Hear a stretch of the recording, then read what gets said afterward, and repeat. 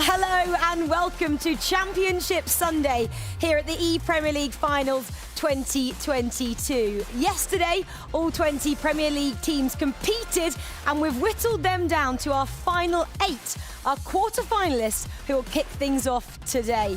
My name is Rachel Stringer and alongside me, as always, I've got Kyle Walker, Tom Gebber and August Rosemeyer. Guys, this is going to be one hell of a day. It is indeed. We're stood on the stage where our semi-finals and finals will take place later. All those 8 competitors that start the day will be whittled down, all of them hoping to get their hands on these trophies, but also on the £30,000 top prize. Tom, we've had some time to reflect on yesterday's events. There's plenty of FIFA 22 action. What was your highlight from yesterday? I mean, my highlight has to be Norwich and Brentford. They played some absolutely sensational FIFA. It was a credit to watch both teams, and I think they're still undefeated right now, so it would be nice to see how they get on in the latter stages.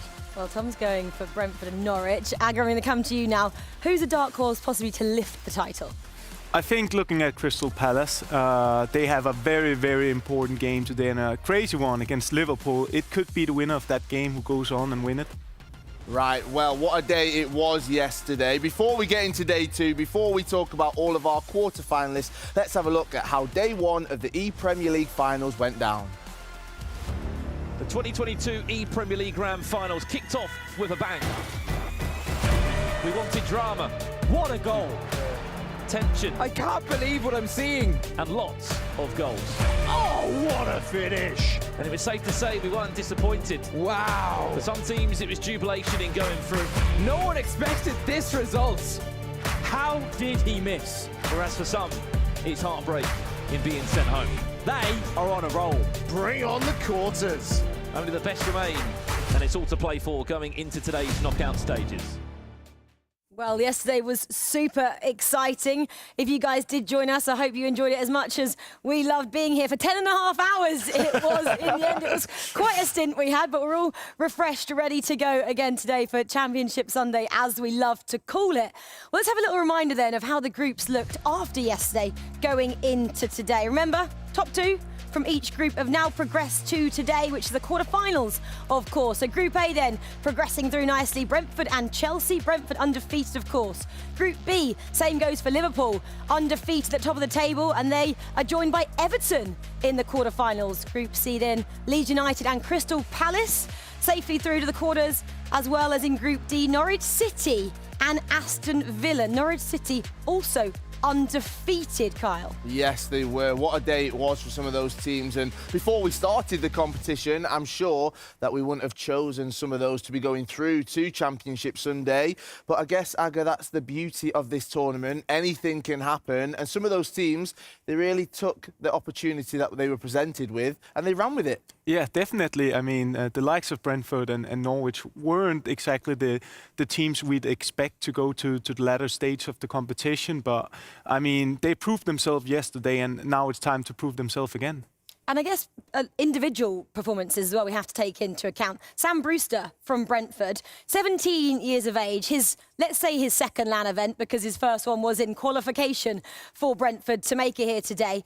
And he's been undefeated in all of his individual legs. And, you know, I know Nicole spoke to him a little bit earlier. We're going to hear from him later. But he's ready and raring to go. He's got a playlist ready. He's excited about how today's going to unfold. Tom, your thoughts on Sam? I mean, he's playing with such confidence and freedom right now at the moment. And I think he mentioned before that he purely plays on Xbox, so it kind of plays into his hand as well. But he's been absolutely fantastic, played some beautiful FIFA. And if he can do it at the latter stages, then I'm sure he's going to be a very happy man. Definitely. Right, let's have a look at our brackets then. This is how everything will look for today. Those quarter-finals starting Brentford, Aston Villa, then it's Liverpool, Crystal Palace, Leeds United, Everton and Norwich City taking on Chelsea. Then we'll move into our semi-finals. The winners from both of those first 2 quarterfinals, Brentford or Aston Villa, Liverpool or Crystal Palace will face each other, and then it's Leeds United or Everton, Norwich City or Chelsea will play each other in our next semi-finals. And then we move on to the grand final, and as we said,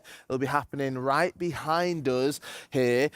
I guess that makes it more exciting. The pressure will be on all of these players. Today will really feel like a LAN event where everyone's going to be watching in the friends and family area, and the pressure is on. And when it gets to that grand final, Aga, they have to turn up. Otherwise, they're not winning. Simple as that. Yeah, this is the time where we start to separate the best players from the second best. Really looking forward to see how they respond to the circumstances now, because yesterday was kind of a warm up, right?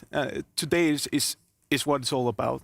I guess, Tom, as well, yesterday we saw teams playing at the same time. There was 4 teams or 4 pods going concurrently. This time it's one game at a time. So it really is 2 teams in the spotlight.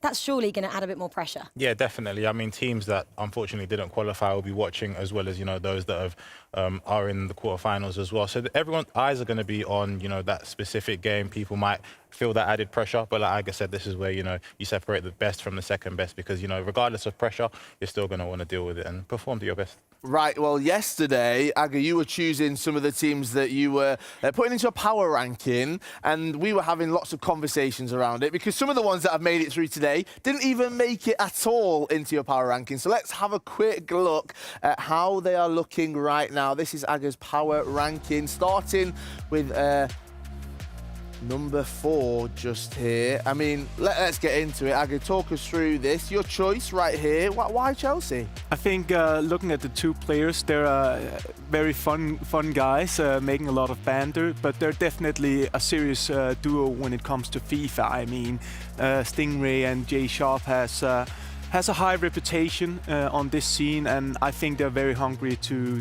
prove themselves today. So that's why I picked them. They could have performed a bit better yesterday, which they also went out and said. We didn't even play to our best, so I'm looking forward to see that today, and that's why they're on my number 4. Well, they've gone down your power ranking. Yesterday they finished in 2nd, so you've put them on the sliding scale. They're about to fall off for Aga's power ranking. Crystal Palace in 3rd. They actually started your day 3rd yesterday as well in terms of where you ranked them. I mean, yeah, they're super obviously competitive in terms of a team. Tom really likes this team. Ethan and Nick Snev. I wasn't going to go there. You laughed at me there. But they've been a force to be reckoned with, Aga, haven't they? Yeah, definitely. And I mean, they had a bad start playing against Leeds, where they took the loss. But after that, the way they responded was big for me, and that's why I have them there as well. They're going up against Liverpool, and as I said, I feel like that's the match to watch out for, because one of those teams could go with the title. They're looking really strong as well, Palace. Next up, who makes it to number 2? Well, that's Leeds. They beat Crystal Palace, which is why I have them over Palace on the power ranking. And I just feel like the combination of Ololito and Mitch looks very strong. You have Ololito to score a lot of goals and get them off to a good start. Then you have Mitch, who's so comfortable at just keeping the leads. And it looks like a really dangerous combination. Tom. Oh, I was going to say, do you think Tom can guess who Aga's put them? Yeah, I was going to say. I mean, this point I is not wonder. difficult. Whoa, what is it? Okay. Surprise. I mean, overall, Liverpool speaks for themselves. Didn't drop a single point yesterday and are the obvious favourites. The thing I want to say about all the 4 teams, the way I picked the power ranking is that these are the 4 clubs I can see winning. And that's why I picked them. Massive credits to the other 4 teams who made it through to the knockout today.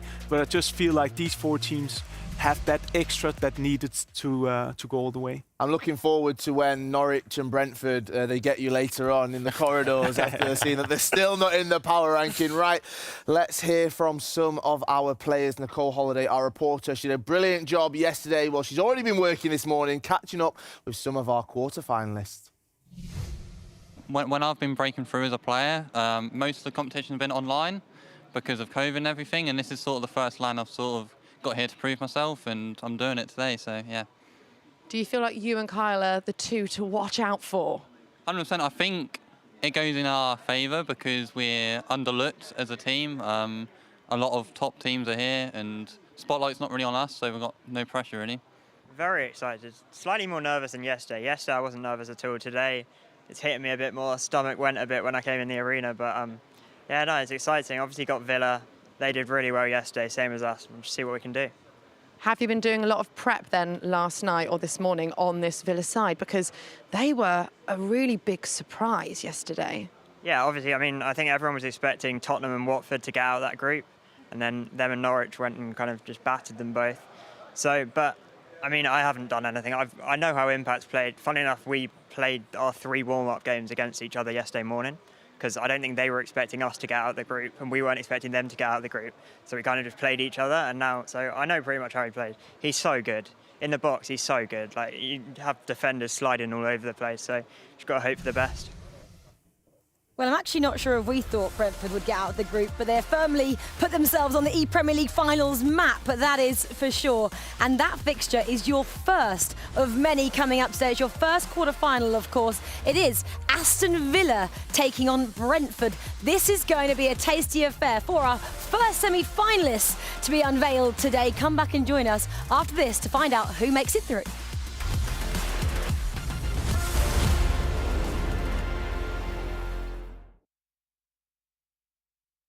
Hard, I don't get it. Oh, that's bad. Oh, no, that's really hard to do, actually, from looking at that. This is stressful. This is really hard. It's surprising me how hard this is.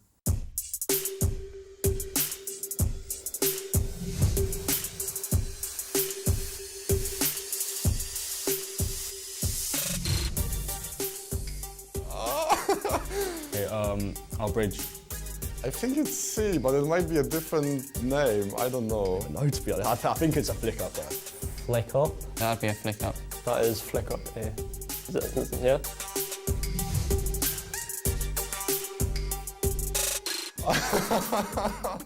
Okay, I read it wrong. My bad, my bad. Still muscle memory. I have no idea what buttons I'm clicking.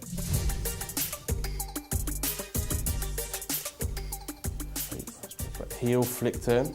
That's the heel chop lift. Fake pass drag back. Don't think I've that's good one. It depends on the way you're facing. I'm just going to go for either B or C. I'm thinking B. It's A. I've just got absolutely done, mate. I thought that actually, I panicked. So these are such random I don't really think too much when I'm playing. I mean, I think about what I'm doing, but I don't think about my hand movement. Oh, I don't know that one. I believe that's the... That. I believe this is the 4-touch turn. 3-touch exit left. That new 4-turn touch, isn't it? It's a 3-touch exit left.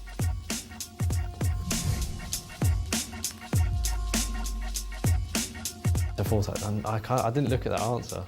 You see, because when you're reading it, it's so much different to when you're actually doing it. It's so weird. It's harder than I thought. No idea. I'm going to go running scoop turn, but I don't know. I think it's fake Rabona, right?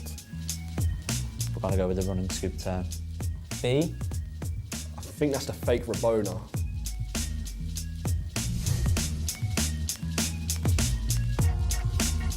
There we go. I'm getting it now. Yeah, I feel good again. Confidence is back.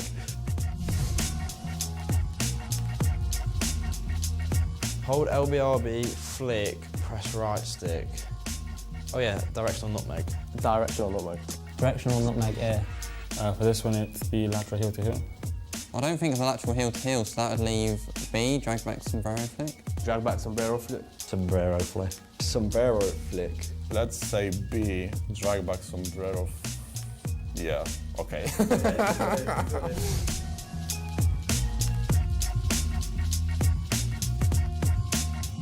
No, I was going to say B. Finally got I can't lie, that one was a bit of a guess, but we'll take it. It's easy to do them on the pitch, but when I need to put a command with the name, I think it's much harder than I thought. And none of them there are really obvious ones.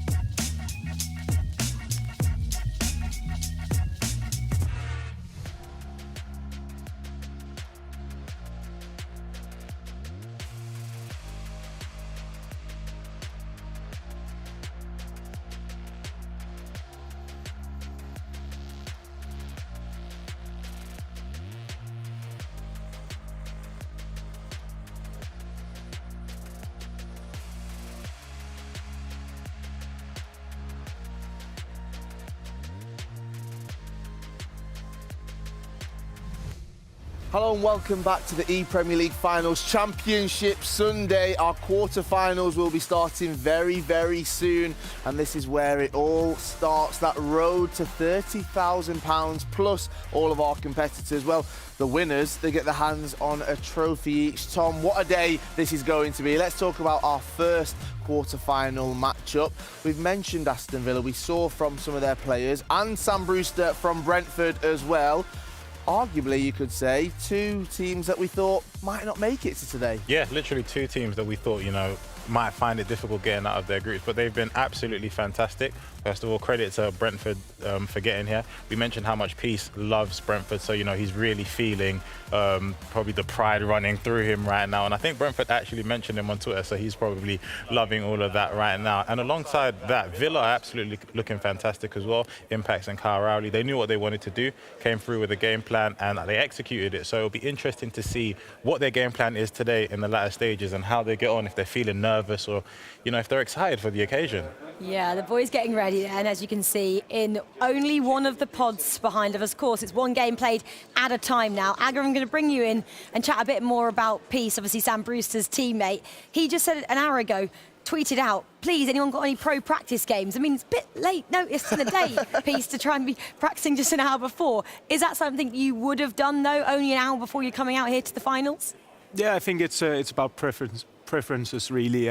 Obviously, you want to get some games in when the tournament really comes to this point, but you probably have to schedule it a bit better, I'll say. But I think he'll be ready regardless. When you sit there, on the other hand, you have to be ready now because it kicks off now. We can see in the background there, Michael Fisher, Southampton representative. He's obviously going to be in Brentford's corner today, so he's switched his allegiances out of the tournament obviously yesterday. But how important is that, Aga, having another pro in your corner? We know how important it is to have the coach, but someone that's been here, someone that's experienced this tournament. Yeah, it could have an impact really, because Michael Fisher would know, since he's been here yesterday, how it is to sit here at the pods playing. So it could make a difference, obviously, and you want to take all the advantages you can in order to success.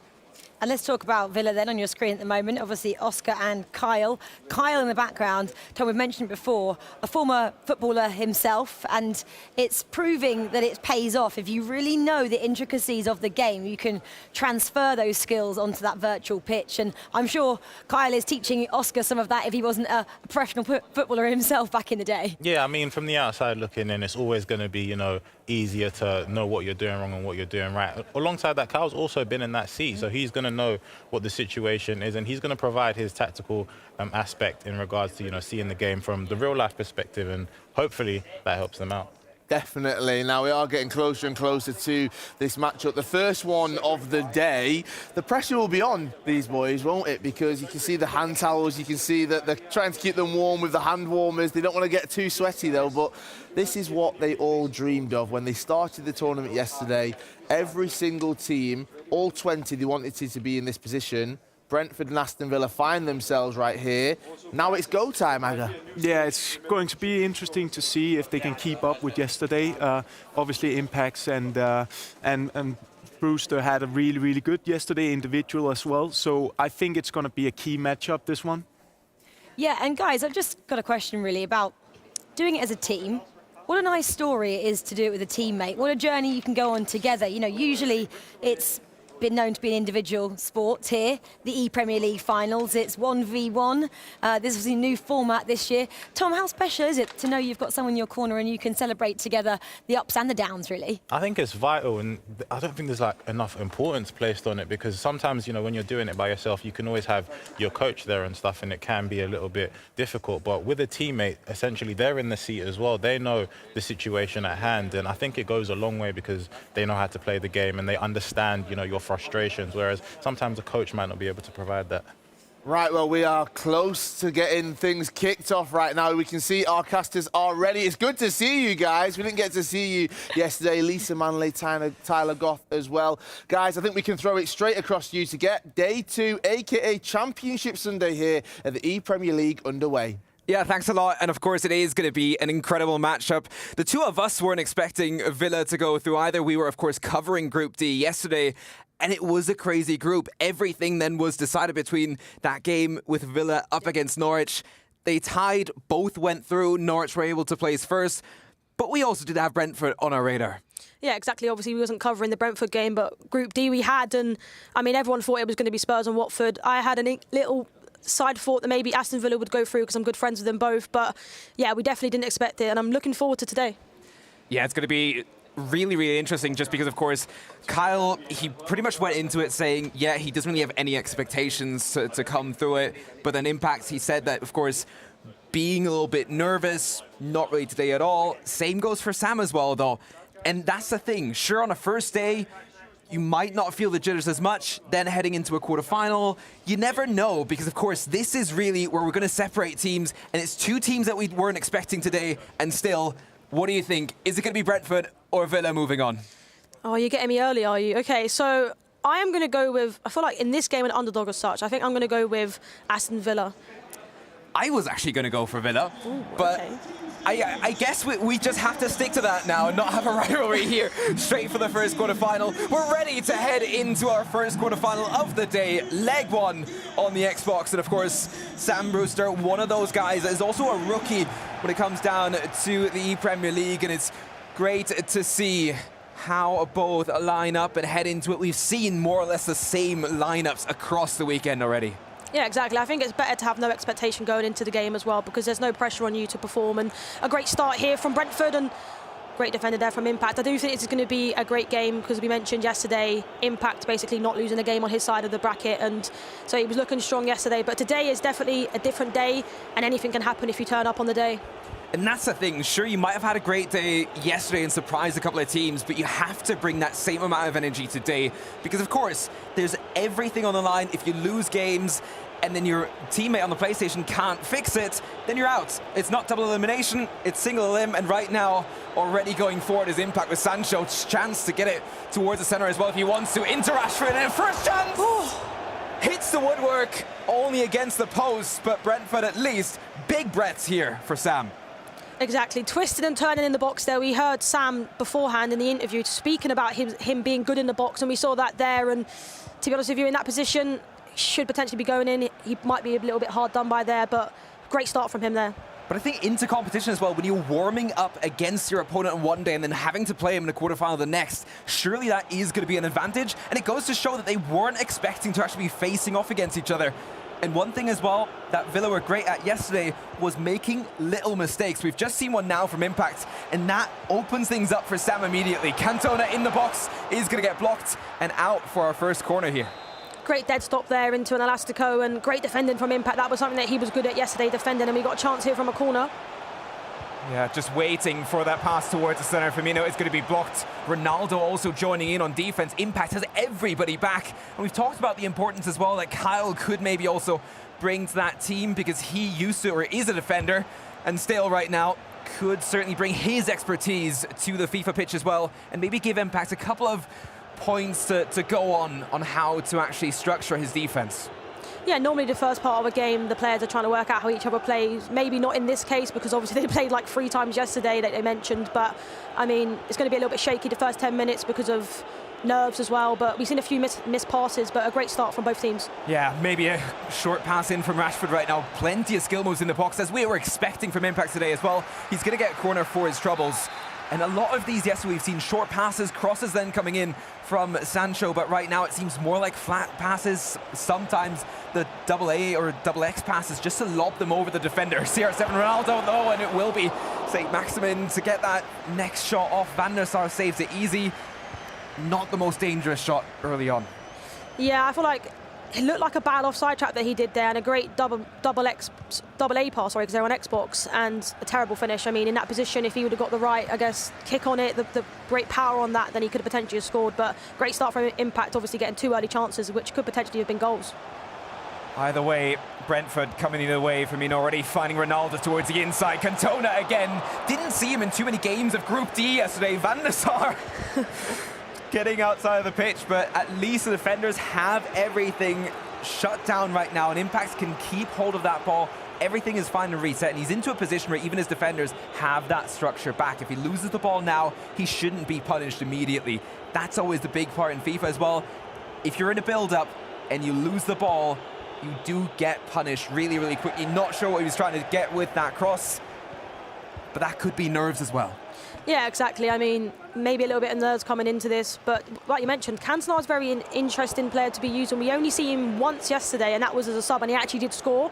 But normally we're seeing like the likes of St. Maximin, Ronaldo. Obviously, he could still potentially have Ronaldo, but I don't think Brentford are using St. Maximin, which is really interesting because he's such a vital player, especially yesterday. You know, we see a lot of people using him for his skills. He's even scoring goals as well, so he's an interesting player that to not actually have in your team. And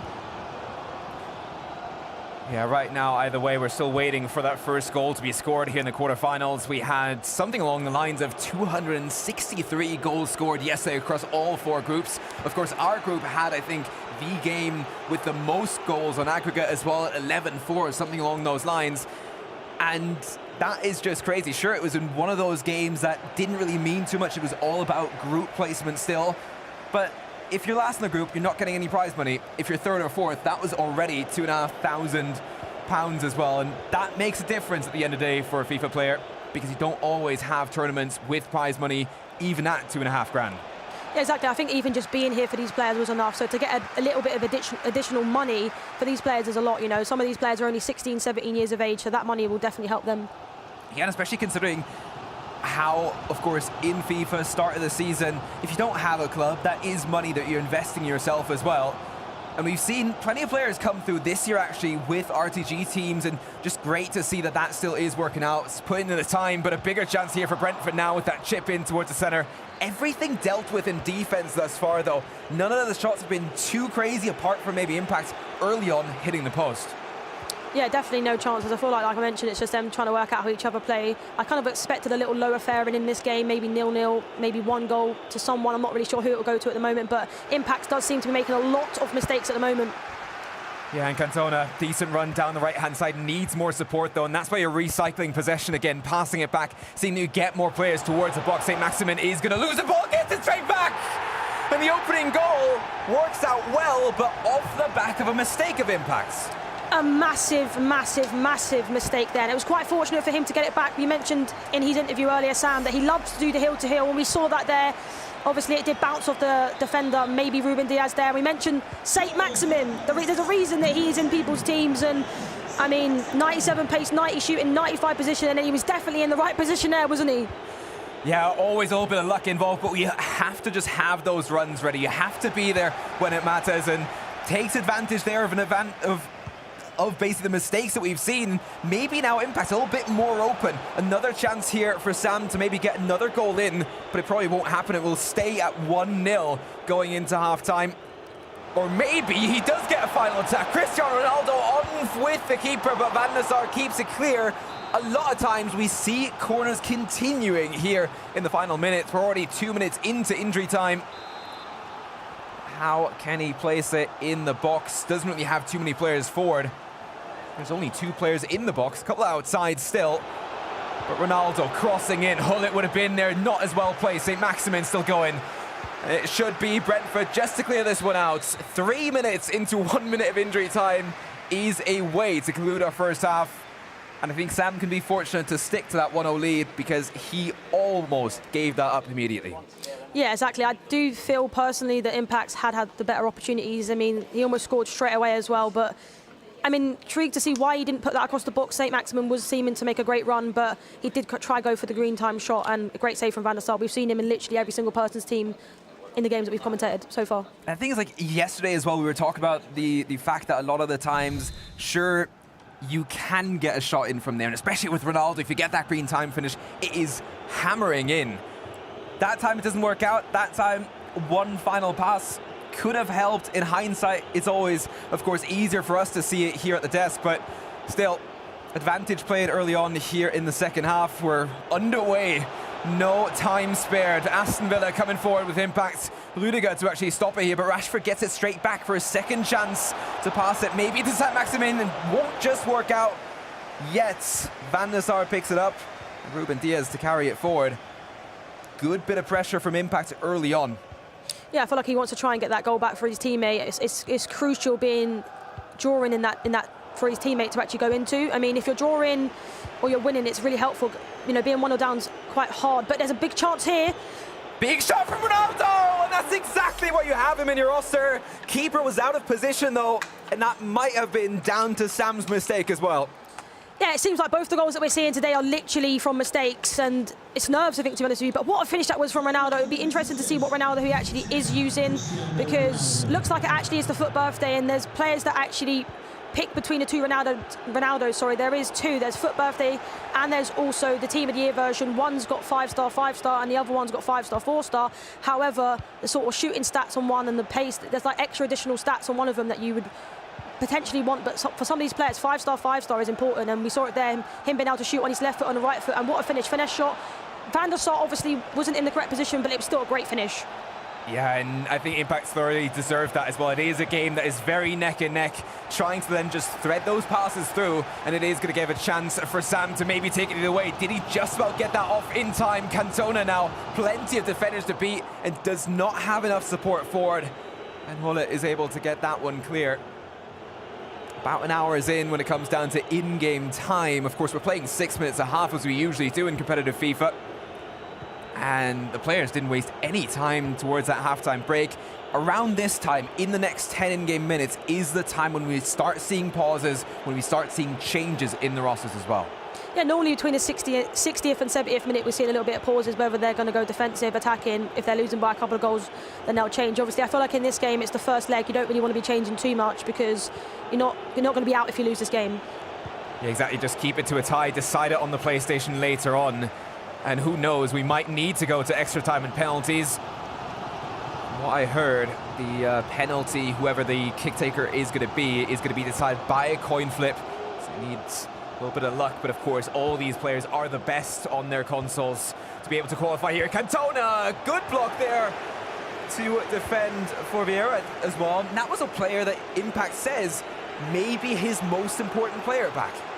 Yeah, I spoke to him just after his interview that he had earlier, and I said to him, in your opinion, who is your most crucial player in your team? I expected him to say the likes of Ronaldo and Hullet, but he actually came out with Vieira, and looking at his stats, you know, he's so strong, and that's the reason why these players have him, because he's so crucial. 93 strength, 96 aggression, 92 reactions. He can react to you doing a free ball, and as you saw there, he did it really well. Yeah, still again, Ruben Diaz to lose that ball. And still this time, though, Villa able to recover. And Impact for now able to carry that ball a bit longer. Still 20 minutes. We've seen that pause queued for a couple of moments now. But interesting to see what kind of subs you go for. We've talked about the different items or different versions of items as well when it comes down to players, especially with that Ronaldo. We haven't really seen that for other players. There's not as much of a difference there, but yeah, just small difference that can make it happen. Ronaldo this time blocked by Rudiger once again. And he's been a staple in most defenses, stealing the ball in last instances across the day yesterday. Yeah, it's interesting actually seeing Vieira on both teams, and they're in literally two different positions. One's in the centre mid for Brentford and the other's in centre back for Aston Villa. It's just the way you want to use these players, and I know previous years people have used that Vieira card at centre back, and he is really good at doing his job. As you saw, he literally cleared it on the line there for Aston Villa. Yeah, decent cross, headers into Van der Sar's hands. We can see the passing accuracy there as well for the players. 28 more passes right now for Sam for Brentford, but we usually see, sure, a couple of jitters early on, a couple of mistakes there, but since then, especially into the second half, we've seen less and less mistakes, players getting settled in, and that's what we like to see as well. Rashford coming forward right now for Impact, still needs to centre that ball, and the players not in the exact perfect positions just yet. We've talked about freezing players yesterday as well to kind of keep them in the ideal spots, and Impact is going to see a yellow card on his Hullet. Well deserved as well. Yeah, I mean, I feel great like tackle. Yeah, I feel like that was like a tactical sort of slide. You might think, why? Well, I think they actually wanted the pause, so there was sort of like no really need to do that. And we're seeing the formations that they're currently using as well. Obviously, they're 4-1-2-1-2. It's a very great formation, narrow formation as well that we've seen a lot this weekend. We've seen that. We've seen a 4-4-2. We actually saw a three at the back with Norwich, didn't we, yesterday? So, yeah, it's interesting to see the different formations, and, you know, it's great to see these players at the moment drawing. I mean, could we see maybe a late winner by one of these? It wouldn't be the first time that we see late winners, especially yesterday. We had a couple in Group D. If we look back at Newcastle, who were literal underdogs and then came out to beat Tottenham in a last-ditch effort. But we'll have to see, and also just have a look at how players are going to be reacting to these situations as well. Usually laser focused. We had a couple of players yesterday that had a couple of problems just staying in focus. Big goal here for Brentford. And so very important to get that goal late in the game to set your teammate up on the PlayStation.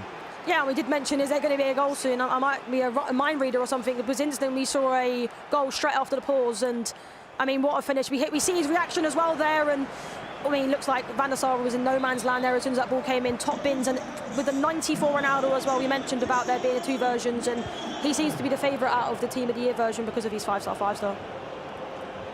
Either way now, of course, both teams trying to bring this maybe even just to a level conclusion. Ideally, you, of course, have the lead going forward. Impact seems a little bit more phased by this right now. Sam is just laid back in his chair, relaxing and just playing his own game, not really reacting to his opponent just yet. He's in the driver's seat right now and might be able to extend it with Cristiano Ronaldo. Left foot shots.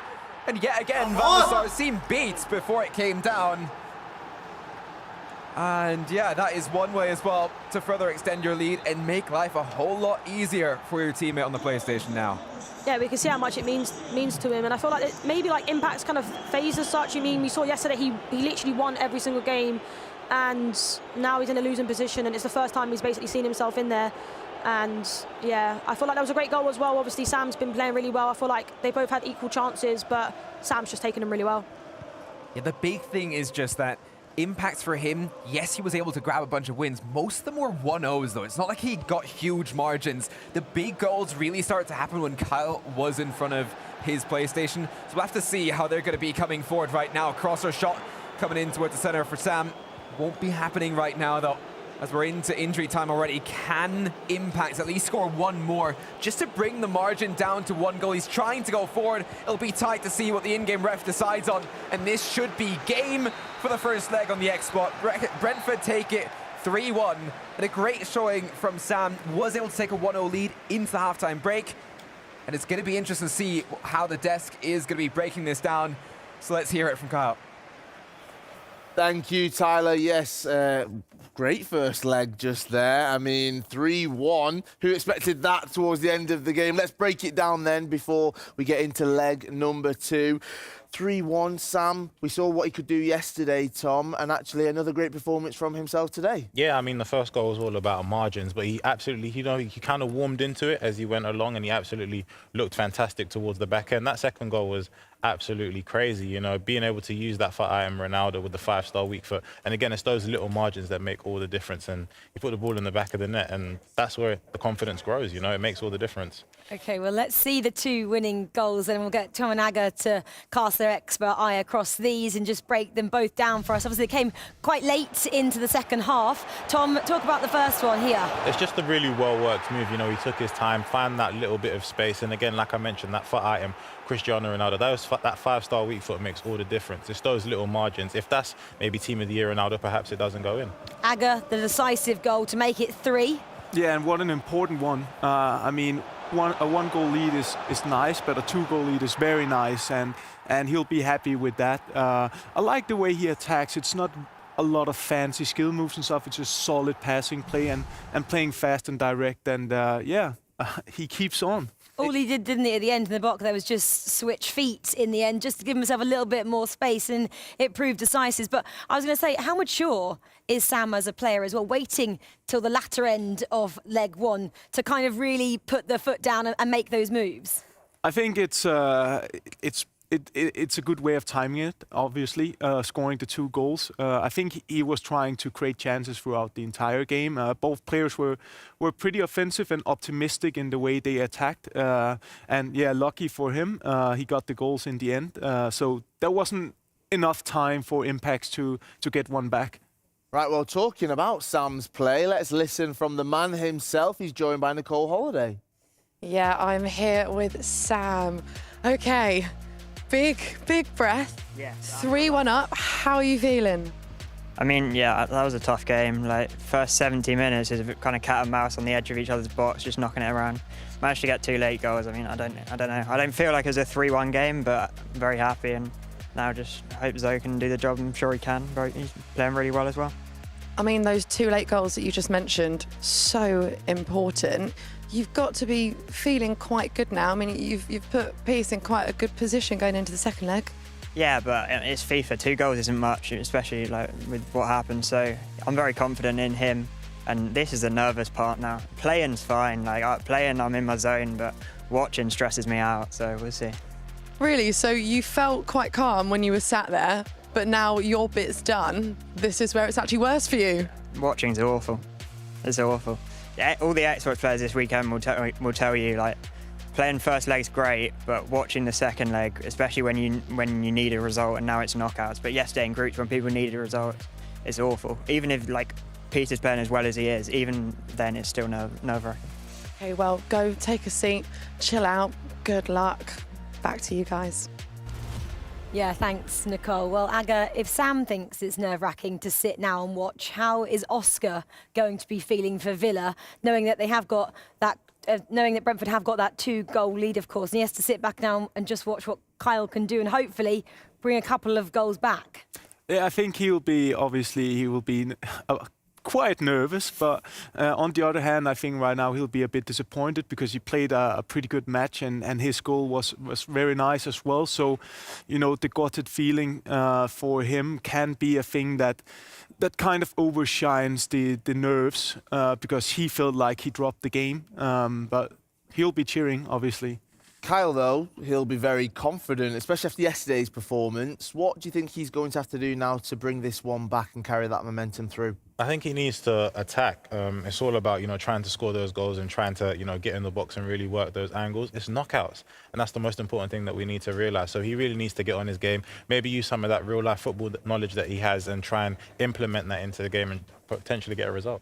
Yeah, look at this, the partnership they have got going here. You know, we were having a look at their Twitter, weren't we? And Kyle tweeted out and said some great words about Oscar, about impact there. And I think, Tom, great friendships are being built regardless of the outcome. Yeah, I mean, as literally as you go on and as you get into the latter stages, you really do start to rely on your partner, and those key moments sort of bring you closer together. And that's what it's looking like right now.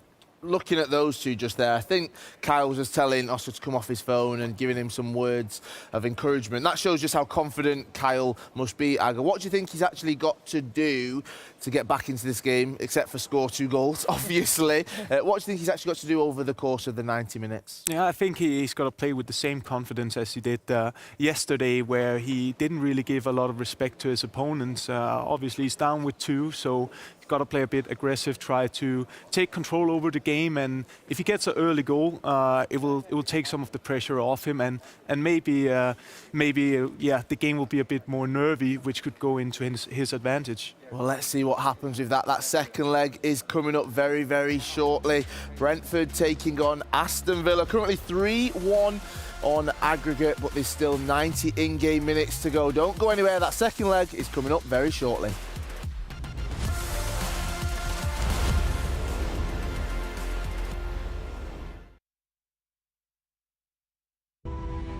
Like you'll ever get paid to play video games, they said.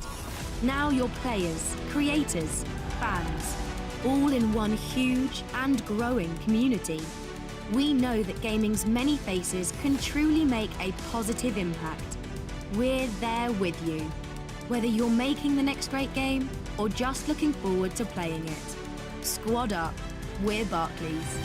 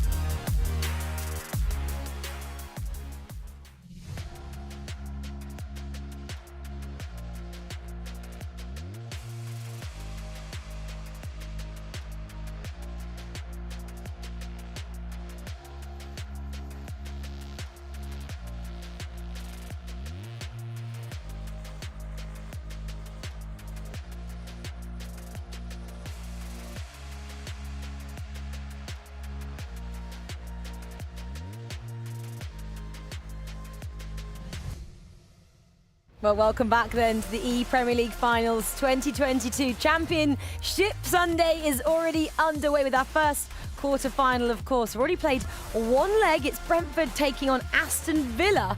Brentford currently lead that one 3-1 over Villa. Sam Brewster with all 3 of those goals. We're now turning our attention to our second leg and seeing if Villa can get themselves back in this one. Super excited for this one, and our casters are standing by ready and raring to go with this second leg. Tyler and Lisa, how are you feeling ahead of this second leg? I think we're excited to see, especially what Kyle can bring to the table. He was one of the goal scorers yesterday, and of course was able to bring things back in style against Tottenham. Yeah, exactly. He came out raring to go against Tottenham and not getting around 4 or 5 goals in that game. So he's definitely the one that could potentially bring this back. Obviously, in the games that we saw, Oscar only scored around 1 to 2 goals anyway. So and obviously, Mr. Kyle was coming out with all the goals. So I'm sure there's a potential comeback, but it's going to be hard. Yeah, he was able to beat Tom Lees 5-1 yesterday, but of course, that always ties down to Tom also saying he didn't really have the best event. Spurs, of course, didn't make it through, but Kyle certainly has the fight for it, to stay in this, to fight against his opponent, who, of course, also is a ePremier League rookie. One of those guys that sure played the Brentford land, but apart from that, hasn't really had too much of a focus in competitive FIFA, and we'll have to see what he can bring to the table. I mean, first FIFA game is FIFA 06. He's 22 years of age, so starting off young, as I think most of us did. I think I started off with FIFA 5, so yeah. Yeah, obviously Carl's also 25 years of age, so he's got a little bit of age on him, experience as well. Obviously, he is a professional footballer. He used to play in I think it was League 2, I think. He was definitely on FIFA, so at a decent level. Obviously now he's in non-league, so he still does play football. So I think that knowledge sort of coming into FIFA as well will help him, especially knowing when to press the ball, where to pass. He's obviously a defender in real life, so I feel like that's his strong point in this game as well. He didn't really concede too many goals in the tournament yesterday, so I feel like if he can get an early goal, there's a potential for him to come back, but he needs to not concede first, or it's going to be a huge ask for him, I feel. Yeah, I think that's going to be the big thing. Score first, fight your way back. He was able to score 2-3 goals in many of the first halves yesterday as well. But of course, it's a different game now. Sure, he's played against top opponents as well within the group. But Brentford, they ended their group in first place. So certainly a good place to be. And of course, right now, not only has he been on a professional pitch as a footballer, and that helps with his FIFA skills, but also when it comes down to mindset. We've had our colleagues on the desk talk about it. Of course, yeah, talking to Oscar and just kind of bringing him back. And I think it was more of just calming him down, saying, okay, well, I can still get this back, so don't drop your head just yet. Yeah, I know when I spoke to Carl yesterday, he said that he doesn't get nervous, and obviously Sam wasn't nervous yesterday, he said as well, and now he is. So I feel like now it's actually knockouts. I feel like they're going to be a little bit pressure, and now he obviously has to come back as well. So he definitely will feel a little bit of pressure, and maybe not nerves, because he feels that he's, I guess, good at the game and he's ready for today. So we'll see whether he can go all the way. Yeah, we're ready to head into it. Second leg, Brentford up against Aston Villa. And of course, the aggregate scoreline right now is 3-1 for Brentford. And it'll be interesting to see what both players can yet again bring to their respective consoles. And into the game we go with Kyle getting the first possession. And we'll have to see if he can actually go towards the goal immediately. He was quite slow to start yesterday to begin with, but then did find his way into it quite quickly. Mahrez down the right-hand side is going to lose the ball. And straight away, we're going to get a chance piece to come forward down the left-hand side with Hullitz. Great pass into St. Maximin, can maybe even centre it towards Cristiano Ronaldo, takes the shots and hits the back post. Only for Kyle to probably take a deep breath to continue on forward. What an opportunity that was there to start off with. Would have probably definitely sealed this tie, to be honest with you, this early on. And St. Maximin in that position, great finesse shot. I mean, it should have probably gone into the back of the net, to be honest with you. He's got very good shooting. You know, he's got 99 shot power as well. Maybe that's the reason why he hit the crossbar at that power. And I mean, massive opportunity. I'm sure Kyle will be dripping sweat after that one. Yeah, right now it's just all about staying in the game, staying in focus. And we can see both players being quite close to their monitors as well. Being laser focused into the game. Down the left-hand side they go, though. Yet again, Sancho getting so much space down that left-hand side. This time doesn't have the immediate support, but Cristiano Ronaldo with that roulette scores to open things up early once more. And that might even be enough to prematurely seal this game. It's still a long game that we have ahead of us, but I just love the fact PC stayed so cool after scoring that goal.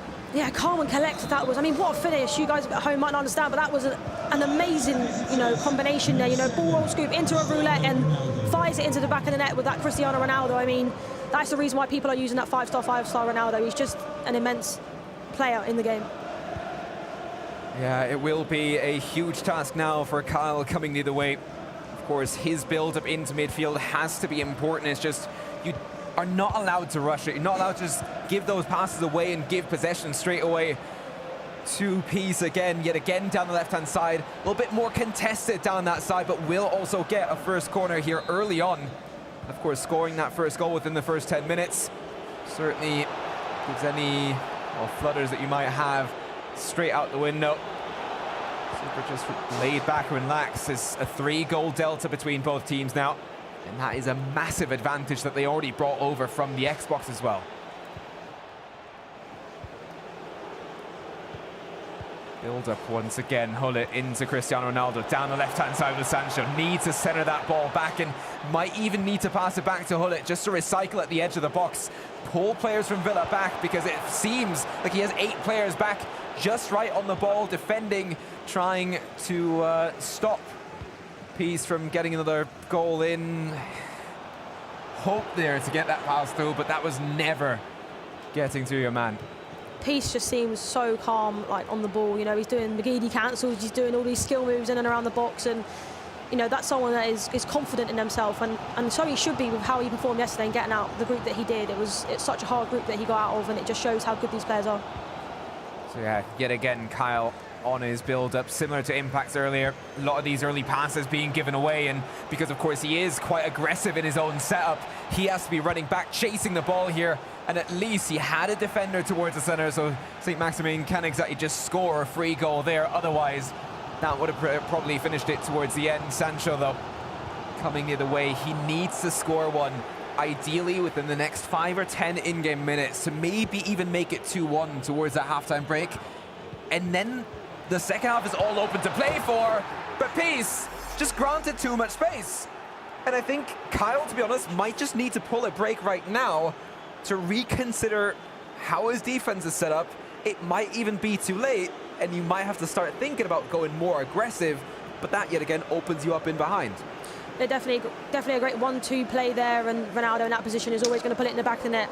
Van der Sar nowhere near it, but as you mentioned, he needs to change something here. I think he's too open in the back. That's going to happen when, I guess, your teammate can't pull through a win or even a draw to be able to let you play the way you want to play. We saw it yesterday with Get Rid Kid. His teammate was 4 goals down and he wasn't able to, I guess, play the way he wanted to play. He had to go constant pressure. Obviously, Carl ain't at that stage yet, but to be honest with you, by half-time, he might have to be there because he's got to score 4 goals to at least draw this game.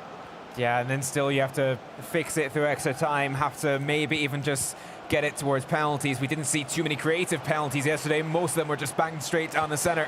Right now, though, Sancho, decent amount of space here within the box, is able to score as well. And this is the crucial timing that we were talking about.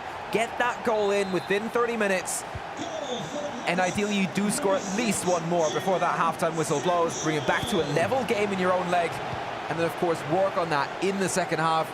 Maybe go on a little bit of constant pressure whilst your opponent isn't expecting it just yet. Yeah, exactly. I mean, that was a great goal there, twist and turning with Sancho, 5-star, 5-star. That's the reason why that version of the card is in the game. And we actually have an opportunity here with Ronaldo, and great. Oh, yes, he gets a second chance!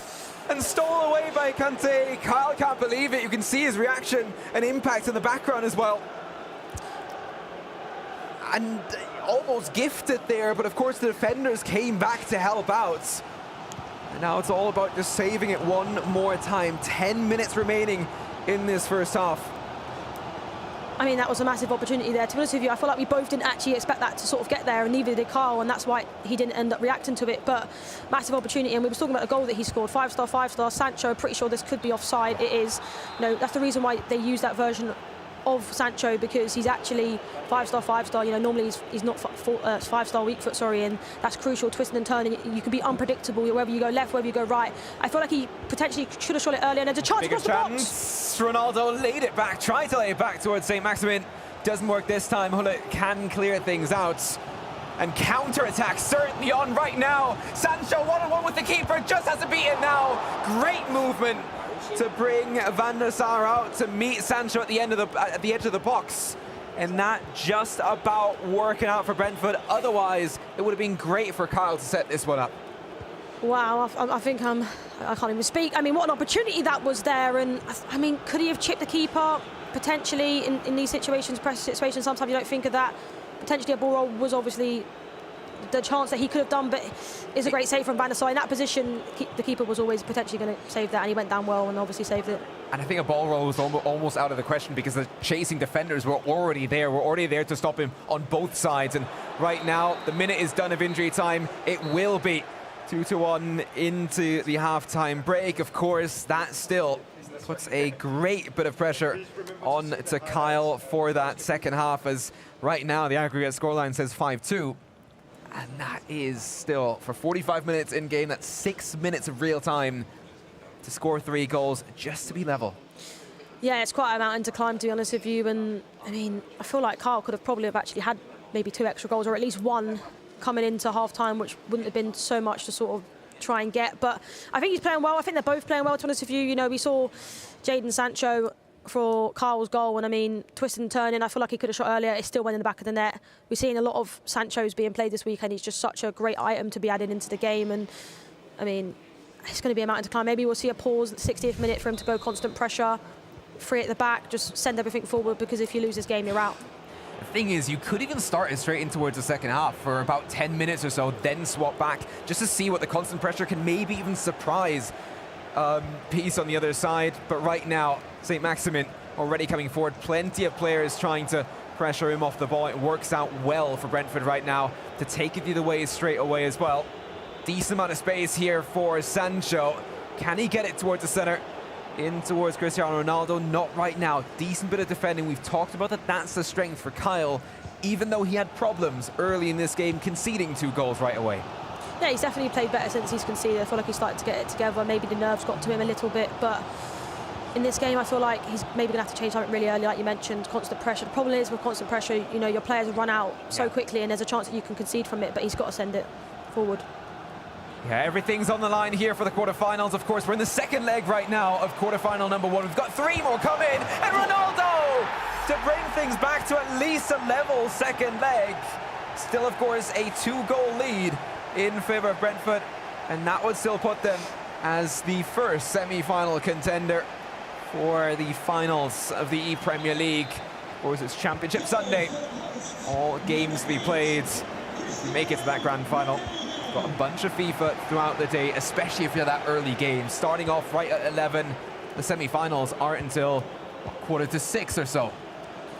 Yeah, exactly. I mean, what a goal that was, by the way. I mean, most people in that position would only just click the X button for a normal pass, but he decided to do the double X pass, which basically chips the ball, and that's what sort of lifted it, I guess, away from the defender, and Ronaldo was able to pull it in from that tight corner. Yeah, still Brentford coming the other way. Good block here from Kyle. And I was actually expecting that to be out for a corner. But everything working out there. Virtual hour now done into this game on the PlayStation. Of course, losing that first game by 2 goals isn't exactly what you were hoping for heading into the game, but that's the team aspect as well for this year's ePremier League, and I love that at least you're not, well, maybe even poised to play against your teammates in the grand final when you play PlayStation first, then the Xbox, and then meet for a cross-console final, but actually we will have one club as ePremier League champions, and both players will get trophies to get home as well. Just love that as well, because I think especially when you have club competition in a league, you need to have 2 players representing, to have a little bit of a, well, teammates support happening as well. Yeah, I feel like it brings in the sort of aspect of, you know, doing it you're not just doing it for yourself, are you? You're doing it for your club, you're doing it for your teammate. And I know I see reactions yesterday where certain players, they just felt so upset, not the fact that they let themselves down, but that they let their teammates down. There's a potential chance here. Yeah, Ronaldo in the box already. He's already being pressured down, and there's not as much support forward for Kyle just yet. He should also be queuing a pause pretty soon, just to have that ready in case the ball does go into touch. Because of course that's exactly the time frame now where you do want to make changes, where you do Want something new to your game. Turn on constant pressure if you can. The offside trap kind of worked out for Kyle. Isn't able to center that ball back, and we will see that break that we were waiting for now. Yeah, we see the pause. Obviously, he's going to want to change something. He's only got around 22 in-game minutes to get 2 goals to even see this go into extra time, and it's definitely doable. We saw him score like 3 goals in about 20 minutes yesterday against Tom, so if he can change something up and do it correctly, maybe 3 at the back, potentially just maybe the formation he's playing and maybe go constant pressure, get players in behind to try and get this opportunity, because if he can get a goal within, I'd say before the 75th, 80th minute in the game, he could potentially come back. Yeah, and maybe even come back to a point where he could be able to win it. Late into the game, we had a couple of last-second goals around the groups as well that decided final standings. Right now, though, St. Maximin to lose the ball. I think it is still jitters for Kyle. He said that it doesn't really get to him, but I'd say that as well, no matter how I'm feeling on stage. It's definitely going to be different sitting on the stage, knowing that if you can't score 2 goals, you're going to be out of the competition, because for these players it means so much. Even just getting to today, they want to be able to get to the next round. Yeah, another chance here for Peace to maybe even further escalate this, and it's perfectly played, and that's what happens when Kyle is a lot more aggressive in his own game. Then of course you open up in behind. Peace is able to take full advantage for that for Brentford, and this should probably be it then for this quarterfinal. That should be the final nail, and Kyle of course not happy with it, not happy with the way that he conceded that goal, but it was nicely played. Brentford had 4 players in the penalty box, and it all worked out fine. Yeah, I think that was against a better player in my opinion. Obviously, it was a great goal. Obviously, you talk about the extra pass, he did that so well there. You actually have 4 players in the box. It's because obviously Carl was sending everyone forward, and he was attacking, and there was too many players in the box, and he could have gone anywhere. So that extra pass, he did it so nice and finished it great there with Sancho. Obviously 5-star, pinging that in the back of the net. But yeah, I think this game is potentially over. To be honest with you, I don't think he's going to be able to get back here. Yeah, there's still 50 minutes in the game right now. We'll probably see a little bit of injury time as well. We can see at least the passing stats. We haven't seen as many passes here as we did earlier, but the accuracy is still there. That's what we expect from pro FIFA players as well. He did just miss one, but that's fine. Would have been offside anyways, and right now, the time is really on. He needs to score right now, and then I just don't think that if he scores now, he's even going to see the ball again. Because I think right now, at this stage of the game, if you're Brentford, if you're Peace, just hold on to the ball. Say, okay, well, I could score more, but let's just make sure that there's no chance that Kyle is getting back into this game. And with 10 minutes, it's very unlikely now. Yeah, for me, the chance here, though, on the edge of the box. He gets into the box with Firmino, and what a save that was. He gets it back again across the box for Ronaldo, and Rudiger this time to save it and hold it to clear. So good on defending, and of course he had everybody behind the ball just to try and defend, and Kyle just cannot catch a break here. That is the reason why you have that version of Ronaldo. A chance here for Sancho, and he shoots. Oh my word, I don't know how he's missed that. And we was talking about the chance just a minute ago that he had.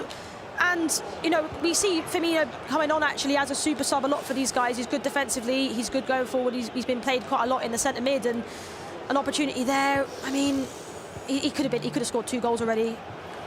Yeah, and still he might just concede one now. Hullet going towards the goal. Defender not quite covering off too well just yet. Now he's on him. Still retaining possession here though. Maximin loses the ball, but yeah, we're back down into the final 3 minutes of this game. Of course, in-game time, in regular time, that might be enough to somehow get this one back in an individual game, but not when the aggregate scoreline is 3-6. And yeah, it's unfortunate the 2 of us both predicted Villa to be the one to maybe move on to the semi-final. They did have plenty of mistakes early on, which cost them not getting that early advantage. Kyle still trying to score now. And yeah, still having difficulties with it. I can understand the frustration, but it's all done and dusted. Brentford are your first semi-final contenders. I mean, what a way for them to go through. That they played really well both legs. It's crazy to think how impactful the Xbox side is. If you can give your teammate that lead, it really does help. I think every single game that we commentated on yesterday, if you won the Xbox side of things, you basically won. Yeah, exactly. And that's why that is going to be continuing to be so very important. As far as I know, we're heading back to the desk. So take it away.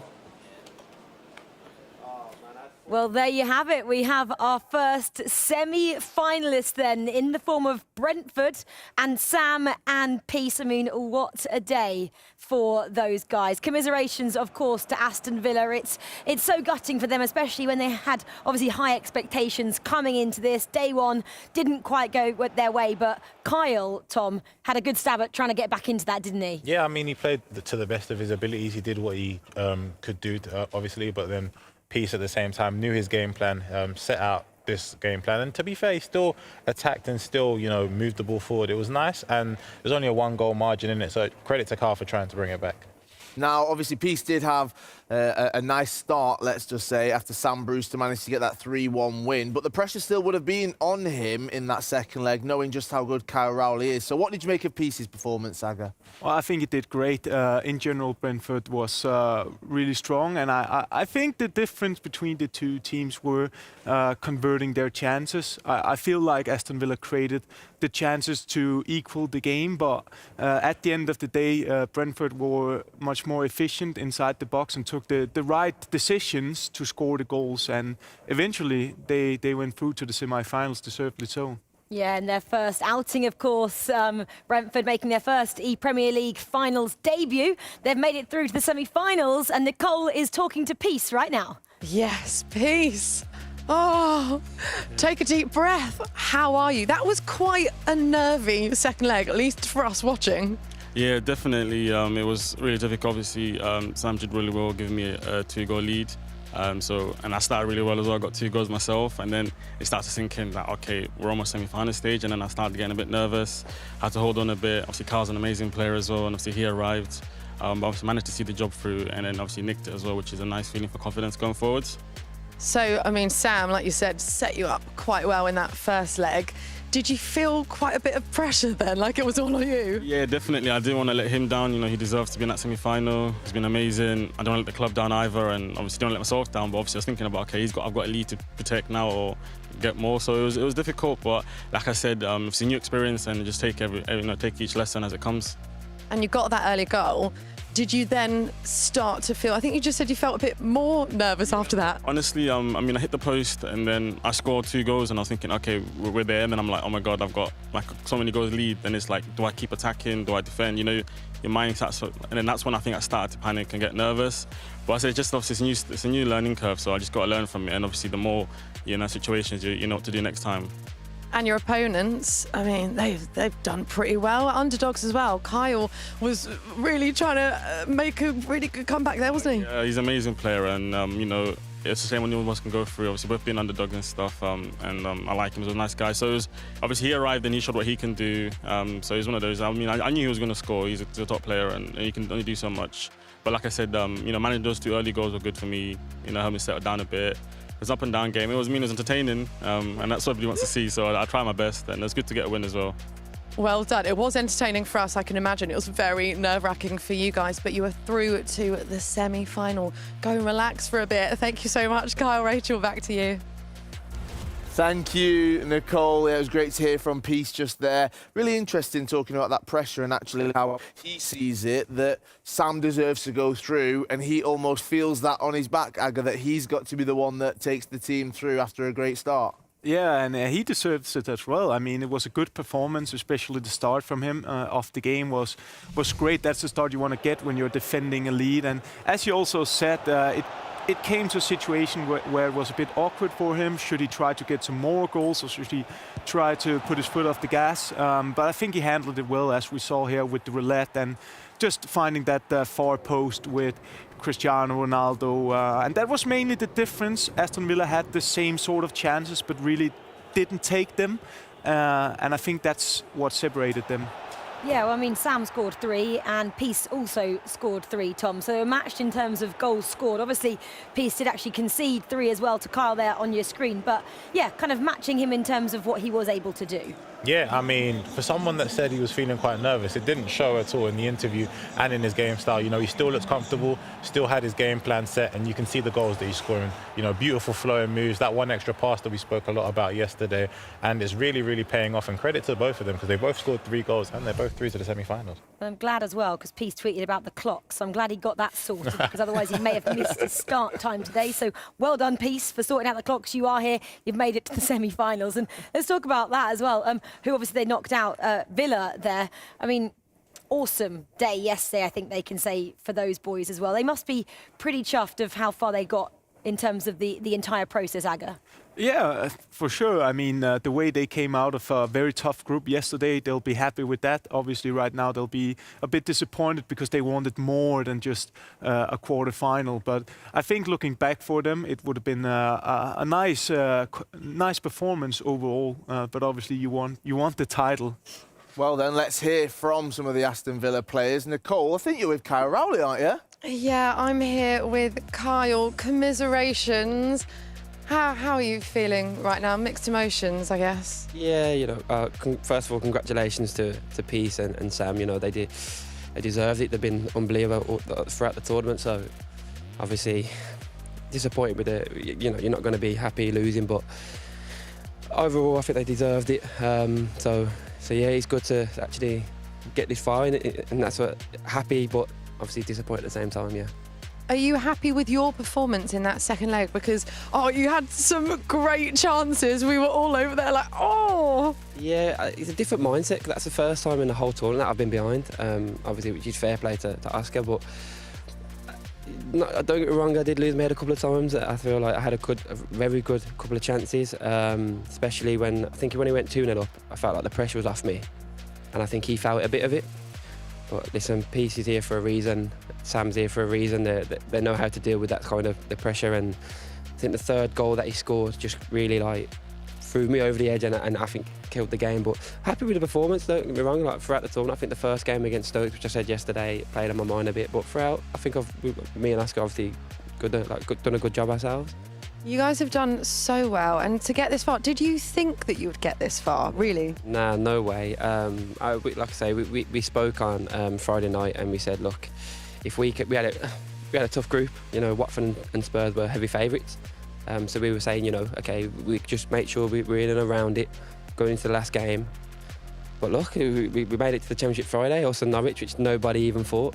So yeah, it's amazing. Thank you so much. Look, we've really enjoyed watching you guys, so well done. Kyle, Rachel, back to you. Oh, lovely interview with Carl there. Thanks, Nicole. Yeah, obviously they have to kind of pat themselves on the back at the performances of yesterday, of course, and getting to Championship Sunday. Well done, though, to Brentford, who we'll see in those semi-finals. OK, well, who is going to join them? Well, we're about to find out, because let's transition into the next quarter-final. The guys are already ready out here. You might be able to see behind us. We have pod number 3 already getting set up here with Liverpool and Crystal Palace. Nick Sneb there on your screens. He'll be facing up against Tex from Liverpool on the other side of the little setup there. Guys, this is the big quarter-final, isn't it? I know they're all big, but in terms of how we're setting this up, it's Liverpool. Obviously, Tex was a reigning champion back in 2019, and Crystal Palace have been a team to be reckoned with. Consistency-wise, on the global stage, they're right up there, Tom. Yeah, and I mean, this game is, like you mentioned, it's a very important game, and I think the first leg is going to be very important as well. Both very good attackers, both have that unique style of play, and it's going to be all to play for, especially in this first leg. See how it all unfolds is going to be a very interesting sight. Nick Sneb and Ethan will probably be going into this one feeling like the underdogs. Aga, can they use that to their advantage? Yeah, maybe. I mean, it's two guys who have a lot of confidence and believe in their own abilities, and that's well needed. I think there's a difference between how much respect you gotta give Liverpool. Obviously, they are heavy favourites to win the competition, but they are players that can beat them if they hit their 100% level, and they'll need to put out a performance like that. Tom, I'm going to come back to you. Nick Sneb, I believe you've spoken to his dad as well to get a few thoughts on how he's feeling ahead of this one. Yeah, I mean, we had a little conversation beforehand, and, you know, he's feeling all right. He's feeling comfortable. Obviously, you mentioned yesterday he lost, but as the games went on, he sort of grew into it and he started getting comfortable. So he'll be looking to carry on that form into today's games, as, you know, he goes up against Tex. Now, one man let's focus our attention on, Tex, and the man behind him, actually, Diogo, just there. I mean, those two teaming up, they've been a brilliant partnership. But I guess for Diogo, he'll be going into this second leg knowing that whatever happens, his partner will have given his all, being one of the best FIFA players in the world, Aga. Yeah, definitely. He had great results yesterday to work with, and I think it's going to be not as good today because the level obviously is getting higher and higher. I still think Tech's gonna give good results, but as Diogo said yesterday, he wants to prove himself a bit more, perform a bit better, because that's needed. You need both players to play on a high level to win. Right, well, quarter-final number 2 is coming up very, very shortly. Liverpool taking on Crystal Palace. Hopefully, it won't be any yawning or tiredness, just like Tex was there. There's plenty of FIFA 22 action coming your way. We'll see you after this short break.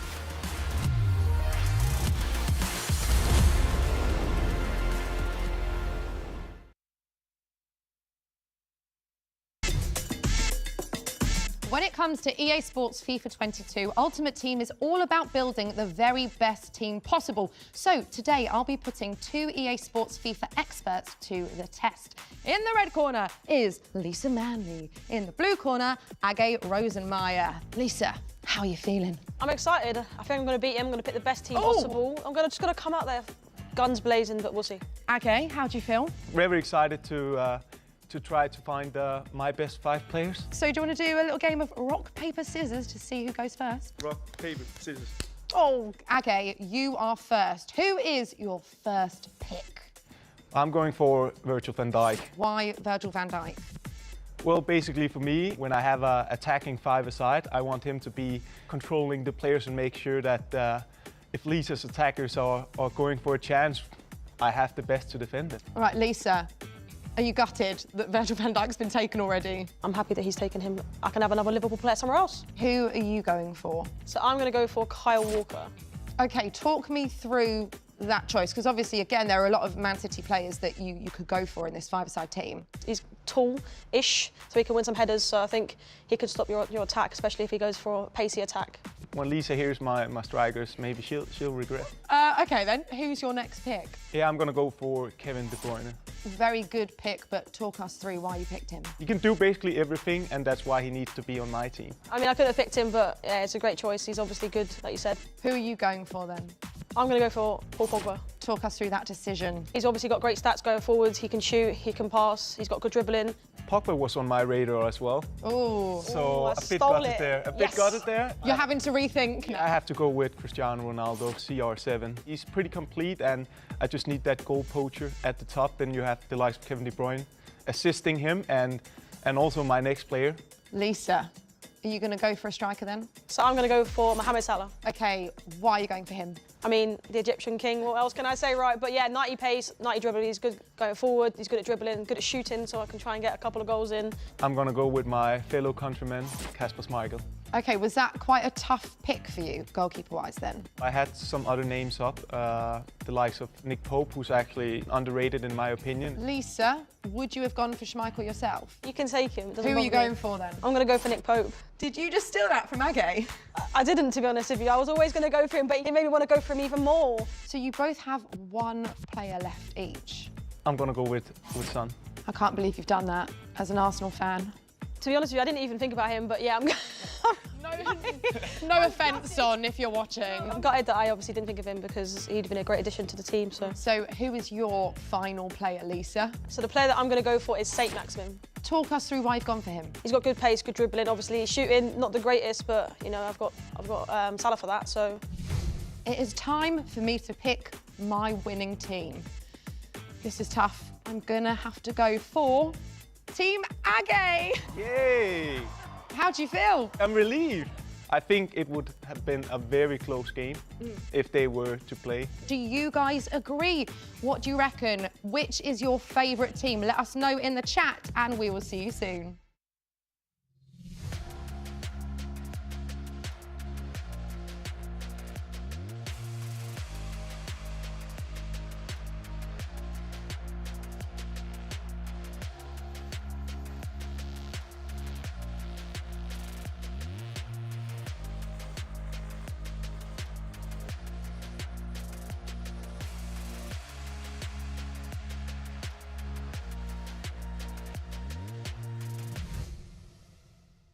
Well, hello guys and welcome to the ePremier League Finals 2022. You're watching Championship Sunday. Of course, at the end of the day, we'll have our finalist crowned and they'll take home £30,000 in prize money as well. We've had one quarterfinal played already. Second quarterfinal coming your way now between these players on screen. Liverpool taking on Crystal Palace. They will meet Brentford in semi-final number 1. It's all hotting up in the studio here in London. The players look like they're ready. We're ready on the desk. It's time to hand over to our casters to see if they are ready. Lisa Manley and Tyler Goff, over to you. Yeah, thanks a lot, and we'll be looking forward to this game. Of course, Liverpool certainly the favourites when it comes down to winning the title here today. But, of course, pressure is on his opponent now, Tex here, Nick Snebb, 17 years old, and you already said he's one to watch out for. He definitely is. He's a great player and he's so young. He's got obviously Dan by his side, a good coach. His teammate Ethan, very good. And I actually wanted to come to you and ask you, in your opinion, who's got the most pressure? Obviously, we do know the Xbox side need to perform to try and give their teammate a lead. But then if they give their teammate a lead and then they don't end up performing on their side and they end up losing, they lose the whole thing. So in your opinion, who's the pressure on mainly? I still think it's so important to grab that lead early on the Xbox side and just say, well, okay, grab a lead, maybe make it 2-3 goals in difference. And then it is pretty much to a point where, theoretically, if your teammate isn't feeling it, park the bus, don't let anybody through. And whilst that's difficult in FIFA 22 in comparison to previous versions, it is still manageable here at times. We'll have to see how both players come to the table. I still think that right now, though, of course, yes, for Tex, he's, of course, the big favorite. He, I think, has more pressure in this duel because on the other side, sure, Jacob, he's up against one of the best players from the UK, but he knows he can play FIFA, and at the same time, what does he have to lose? Yeah, exactly. I think the pressure definitely is on Tex in terms of obviously he's won it before. Jacob's 17. Potentially, I'm pretty sure his first ePrem. Not too sure on that. I'm pretty sure it is, though. And for him, if he goes and wins probably the favourite in this tournament, it's going to be a huge shock to everyone. I think he could potentially win the Xbox side. And obviously, yesterday, Diogo did say that he didn't play to the best that he could, and obviously Tex carried him. But if Jacob does end up beating him, he's going to have to try and come back against Ethan. And we mentioned, obviously, the Xbox side being important and bringing the lead over to the PlayStation side. It's very going to be interesting to find out. Yeah, so of course, right now, Tex with his lineup as well is supposedly playing a 4-2-2-2. On the other side, a holding 4-4-2 for Jacob. How does that kind of match up against each other? Yeah, we see a lot of 4-4-2 formations being played, especially this weekend. We've seen a few of them formations. We've seen a 4-1-2-1-2. Just depends on the player and their style. I know Jacob's a very attacking player. He does a lot of skill moves as well. Very good at defending, but a great chance here, potentially for Tex, switching and turning on the edge of the box. Yeah, already getting his players into a position. De Bruyne to St. Maximin, and at least getting a shot on target. Schmeichel in goal to stop that from going in. And we're getting an injury pop-up. Let's just hope that they can actually walk that off. Otherwise, that'll be a big problem for Palace. And for Nick Snebb, if his Ronaldo has to come up before the game has even gone underway. St. Maximin now going for it, being chased down by Varane, and seem to have more pace on hand for Liverpool. And Tex, not a big problem for him to defend. It's always interesting to see as well, some players not having headphones in, some listening to music, some preferring to hear in-game sound as well. Everybody has their own preference. Yeah, we saw Sam earlier obviously go in with the music. I think for me, when I play, I like to listen to music as well. It gets me in, I guess, the energy, the vibe, as you could say, you know, listening to music just makes me concentrate, to be honest with you. Obviously, Tex doesn't seem to have anything in at the moment. Nick Snebb having, I guess, the AirPod in, and then obviously the other one taken out so we can hear his coach. Yeah, and still getting dangerously in front of goal. St. Maximin is actually blocked off. And Tex can yet again see if he can counter-attack this one quickly, maybe even down the right-hand side. A long run, actually, for Cristiano Ronaldo down the midfield as well, and then being caught in offside. Decent use of the offside traps. We've seen them a bunch, not only just to use to actually put players into offside, but also make sure your team pressures out a little bit more from behind. Yeah, I mean, that was a great offside trap. We see a lot recently, a lot of offside traps. People do it normally from kickoff just to make sure that they don't get a kickoff goal, but a great opportunity here from in behind. And yeah, Cristiano Ronaldo has options towards the centre.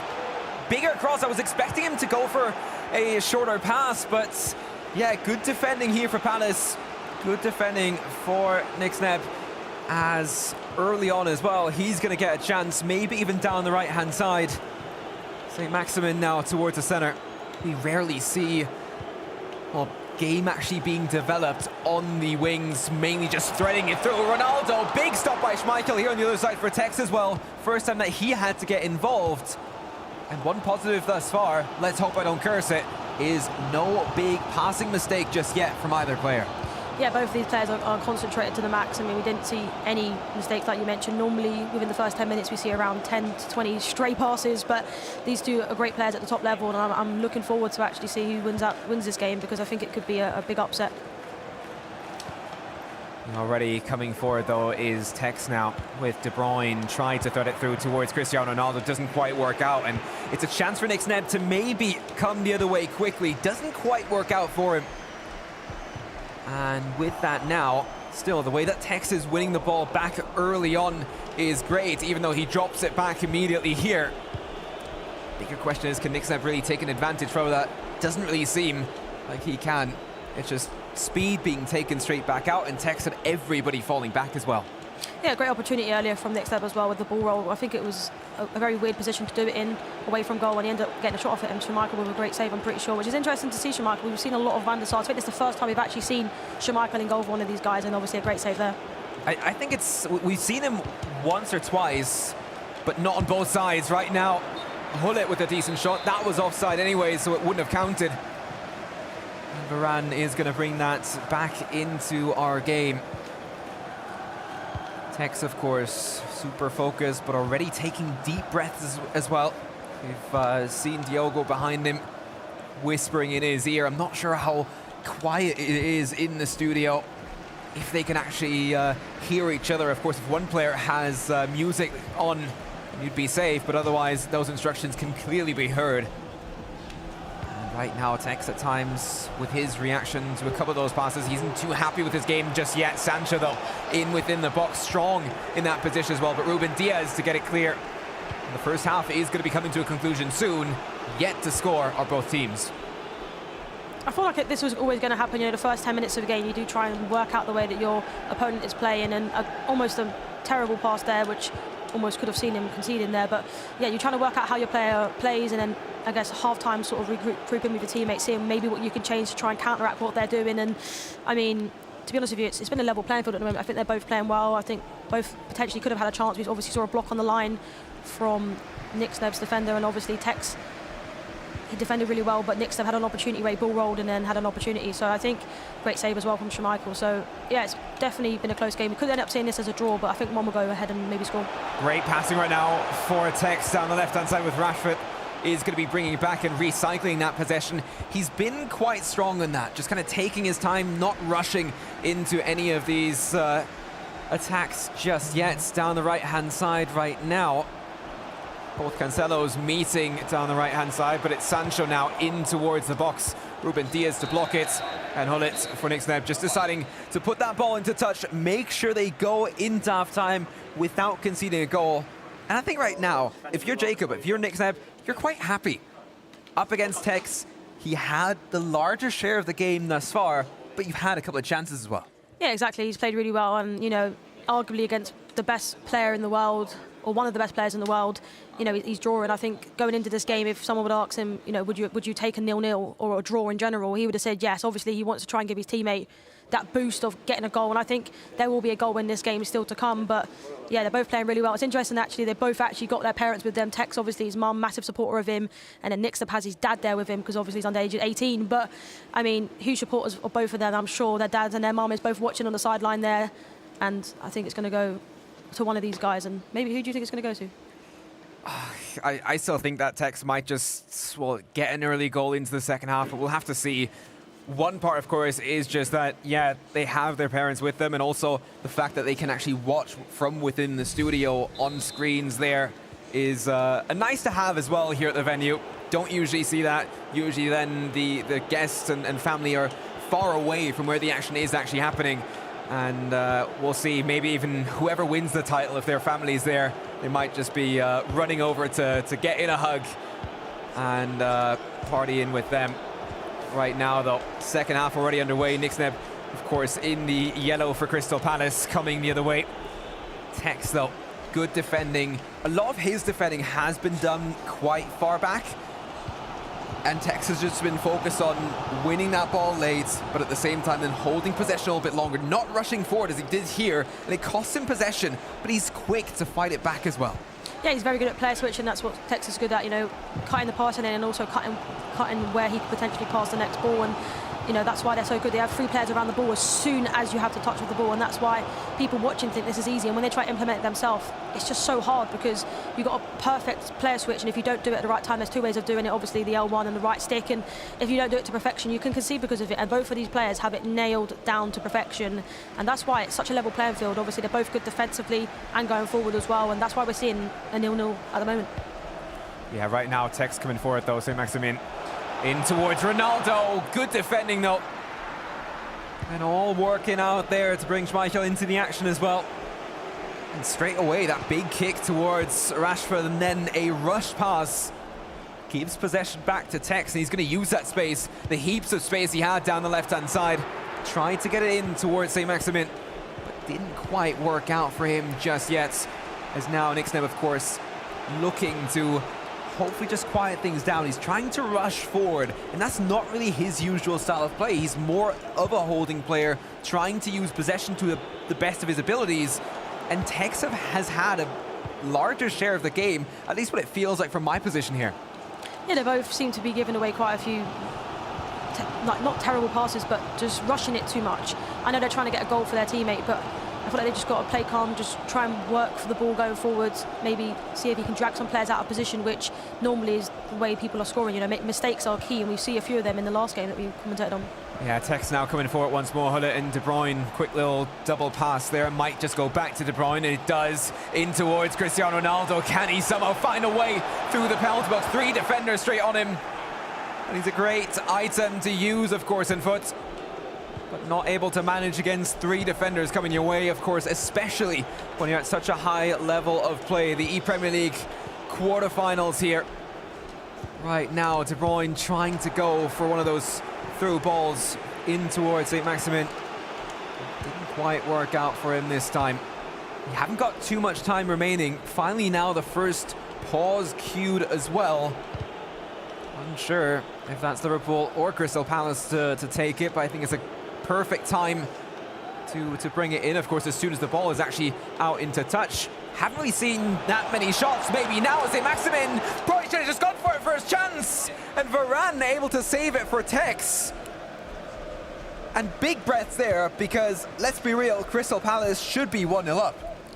Definitely should be 1-0 up. What an opportunity. To be honest with you, I thought he was offside because he just stopped, and I thought like maybe that's what Tex thought. And then obviously he waited for the, I guess, the run across the box, and yeah, it didn't end up getting there. Obviously Varane getting in the way, but massive opportunity and a let-off there for Tex, in my opinion. You know, that was a massive opportunity to go 1-0 up, and he could have, obviously with the pause coming in, he could have potentially gone to a foul at the back just to try to see it out, but wow.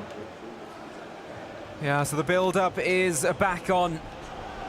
75 minutes down by now as well. De Bruyne into Hullet. Lots of space here for Saint-Maximin. Does find a decent amount of space. Second chance after the first block. In towards De Bruyne. Can maybe even get Cristiano Ronaldo back into the action. Back to Hullet. Out towards Ronaldo. Great accuracy on passing as well. Sancho continuing down the right-hand side. Time to recycle possession here. Ronaldo into Saint-Maximin. Can't quite pull it back.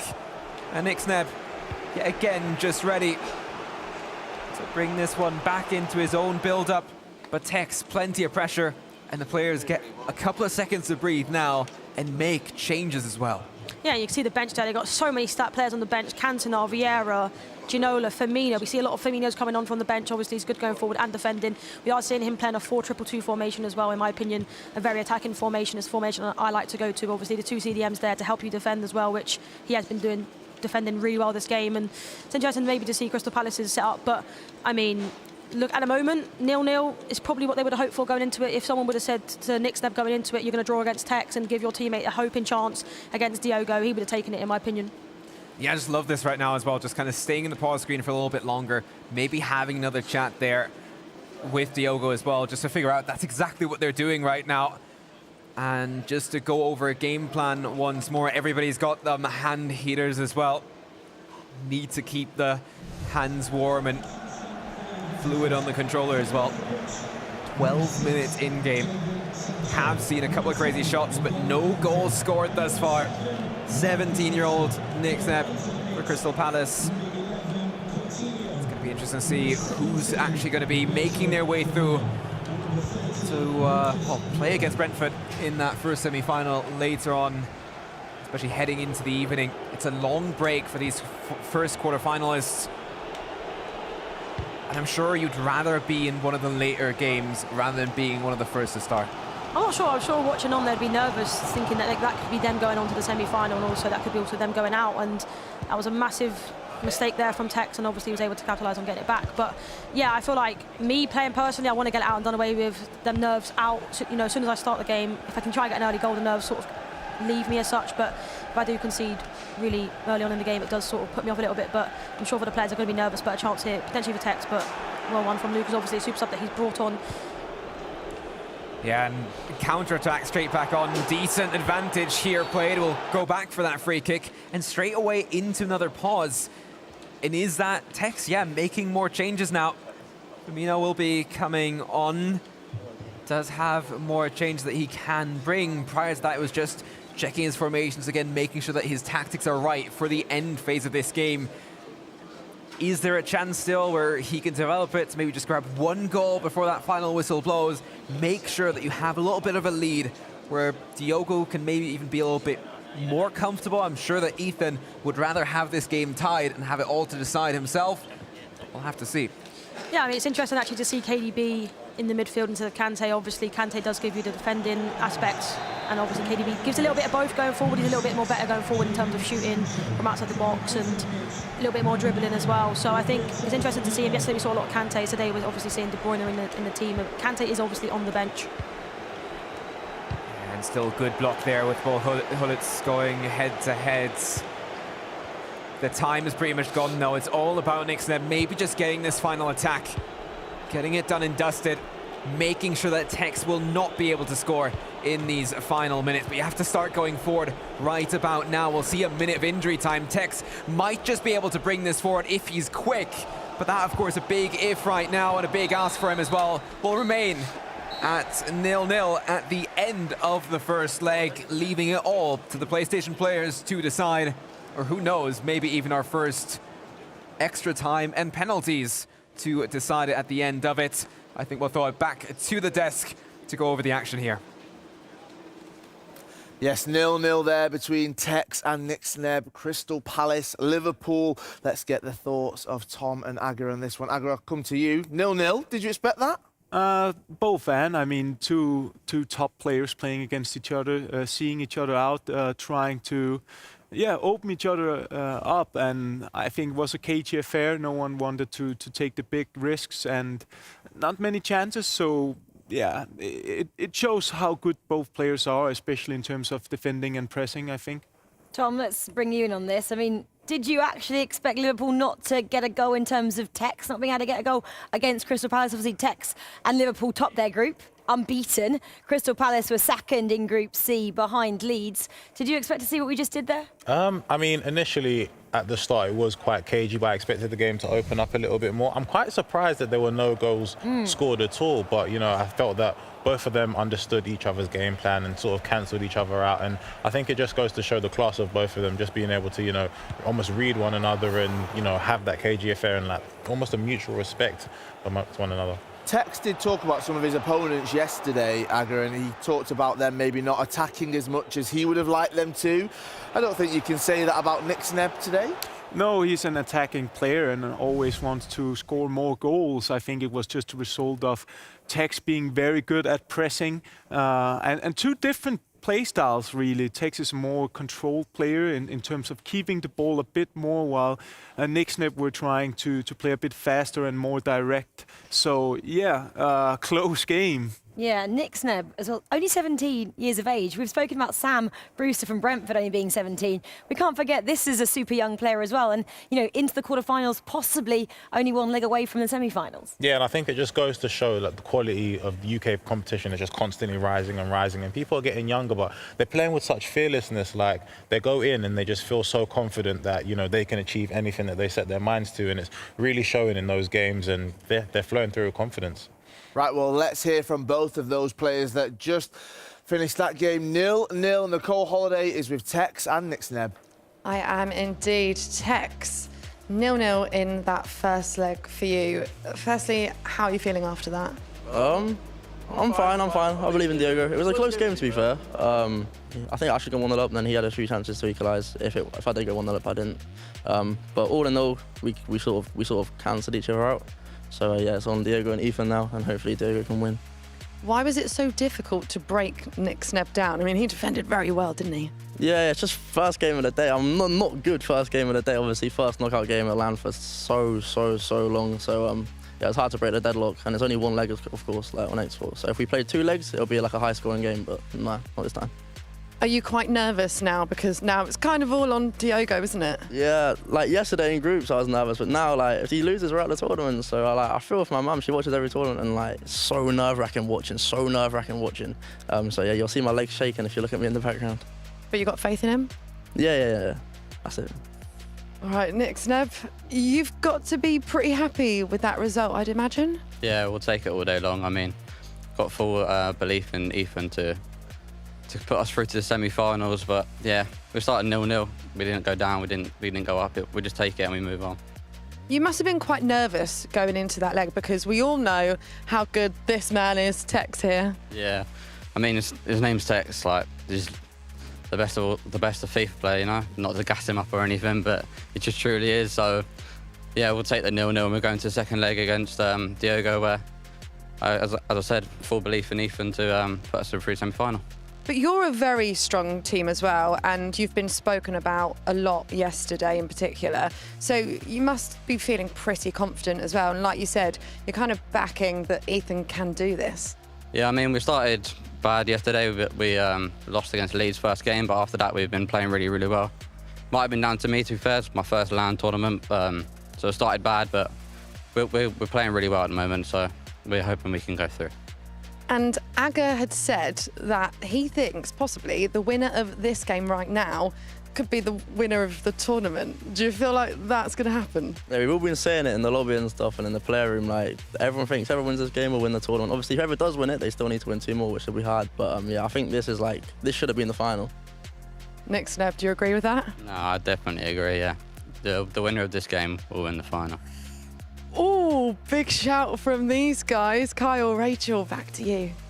Wow, yeah, big shout indeed. It's great to get that insight from those players just there.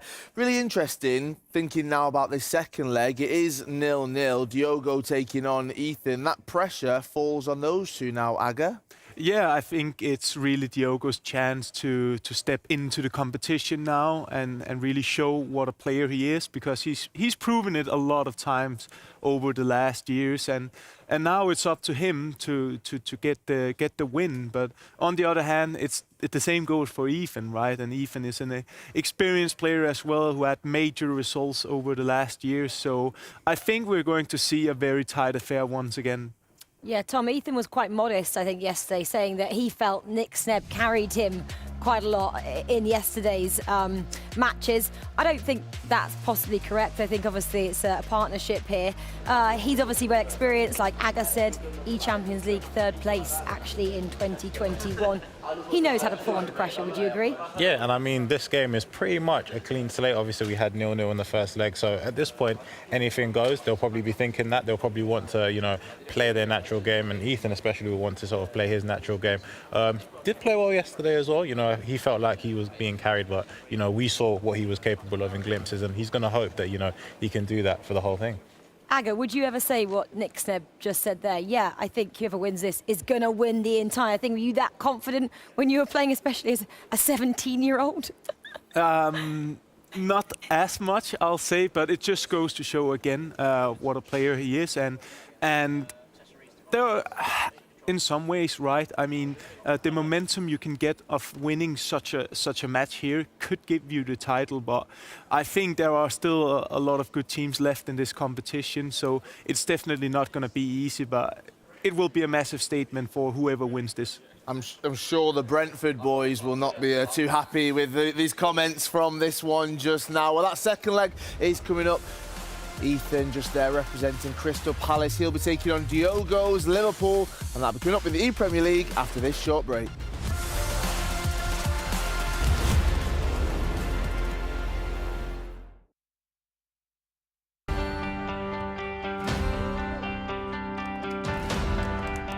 When I was in the 5th grade, I became a fan of the intensity of the game while playing football.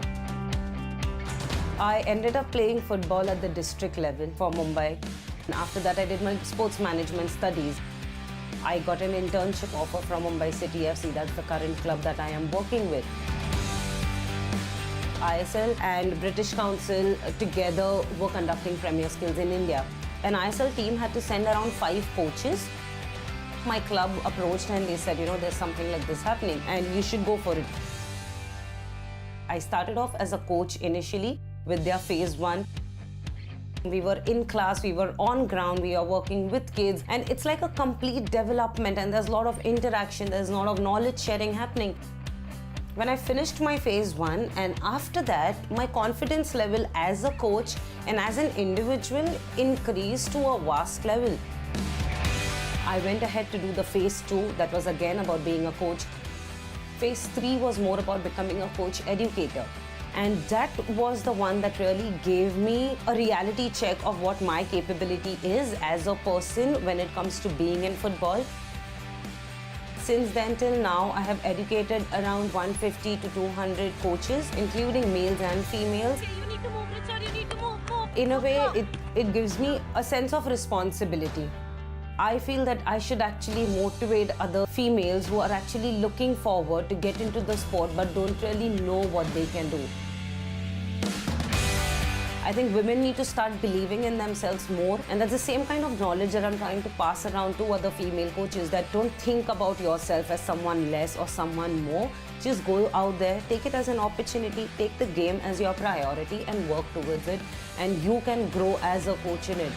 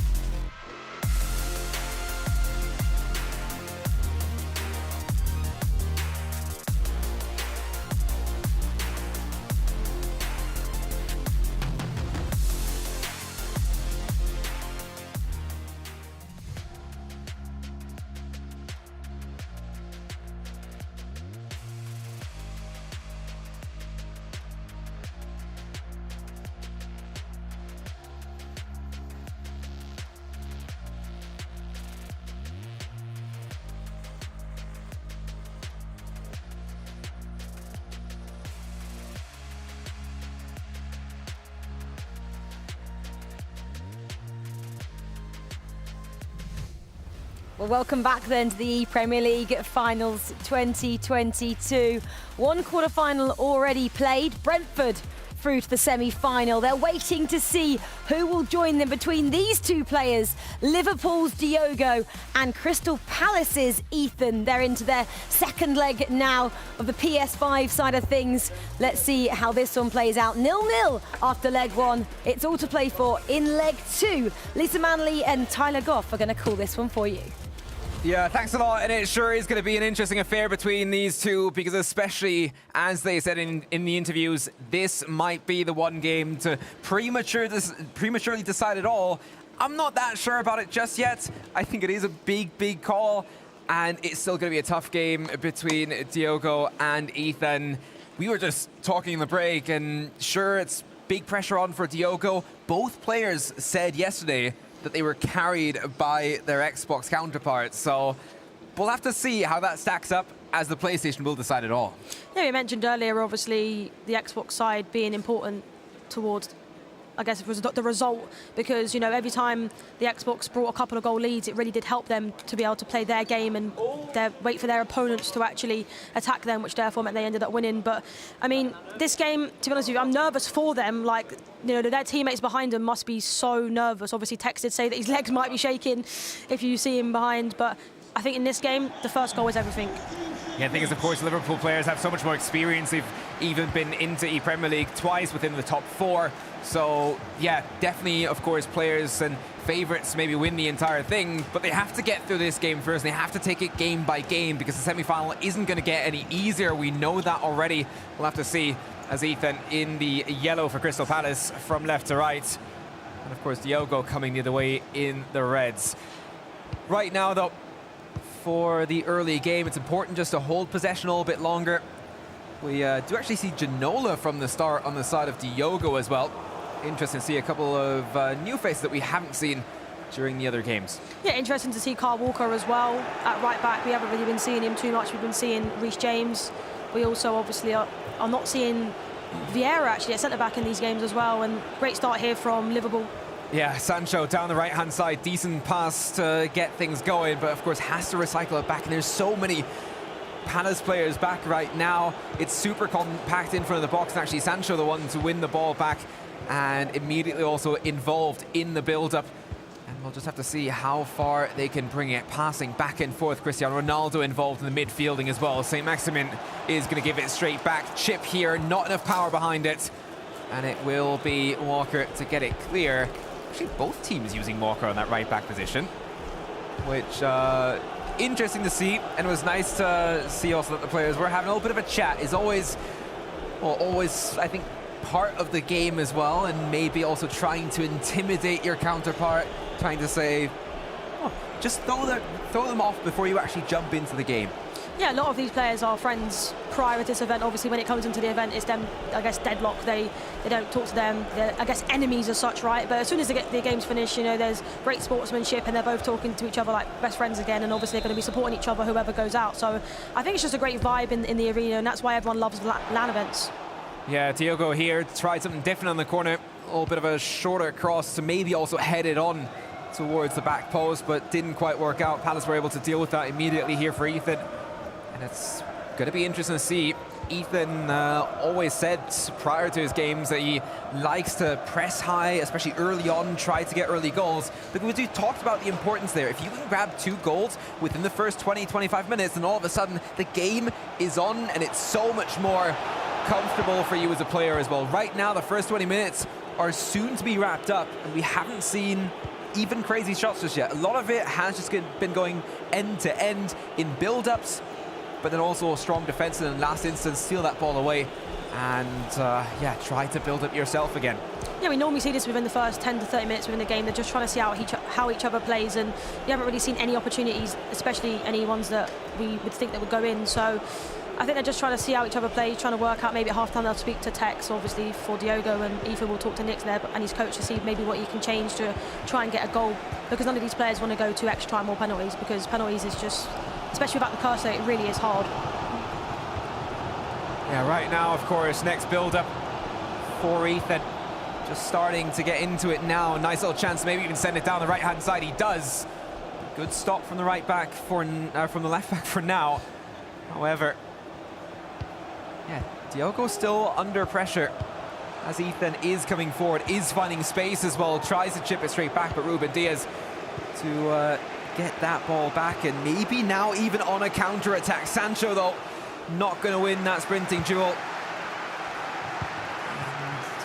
It still feels like both players have it set, but they're not pressing as high after winning the ball back, not really going for the counter-attack just yet.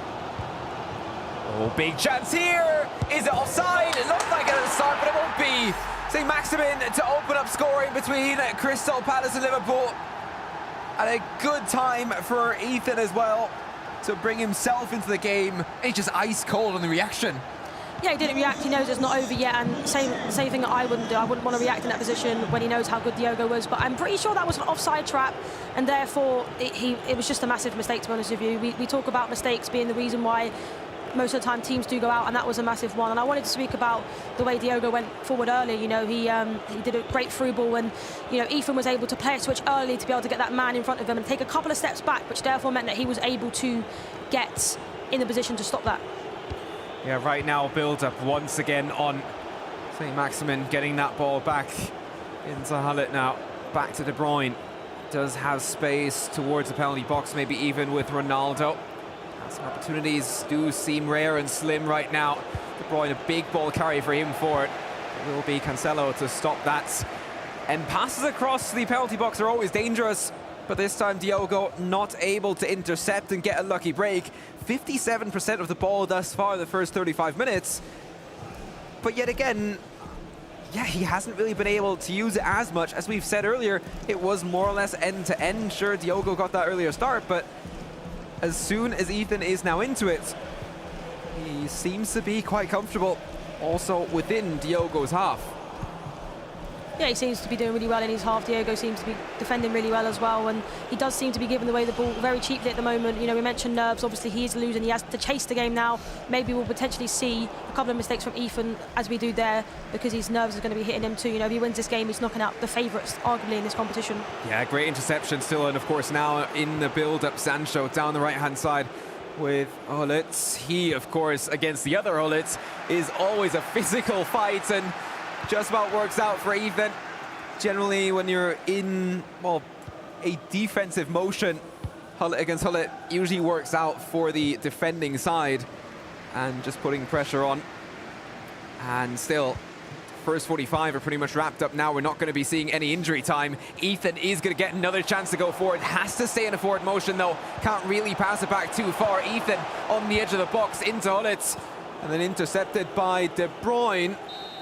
And that whistle is going to blow. Decent advantage right now for Palace.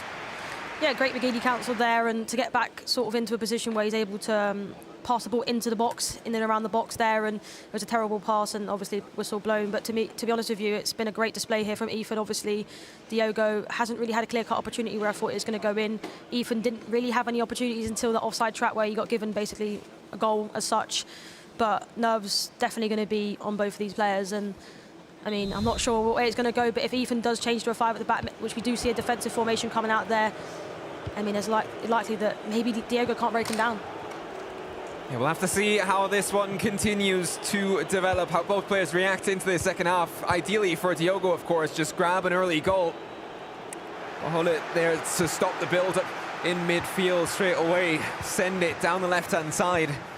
And he's been such a vital item as well. We talked about, sure, Impact saying that maybe his Varane was a little bit more important, but Hullet, especially in midfield, winning balls back for every player. He's been part of every squad across the weekend, and surely was on the top of our list, maybe next to Cristiano Ronaldo, as he was the one to hammer home the most goals. Cancelo now down the left-hand side, chipped towards the centre, passed on, and it's St. Maximin again to score the second goal. And now Palace are in a great position, and Diogo shaking his head, cannot believe it.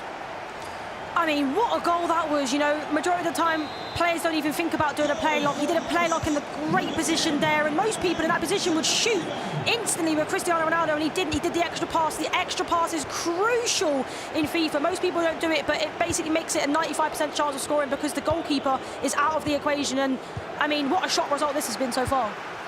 Yeah, not at all what we expected. Liverpool were certainly the favourites, the ones to beat, the ones to watch out for in this tournament. They were able to top their group, not really dropping anything. And right now, Palace, sure, a lot of people had them on their radar. And Ethan, great showing from him on the PlayStation, and he might just add on top of it. Offside, and then Schmeichel, and a deep breath from Diogo. And I'm unsure what you do if your Tex now weren't able to set your teammate up the way you wanted to, the way that you maybe did yesterday, but it's out of his hands. And Diogo, there's a reason why he's in this team and why he also competes at a very high level internationally. Yeah, obviously Diogo's a very great player. We saw him a few years back play Tex actually in a final and ended up losing to a last-minute Calvert-Lewin header that's always been spoken about. But he's a great player. He's here for a reason. They're here today for a reason because they played so well yesterday. I know he said that Tex carried him as such, but he's here now and he's got to do what he's got to do to try and win this game. And we're seeing a pause potentially from him. Yeah, Ginola towards Ronaldo, tried to bring it through. De Bruyne is going to win it back at least. But there's 4 or 5 defenders straight on him, and that's the advantage as well when you have your defenders back, but also 2 defensive midfielders. The counter-attack is still on though. Sancho does have support towards the centre. Actually beat Rudiger in the race there. And with 64 minutes down, Ethan gets to take more time off the clock, and that has to be part of the game plan now as well. Yeah, we're going to see that a lot at the moment. You know, there's a lot of money on the line. There's a spot in the, in the semi-final, and we're going to see this a lot where players are just going to try and drain down the clock. He might even try to go for a third here, and a green time shot from the edge of the box, a great volley. And to be honest with you, if that wasn't blocked, a potential goal. Yeah, definitely, and both Hullets going head-to-head there. But right now, Diogo, of course, back on the setup here. 68 minutes down, and he's in a spot right now where he needs to score within the next 5 or 10 minutes or so. Otherwise, it will get really, really difficult to try and fight his way back. Hullet putting it forward towards St. Maximin, can't quite get that final pass through to get into a shooting position. But the counter-attack is yet again on. Of course, Diogo is opening himself up to attacks. He has so many players coming forward, but they're hustling back as well. And Ethan, great run with Ronaldo down the left-hand side. Yeah, great ball roll scoop there just to come back as well and try and waste time here. We have seen a pause. It's probably from Diogo. He's going to change probably to a free at the back, constant pressure. Players getting behind and potential chance here for him, and defending so well is Ethan. Yeah, and even the failed pass here. Cancelo gets it straight back into attack. Rashford, the players towards the centre are still offside. Cross coming in towards the centre, and Ruben Diaz to head it back to be the saving grace that Diogo needed. And still, of course, he's not in the best of spots. It's under 15 minutes left in game. Probably the most amount of passes that we've had in a game at this stage of the game. But right now, Hullets through ball to De Bruyne. Didn't quite realise the ball was through, and Varane was there to defend.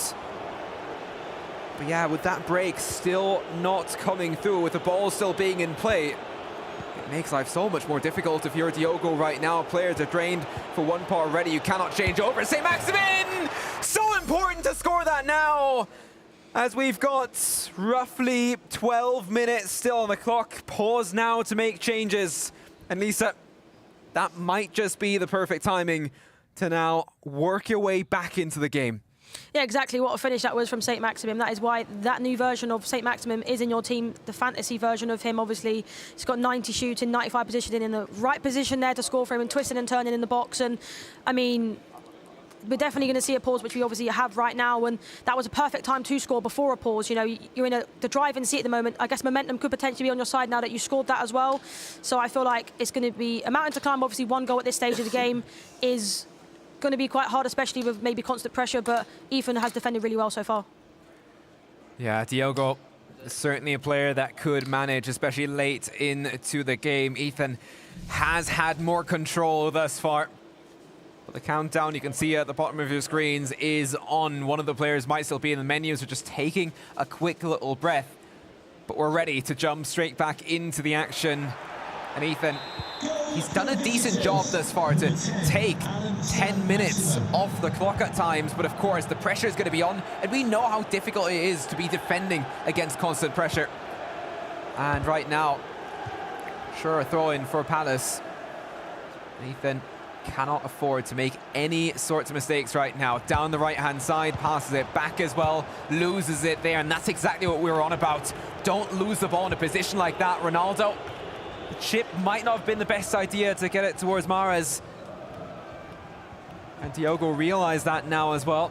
But of course, Ethan already using his keeper here as well, just to take time out of the game.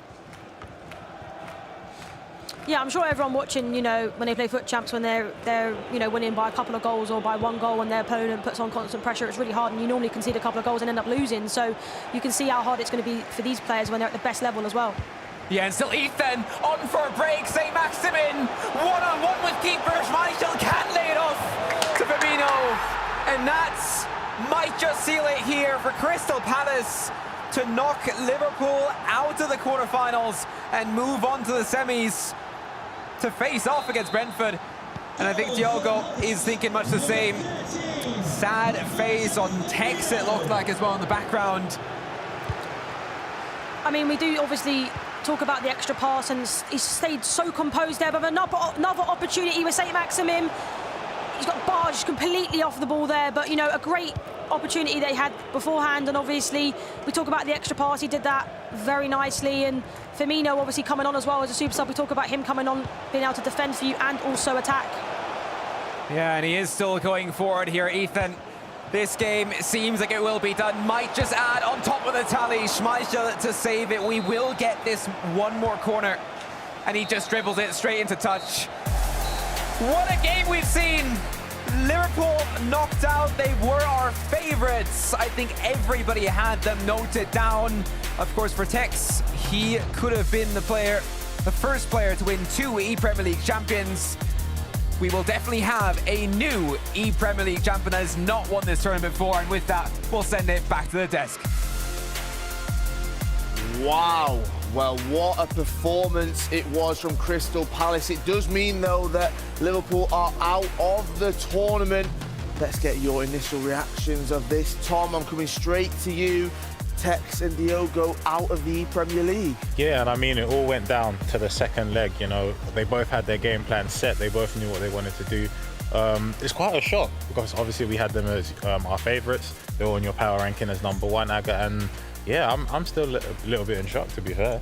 Yeah, I mean, we spoke, though, about how strong Crystal Palace are as a team, and, you know, obviously Liverpool came unstuck to them today. Let's talk about that second leg, though. Diogo, we looked there, 78 minutes, he got one back. It was 2-1 to Crystal Palace. We thought they may have something, they just couldn't quite find it. What do you think they were lacking, Aga, there?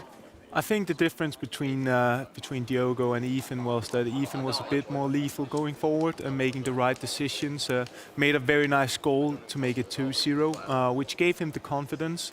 Diogo tried, he did what he could in terms of changing tactics, formations, and push everything forward. But that last good decision just missed. And as we can see here, the first goal, a failed offside trap, which you can't do against the best players.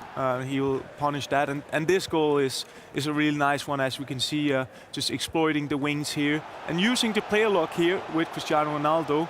And instead of going forward the shot or the header, he just made that extra pass, which shows the confidence.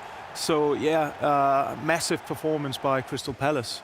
It was indeed, and it continued with Ethan here. So close, making it a third.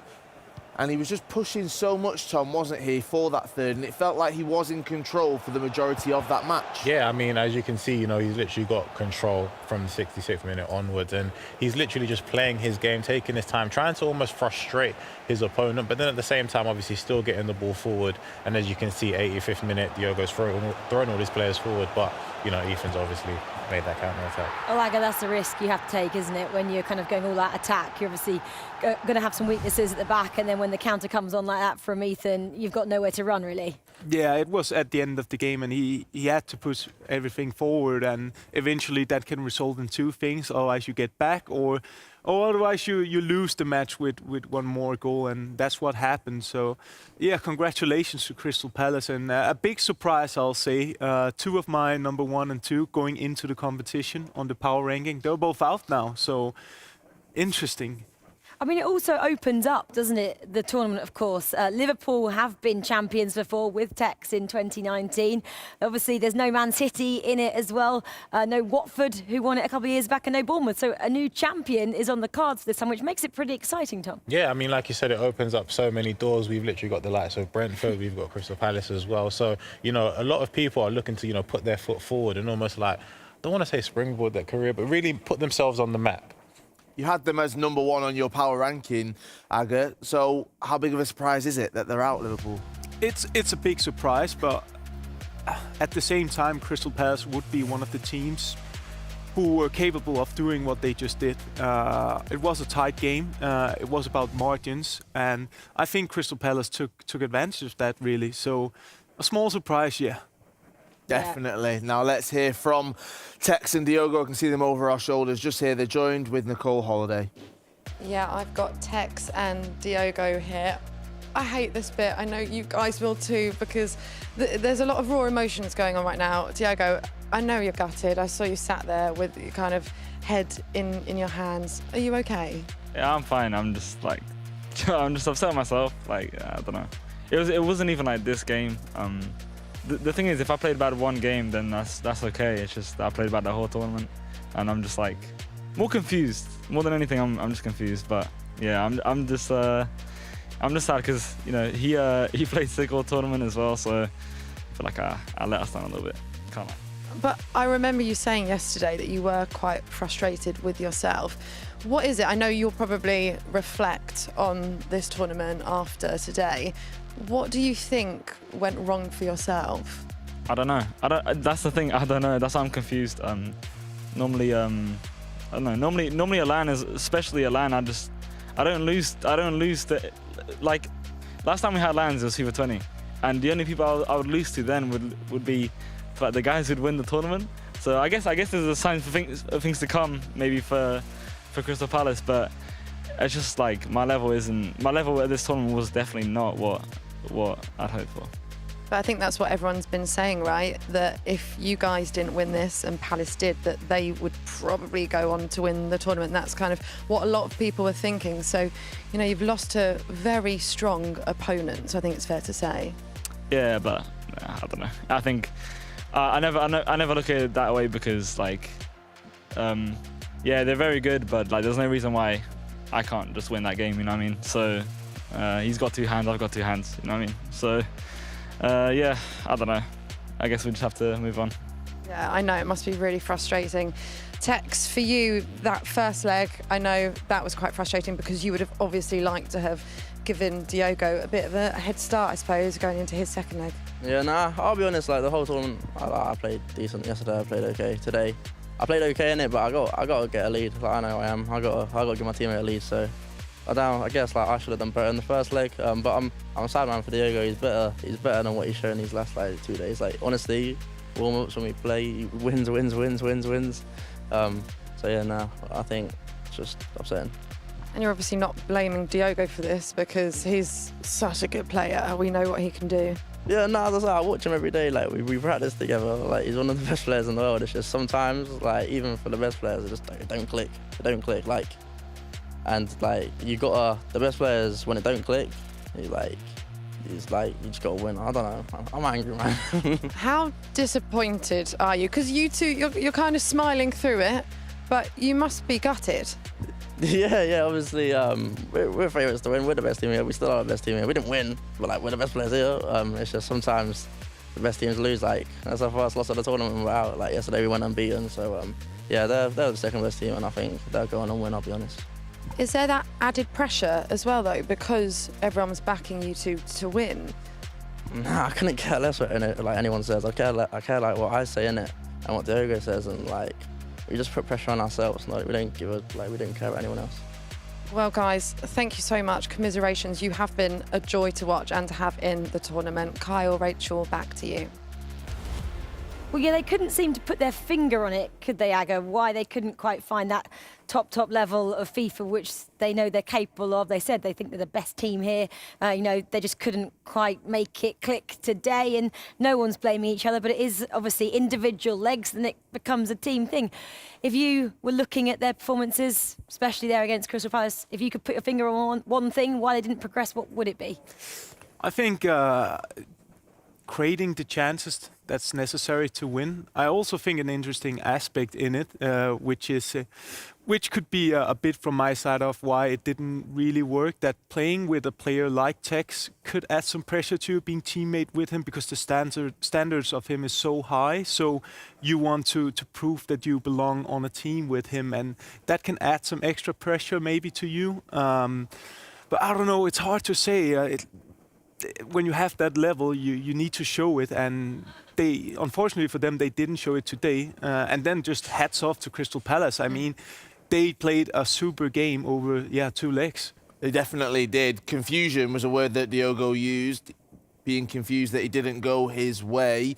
And I guess, Tom, coming into this tournament, now there's a lot to reflect on and a lot to learn for both of those competitors. Yeah, I mean, they're going to have to, you know, go away and have a think about what they've done. But obviously, they've got all the footage. They know themselves. And obviously, for example, Tex can look at Diogo and analyse what went wrong and vice versa. So they'll know what they need to do. They'll know how to bounce back, and hopefully we'll see them again really soon. Well, it's now changed then to Crystal Palace and see how they're feeling after progressing to those semi-finals. They, of course, will be taking on Brentford. That will be coming up later on in the day. But Nicole is now standing by with both the Palace players to get their thoughts after knocking out Liverpool. Nicole. Yeah, I'm here with Ethan and Nick Sneb. I mean, massive game for you guys there, knocking out Liverpool, the team who a lot of people were backing to go on and win this. How do you feel right now? I'm very happy. As I said, yesterday we weren't we didn't start the best, but we grow on, and we played really well yesterday, and we started today really well again. So we're hoping we can keep up the form and keep playing well. But Liverpool was a tough first game, so I'm hoping we can excel from this. And you two know each other very well, which I'm guessing is a big help and an advantage in the format as it is. But yeah, exactly. We know our strengths, we know our weaknesses, and I think this is why we're doing so well, because the format suits us. Me going first is better for us, and Ethan going second is better for us, as Ethan's better at me in defending. He can hold out wins like he done there. He went 2-0 up, and then he held it out, and we go through to the semi-final. So yeah, the format suits us definitely. Ethan, I know that you were saying, because I was like, oh, you must have been so nervous, especially when Diogo scored. But you were like, no, I've been quite calm up to that point, right? Yeah, because I think the only chance I gained was like in the 80th minute. I was like, oh, I've done all this to late in the 80th minute. So I was like, I just carry on exactly how I did throughout the whole game. And yeah, luckily managed to seal it out with the third goal. You know how good Tex and Diogo are. When Diogo did get that goal, did you have any doubt in your head? Not really, because in my head I was like, even if the worst case scenario happens and I do concede a goal and equalise, I had complete faith in Nick Seb putting it back. So in my head it was more of a just do not lose this game, because worst case scenario Nick Seb goes for extra time, I think. It's after how the coin toss worked. But no, I had a complete faith in Nick Seb worst case scenario anyway. Nick Seb, what about you? Because for you sat there on the side watching, that must have been so nervy.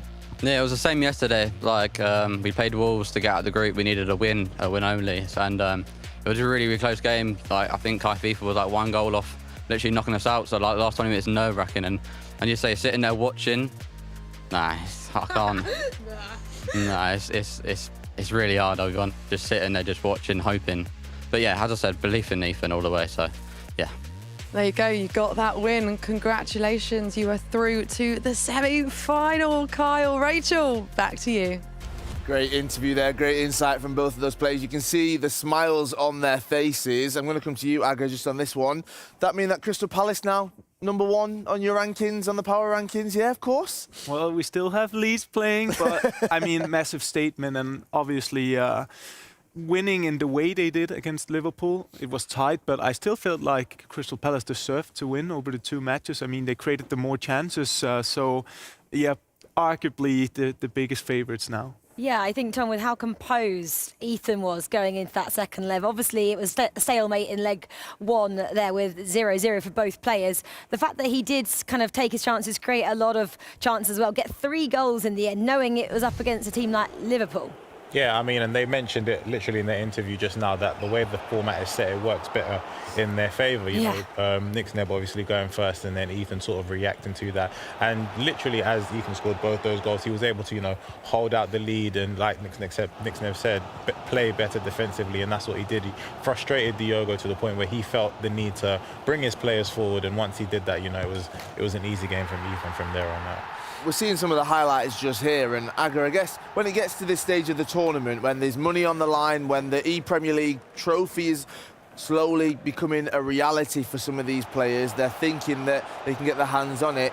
We start to see more and more little mistakes from the players that we wouldn't normally see on a day-to-day basis. Yeah, but I also think it results in the levels of the players. I mean, they force errors out of their opponents, and that's where you need to be ready to take advantage of that. I think we've seen the difference here is who makes the less mistakes and who takes advantage of them, really. So yeah, we're coming to that stage of the tournament now where that's the difference. Now, there was a point, I think it was at this point, where I asked you, I said, what would you do? Would you try and keep the ball, or would you try and go for another? You said keep the ball, but then he managed to actually get a 3rd goal just in this one and seal the victory. Yeah, I mean, as the game evolved and Diogo put everything forward, and there's around 5-6 minutes left of the game, when you get an opportunity to get a free run like that, you're obviously going to take it because you want to close out the game 100%. But if he wouldn't have got that chance, I think we'll definitely have seen Ethan running down to the corner flag, just, you know, taking his time, making sure that Diogo didn't get one last opportunity. Yeah, it was a great performance, of course, for Crystal Palace there. Ethan and Nick Snebb going through to those semi-finals. Just confirm that now with a little look at the bracket and just confirm who they'll be facing. We already know, of course, they'll be facing Brentford in semi-final number 1 after Brentford defeated Aston Villa there 6-3 in quarter-final 1. And then second quarter-final, we just saw it, Liverpool taking on Crystal Palace. Crystal Palace coming out on top 3-1. Very exciting. The next quarterfinals coming your way shortly. The boys just setting up behind us in their pod. It's going to be Leeds taking on Everton. Again, a great clash next up, guys. We're very excited for this one. Ethan, though, and Nick Snebb, a chance now just to kind of go reset. Tom, I know after last night, Ethan tweeted my head's spinning. I think it'll be spinning more and more now, won't it? Yeah, I mean, as you get into the latter stages, you know, the pressure is really on. And like Aga said earlier, this is what separates, you know, the best from the second best. You know, they'll want to go away, maybe relax a bit and, you know, get ready for that semi-final because it's going to go down. Right, well, we will have a short break just now, and after that we will get into our next quarter-final. Leeds taking on Everton. They're setting up behind us, and in a few minutes' time we'll get that one underway. See you soon.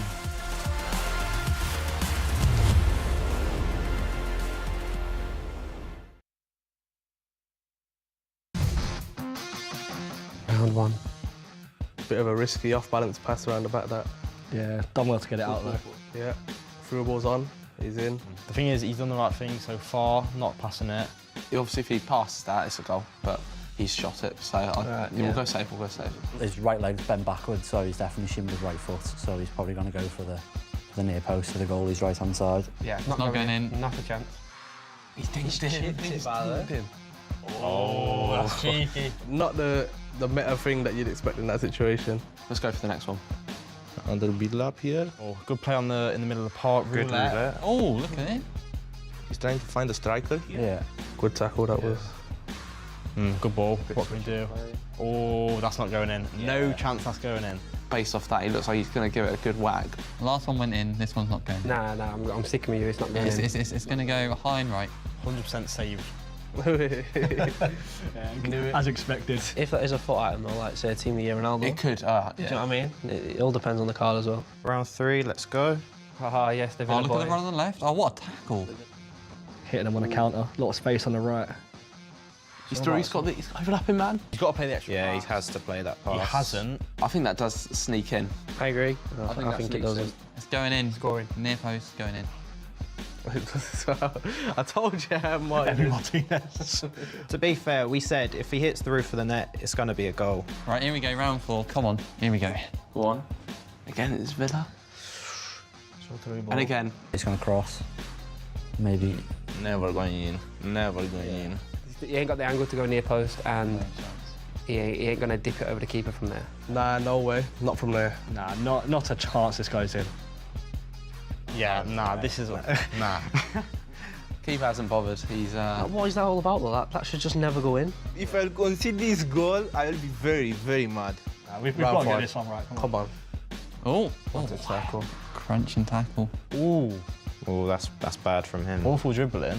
No, he's not scoring. He's not scoring. Just got to shoot this. I think it's a guaranteed goal. It's a really good angle. 100% a goal, this one. Definitely a goal, yeah. Yeah. Either cornery as well. Keeper's got this in his locker. Yes, keeper. Good save, good save. I mean, hit his head. It's a poor finish, that one, I'm sorry. I'd put that down to the player who's controlling him's fault, because if they was doing the right sort of instructions with the controller, it would have been on their left foot. I actually think that's quite unlucky. It's come off the keeper's head at the end of the day. It's hard to predict low-level FIFA as well. Like.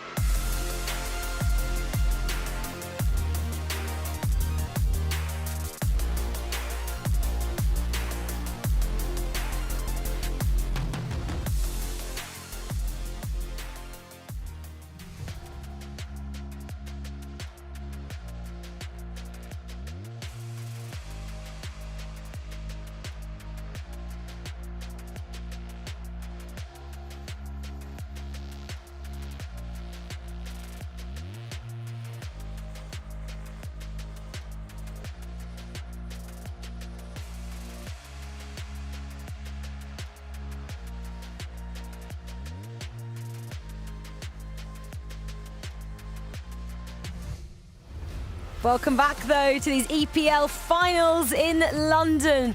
We're ready for our quarterfinal number 3. Leeds taking on Everton. We've already played 2 already. We know our first semi-final. It's Brentford up against Crystal Palace. Of course, we just saw Liverpool getting knocked out before the break. That was a massive upset of day 2 already, Aga. But let's just turn our attention to what's happening behind us. The guys are getting ready behind us. They're setting up for quarterfinal number 3. This is an interesting one because obviously we've been speaking about Leeds quite a lot, not so much about Everton. Let's continue with Leeds, though, and Ololito, because he's such a quality player and such a fun player as well, I think. You can see him sitting there. He'll be going first. He probably will give us a wave knowing that we're talking about him. He was doing that quite a lot yesterday. When we are talking about him, he gives us a little smile. Yeah, it shows that he's relaxed. Again, he doesn't look like he's taking it too much pressure on his shoulders at the moment. He obviously is going up against Mitch Hayward. But Ololito, Aga, in terms of kind of how he is as a player and as a person, how much do you know about him? Well, we're great friends. I mean, it's the Scandinavian connection. And yeah, he's a very chilled out guy who knows when to be into the zone and when to be off the zone, so to say. And he's been performing on a high level for a long time now. I think the most remarkable thing about him is his consistency, really. I mean, he always delivers. And for the first time for a while, he didn't have the season so far that he wanted to because he set the standard so high for himself. But now he's here and he's been doing great. Like yesterday was really impressive. We saw how he took down Nick Snap 4-1 in the first match, and we just saw Crystal Palace knock out Liverpool. So, I mean, this is a top quality player. I'd love to get a deep dive into Ololito's mind right now. This morning, he was thinking about what time it was here in the UK. He did tweet that. It's British summertime, if you didn't know, but you know him really well. What would he be thinking ahead of this game? What's happening in his head right now? I think he's pretty relaxed, believe in his own abilities, and looking forward to play. Really, he has this passion that's super important. His will to succeed can do the difference for him. So, yeah, I think he's confident, really. Also possibly got a point to prove as well. Runner-up, of course, last year to Shells, to Man City. Neither Shells are here, and Man City obviously got knocked out yesterday. So in terms of that, the door's open for Leeds to come through now. Yeah, definitely. And I mean, obviously they're going to take one game per time. First, they have to focus on Everton, who's been performing great as well. And at this stage of the competition, you can't underestimate anyone, and you can't think too far ahead of the competition. So I think right now his only focus is on the game against Callum.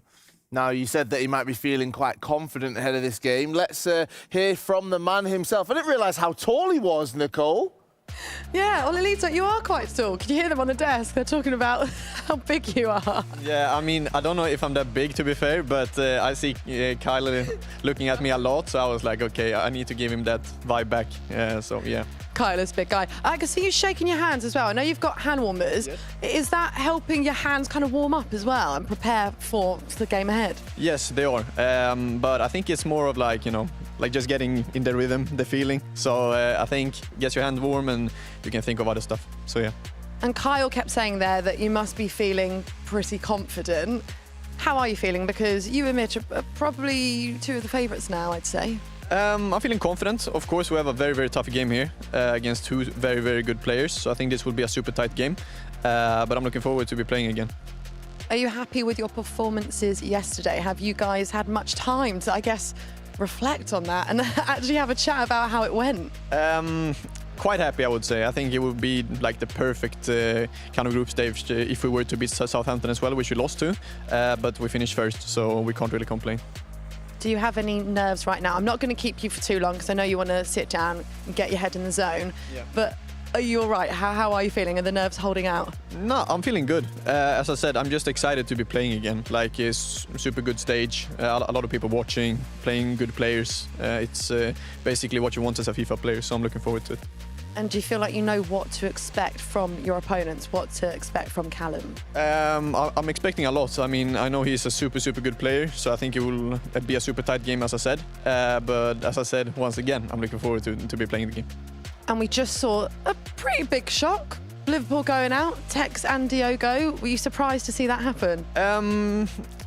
I don't know, like Crystal Palace, we played them in the group stage and I knew for a fact that they were one of the tournament favourites.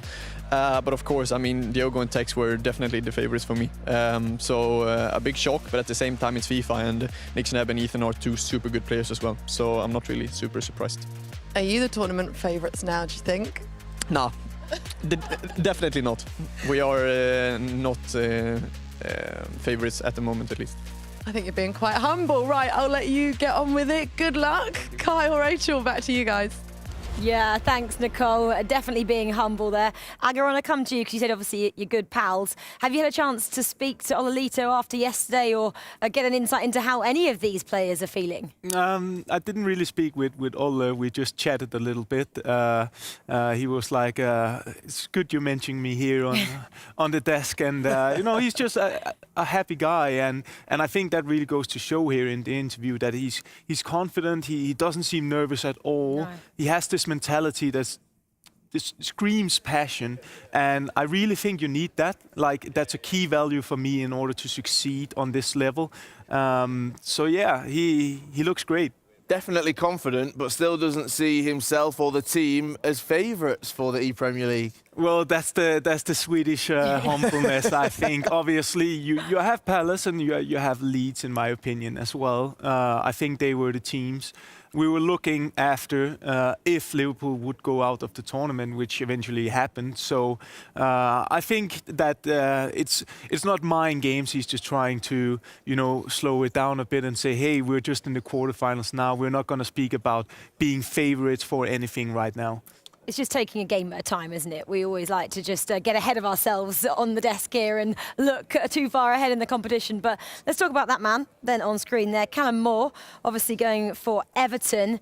his first ePremier League. I think Ollie was saying, good player. We don't know that much about Callum, it's safe to say, but obviously, a very good player. The fact that he's here with Jazz, his teammate, in the back of shot into the quarterfinals. Yeah, definitely, and coming out of a strong group yesterday with Liverpool, Man City, Burnley, so impressive so far, and I think they will try to keep that up, especially the way they went through. There was like a lot of teams offering themselves to get that second place, and in the end, Everton got it, and those kind of that kind of success under a tournament can build something great then you can take with you onto the quarterfinals. So that's why Everton have a pretty good chance, I think. Definitely. It's going to be a difficult matchup, though, against Leeds right now. But we've seen one upset already. We could possibly see another in this. And I guess that's the beauty of the ePremier League, of FIFA, the fact that it's over 2 legs. And that second leg, well, Jazz will be stepping up against Mitch Hayward. And we know that he's got plenty of experience at LAN events and on the FIFA scene. Yeah, definitely. I mean, experienced players here, they tried a lot of things. And they'll be looking to get a good result for Jazz going into the second leg of the match. So yeah, interesting one as well. Looking forward to see how it pays out. Yeah, totally. Well, we're really looking forward to it as well. Nicole, we've got our hand warmers over here, just in case Callum hasn't, because it's cold on the desk. Callum's first ePremier League finals, though. We want to hear how he's feeling ahead of this quarterfinal. Yeah, Callum has his hand warmers as well. I said, is it like a nervous thing? But apparently it does really help, doesn't it? Yeah, playing with cold hands is the worst feeling, so get the hand warmers out and we're all good. How are you right now? I mean, off air we were speaking and you were kind of saying, I know I spoke to Ololito about it a second ago, that Liverpool shock exit has kind of, I feel like it's maybe sent a message to everyone that you just don't know what's going to happen. Oh yeah, for sure. There's been a lot of shock results this weekend. Watford and Spurs, and then you see Brentford doing well, Villa doing well, so a lot of shock results. So, I mean, I don't think we're the favourites here, but hopefully we can pull off a shock as well. Does that kind of help you and Jazz in a way? Because not being favourites, I mean, we've seen how well Brentford have done because they were one of the underdogs. I don't think anyone thought they'd get that far, if I'm being honest. Does it kind of mean that the pressure's not on you in a way? Yeah, there's definitely a lot less pressure because people don't expect you to do well, but obviously me and Jazz know how good we are. We know we can get far, we know we can win, so it's all about just playing our own game. And how did you find yesterday, personally and as a team? First couple games I struggled, I got battered by Tex, and then seeing Jazz beat Diogo is quite a tough feeling. But towards the end of the day I got better and feeling a lot better now than I was yesterday. So, how are the nerves? How did you wake up feeling this morning? I can't lie, I felt all right, but once you get going, once you take the kick off, you're like, this is it. But I mean, the nerves settle down quite quick, so should be all right. All right, I'll let you go. Good luck. Kyle, Rachel, back to you. Yeah, thank you for that. Great to hear from Callum just there. Talked about one of the performances yesterday against Liverpool, how watching Jazz beat Diogo was quite difficult for him. I guess when your opponent is when your teammate, I should say, is outperforming you in a way, the pressure begins to build when you're going up first. Yeah, definitely, because you want to secure a good result for your teammate, and now it's really getting crucial, right? There's no room for mistakes, otherwise you'll be out of the competition. So need to put in a very focused performance here in the first leg, because what Leeds have succeeded with so far in the competition have been Ololito giving big leads, and then you have Mitch, who is so strong at making sure they get the results they need. So it's a very dangerous duo they're playing against, and there are no room for mistakes. Well, all these matchups, of course, are dangerous because we're into Championship Sunday and the quarterfinals, and that Leeds-Everton quarterfinal is coming your way in just a few moments' time, so do come back and join us for that one.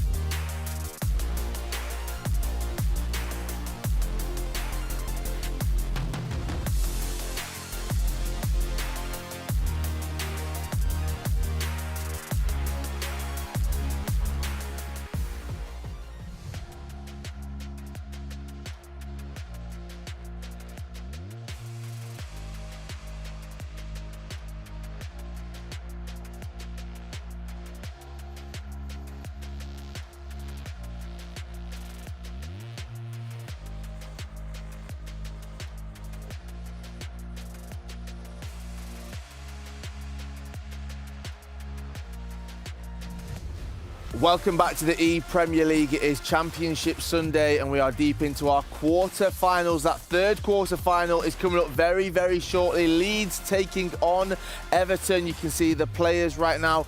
They are ready to go. They've got their hand warmers. They're keeping themselves warm. They're getting the rhythm going, as Oli Lito said, and we can get across to Tyler and Lisa to call this game. Thanks a lot, and we're certainly looking forward to it. We're ready for one of these two teams to upset. It would theoretically be Everton to upset and not Leeds, but yeah, we've had a chat here as well. Definitely agree with you guys on the desk, and yeah, especially this first game with Olito, I'm just hyped to see him on the console. Yeah, exactly. He's probably one of the best players today and yesterday that played, to be honest with you. He's well known for being how good he actually is, and I think going into this game, as you mentioned, I think realistically Everton would be the ones to upset because Oli Lito is so good. And I feel, you know, coming into today, you know, yesterday he turned up at, you know, he was at the airport at 9 o'clock in the morning trying to get here, so he had to wake up at 5 o'clock in the morning just to come here, and he performed well yesterday, and obviously he's probably had a nice sleep in the hotel, ready to go today. That's potentially offside, which it is. So I think, you know, he's ready to go today. He played well yesterday, even though he probably had about 2 hours sleep, and yeah, I'm looking forward to it. Yeah, and that's always the thing with full-time FIFA players. They have so much to play at the same time. There's some events where you have to be in certain locations, and now of course then had to fly over here for ePremier League, and it's just great to see him being fit, being on stage, saying that he could just feed off of that energy, being in a great studio and being ready for those games. So we're well underway already. First 5 minutes have concluded. Both players have at least have some sort of approach towards goal. Olito already being caught offside. Callum, his cross was caught, but everything fine here off the start. We'll have to see how far he can take it here in the first leg on the Xbox. Yeah, we haven't really seen an early goal yet. I feel like in the first 10 to 30 minutes, normally players just feeling out how each other plays. Obviously, some players have played against each other's prior, maybe just practicing. We did see that in the last game of Sam, and we have the predictable charts here, but great defending there, and obviously a save there. With Van der Sar being back in goal as well, I want to mention. But yeah, we saw obviously Aston Villa and Brentford both playing against each other prior, thinking they both weren't going to make it. Potentially, we could have probably seen a couple of other players in this tournament play against each other at this stage. But I think, like I mentioned, they're both just trying to see how each other plays. We haven't seen an early goal as of yet, but potentially maybe one before half-time is what these people want. Yeah, especially just open up that scoring. We've talked about the importance of the Xbox, certainly just to set up your teammate, make it a little bit easier, make it less stressful as well. Olito, of course, was quite clear that he's not seeing them as a favourite. Big cross in coming yet again, but he can deal with it and everything's fine. And also not seeing yourself being humble there is probably something that helps out with your stress level. At the same time, Everton have said they were just happy to be in this quarterfinal, see how far they can come. They just take it game by game. They've settled down and they're feeling better today than they did yesterday, and that's also a good sign for them. Yeah, exactly, and I feel like, you know, Olito and Leeds both obviously got into the final by winning in their group, whereas Everton obviously came second, and it was close. It was between them and Burnley to actually get out of the group, and Everton needed Burnley to lose, and they did against Leicester. So quite fortunate for them to be here, and I'm sure they're happy for Leicester doing it for them, and there's a potential chance for them to go into the semi-final because of that. Yeah, right now it's just approach plays and the defense being locked down without any problems. Everything seems settled for both teams. It's just about, as you said, feeling around. What can you do? How is your opponent going to react for whatever you throw their way? Down the right-hand side with Mo Salah right now for Olito. Cross could be coming towards the center, looking for that shallow pass though into Ola as well. And right now, looking to continue on. St. Maximin, first goal early, and he had allowed let's go with it as well. And it's great to have those player reactions, especially when your opponent does not have headphones on. And it's just great to see. Great build-up, perfect execution. Yeah, definitely great build-up there, and a great scoop turn there with St. Maximin that you saw there, and a great finish with him. And, you know, he's been in every single person's team this weekend, starting off at that striker position. Some teams, it seems like he plays a little bit further back, maybe that cam role or such, but he's got 99 shot power. When you're getting him in them positions, especially with that perfect scoop turn, he's going to be scoring, and he did so well there. And I wanted to mention, actually, that We see Kante back in the team again here for obviously Leeds. Last game it was De Bruyne for Liverpool, I'm pretty sure. So, you know, maybe Ole Lito's going for that more defensive style of a player in Kante, because obviously De Bruyne gives you more of an outlet going forward. Yeah, especially just his approach play towards a goal just now as well, with him scoring, was a little bit more of a quicker ball. Tries to just go for those long balls, see if you can catch your opponent off guard, and was able to find space that he was able to use as well. So yeah, great stuff to get that goal in and get that shot off before there's 8 defenders around the box trying to stop you from doing exactly so. So right now, Callum, of course, doing his best to jump into the game swiftly, and ideally before the halftime whistle blows. Caught offside, great offside trap here from Olelito. Yeah, we see an offside trap last game, obviously, with Diogo. That didn't go to plan and end up conceding from it. So with these offside traps, you need to do them in perfect timing, or you're going to end up conceding from it, and he did a perfect one there. But, you know, starting off, Olelito's looking strong. His player switching is immense, and that's why Callum isn't able to get into behind. We might have to see a couple of player locks maybe from Callum to put his players into different positions to try and get in behind him, because he's looking very, very strong defensively here. Yeah, and the control from Olelito using Salah down that right-hand side, perfectly on the line. Just needs to center it by now. Put it back to St. Maximin to try to find Cristiano Ronaldo. But just too many defenders in the way. Counter-attacking chance for Callum, but there's plenty of defenders already back for Leeds, and for Olelito to try and defend this right now, stop Callum from really just getting into a scoring position, and he does exactly so. And we're starting to get into that time frame at least, where the first half is going to be wrapping up soon. And of course, scoring a second goal just before that halftime whistle blows would at least guarantee a little bit more comfort, have a little bit of a cushion as he goes down the right-hand side, loses the ball to Ludiga. But Everton and Callum can now take it the other way. Yeah, it's very interesting actually to see Salah on that right-hand side. We haven't really seen him much this weekend, or at all, if anything. Maybe a couple of games he's come on as a sub, but I haven't really seen him too much in teams. Normally it's that Jadon Sancho new card that's recently come out, that's 5-star. Or we've seen a bit of Rashford fantasy card. So we are normally seeing different options there, and it's very interesting to see him there. Yeah, Callum coming forward down the left-hand side with St. Maximin himself. Cancelo into Hullets, in towards the centre. Vieira is up there as well, as we've seen him multiple times across the weekend. Cross could be coming in, but usually we just see them recycle possession. But right now, with Olelito as well, having all 10 field players behind the ball. Great chip forward into Hullets. Great block even there from Ruben Diaz, and just put the ball into touch. Take a deep breath and take this half-time break to have a chat with your coach and maybe even your teammate. That was a great opportunity there for Callum. Great play in and around the box, obviously getting Hullet into the sort of 6-yard box, and you know he was looking for that sort of pass across the box, which he did really well, and it was great defending from Olelito. I mean, that's why you have the likes of Hullet in your team. He's very good going forward. You know, he's got 95 shootings, and maybe potentially could have obviously had a shot from there, 99 positioning, so he's able to get into them positions, which he really did there. And I mean, 92 strength as well. He's able to like hold the ball off people, you know, in and around that space, which he kind of did there in terms of waiting to pass that into a better position. So of course, we've just seen a big chance still coming this way for Callum, and with that, Olelito will of course be happy to be saved by the bell, saved by the whistle really, for that halftime break. And yeah, right now it's just about keeping your composure. Ideally, you score one more goal just to make it 2-0, make life easier for Mitchell going forward as well into that second game, into that second leg on the PlayStation, which Jas also quite dangerous across the weekend. Yeah, I think obviously Callum got into that game, to be honest with you. Maybe started off with a bit of nerves. He did mention obviously he was a little bit nervous, and once he gets into it, he starts rolling as such, which he saw there. Obviously started off not the greatest, had a couple of opportunities just towards the end of that half. So if he carries on like that, maybe we could potentially see a goal coming in from him. Obviously Olelito is in a winning position. Obviously last game we didn't see that sort of winning position from the Xbox side, and it went down to PlayStation. So going into the next leg, if he can try and keep the 1-0 win, or maybe even score another one just to guarantee that his teammate has a good helping chance.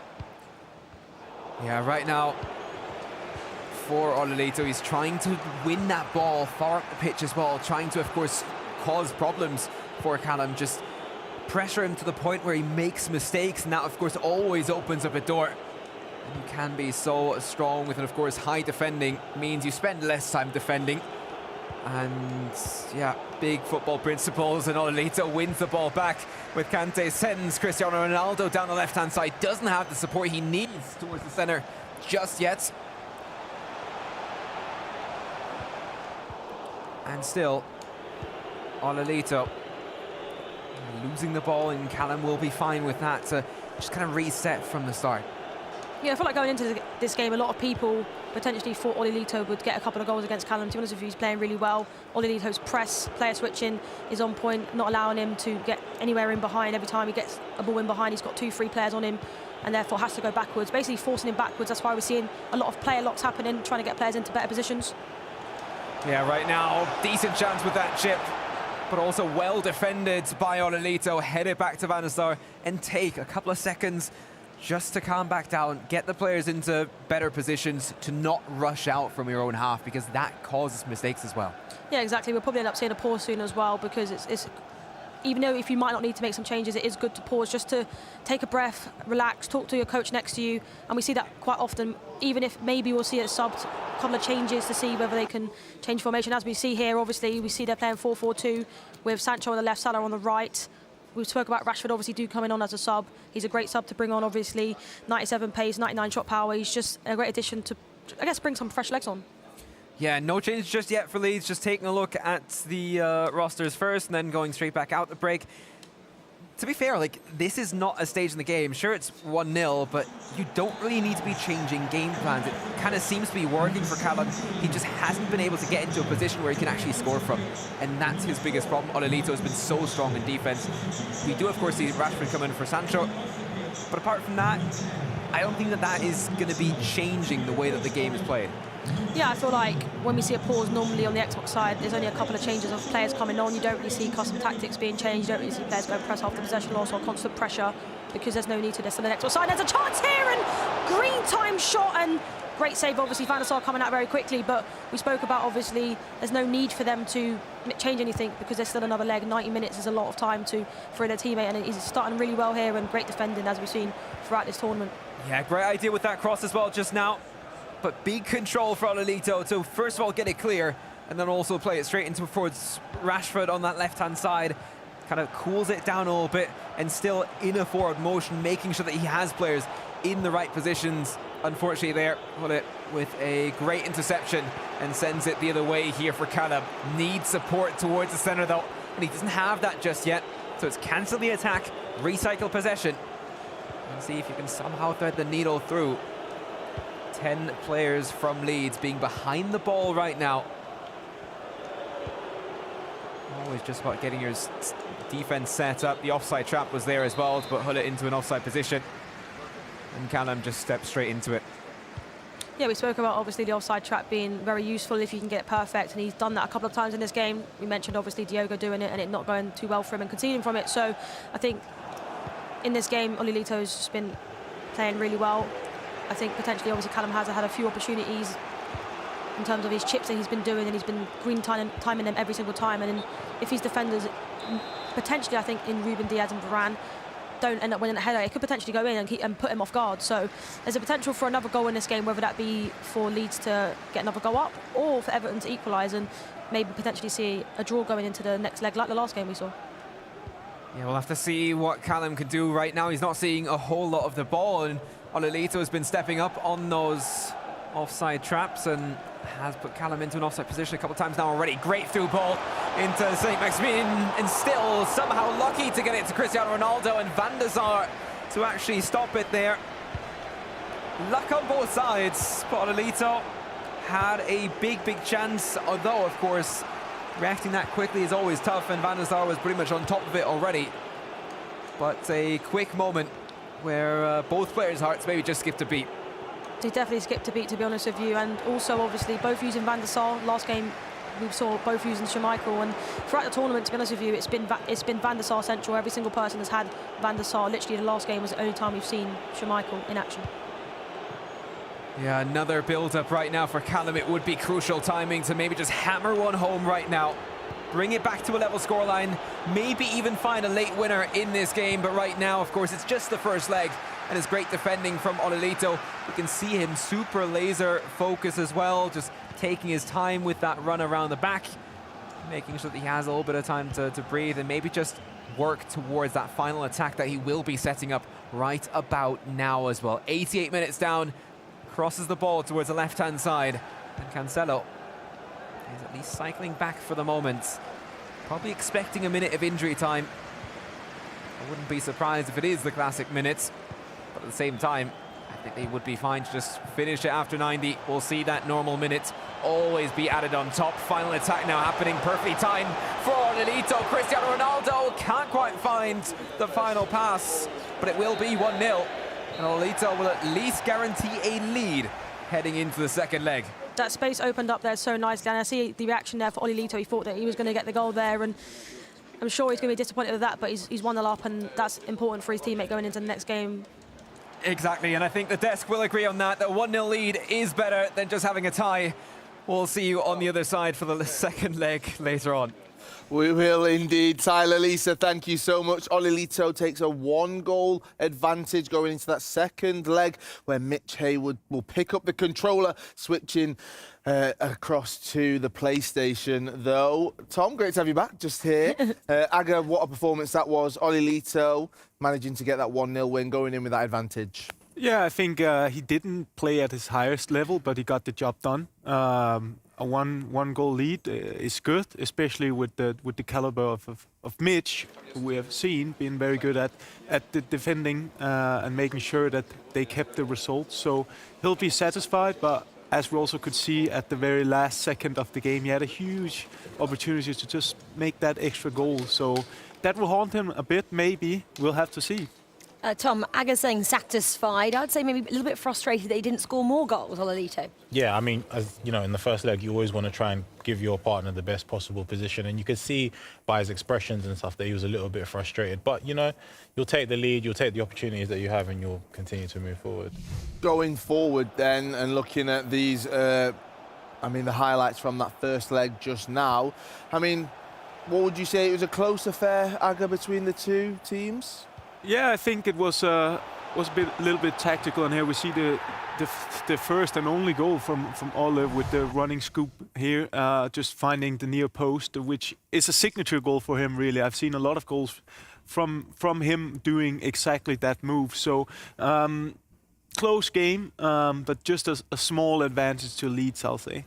But Tom, in terms of Callum, he must be really thrilled that, you know, only 1 goal scored against him. It's his first EPL, of course, you know, giving Jazz a really good second leg to kind of get his teeth into. Yeah, I mean, he's going to be happy that, you know, it's only 1-0, like you said, and it's a very, very tight game. We saw that with Jazz, you know, yesterday he was scoring those goals, especially I think it was against Liverpool, I believe, scored quite a few goals, quite a few back. So, you know, he's put Jazz in a good position, and it's going to be interesting to, you know, see how it all unfolds and if Jazz can, you know, bring it back. Couple of good chances as well, wasn't there, for Everton and Callum, of course. You know, so it wasn't all Leeds' way. Aga, were you impressed with Callum? Yeah, I think he played a good match, a smart match as well. You don't want to give too many chances away. You want to keep the match open, especially when you have a player of Jazz's caliber who are able to make those goals and get the win. So I think his main priority was to keep the game open, heading over to the second leg, yeah.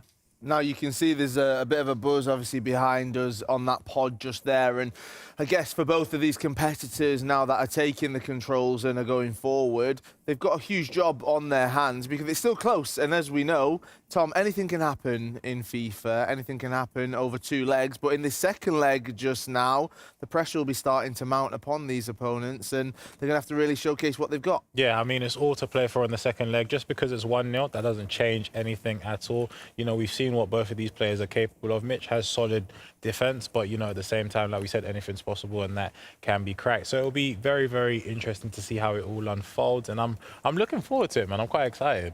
Yeah, we're all looking forward to it. And as Tom was saying, it's pretty open. Leeds have a 1-goal advantage going into leg 2. Nicole, though, is with Lilito, who scored that one and only goal in leg 1 right now. Nicole, how's Lilito feeling?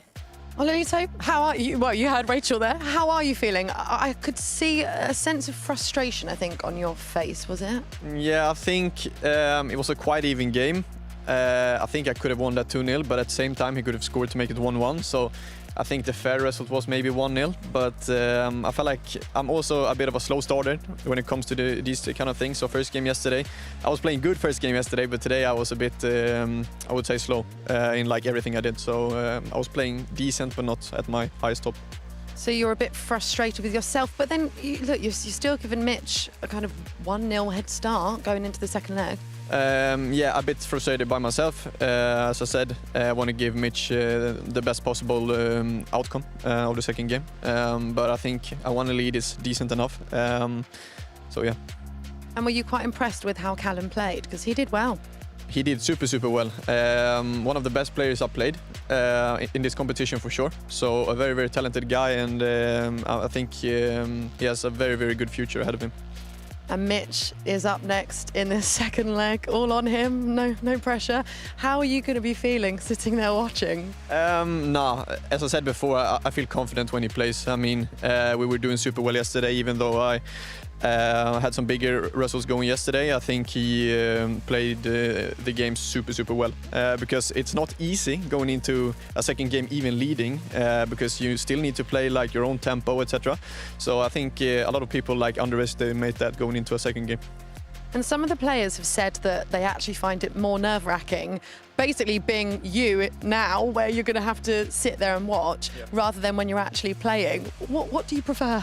Being in control or being on the sidelines watching? I think being in control, to be fair.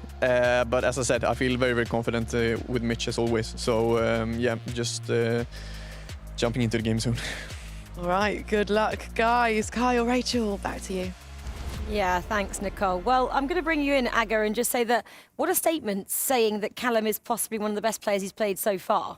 Yeah, that's big words from a top player. I mean, obviously he wanted to get a different result, but hearing those words can be nice, especially after you maybe felt a bit hard done by there. So yeah, definitely. You can see how frustrated Olilito was. Now Mitch has got to ensure that he doesn't get into that mindset, Tom, and he's got to stay very calm, very relaxed. And as Ollie said, well, actually, it doesn't matter whether you're leading or you're losing. You've got to hold on to that and continue and just do your job. Yeah, and I mean, that's what it's all about. You know, you've got to sort of almost forget about the first leg in this instance and almost play your natural game, play it to the way that you know how to play, and just really try and get your front foot forward in this game. So that's what the second leg is going to be about, and that's what I can't wait to see. Yeah, we're very excited for this one. And Jazz actually was just tweeting a picture before he got in the pod as well, showing how maybe confident he is and chilled out he is. That's Mitch Hayward, of course, for Leeds. They currently have that 1-goal lead over Everton. Jazz is in the hot seat now for Everton as well. Second leg coming up between these two teams to see who will go into that second semi-final right after this break. This is going to be electric, guys. Come back and join us.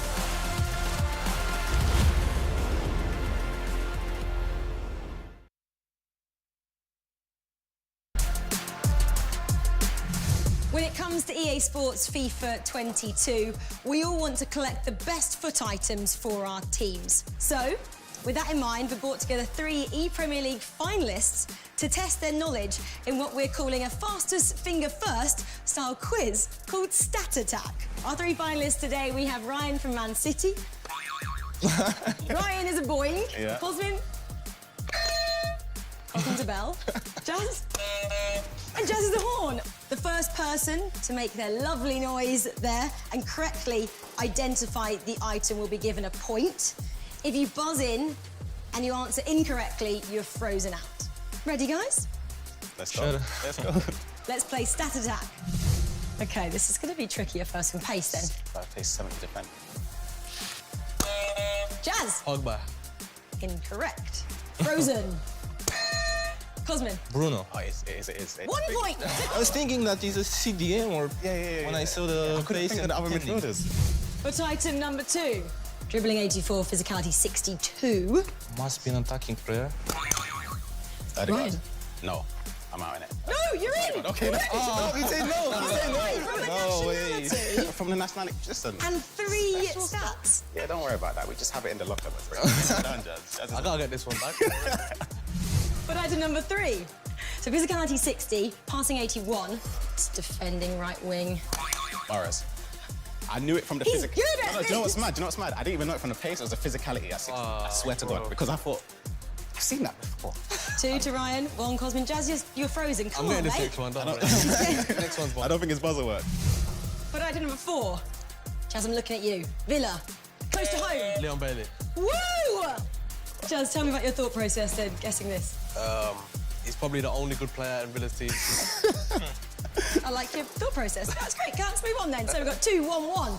Cosmin, Jazz. Let's get another one. Okay, number 5. Flags. Ooh! Kuyate. Oh, it is. I was... Oh my days! We're here. What was it, the flag that gave it away? The defender didn't give it away, yeah. Okay, number 6. Come on, Cosmin. Gotta get on back. Son. Correctio. No just need a flag. You see what I mean? A flag, just a flag. You don't need anything else. Just a flag. Okay, let's start. 70 physicality, 73 dribbling. Non-rare. Non-rares is where we draw the line, you know. Not English, shooting is 67. You guys, this is yours. I haven't no clue. 37 pace. What else do we get? Mark Noble. Woo! Mark Noble, Mr. Bassan. Big Nobes, come on. There's not many people slower than that, so... Ryan and Jazz, it's between you two, but you could upset the party a little bit here. OK, number 8, final foot item. 70 defending, centre mid.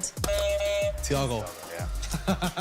Jazz, You got it. Everton is your champion. 4 points to Cosmin's Come 1, on. to Ryan's 3. You bottled a big lead there. What's my day today? That, guys, was Stat Attack. Thank you so much for playing, Ryan, Cosmin and Jazz. Good luck for the ePremier League finals this weekend. Jazz, though, you are a champion at Let's Stat go. Attack. Congratulations. Take those.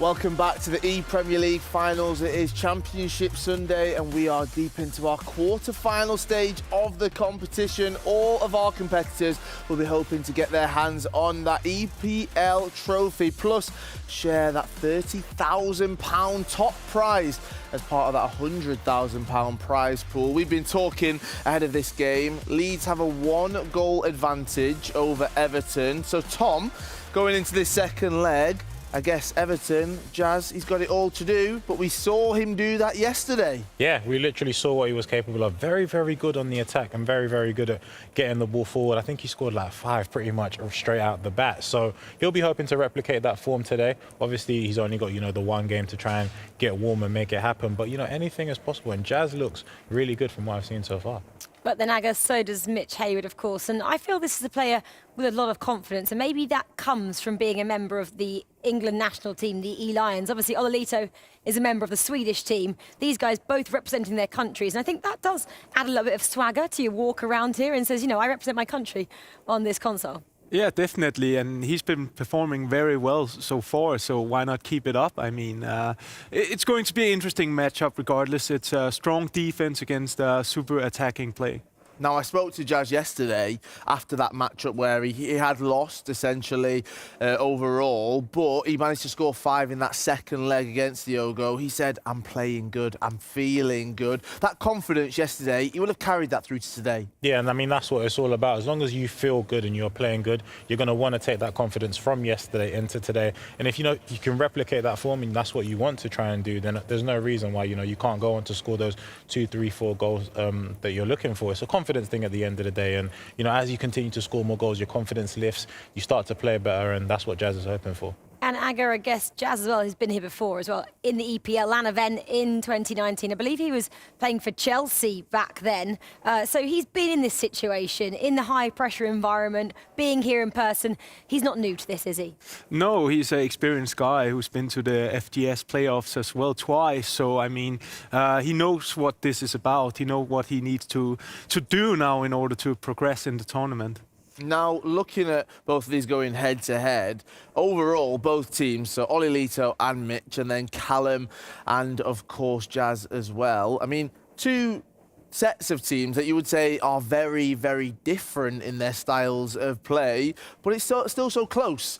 So, do you think those different styles of play will come into it right now? One's super defensive, one's got a great attack. That's going to be the difference? Yeah, I mean, literally, we saw it in the first leg, you know. Olito had that great attack. A little bit frustrated that, you know, he didn't score that many goals and give his partner a better lead. And in the second leg, you know, we're going to see Jazz, as we mentioned before, scoring 5 against Liverpool. We're going to see that again. We're going to see him, you know, try to attack, but then we can't look past Mitch and, you know, his solid defense. That's what he's known for almost. And that's what, you know, we're going to essentially see. Yeah, let's continue then talking about Mitch. He played for Sheffield United, I believe, in 2020 version of this. And he actually is a student at Sheffield University as well, studying accounting. Does that also take the pressure off a little bit that he's got something to fall back on if FIFA doesn't go all his way at the moment? You know, he's a smart guy. Yeah, I think it's good to have something besides. I'll advise anyone to make sure to do that because it's very few percentages of the players who will actually make it, you know. He will want to prove that today. And what I also found interesting is hearing the players like Olito and Tex being upset about not giving a better lead, where I'm a bit like, you won. You need to expect your opponent, not opponents or a teammate, to be able to work with that. Like, you have a lead, so it's a team-based effort. So obviously a lead is enough. If you win your match, you can expect your teammate to deliver, really. Traditionally, we've had to rely on ourselves, the individuals. I say ourselves like I'm a pro player. The pro players have had to rely on themselves to actually just focus on their own game in tournaments. But over the years, we have seen 2v2. We've seen other formats like this where they're relying on their teammate as well. Just how difficult is that, Aggie, to actually adapt to these new formats? It is very hard, and I think we also seen some of the players here struggling a bit with it. We had obviously Spurs going out yesterday, where they talked a lot about the format was hard for them. They wanted to have Tom in the first leg and then Gorilla in the second leg to try to chase due to game styles. But I think you have to be able to adjust on this level. You have to be able to play the first leg or the second leg. It doesn't matter. If you want to be the best, you got to be flexible. And in terms of key items and FUT items that each of these teams will be using, we've seen obviously a lot of St Maximum, CR7 at the moment. Do you think they're going to have the same kind of formations and teams that we've already seen? Yeah, I mean, it's always going to be down to preference, but I feel like the base item's always going to be the same. You know, you're always going to have your Hullets, you're going to have your Cristiano Ronaldos. Seen a lot of St Maximin as well, and a lot of Jadon Sancho, but then I feel like the little differences and the little intricacies come when the items like maybe Eto'o are involved, or the Foden that we saw yesterday, the likes of Coutinho, and I think those little players, you know, boil down to preference, and they might make the difference moving forward. This is when I always think, well, why isn't Calvin Phillips in if it's Leeds or something? You're like, why didn't you play with one of the actual guys that are playing on the field in the Premier League? I mean, when you're looking at that and you're looking at what they've got on offer and these different FUT items, once again, they're having to adapt and they're having to shift, because these won't be the teams that they have at home. These won't be the teams that they're using for their own qualifiers or for their own FUT champions and each weekend all their games.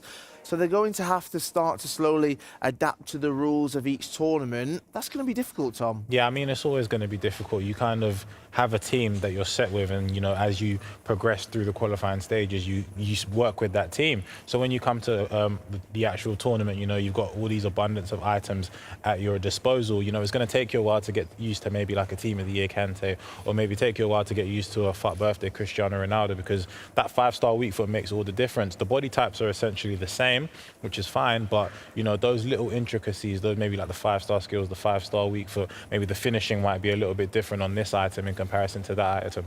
They all make a massive difference, and you want to really try and, you know, get used to that before you perform at your best. Aga, how long did it take you to adapt to maybe using new FUT items in your team at a competitive stage? I mean, sometimes it just clicks from the beginning. You'll have the feeling. That's also why we see some small differences in the team's choices, especially the fullbacks, I'll say, and the centre mids and obviously the subs. It can take a while, but sometimes you can just feel it from the beginning. Okay, this item is working for me. I'm gonna stick with him. But usually it can take a while. So luckily for them, they had the clubs playoffs as well to test some of the players out. Was there never an item that you could really get on with when you were playing? Is it one that was always just a little bit tricky for you to figure out? I think I had some experiences. Obviously, I'm an Arsenal fan, so I tend to try to use Henry, but he's a little bit stiff in game. don't misunderstand me. He's an amazing player in the game as well to have, but he wasn't working for me, and I just wanted him to work so badly, but it didn't work, and I had to switch him out with Cruyff instead. So there's a few, yeah. Tom, were you the similar? Did you have maybe a player that you could never really quite get on with? Probably all of them. Obviously, Tom wasn't a pro player, guys. Not dumbing Tom down at all, but he wasn't a pro player. He's actually dumbing himself down. Yeah, I would say probably same as you, maybe like the likes of, the Thierry Henry, the Robert Perez. Again, I'm an Arsenal fan as well, so wanting to use those items was probably ideal for me, but it never really worked out. So again, it would revolve around going back to the likes of, Cristiano Ronaldo or the St. Maximans or the Jadon Sanchos, and I found that that's where it really sort of clicked for me. Anyone that's quite, agile and quite swift on the ball, I found that, I've had a lot of luck with straight off the bat. Right, well, people watching at home might just see that we are getting into our next quarter-final very, very shortly. We are just having some technical issues, so please bear with us. We'll be getting into it very, very soon. But for now, we did catch up with some of these players ahead of the tournament, and let's see how they get on, how they're preparing, and what they got up to. Who's been practicing skill games? Callum has practiced again. I'm not joking, and again.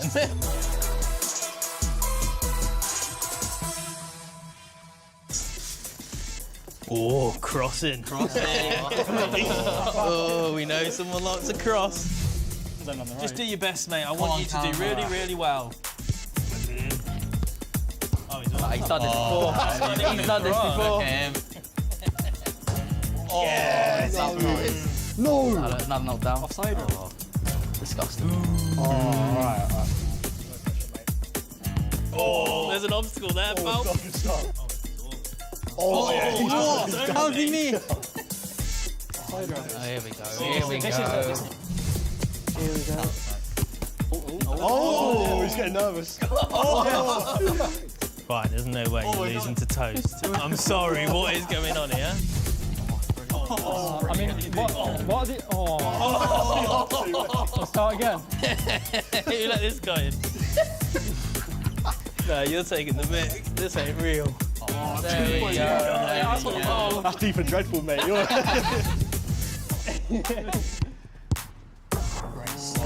Great. About 0 points. Oh my god. Right, what is going on? Four figures, yeah? Yes! No, man. That was awful. That's a disgrace. Round 2. What is it? Shooting. Oh, shooting. Who's got their shooting boots on today then? It's because be curtains. Yeah, we're done come on. for. We're done for. Oh, he's hitting every time. Outstanding. Outstanding, that is. I don't know if that's a good score or not. Oh, we're straight into it. No way. Have I got in? Oh, nah, I'm bottling it. He's not missed though, do you think? Yeah, but... No! No! No! How did he leave me? Oh. Oh. You've got to at least hit the target on the first one, mate. Oh, here we go, here we go. He has to score. Oh my god! I'm the greatest of all time. Sorry, lads. What have we got? Oh. It is over for you. I think it could be. Free kicks. Oh, I don't like the look of this, I'll be real. Don't let that joke get in your head. Alright, it's a good start, it's a good Tell you start. what, that's a nice one. Yeah, Allison, you got to dive, We'll mate. What am I take it. seeing? Oh my, what's he doing now? I think that's enough to beat you. So, all the best, mate. No pressure. 14,000. Ooh, 2,000 for that. Yeah, you know what? Sympathy points. I'm not bothered. I'm going to hit like 2 targets. Been rigged. Unbelievable. Oh, honestly, mate, I'm chuffed a bit for you. Oh, what can I say? It's a great trophy. It's an honour to win this trophy. Honestly. I got this. Well, Callum winning that trophy, is that a sign of things to come? Possibly. We'll have to wait and see. Obviously, Everton are still waiting to get into their second leg against Leeds. As you probably imagined, we've got a few problems still occurring behind us. So we'll bring you up to speed on leg 2 of that match as and when we can. Obviously, you've seen a change of persona on the desk here. We have Brandon Smith and Richard Buckley jumping in. They're obviously going to cast the semi-finals and finals, but have been busy already all weekend, guys. You were casting your eyes over Group D all of yesterday. Rich, I'll come to you first. Firstly, how are you and what a day yesterday? Yeah, great day yesterday covering, I think Tyler was on Group D, we were on Group A. You were Group A, oh, yeah, okay. Loads of games. Brentford, Chelsea, Brighton, Arsenal, West Ham. Yeah, I mean, Brentford was a surprise package. Unbelievable stuff, really.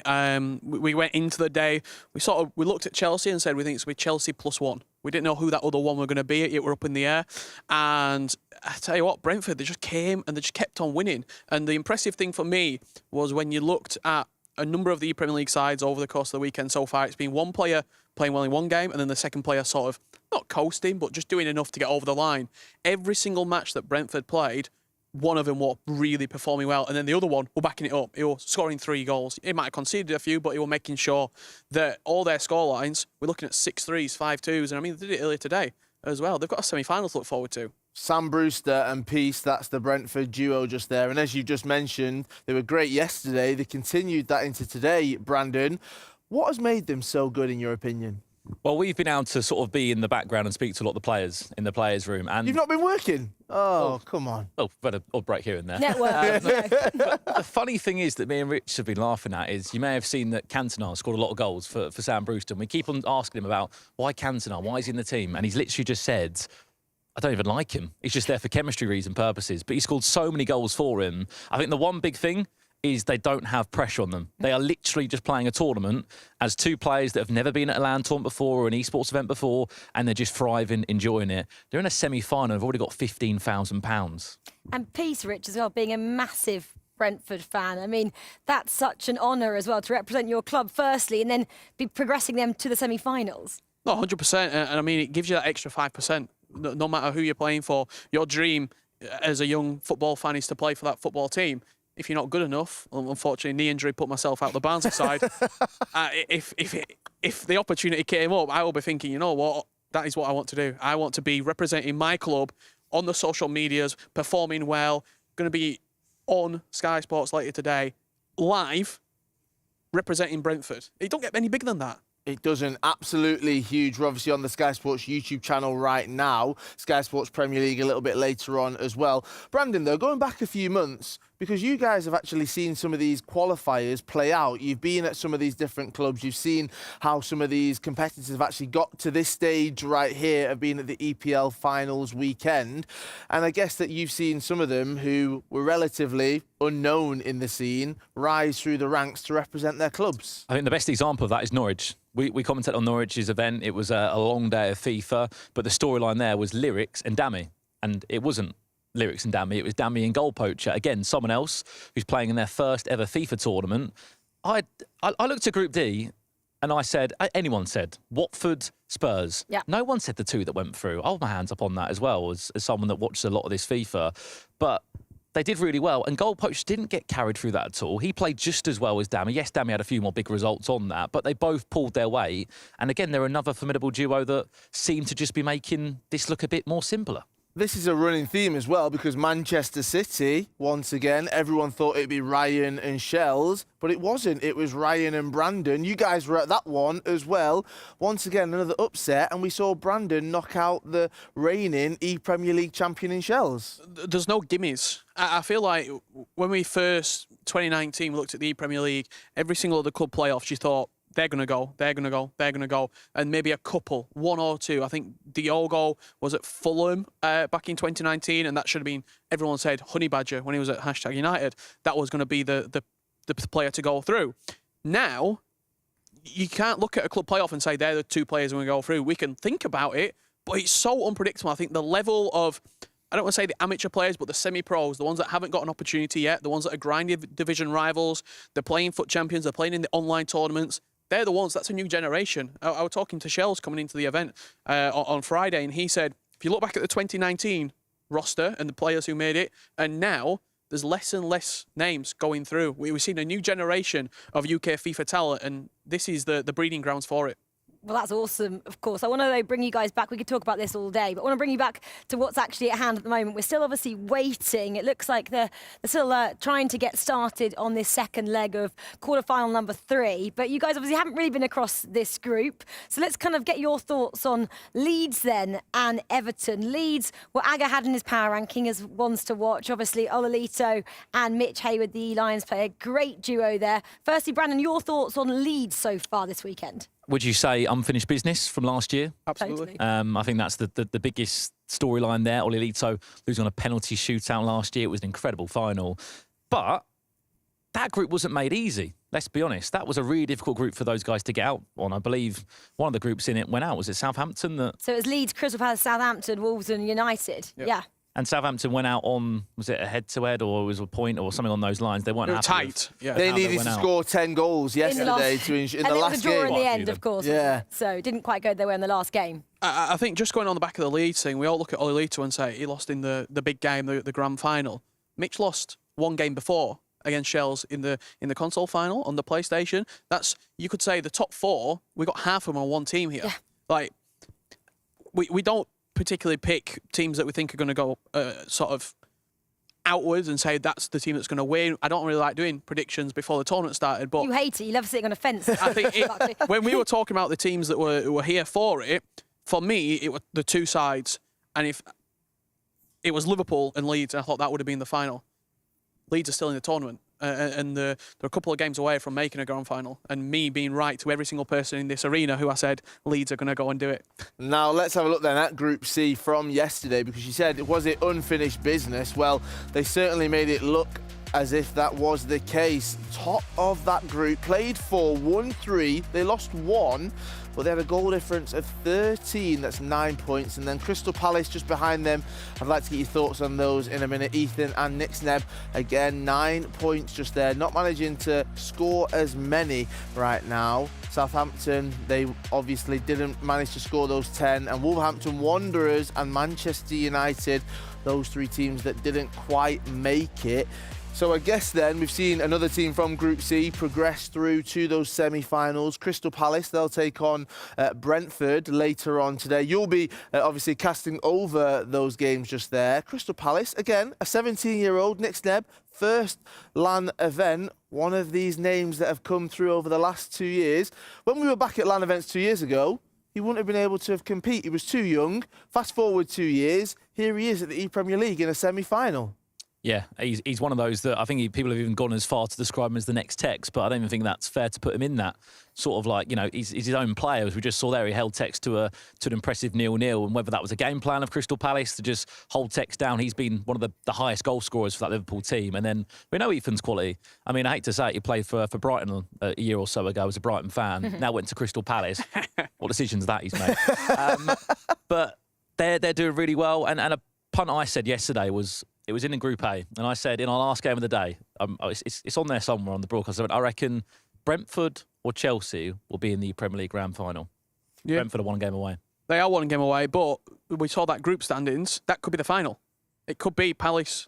Well, we're getting too far ahead of yourself. We're going to talk about Everton, guys. We haven't spoken about them yet. This is what I want to talk to you guys about. Jazz is sitting there now. He'll be listening to you behind. He had an awesome day yesterday. Of course, look, he is. He's fine now. Hi, Jazz. That's what I'm going to say. He had an awesome day yesterday. Do you remember the Liverpool game? Yep. He got 5 back there, 5-7 in the end, obviously against Diogo. But Jazz has been around the ePremier League finals a number of years now. And, you know, Callum was just saying on the 2 of them that, you know, we are a force to be reckoned with.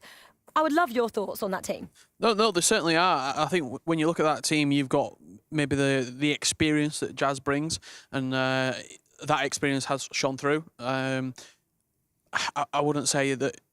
I'd say that he's been the more dominant player out of the 2. I don't think that's any disrespect to Callum. He's doing his job. He's playing well, but Jazz is the player that's pulling him through these results, and he needs to do the same again right now. He needs to perform well when we get this game underway. He knows he can do it. He's been one of the best players. He's almost been, this tournament is his tournament. The Premier League is the tournament that he says, puts a ring around in the calendar. I'm going to I'm going to do something in that tournament. He's had a top 4 finish in the past, and he's one game away from getting another top 4 finish. Right, well, we are getting closer and closer I was wanting to to say this they've got an matchup. Can he get an upset? We're going to see an upset here. Everton. You're on the spot. You're on the spot, Brandon Smith. I love putting Brandon Smith on the spot. Don't do predictions, Rach. We know this. It's a yes or no question, yes, Brandon. Yes. Yes. Yes. Rich? Spot. You're on the spot. You've got to pick. I think Mitch will pull through. Sorry, Jazz. He's not listening at this point right there. You turn the fear in your voice just there. Right, this game is coming up very, very soon. Do not go anywhere. You don't want to miss it. Leeds taking on Everton, quarter-final number 3. It is number 3 here, the ePremier League 2022.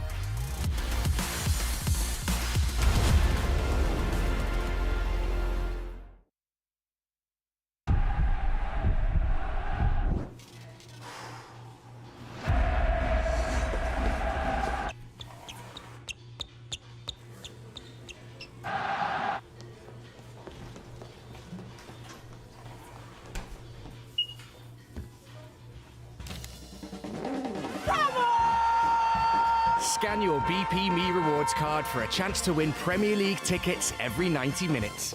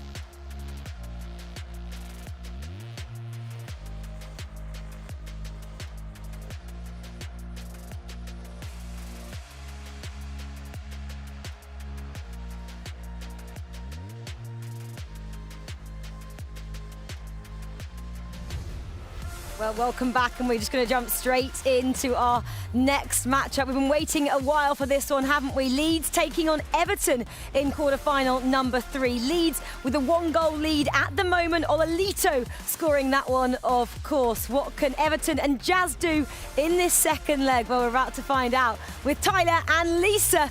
Guys, we're very excited to have you casting this one. Enjoy this second leg. Yeah, thanks a lot. It's going to be really, really interesting because, of course, it's only a 1-0 lead, and we know that's not a whole lot in FIFA. Yeah, obviously a 1-0 lead is huge, but there's a lot of minutes in the game for them to come back in. Also, there's been a big break as well, hasn't there? So therefore, maybe the nerves setting in there with that long wait.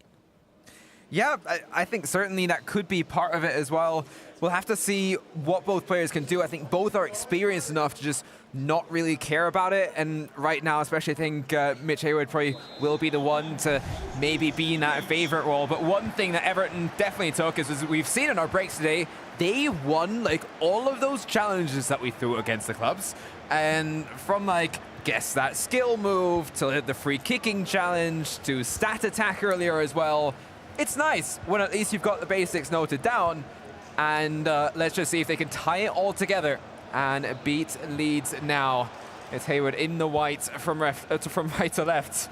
And Everton in black with Jas from left to right. And already in a build-up here. Early 5 minutes. Trying with that roulette for Rashford. Would have been nice to find Cristiano Ronaldo, but not going to happen. Yeah, great start there with Everton, of course. And, I mean, great start. Can Hayward obviously try and find his groove? Obviously, whenever you start a game, it's all about working out how your opponent, is going to play. And obviously, at the moment, it's just going to be like that. Potentially, can Jazz get an early goal, and it will definitely set up this tie. It all just comes down to, yet again, find the decision here on the PlayStation. We've talked about the importance of Xbox games a bunch throughout the weekend.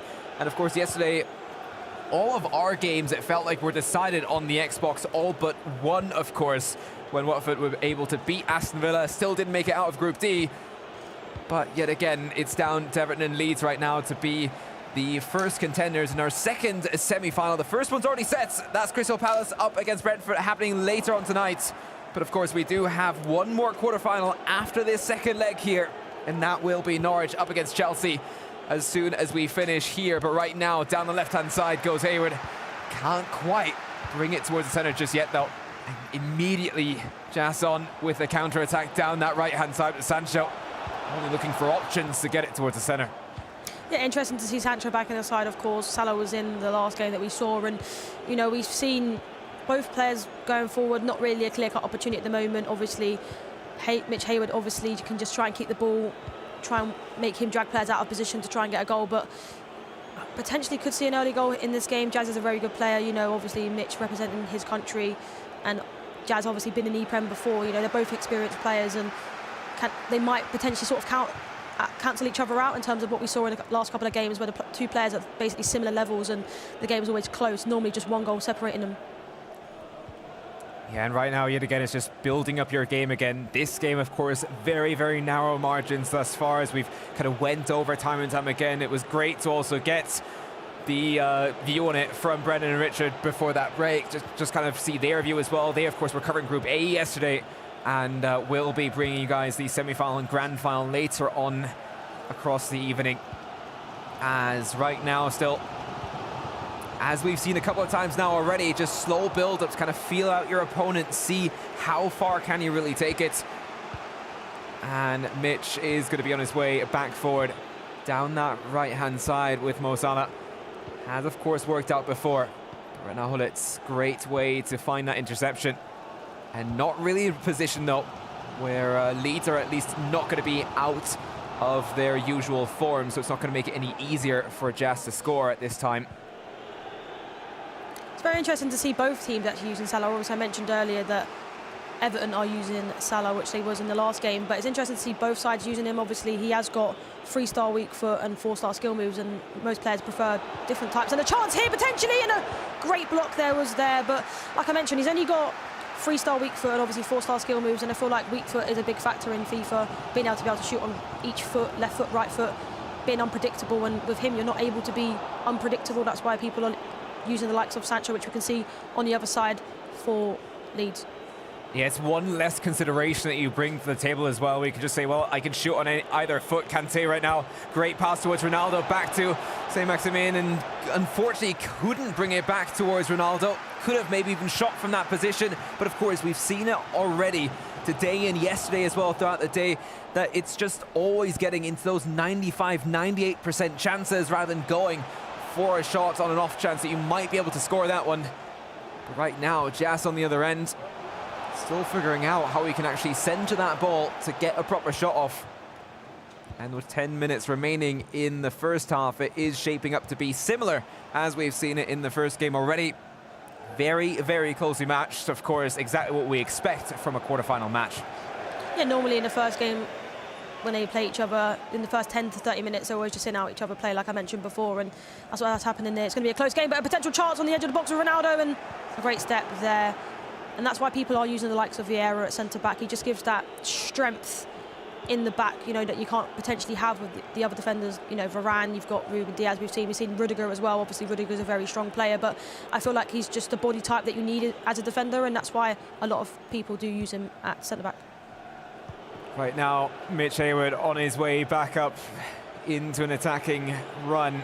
Jorginho down the right-hand side, back towards the inside, always just testing the water, seeing what is the reaction going to be on the defenders right now. Cristiano Ronaldo back out to Mo Salah, just about stays on the ball, and back to Ronaldo he goes, could maybe even find the final pass. Not going to be happening just yet, but you're also not going to be shooting from that sort of angle.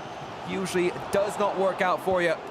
Mitch Hayward might just have full control for the final 10 minutes of this first half. There's only 2 remaining. Not expecting a whole lot of injury time, if we're honest. Yeah, it would have been a really hard and tight gap to actually score from that. So we obviously tried to go for the extra pass, which would have potentially have been a goal. Yeah, maybe now still Salah trying to bring it through. Not going to happen, and with that it will be all fair and square, 0-0 at half-time. Of course, Olelito was able to set up his teammate very well in that first leg. You can see the coach jumping up immediately, showing things, showing what's happening, and giving inputs to just further that game plan and see that Leeds see it through as well. Yeah, I mean, obviously going into half-time, you can see Jas now doing the same thing with his teammate and the coach, I assume, next to him. But I think it's been a close game. They both really haven't had many opportunities. Of course, Mitch there did with the set across the box, but it was great defending, and I feel like it was kind of obvious with the way he stopped, because you're not really going to be shooting from that position. Potentially he could have just shot, green timed it, tried to, I guess, make the goalkeeper into a save and maybe got a rebound, but at this high level you see a lot of players putting it across the box for that 95% chance, but it was great defending. Yeah, I think still bigger chances right now for Mitch in that first half. We'll have to see how that continues in the second. Of course, anything possible in FIFA. That's pretty much been the statement that we could have brought to any of the games thus far. A couple of upsets, of course, if you're just tuning in. Liverpool already eliminated after they played their quarterfinal match up against Crystal Palace. And that is one of the ePremier League winners that we've had in the past already out. We don't have any of our previous winners here, so it's certainly going to be a new winner. The question is, who's it going to be? Which club is it going to be? And it might be one of these two. I think a lot of people have moved Leeds further up in their ranking. So did Aga as well earlier. Right now, though, Hayward coming forward. Not really finding that control that he wanted with Ronaldo. Yeah, great defending there from Jas as well. And I want to mention, obviously, Mitch Hayward obviously is beatable. You know, in the qualifiers for Leeds, he ended up getting knocked into the loser bracket in the first game. Ended up, you know, having a big run in the loser bracket and ended up winning in the final. And, you know, he's here now and he's performing at the biggest stage, and obviously there ain't been many lands recently, so I'm sure a lot of these players are happy to be here, and certainly a lot of upsets so far in the competition. Can we see Jas try and get one back to potentially take this to our first extra time? Yeah, well, of course, stay on it for now. However, Mitch as well, maybe just seeing if he can find a little bit more control, work that all the way from behind, don't lose the ball up ahead, because right now Jas, he's still pressuring pretty high, trying to win that back early, because then Mitch isn't going to have his players back in a structure where he can actually defend from. However, of course, Ronaldo always being double pressed, and right now Jas doing a good job on defense, and both players really being strong in their own defense, and not just come down to not being strong in front of goal. Sancho though, difficult shot to master. And he didn't have a passing lane open to try and get it towards the centre. Big save, of course, by Schmeichel. But at least here for Mitch, he can get it clear for the moment. Even though we're not going to be seeing a counter-attack. That was a great opportunity. We sort of mentioned before in that angle of where the shot came from last time that he could have potentially have shot instead. And he did that time because there wasn't a passing option. And obviously it was a great save and forced the goalkeeper into a save, which could have potentially have fell to his player, didn't end up doing it. Could have potentially have counter-attacked Mitch, but he's obviously decided to try and keep the ball and work gaps. Yeah, very tight pass here, just about not offside, and then the pass towards the centre is caught by Ruben Diaz, and he goes for a quick clearance as well, out towards Jadon Sancho down the right-hand side. Certainly a decent run going forward, and passing opportunity still towards the centre. Ronaldo's already too far up. Could have maybe locked him in at that position earlier. The counter-attack not really on just yet. Mitch yet again playing for safety, and of course has time on his side. Salah though could even be through, pulls it back.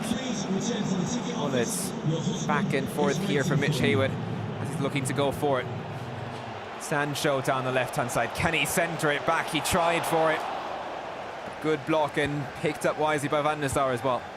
Yeah, great player lock there from Mitch, trying to get a player in a better position. It's quite a good way of playing. Not many people actually add it into their game, but it is helpful in terms of trying to get players in a better position, especially when they're covering it well with the passing lane and player switching that they do. So it's interesting to see De Bruyne back in the team as well. We mentioned Kante is normally in there. It's over him. He's obviously opted to go for him for more of that attacking option because he is obviously needing to get a goal. Yeah, and right now still Jas as well, he's noticed that the game has slowed down a little bit. Just trying to path a way through, so that's why he recycles possession all the way back in midfield towards the halfway line. But even here, Mo Salah coming back, winning that ball here with Mitch, and very, very strong for him. He's able to combine his way out in defense, and even now, of course, already looking to find a pass towards his attacking players. Hullitz out towards the left-hand side. I would have been expecting even an immediate pass in towards Ronaldo, but takes his time. Cross could be coming in. And the passes towards the centre haven't been working out for Mitch too well. No, they haven't. He's been defending really well and covering the midfield a lot. Has Jazz, but it's interesting not to see a pause already. Normally we see within the 60th, 65th minute to try and change some up. He obviously does need a goal, and he can potentially get one here. Yeah, of course, because we have the player cameras up, we haven't seen if they've changed any of their quick strategies here just yet, but we'd presume so, that you have something up your sleeve. It's a very tight margin here. Of course, you don't want to concede a second if you're Everton, but at the same time, we've seen the break called in now. It might just be too little too late, especially Mitch could centre this one. Needs to score with the chances that he's had coming forward. And we'll have to see what changes he's going to be bringing. He seems to be on his ultra-defensive setup as well. Just bring in a couple of new players that have the energy going forward. Yeah, obviously you need some fresh legs on the pitch to sort of help you going forward. We obviously see, like you said, mentioned the defensive formation of 4-2-3-1. It's a great formation, sort of defending and also going forward. You have the two CDMs, obviously, helping in defence, and obviously you've got the cams and the left mid and right mid. Obviously we saw Rashford coming on. He's a great card to bring on, of course. You know, he's got the pace, 97 pace, like I mentioned. Fresh legs is really helpful. He's got good finishing in 91 finishing and obviously 92 shooting. So if he gets an opportunity to go forward again, potentially could snatch a goal and obviously be 2-0 up and it'll be over. Whereas Jazz, obviously we see him now, he's playing a completely different formation, and you can see he's getting all these players to go into the box. It's last ditch for him. He needs to send everything forward. Didn't actually see if he went constant pressure, but I assume he probably did.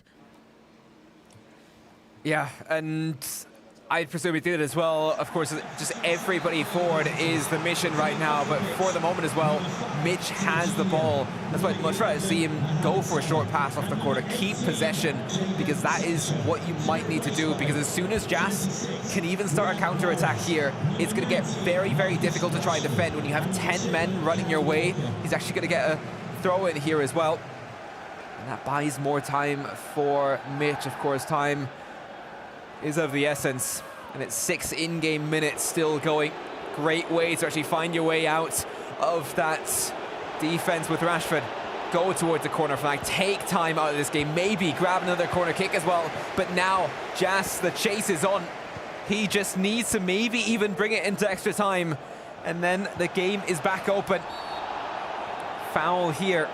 Got quite fortunate there to get that foul, to be honest with you. I'm just looking at the face cams and seeing Oli Lito. He looks so nervous. Obviously, we can't see Callum because Jazz is obviously covering him at the moment. But just looking at the face cams, it could potentially get a chance here. Yeah, still working up. Fritzel passing it back towards Cristiano Ronaldo, and still Cantona. His shot is blocked. And the 90 minutes are done. We're going to be seeing a minute of injury time right now. And look at that, wasting time as well. Haywood not too safe. He gets the ball back, and quite fortunate there as well. Yeah! All he needs to do is get that ball clear. And we can hear the shout from Leeds as well. Great stuff. Very, very tight margins at the end. All Mitch had to do is maintain the status quo, and he definitely did do so there.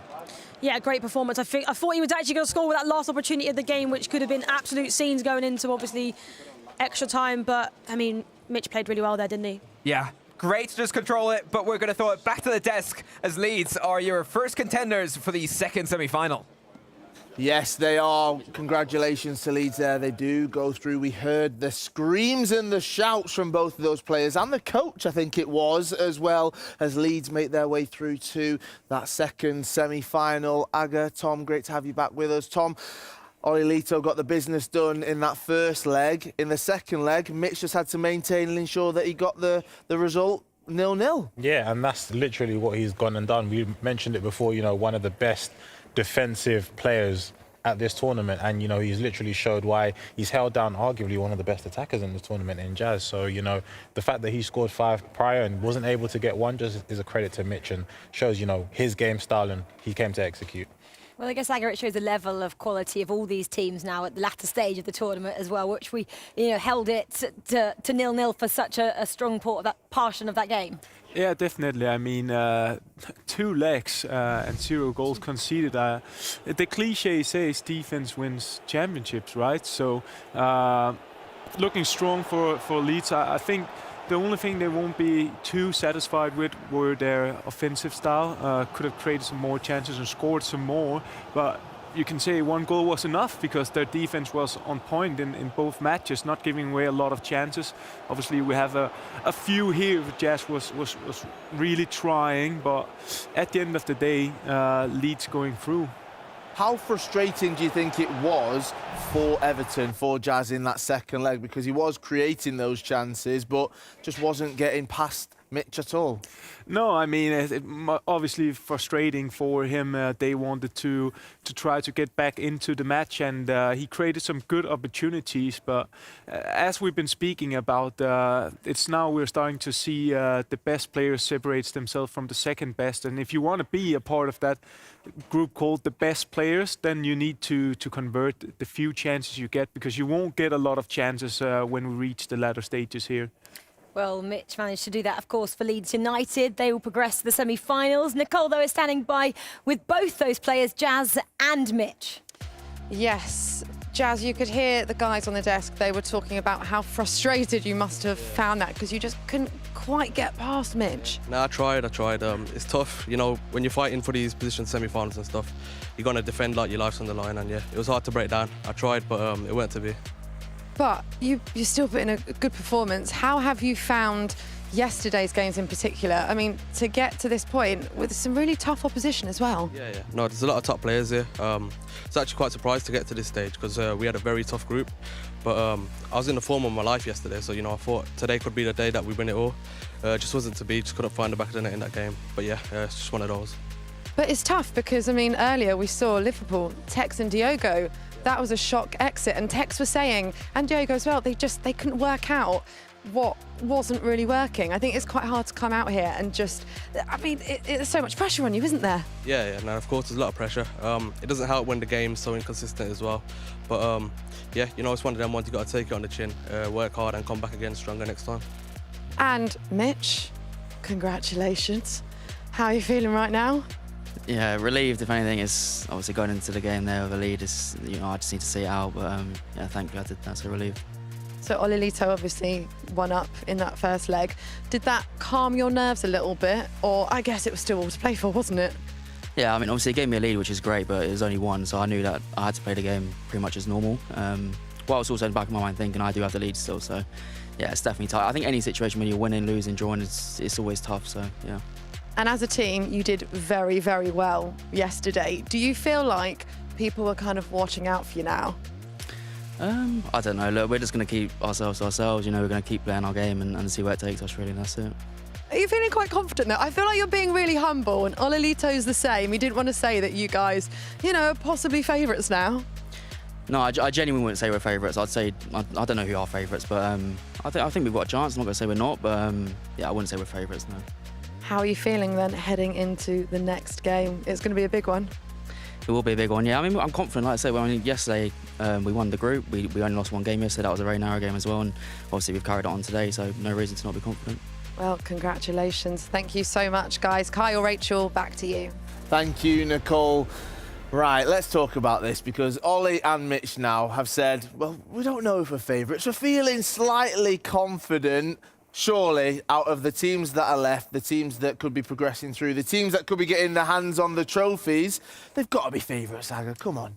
Yeah, they're one of them. I mean, we have Crystal Palace as well, and it's different ways of like approaching your next upcoming match. We saw Liverpool and Crystal Palace obviously being very confident and just saying it as it is. We are the favourites. The winner of the match is eventually the biggest favourite to win the competition, where Leeds is a bit more, the players of Leeds is a bit more, yeah, I wouldn't call it humble, but it's like a bit more chilled out and say, okay, one game at a time. We're not looking forward to the final yet because we're not there, and it's whatever gets you zoomed in, really. That reminds me of Tex from years gone by. Never liked to really big up how he was feeling, his chance, of course. Well, we just saw the bracket there, of course.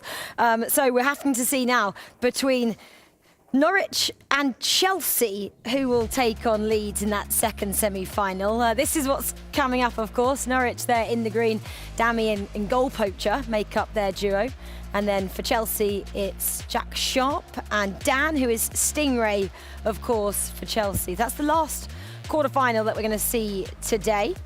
Out of those two guys, obviously we're thinking Norwich looked in excellent form yesterday, topping the Group D with 10 points. Again, didn't get a loss yesterday, got a draw instead. Tom, fancy their chances going all the way? Yeah, I mean, they looked really good yesterday. You know, we didn't really have an expectation of them at the start, but, you know, as things warmed up, Dami and goal poacher looked absolutely amazing. They warmed into it. We also need to mention as well that, you know, they didn't actually lose the game, so there is always that, and there's potential there. But then at the same time, the Chelsea boys, Stingray and Sharp, also did look good enough to qualify. And they also mentioned in their interview that, you know, they're only at like 30 and 40%, and if they can take it up another notch, then, you know, they can, you know, potentially win the whole thing. So they'll be hoping that they can really step up to the plate today against some good competition. From yesterday to today then, for the Chelsea boys, what work do you think they would have put in to push themselves up from the 30 or 40% to make sure that they're ready for today, Aga?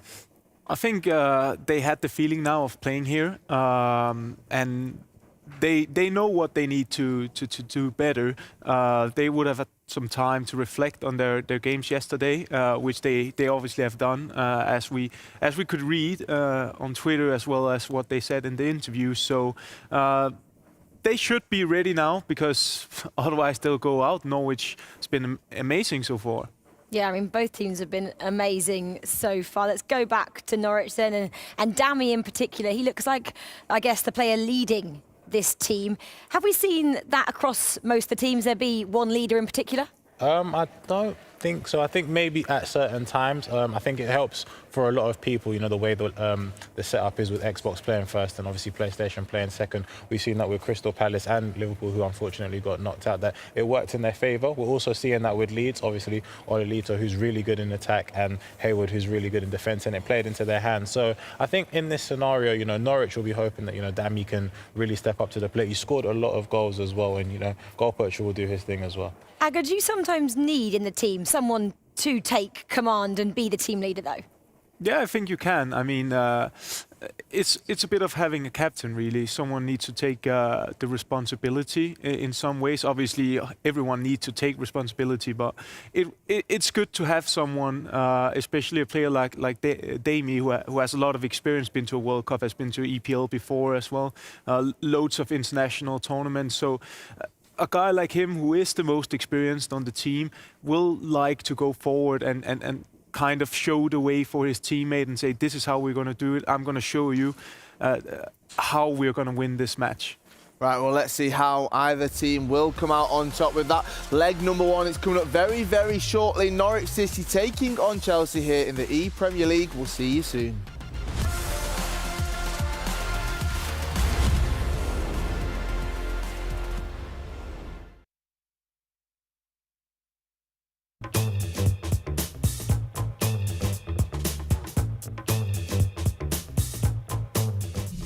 I play it quite often. I play the game mode pro clubs with a few other footballers and a few of my friends. I play it quite a lot, especially when my friends are around. On the coach, I play with Chaos. We play a lot. During the trip, we just play. They haven't given me the best stats at the moment on the FIFA, so I can't play myself just yet. But I like to play with the big team like Liverpool. Yeah, it's mainly just online. Just a few of my friends from my Charlton days growing up, or a few of the lads here at Villa. No one wants to play me on a friendly because they know they'll get beaten, I'll ruin the day, so I have to play online. I played once Tex, so he's representing Liverpool now. And there's another Portuguese player that was also representing Liverpool, Diogo Mendes. Sometimes people recognise who we are when we're playing against them, and we'll get a message on Instagram, which is quite funny. Sometimes I just play at home and then I post it on my Snap or Instagram story, and then you get direct messages like, who plays FIFA 16 in 2022? I played against Jota. Against Mikel Antonio, so against Trent Alexander-Arnold. Probably Marcus Rashford.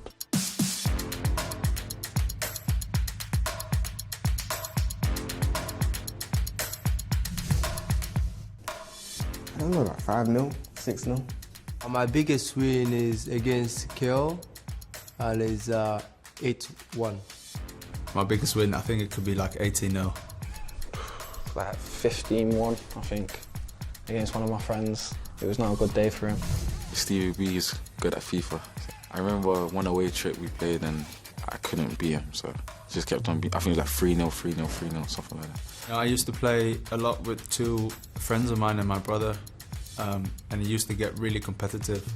So I think whenever we lost big numbers to them, it's getting really uncomfortable. No, I don't like to lose at anything, to be honest, so I definitely don't. I try not to get beat on FIFA.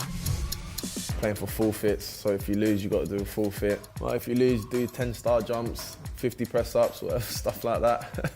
I can't remember the score. I remember winning and he had to do a forfeit, basically. And I remember he had to take a picture of him in a Tottenham kit, so I put it on social media.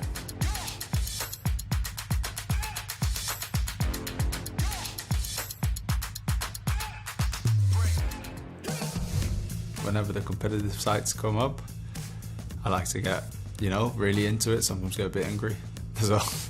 I'm quite chilled, Unless the ball goes off both posts and then comes back out, then there's a bit of a different problem, but no, I'm usually quite chilled. I just get the job done, I'm not into the skills or all that, I'll just get to the byline, cross, goal, that's it. You need to see me play, scream, shouting, it's just like a madman at home, but it's just because I love the game. I'm used to the game.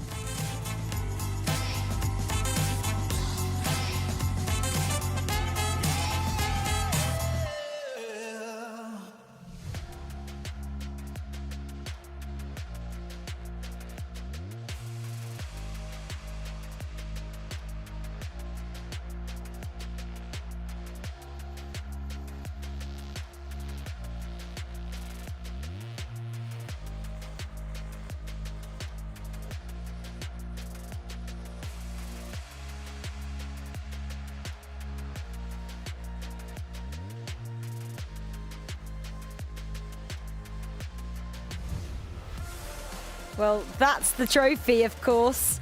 Everyone wants to win this weekend. It's now down to Norwich and Chelsea to see who can make it through to that second semi-final.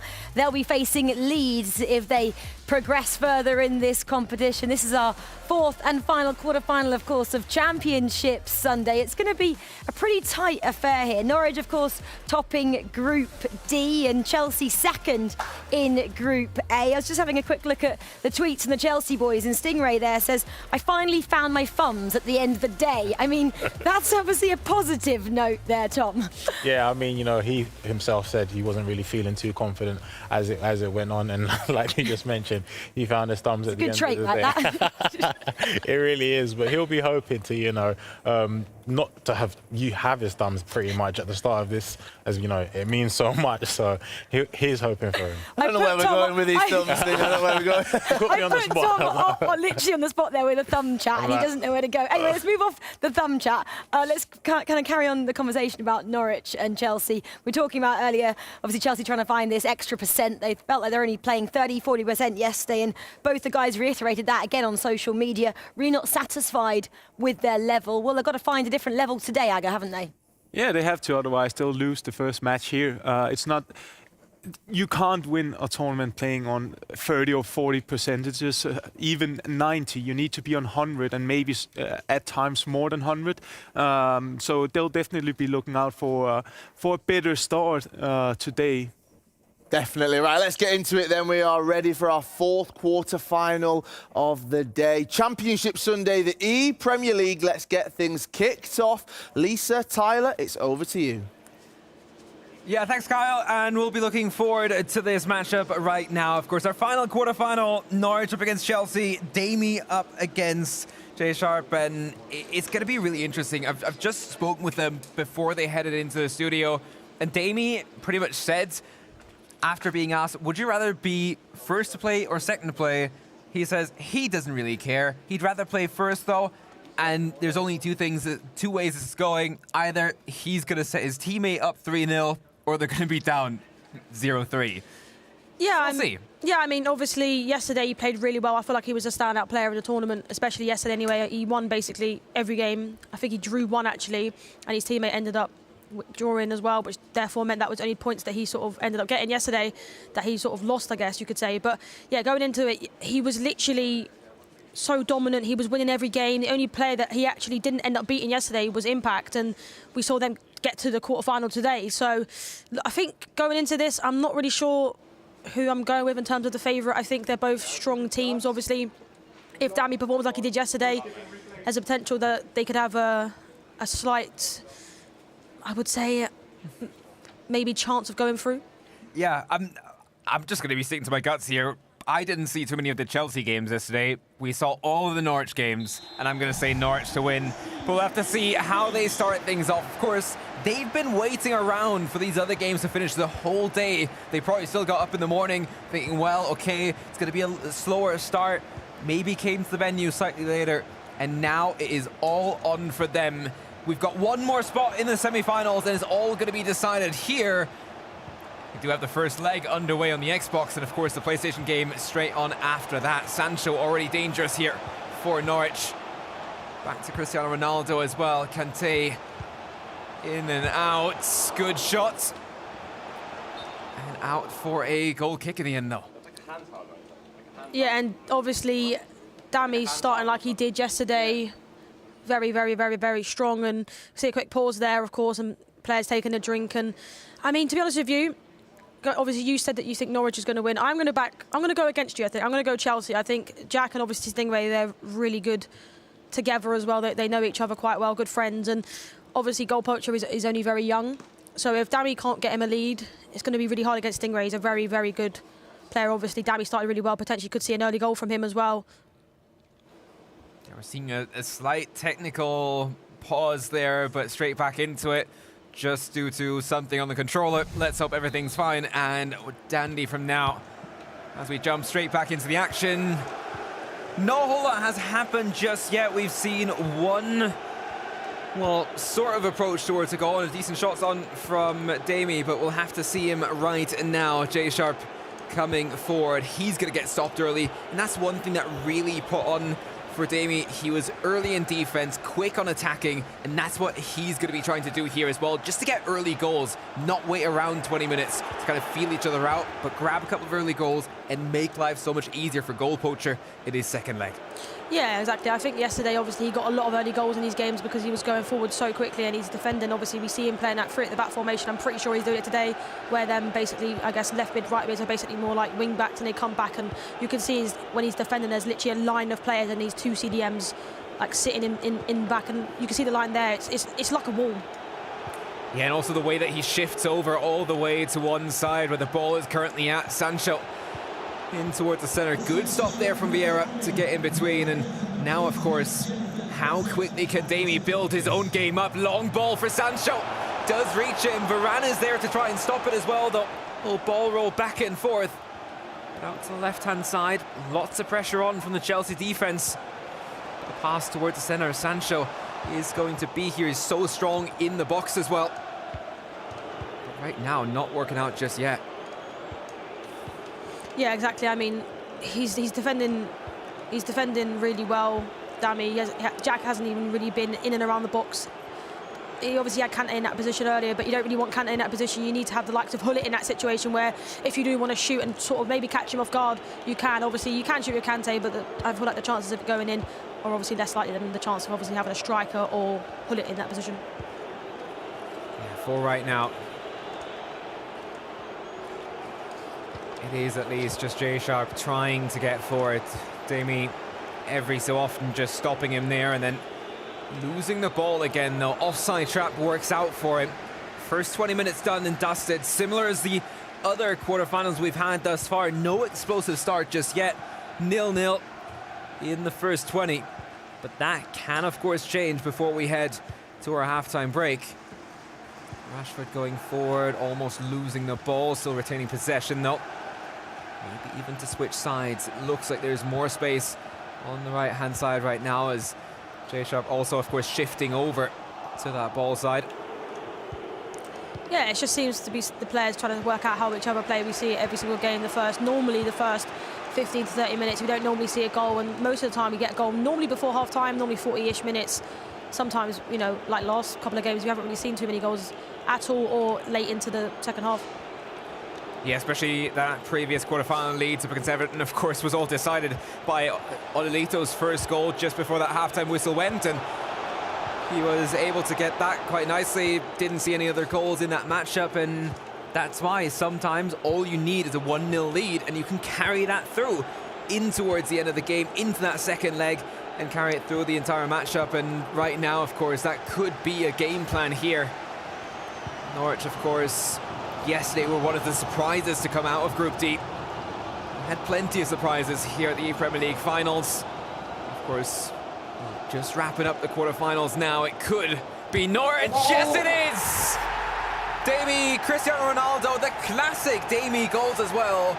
He did that every single game. Lay it across and just hammer it home with Ronaldo. Yeah, and we mentioned before, obviously it's interesting that he's actually using a 97 version, Team of the Year version of Ronaldo instead of the Foot Birthday 94 with 5-star, but it seems to be working with him. And we called it yesterday the Damie special, didn't we? Every single time he got into the box like that, he did the extra pass to make it that 95% chance of scoring, and he's been doing it well all tournament, and he's done it well there, especially against a good player in Jack. Yeah, the way that he's been positioning other players as well, support players, to make that happen as well, has been so strong from him. So we'll have to see how that continues. We were expecting a goal in the first half. We got that as well. We've got 10 more minutes of regular time here in this first half of leg 1. And then, of course, Damie said before the game, it'll either be him 3-0 up or losing 3-0 for that second game. Surely just an exaggeration as well. But yeah, goal poacher might have a little bit less to do. But of course, never underestimate Stingray coming in. Both young players there. And Rashford coming forward for Damie. But good stop. Yeah, great reverse elastico there. I actually thought he was offside, if I'm being honest. And that's the reason for using that Rashford card. You know, he's sort of a new addition to the team as well. 5-star skill moves. And players, especially the young players that I've noticed, love to do skill moves, to be unpredictable. And even Dammy, you know, we've seen him do quite a bit of skill moves. And like you mentioned, he's a very attacking player, although when he's defending, he's got every single person back that he possibly can. When he goes forward with some force. Yeah, and for right now as well, for Jay Sharp, it's just about getting that final attack of the first half, and that's exactly what he's working on right now as well, coming forward. Ronaldo out towards St. Maximin, and cross could be coming in. Pass in from Jack to Cristiano Ronaldo. Decent movement there as well. I think he got his own players in the way, and that's going to be it for that first half. Yeah, Norwich up in the lead, and well deserved of that as well. Yeah, I feel like Danny had the better opportunities. Obviously, that was a great opportunity there. In my opinion, obviously, Green timed it as well. It was a great block from Dammy. We mentioned, obviously, his defensive line is really, really good, and having all the players back does obviously help, having that extra man. But he's defended really well there, and if he didn't block like that, was definitely flying in the back of the net. So we'll have to see what the second half has in store for us. Players taking a sip of water, taking a breath as well, and not rushing in towards that second half just yet. I think Damie's ready for it. Just waiting for the game to go back live, as it does right now. Do you reckon that Jack is going to get this game tied before end? I mean, I did speak to him, obviously, just before he actually went in, and said to him, you know, are you nervous? And he directly said to me, no, I'm not too nervous. Obviously, I'm confident. I'm looking forward. I just want to start, basically. And obviously, I don't think he's playing too bad. I think this is probably one of the best performances I've seen against Dammy. Obviously, Impact also had a very good game against him, made him actually end up drawing. So I think potentially we could see a draw. Obviously, he had a chance just before half-time. If he can carry on playing how he is, I do see him potentially getting a draw in this game, maybe even winning it. But Dammy is very, very strong. Yeah, even just the control here in midfield with Cristiano Ronaldo. I'd much rather, see him put that pass off to one of the defenders, let Ronaldo come back in front. So if you do actually find passing opportunities to get into a decent position, then Ronaldo is going to be in place right now. Pull it. Everybody behind the ball for Chelsea. And still, Damie bringing it forward. Cristiano Ronaldo down the right-hand side. He's at least going to get a corner kick for his troubles. Short pass surely coming in. Sancho could be bringing the cross, only out for another corner.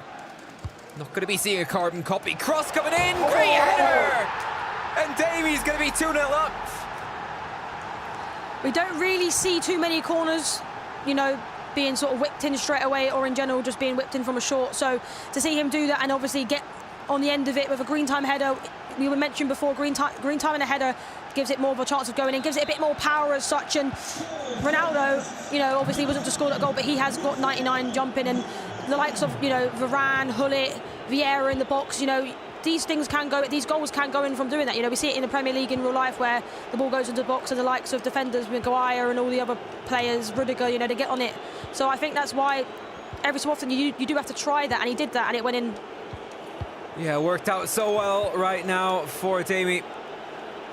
And he can be very happy with the score as it stands right now. Gives him a little bit of a cushion, even if Jack were to score the next goal.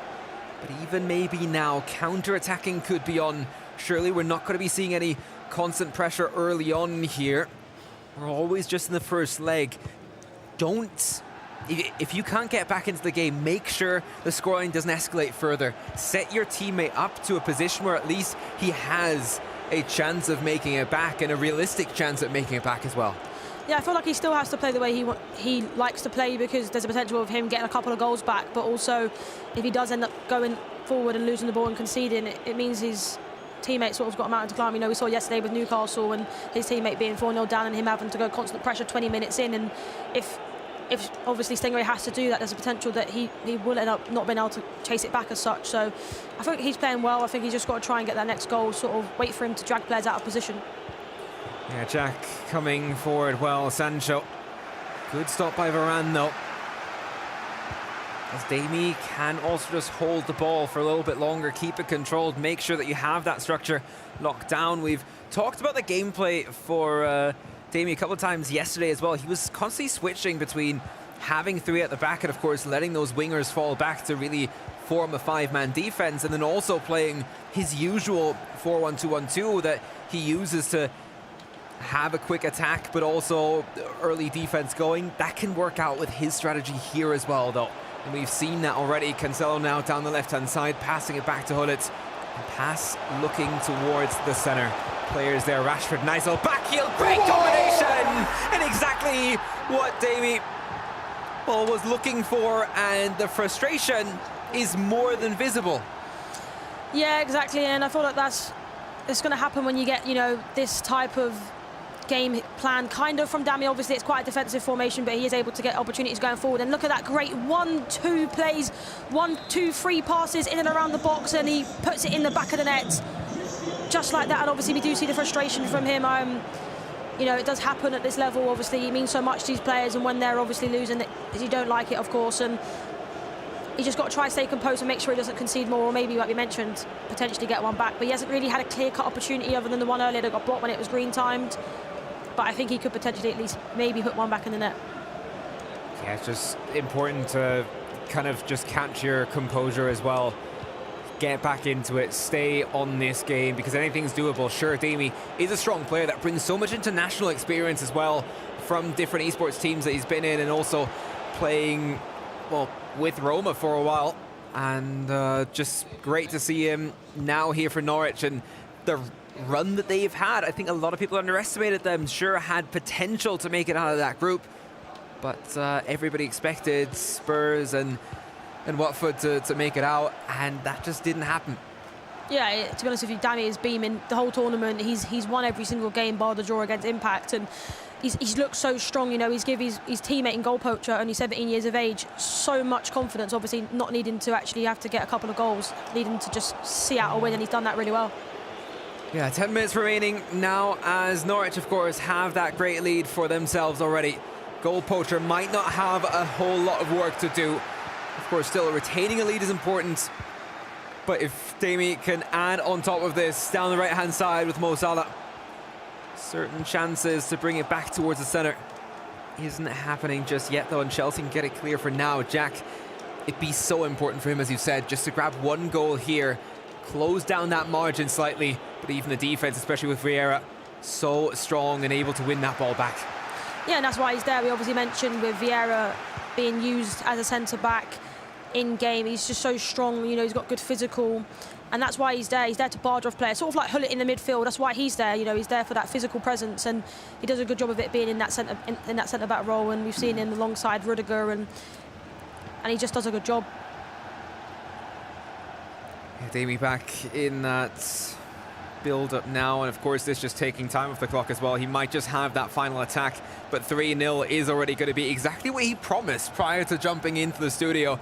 And yeah, it's just interesting when stuff like that actually works out. He says, yeah, I'm just going to win 3-0, no problem there. And yeah, sets up goal poacher in a grand way. And of course, Jack, I just hope that that isn't going to swing over to Stingray, and that maybe Stingray is going to get another chance. Yeah, he's a very confident player, and he shows that in the way he plays. You know, he's so good going forward, so good defensively. He's just a player to watch, to be honest with you. Yeah, we'll see how that second leg is going to go, and I'm sure that the interview with Jack is going to be interesting as well. We'll head it back to the desk, and we'll see you later. Thank you, Tyler. Thank you, Lisa. Yeah, I'm really looking forward to hearing this interview, possibly with Jack just there. What a performance, though. Let's get into it. Dami, he's just continued on from yesterday. Tom, it looks like he's not lost any momentum at all. If anything, he's built from yesterday. Yeah, and he looks like a man on a mission right now. He's looking sharp. The goals that he scored, pretty much very similar, or if not the same, to the goals he scored yesterday. He knows the way to play, and you know what it means to him. You know, the celebrations are coming out now, whereas yesterday he was a little bit more composed. Today, you know, he feels a little bit more upbeat. He's fist bumping his partner, and he's celebrating a little bit more. And it's just, like I said, look at the class of the goals. You know, that one extra pass makes all the difference moving forward. Yeah, and he obviously got 3 of those in this first leg. Aga, this was the second. Yeah, just a set piece where he greens it, obviously gives you a better chance of scoring that one. And this goal I really enjoy, with a lot of first touch passes here. And that's a signature Dami goal from what we've seen here. And I really feel like looking at all the players also as individuals, he's perhaps been the best here so far. I mean, it's been really impressive, the responsibility he's been taking. Looking very, very good for Norwich now. He's a player that seems to be thriving under this pressure that we're all placing on him, and maybe the whole of the ePremier League finals are placing on him. Is he a player, from your experience and your knowledge of Dami, Aga, that likes people talking about him in this positive way that we are?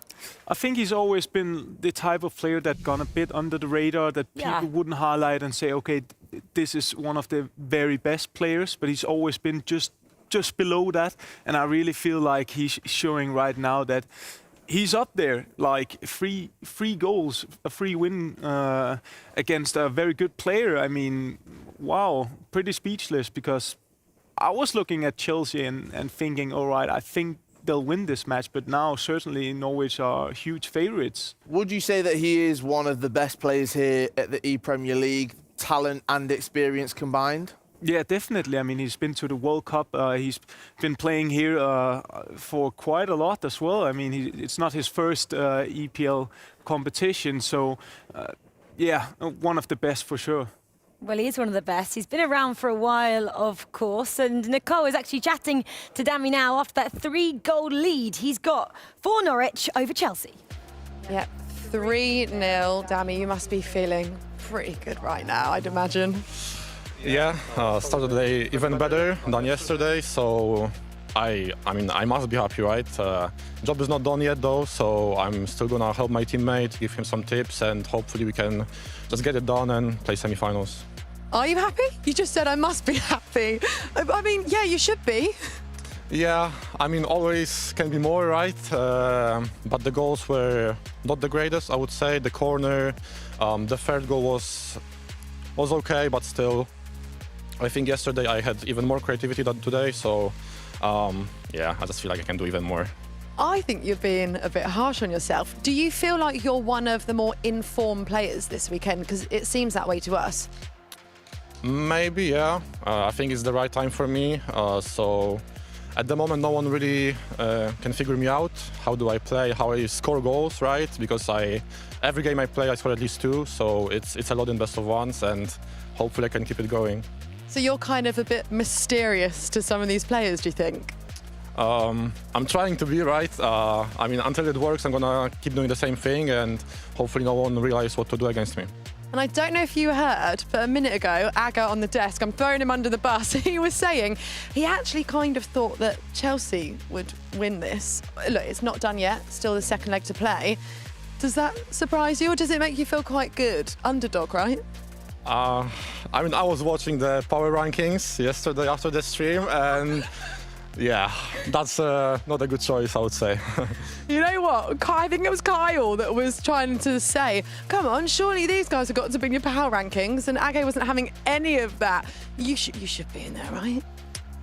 Yeah, I don't know. Maybe I need to score more goals. I'm not sure, but maybe after this one, he'll rate us even higher. And you must be feeling like you've given Jack quite a good advantage going into the second leg.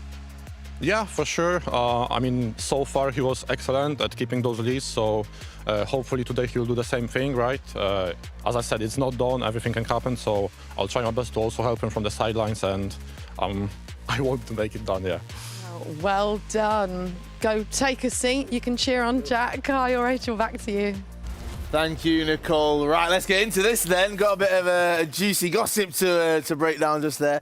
No, obviously the power rankings, we did put this together to generate conversation. It's definitely doing that, and it feels like Dami now, he's trying to stay mysterious. He's trying to ensure that all of his opponents don't figure him out, but he's scoring plenty of goals at the same time, and he's calling you out about the power rankings, Aggie. Yeah, and rightfully so. I mean, a lot of performances from him now where, yeah, it's hard to argue that they shouldn't be in there. I think coming into today, I wanted to see it again when it really mattered, where we were getting closer to the final edge of the competition, and he just proved it there. So yeah, definitely something I have to consider now for sure. This is how the power rankings looked the last time we saw them out. Obviously Liverpool, they were number 1, they're out. Chelsea are number 4, they're currently 3-0 down going into this second leg. So Tom, if you were to choose a team to put in there, would it be Norwich, would it be Brentford? I mean, there's a lot of competition. I mean, yeah, there is a lot of competition, and it's getting really tense right now, but I think it might be time for us to throw Norwich in there. You know, they've proved proven time and time again that they're such a good side. They look strong, hadn't lost in the group stages, and a 3-0 comfortable in the first leg of the quarterfinals. Anything can change, but yeah, I would throw them in there, even if it's just like 4th, you know, I would. Well, Aga has Chelsea still in his power rankings. Chelsea currently 3 goals down against Norwich, of course, and Nicole is over there with Jack Sharp at the moment. Yep, I'm here with Jack now. Not the greatest first leg for you, but, you know, it's still open, still all to play for. Talk me through that first leg for you personally. So Dami, I don't know how long he's played it, but he's in the 3-5-2 now, which is obviously you got the left mid, the right mid, the cam, and the 2 strikers when you go forward. So much going forward, and I've never really played. Anyway, this year there's someone that plays like that, so kind of just threw me off a little bit. But yeah, there's no excuse really. Dami's been around for years now. Dami's obviously very good, but I have faith in Singh here. I've seen him overturn like school onto this, beat people convincingly, so I have no reason why I can't do it here. And that's the thing, like you were saying about Dami, he's a very experienced player. We know what he can do, and he's been in great form this weekend, hasn't he? Yeah, he's been beaming everyone. Obviously that group with Tottenham, Excel, hashtag Watford and stuff, so yeah, he came out of that, and yeah, he's obviously having probably one of the weekends of his career. He's been around for a while, so yeah, full credit, but hopefully we can do something pretty remarkable here. How did you feel about your performances yesterday then? I didn't feel I played that great yesterday. I mean, I won my games or whatever, but yeah, today that was, I don't know, it was one of them, but they can happen in FIFA and it's whatever. But yeah, full credit to Stanley, you played really well. How confident are you guys going into this second leg then? Do you feel like you can do this? Because hey, it's not impossible by any means. No, yeah, I know how good Stingray is. He can score goals in quick succession, 2-0, 20 minutes, it's back on. So yeah, I see no reason why I can't potentially get back into this, but yeah, service win. We'll soon find out. Thank you so much. Guys, back to you. Thank you, Nicole. Yes, I mean, looking at the reactions from him, you can see just how dejected he is, Tom, and actually how much, well, frustration he's got. I'm not a lip reader right there, but I can tell, I think, a few words that he's saying. I guess now this is one of those parts in the tournament where you've just got to rely on your teammate and put your full faith in them. Yeah, I mean, it's a difficult situation. First leg, you know, you always want to try and give your teammate the best possible lead that you can, and obviously you can see from his frustrations that, you know, he's not going to be too happy about, you know, letting the lead slip, but, you know, he'll place full trust in his partner, hope that he can deliver. Again, they mentioned that percentage. They're going to want to, you know, try and lift that percentage up a little bit higher, and hopefully they can pull something back, but, you know. Aga, everyone was talking about Dami as a well-rounded player. No one really can break him down. Jack there was saying that that Dami was playing 3-5-2, of course. How would you have counterbalanced that? Yeah, it's pretty tough. It can be a very annoying formation to play against, especially if you're playing very narrow, since in the 3-5-2 you have an extra man on the midfield. But there are a few formations you could dig into and try to balance out the game. But yeah, I think for the second leg here, Stingray is a player who plays with a lot of flow, very good in attack when he gets going, and he'll need to fill out his entire repertoire now. Well, Tom actually wrote down 3-5-2. I think he's going to go try that as well on Monday when he goes back to grinding the game. That was what you're doing, Tom. I got you sounded out. Yeah. Anyway, guys, we're going to have the second leg of this final quarter-final. It's, of course, between Norwich and Chelsea. Norwich leading Chelsea 3-0 at half-time. Come back and join us to see who'll progress through to that second semi-final after this short break.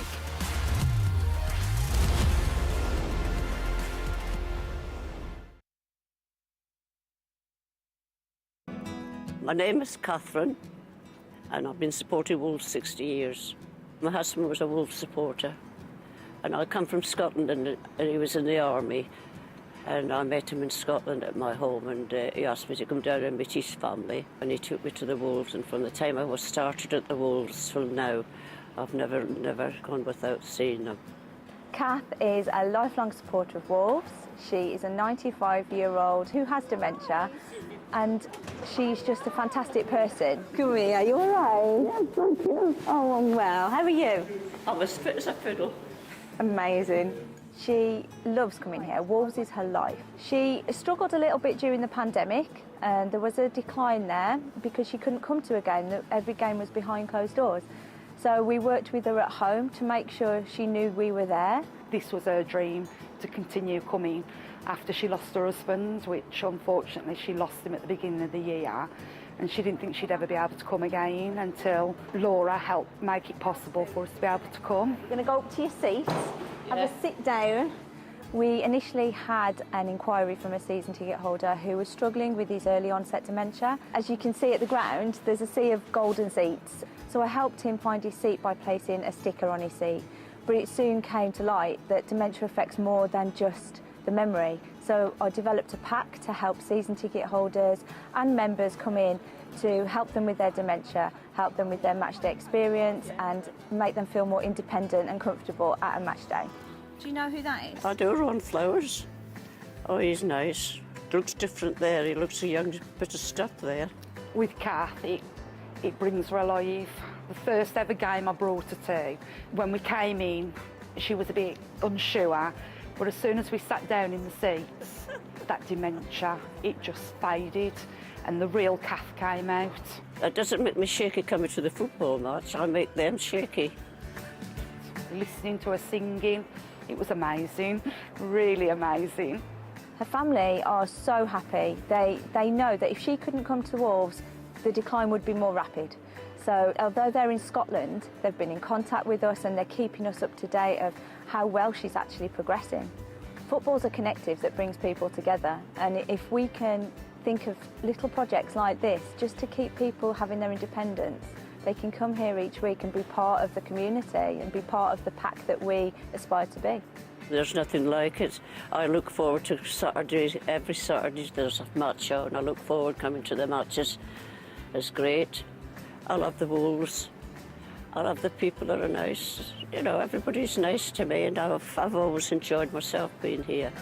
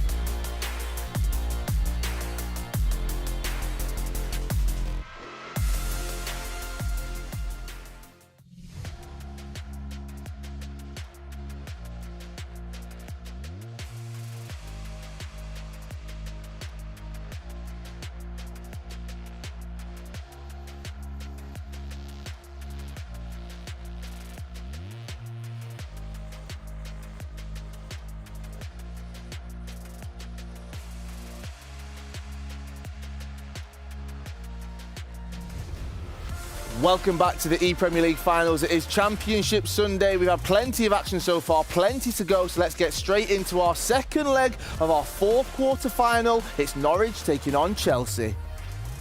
And it's a battle of the youngsters, of course. Goal poacher, 17 years of age. Dan Ray, as far as I know, he's 18. And two very young players that have already, of course, here at LAN. It's great to be there. It's a great experience either way. And we just had a chat in the break as well. Even just making it to the quarterfinals already gives them a decent payday. Yeah, it does. Obviously, in this position they're in at the moment, they're going to get 5,000, obviously 2,500 each. So it's a lot of money for these players, especially at such a young age. But they ain't going to want to stop here. They're going to want to go all the way. And Stingray is a very, very good competitor. And I feel like he could potentially get an early goal. Yeah, and he might just be on for one right now. Good stop, though, by goal poacher. And he's been quite strong when it came down to his own defense as well. Of course, was able to nurture a lot of the leads that Dami was able to build up already to then bring them through into the rest of the aggregate scoreline. And yeah, they were maybe a little bit of a surprise to actually come out here, but especially in their last game yesterday, it was 11-4 in aggregate up against Watford. And sure, that was only then for group placements, and they secured their first place in Group D. But what a game we had. Goal poacher even scored 5 in that one. So he certainly knows how to be dangerous in front of goal. Yeah, he does. Obviously, that one game he did score 5, but in the rest of the games, a potential chance here with St. Maximin. Bad touch. Yeah, and that one touch really ruined the entire attack. Might still be able to recover, but Vieira heads it away. And Ronaldo couldn't really do too much for that. Goal poacher saved by Stingray, not able to bring that ball forward. Exactly. So what I was saying in terms of goal poacher, yesterday he scored 5 in that game against Watford, but he didn't really score too many goals other than that, maybe a 1 goal. In a couple of games, actually, he didn't even score a goal. He was just keeping out the lead from Dami, which is obviously fine if you're in a winning position. Just seeing out the game is exactly what you got to do, and that's what he's got to do here as well. There's a big risk this time, obviously, being quarterfinals. If he doesn't, he's out of the competition. So being so young, nerves could get to him, but at the moment, it doesn't look like he's shown any. Nah, he's just super laser focused in his monitor right now. No problem there whatsoever. He's actually only moving his eyes, Stingray, because he's a little bit closer, has to move his head as well to kind of look around the screen and see everything. You see players not just looking at where the ball is right now, they glimpse down at the radar as well to kind of figure out where everybody else is and already plan out 3-4 steps ahead.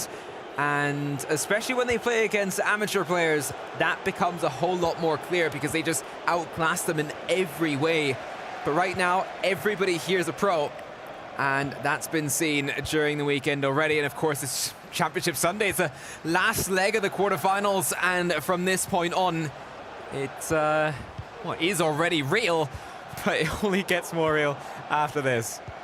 Yeah, exactly. I think they both started really well at the moment, just trying to see how each other plays. Potentially could have practiced against each other. As mentioned before, they didn't probably realise they were both going to be at the group. Obviously, Chelsea, everyone thought they would, but Norwich, they didn't. So they could have potentially practiced against each other before the game on Saturday. But both starting off really well. Looking forward to see how the rest of this game goes, especially if Sting can try and get an early goal. And right now, that might look a little bit more likely. Stingray at least can already start to get further up in front. For right now, especially here for goal poacher, he's been strong in defense, yes, but as soon as he tries to make it outside his own half, he's had a couple of problems to really get too far, and even here he's being pressured down and chased down by Stingray, and that's just great to see because it shows, of course, the chase is on. Yes, you're 3-0 down, and if goal poacher can just nurture this into half-time, then that already is going to limit the opportunities that Chelsea are going to have going forward. Of course, for Stingray, in an ideal world, he just scores 1 or maybe even 2. Now that these first 20-25 minutes of just feeling out how your opponent is playing are figured out, now the game can properly start and hopefully the goals start ringing as well. Could potentially see a couple of goals ringing. Obviously, at the moment, goal poacher is just trying to keep the ball, and so realistically he should. People at home don't like to watch it, but if it gets him through to the next round, I'm sure he will carry on. But Stingray, player switching, has been very good so far this game, making sure that every time he gets the ball, there's 3 players around him. Yeah, and strong pass here straight into Cristiano Ronaldo. Unfortunate to not be able to beat the defender. And a counter-attack could be on for Stingray down the left-hand side with Rashford immediately towards the inside, and that, of course, takes pace back out of the game as Norwich can pass it back to goalkeeper Schmeichel. And goal poacher can be quite comfortable from there on out. Bullets loses the ball there in a dangerous position. Chip forward. Unfortunate, not able to get that ball under control. Yeah, it was interesting to see the chip there, of course, with St. Maximin. He's not really the greatest of players, is he? And against Ruben Diaz, the chance of him winning that, not very likely unless Ruben Diaz obviously misses the ball completely. Yeah, and that's just very unlikely in this mode as well. And the way that these players are at the current level, great stop by Vieira. A dangerous pass back to Ruben Diaz, but everything fine from there on out. As right now, yet again, Stingray not even letting goal poacher leave his own half. There's 8 minutes still remaining in this first half. Yeah, we speak about the extra pass. He tried to do that there. In my opinion, he could have potentially tried to hit near post with Ronaldo, obviously being such a great player, additional in the team for everyone. You know, he's 99 shot power. He's got 99 finishing. Could have potentially tried there, but we talk about the extra pass to give it like a 95% chance of scoring, especially when you completely take out the goalkeeper into equation when you do the extra pass. Yeah, goal poacher now coming forward here for Norwich. Yet again, just those passes around the back to make sure he keeps possession for a little bit longer. That takes time off. And still, you can see that there is a clear message. He wants to go further up. But there's so much pressure on from Stingray right now that he might not be able to afford it just yet. However, now, slowly but surely, as the first half is coming to a close, I'm not expecting us to even see a minute of injury time because there's nothing that's really happened. We've seen a couple of shots towards goal, and we might just see the game with a half blown off, if not for that long ball down in the middle. St. Maximin in front of goal, 2-3 defenders trying to stop him, and Kante gets that job done. So important for goal pushers to not concede. Yeah, exactly, and that's why you have Vieira in that position. You see his body type, you see how strong he was there. Physically, St. Maximin wasn't able to get past him, and he tried his best to obviously work around it, but it didn't end up happening. You can see them both now speaking to their coaches, seeing what to do. Obviously, for goal poacher, it's just probably maybe go to a defensive formation and try and see the game out. Obviously, for Stingray, maybe he's going to cue a pause 60th minute or even change something now because he does need to get a goal. Potentially, maybe more of attacking formation, 4-2-2, maybe a 4-1-2-1-2. A lot of players like to use 4-4-2. We've seen quite a bit as well. But we need an early goal here for him to be in a chance of actually even drawing this game. And we'll see how Norwich get on, what Chelsea can do. We do see it change. It's all coming in for Stingray here right now. Sancho, of course, Ronaldo into St. Maximin. And sometimes it's as easy as that and as quick as that. First attack coming up front. 2 minutes into the half and already scoring a goal. You just said it. He needs to score an early goal. And it seems like he heard you. I think he heard me, yeah, exactly. Normally it's a commentator's curse, but maybe it's not that today. But yeah, I did say he needed to get an early goal, and he did that. Maybe the tactical, I guess the half-time pause helped him out, bringing on a couple of players as well, talking to Jack next to him. Obviously, maybe he said something in his ear, and that was a great goal. We mentioned the extra pass. He did that there, and St. Maximin in their positions, he's not missing, and he didn't there. And New obviously card into the game that's recently come out, and we potentially need to see one before the 70th minute, and I think it's game on, to be honest with you, and maybe our first extra time. Yeah, of course it is still a decent way to chase, and goal poacher, of course, can always hold possession. He had a little bit of a wake-up call now. He still has 2 goals in hand, or Norwich do, and might have just been an offside. Ronaldo seems on, and a goal's given out of nowhere. And I'm just a little bit baffled because I didn't see that one coming. It looked offside to begin with. But there you go. Goal poacher brings it back level in their PlayStation game. And that restores a 3-goal lead for Norwich. Yeah, and it's all reaction there. It means so much to him. I feel like coming into this, they were probably, yet again, not the favourites to win. And I guess they're showing everyone off here that they actually can be here, and they're here for a reason. But, I mean, did look offside to me as well. Potential offside trap that they maybe did, I didn't actually see. But, I mean, great finish. That's why you green time shots from that position, because the chance of it going in is more higher. Yeah, Ronaldo tried to bring it out towards that left-hand side. Didn't quite work his way just yet. Of course, that only gives possession to Stingray. He has 30 in-game minutes to remedy this situation. Score 3 goals. He might just continue here, and he does. I think that could have maybe potentially been offside. Especially with the reaction as well, it was. Tight call. But I was wondering why goal poacher fist bump, but everything fine at this time out. The goal stands. Quick back-to-back chances. Was that offside as well? That was offside as well. I mean, he's getting very, I guess you could say, lucky. Jumping out of the game immediately. That was an offside. And it wasn't. But it's also not a goal. I love that. I'm just ready for me to get bamboozled every single time. I mean, to be fair, Stingray is piling on the pressure here and potentially could get another one. Yeah, he's working this very well right now. St. Maximin yet again. So much space for him! And that's on goal poacher. Sure, the constant pressure might be on right now, and the question is how long can he actually sustain it as well? But there is heaps of space towards the centre, and that just cannot happen. And that time he was actually onside, and it was a great goal as well, obviously, roulette there, and great finish into the back of the net. And 2 goals now for St. Maximin. We speak about his card literally every single game because he's always scoring for every single team. You know, 97 pace, 90 shooting. He's just an outstanding card to use. Obviously, 96 jumping if you want to try and chip it into him, which we've seen quite a lot this weekend. And look at the possession charts as well. 99 shot power as well. Like, he's going to be scoring from them positions, especially when you're rouletting it into the 6-yard box of the goal. No goalkeeper saving anything from that distance. Yeah, Hullett under a lot of pressure here for Norwich, but all good going forward. Missed pass here for goal poacher, only gives possession away. I mean, the game is on right now. Sure, it's still a 2-goal lead on aggregate in favour of Norwich, and they might just be your favourites to move on to that second semi-final to join Leeds or face off against Leeds there. But right now, even Ruben Diaz so far up front. Sancho back to Hullet. St. Maximin yet again so dangerous, and he's not going to get a second chance. It came off Schmeichel, off the defender, and otherwise it probably would have been a goal for Chelsea. And a second chance attempt. Big chase on against Cristiano Ronaldo now as Varane is coming back. Great control and no chance whatsoever. Textbook there for goal poacher. I mean, you can see the frustration there from Sting at this level. You don't normally see people slide in. He slid, and you saw the sort of Jack's reaction in the background. But yeah, interesting to see him slide there. He did, and obviously it was just an easy pass across the box for goal poacher. And yeah, it's basically the most goals that he scored this tournament, other than the game against Newcastle.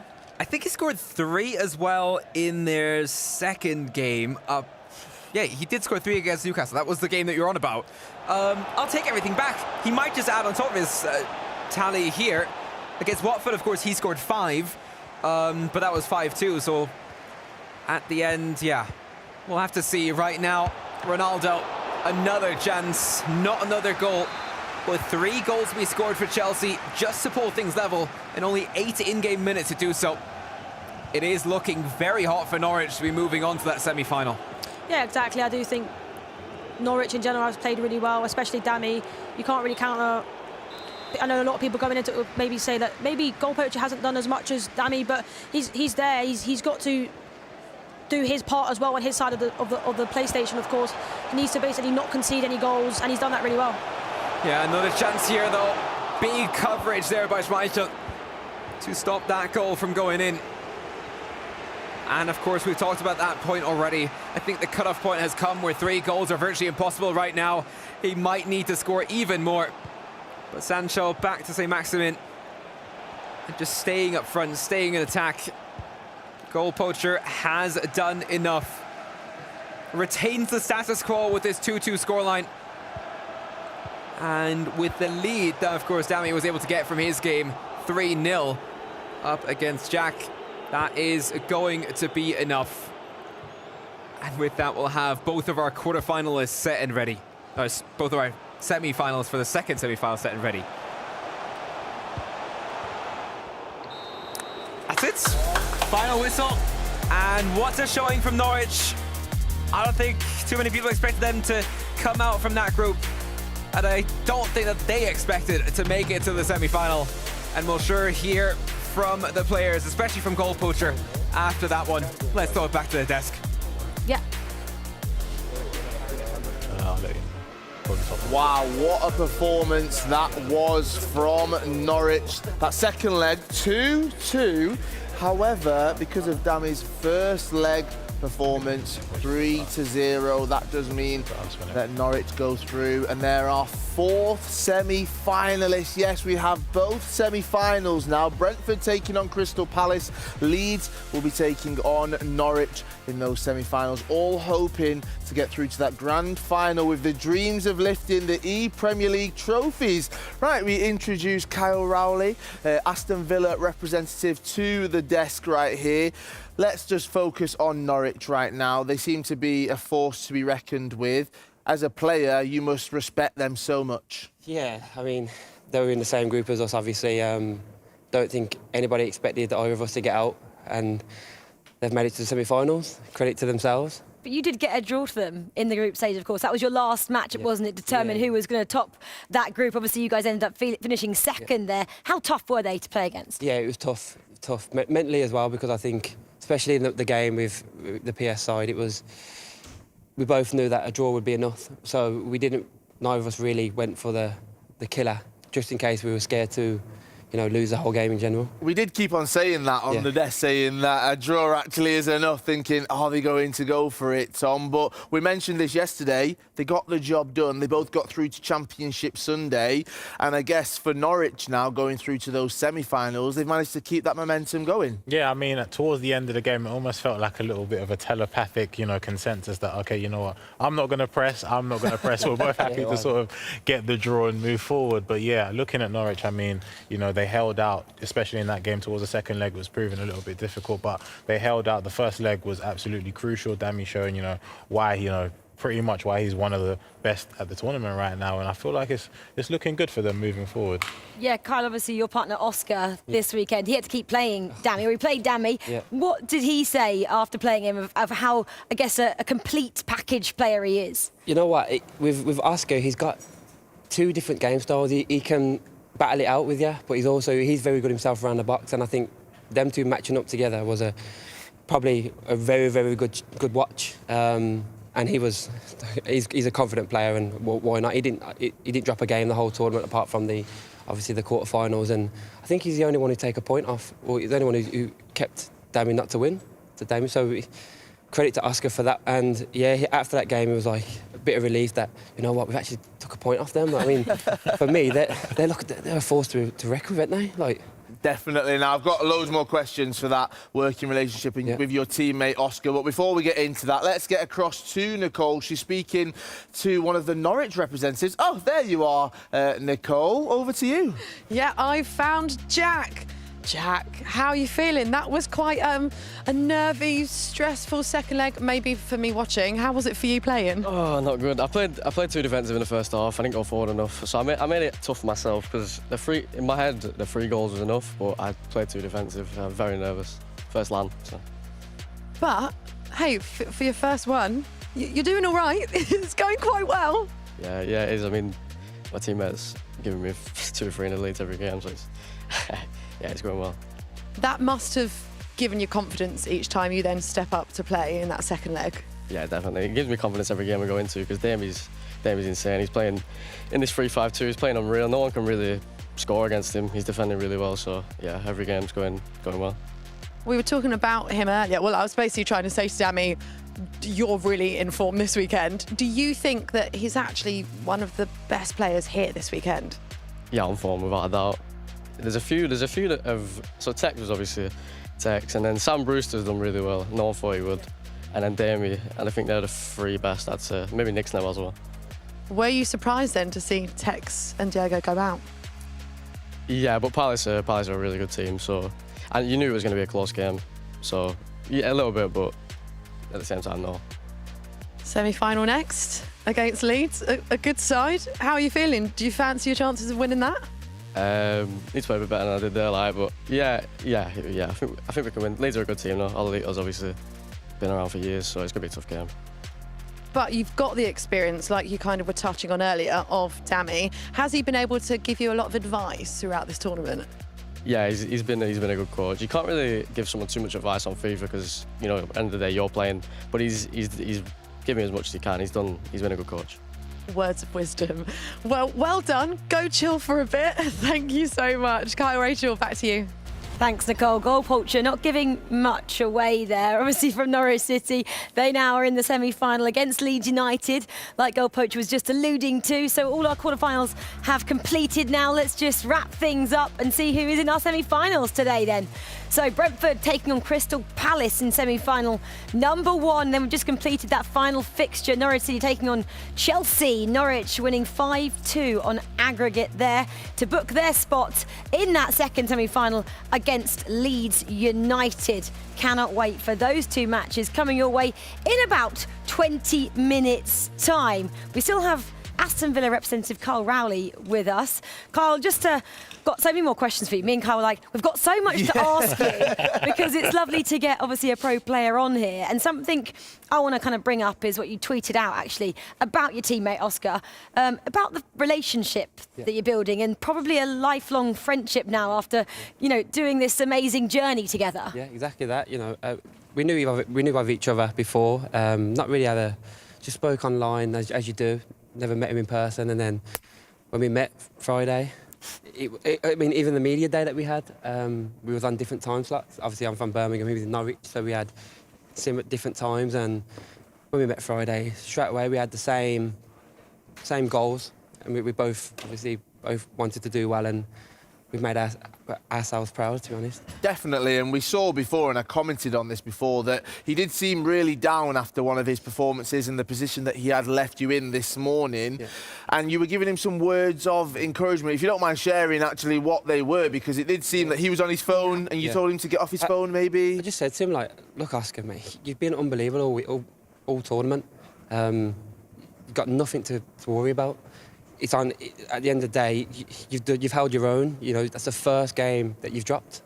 I think he's obviously disappointed to lose. He felt that it should have been a 1-1 game, but as a partner, you have to pick him up. I know my game was obviously coming up next, but main thing, I wanted him to be okay as well. Yeah, totally. Obviously, it's teamwork, and obviously Tom, Carl and myself have been chatting about this all the time. And Carl and I have been having a discussion of a player in real life, I know you used to play football yourself, can transition so much better to the virtual pitch. And yeah, Tom and I were kind of talking about that in terms of the female showcase yesterday. We want to know, I guess, how good a player were you before you've come onto the sticks here in FIFA? Because Nicole kept telling us about it as well. I was all right. I started off at Birmingham City as a 13-year-old. Done 3 years there. Went to Warsaw and signed a two-year pro at Warsaw. All going well. You know, in and out of the team. Made my debut at 17 in a friendly against Aston Villa. Whoa, love that. Yeah. So that was obviously, I'm a Villa fan as well, so it was a nice feeling. And then, yeah, obviously different managers come in and out, and football's football, you know, you have your ups and you have your downs. And a bit like FIFA, to be honest, mentally wise, you have your ups, you have your downs, and it's how you cope with them. Tom, this shows how good he is then, why he's so good on the virtual pitch, because he was actually a real good footballer. Yeah, I mean, that tells you everything that you need to know, and it shows like his mental fortitude as well. You know, obviously you were at Birmingham and then you left and you went to Warsaw. That fight to not give up, and it kind of really did show in that second leg. You know, you were supporting Oscar impacts, and at the same time, you know, you're really trying to like push yourself and push the team forward. And I think that's, you know, props to you for, you know, your mental fortitude and being able to push forward.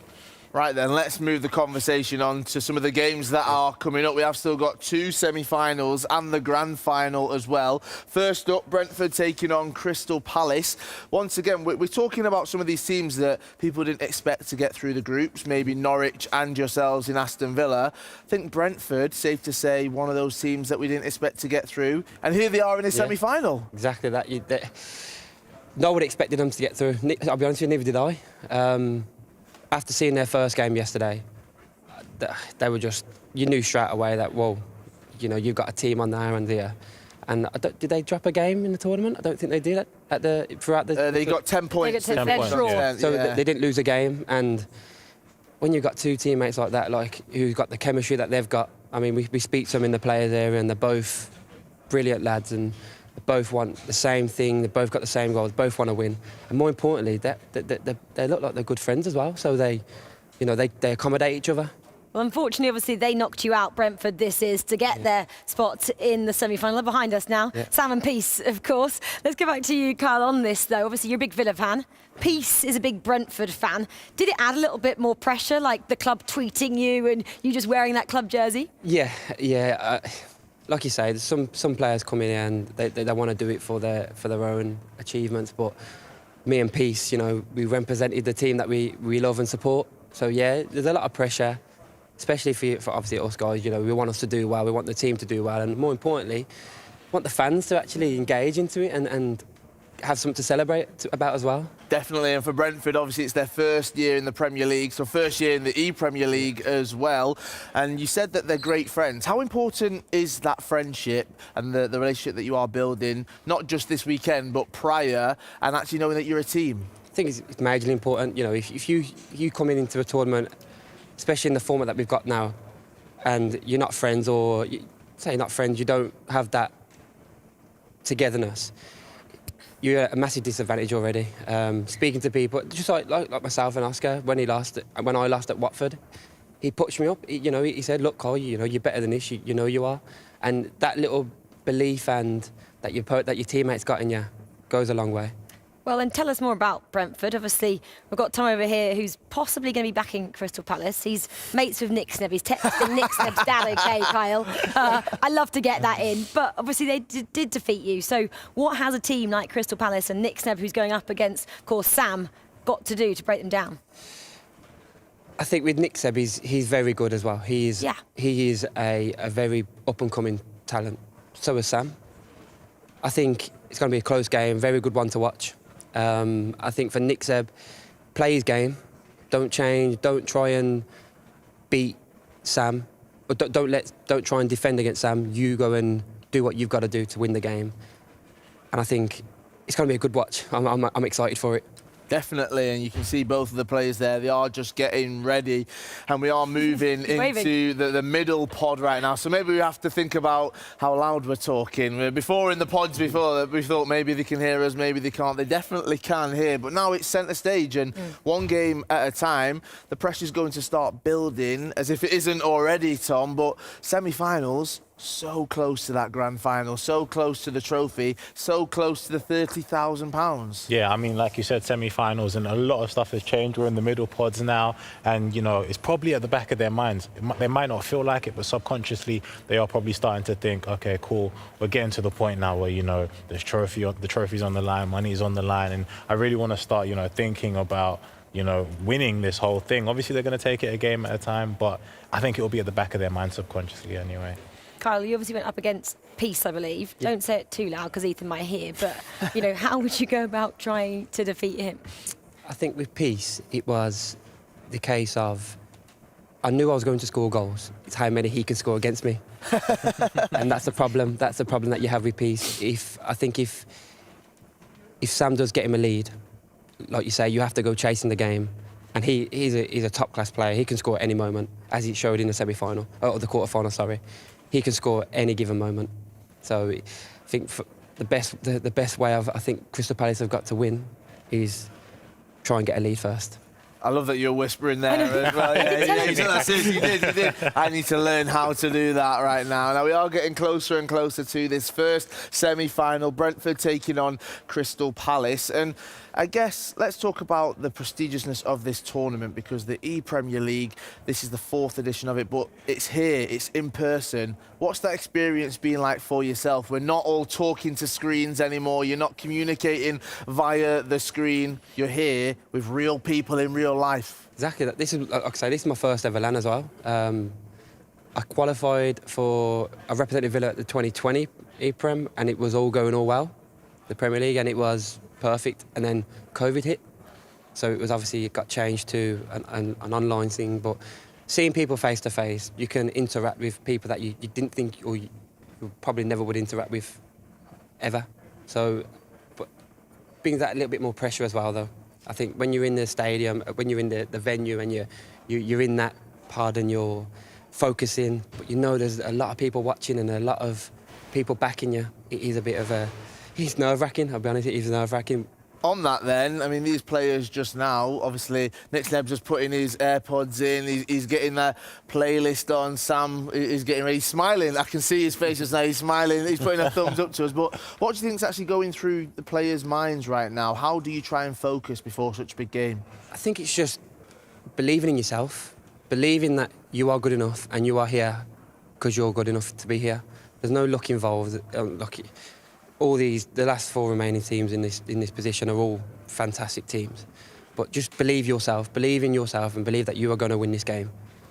Did you have a little routine yourself, Carl, you and Oscar? Because Tom and I know that Sam Brewster there is listening to a playlist. He tweeted out if anyone wants a bit of motivational songs going on.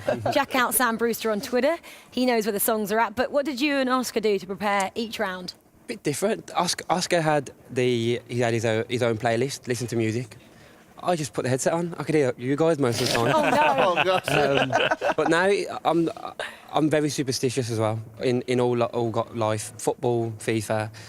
Hence why I'm in the same shorts, the same socks, and the same hoodie as I was in yesterday. I have to, if I've got something going for me, I have to keep it the same. And I basically just came down, had the hand warmers, had my towel, and Oscar had his headset and his playlist, and well, done us proud, done us well. Kyle, thank you so much for joining us on here. It's been great to get that insight from you. Right, the first semi-final is coming up very, very shortly. The players are doing their final preparations. Brentford taking on Crystal Palace. It will be live here at the ePremier League 2022 finals.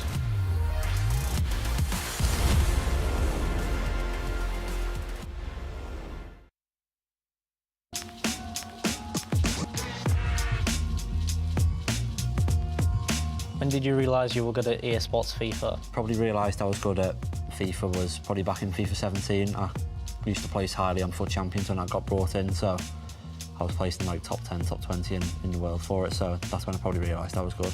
For me, FIFA 19, the first year of the Premier League, being able to go to St James's Park at the club playoffs and then get through at the final and ultimately win that, I think that's when you look at yourself and you think, yeah, maybe I'm all right. For me, it was like, yeah, I'm the best player in the North East. I'm the best player who's a Newcastle fan. That meant everything to us. When I was like 14, 15, I'd be going home and my mates would be like, do you want a game? I'd go home, beat him like 7-0, 8-0, and then I'd be like, you know, I'm too good for this, like what's the next best thing? And then I just go to the Global Series, ePremier League, so on, and that's where I've got to where I am today. I used to play FIFA in between being a footballer, doing my downtime. When I come out of pro football, it was then turned into more of a serious thing, really realising that I was actually quite good at the game, beat a couple of good people. 2-3 years down the line, I'm here. What skill do you use the most? I'm going to say it's a skill because it is, but it's shot cancelling. Like basically, it like sends the defender. It makes them like not know what's happening. So like they'll just fall to the floor. Like it is a skill. So like it just makes them like just I don't know, just like faint if you will. I'd say I use the Elastico the most. When you enter the box from maybe the side angle, if you do an LB, like press the LB or L1 just to stop still, and then you can like Elastico back to where their defender's coming from so they can get like sent the wrong way. That's basically just push the right stick all the way around in a fast motion. I'm sure you can watch videos on how to do it. It's quite hard to explain, quite hard to learn as well, but once you do learn the angles, it's a great skill to have. I use the ball roll scoop, and to be honest, with more skill moves, I don't really think about what I'm doing, I just do it. That's kind of how you just get good. You just do it over and over and over again. I'm great at playing against AI opponents, but I can't get this to translate out to online. Do you have any advice for me? One bit of advice I'd definitely give is probably to start looking at pros' custom tactics on like YouTube and stuff like that. And then you can get a gist of what they're doing to be good online. And then implement it into your own. And then maybe adapt them as well to like suit your play style. Practice against people online, do it. You know, even if it takes 10, 15 games and you're losing every single game, the only way you're going to learn is to play people better than you. But if you want to transition to that online game and compete and be competitive, be a competitive player, you need to learn, you need to get used to the gameplay, realise your own style, and basically, without sounding nasty, get battered, lose games, because then you'll see what your opponents are doing to you and how they do things, and hopefully then you replicate that into your own game. What was your favourite winning competitive tournaments, grand final win at Wolves to get to here, well, where I am today? It was the furthest I've ever got. Playoffs in FIFA 19 in Hamburg. I saved a penalty in the last minute to win 10 grand. Yeah, I snapped him in the last minute at the box. He would have scored, so it was either take the foul and the red card and the penalty or concede and go to extra time. So I took the red card and luckily I guessed right and saved it. A Blackie Cup, which is like an online tournament, which is filled with like top tier pros. Now I smashed them all.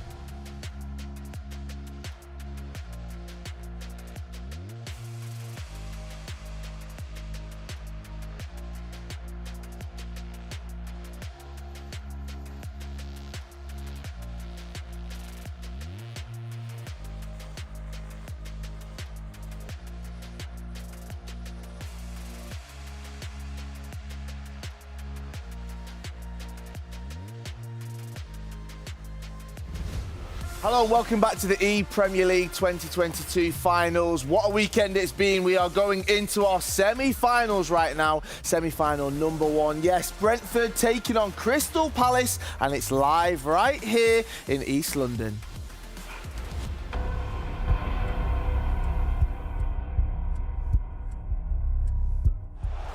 St. Maximin is going to lose the ball, gets it straight back.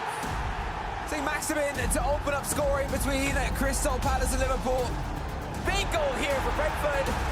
Right now it might be able to extend it with Cristiano Ronaldo. Chip towards the centre, passed on. Cristiano Ronaldo takes the shots. Poor Cristiano Ronaldo with the relents. Scores. Change over St. Maximin. And it's perfectly played. Nats might just seal it here. Well, what a story they've had, the Bees. It's been a fairy tale story for these two unknown quantities. Certainly have made a name for themselves on the big stage here in the ePremier League. A game in front of them worth £15,000, but they don't look like they've got any pressure on their shoulders. They've been lapping up every single moment and taking them on in this grand final. Two young guns with a lot of experience in this FIFA Pro scene. They signed for Crystal Palace this year in the Premier League. It's been a rocky road with big results against Liverpool to get to this stage. Have they got enough to make it to the grand finals? Okay, I am here with two of our semi-finalists. Sam, I'll start with you. How are you? You seem really chilled. You've been very, very calm this whole weekend. Yeah, honestly, like, I was thinking about it, like, honestly, like, every day I felt like, oh, nothing's really going to happen. Even this week, I felt like something might go wrong with COVID or something. Survived that, and now, like, yeah, we're here. I'm trying to have a good game. Okay, I mean, you just must have, like, the calmest composure ever. No nerves at all, or are you just hiding it well? No nerves yesterday, nerves today. Yesterday was like kind of a free hit. Today, now we're playing really well, and like people are starting to notice us a bit more pressure, but it's whatever. Did you expect to get to this point? Is it also, do you think, a bit of shock maybe that it's not quite registered with you yet? It hasn't registered purely because like I wasn't expecting it, but the thing is, because I've only played on Xbox this year, not only did no one else know my level, I didn't know my level compared to other pros. So like once I found that out, then I discovered that we can get ourselves going. And you'll obviously be hoping to get off to a very good start and give Peace the upper hand going into his second leg. Yeah, of course. But I mean, Jacob's unreal. Like, he was really good last year. I played him a couple of times last year when I was competing, and he was really good. He's seriously good again this year. So I think it'll be quite an end-to-end game, and like hopefully I can grab a couple of goal lead. Peace, how are you staring into space, just processing everything? How are you getting on? How are you feeling? We're feeling good. Obviously, like Sam, mentioned, we came here with no expectations, just trying to have fun, enjoy the experience. We've been playing well. We've had tough matchups. This played the toughest one so far. But like Sam said, we're looking forward to it. Try to do our best and see how we get on. And you're on the big stage here right now. You've made it this far, all of you. How does it feel? It's surreal because obviously, like, I've watched it over a couple of years. When it was LAN events and stuff, and it was nice to see on TV, and it's special now to obviously be here myself competing. So yeah, it's a really nice experience. And a tough opposition over here, Crystal Palace. Oh yeah, definitely. Ethan's amazing. I've watched him over the years. He's been amazing. This year's amazing again. But as I said, it's a game of FIFA. Obviously, we're all trying to be at the best. And you want to be the best, you got to beat the best. So we've got to give it our best and see how it happens. See what happens. These guys seem a bit chilled, don't they? Sam giving a little thumbs up. How are you feeling? I'm really proud just to be here in the semi-final, but I'm here to win it, and that's it. I won't take second, I won't take third, I won't take fourth. You've got confidence in yourselves then, that you can go all the way? Yeah, we've been playing really, really well today. We've obviously only played one game. We finished yesterday really well. I'm just hoping that we can win this game and get to the final. And people were backing you guys earlier to go all the way. Ethan, are you feeling pretty confident now? Yeah, after the Liverpool game, I'm feeling very confident in our performances, and I think we really can win it all. What have you two been doing then since I last saw you to prepare yourself? Because it's really stressful and really nerve-wracking. Yeah, it has been a bit of a wait, but we've just been upstairs actually watching the rest of the game, seeing how everyone else is getting on. Really just like chilling out, I'll be honest. You don't want to get too in your own head about these things. You just want to focus on your own game when it comes. And you feel like you've got this? Because, I mean, underdogs here, I think it's fair to say, right? That's just people's predictions. Anything can happen in a game of FIFA, but yeah, we're here to win, and that's all. Okay, well, good luck. Brandon and Richard, over to you guys. Thank you very much, Nicole. And yes, here we go, that ePremier League semi-final time live in London. We have waited a long time for LAN competitive FIFA to come back to this FIFA esports scene. It's back again, Richard. And maybe 4 clubs that we didn't expect to be here at the start of yesterday. They're here, they're playing for cash, and this plans to be a fantastic opening semi-final. All 4 clubs who have made it to the semi-finals deserve to be here. They have won big games in the quarters, they've won huge, stressful matches for lots of money, and the prize earnings continue to rise. The pressure continues to rise to a boiling point here in London. I tell you what, I'm shocked at how calm everybody is on that stage, because if that was me, I would be panicking. I think for the players who are playing second, maybe the nerves are starting to build a little bit more. If you're playing first, this is what you've done the entire tournament for the last 6 matches in the groups and then in the knockouts as well, this being the 6th. You know what you're doing. You know the format. You're going to play first, you're going to give it to your teammate, hopefully with a goal lead. In the case of Crystal Palace, it was a 0-0 result that was so beneficial against Liverpool. It gave Ethan the reins and said, go and get a result, go and get a win against Diogo. That's exactly what he did. On the side of Brentford, what a performance from these two in their quarter-final matchup. First game of the day, they just came out and dominated. They really did. Both players playing well, both scoring excessive amounts of goals, and really, I think this could be one of, if not the best game of the tournament in terms of what you see on the pitch. Well, the lines have honestly been this weekend from Brentford is that the Bees have been buzzing, quite literally. New to the ePremier League in their first ePremier League outing. Two very unknown quantities certainly have made themselves known in this tournament. That man on your screen who'll give us a wave has had an unbelievable tournament. There's something missing on that. It's favourite FIFA player in game. It should be Eric Cantona, because he's been so impressive this weekend for him, isn't it? No, he certainly has, and he's been playing a little bit of 4-1-2-1-2 narrow as well. When we were watching his group yesterday, Group A, Eric Cantona has been so good for him. It might not be his favourite player, but he certainly does the bits on the pitch. He scores goals, he gets assists, he makes himself a nuisance in the attacking third. On the flip side, Richard, we have to talk very briefly about Nick Snebb, a player that obviously has been coming up, 17 years of age. It's his second time in the Premier League. He was with Leicester last year, got a top 24. The game is kicking off now as we jump into this Xbox leg. This is the semi-final live here in the ePremier League. A lot of people have been speaking about this player, Richard, and Nick Snebb. Him and Ethan have got a great team camaraderie. They've been playing in tournaments in a 2v2 and a 1v1 format outside of this tournament. And I think that's an edge that has helped them progress through this tournament. And their biggest result, no doubt, was that quarter-final win against Liverpool, who were hands-on favourites to go and win this. You talk about confidence. It's been shot to the moon. A rocket has been sent up them because of that Liverpool performance. They are unbeatable right now. No one can touch them in their minds. They've beaten the top dogs, the favourite for the tournament, and now they just need to go on and lift the trophy. You talked about the team aspect of it, playing with each other outside of the Premier League, part of Team Foot. We saw Dan behind them as well. They are here, they are wanting to win. But can they get past this Brentford side who will throw a curveball at every opportunity that they have been given? Yeah, well, Brentford still yet to lose a game in the Premier League as they look to defend this first chance of the game. From Crystal Palace, Alan Saint-Maximin trying his best to manoeuvre his way around the back line. If you are new to the Premier League and you're wondering what the squad restrictions are, it's FIFA Ultimate Team with Premier League players only and icons that have featured in the Premier League. Look at the numbers available for Brentford here. Hullett into Hullett on the flip side. It's going to be a battle you're going to see all day long. We've watched 7 minutes. We've already had 2 attacks at either end. It's going to be end-to-end FIFA. It's going to be quick. It's going to be frantic. I'm expecting goals in this first game. That's just how both of these two players are. They are quick. They are direct. They want to set their teammate up in the best way possible. Sancho intercepted. No way through. Crystal Palace have been involved in the Premier League since it kicked off back in FIFA 19.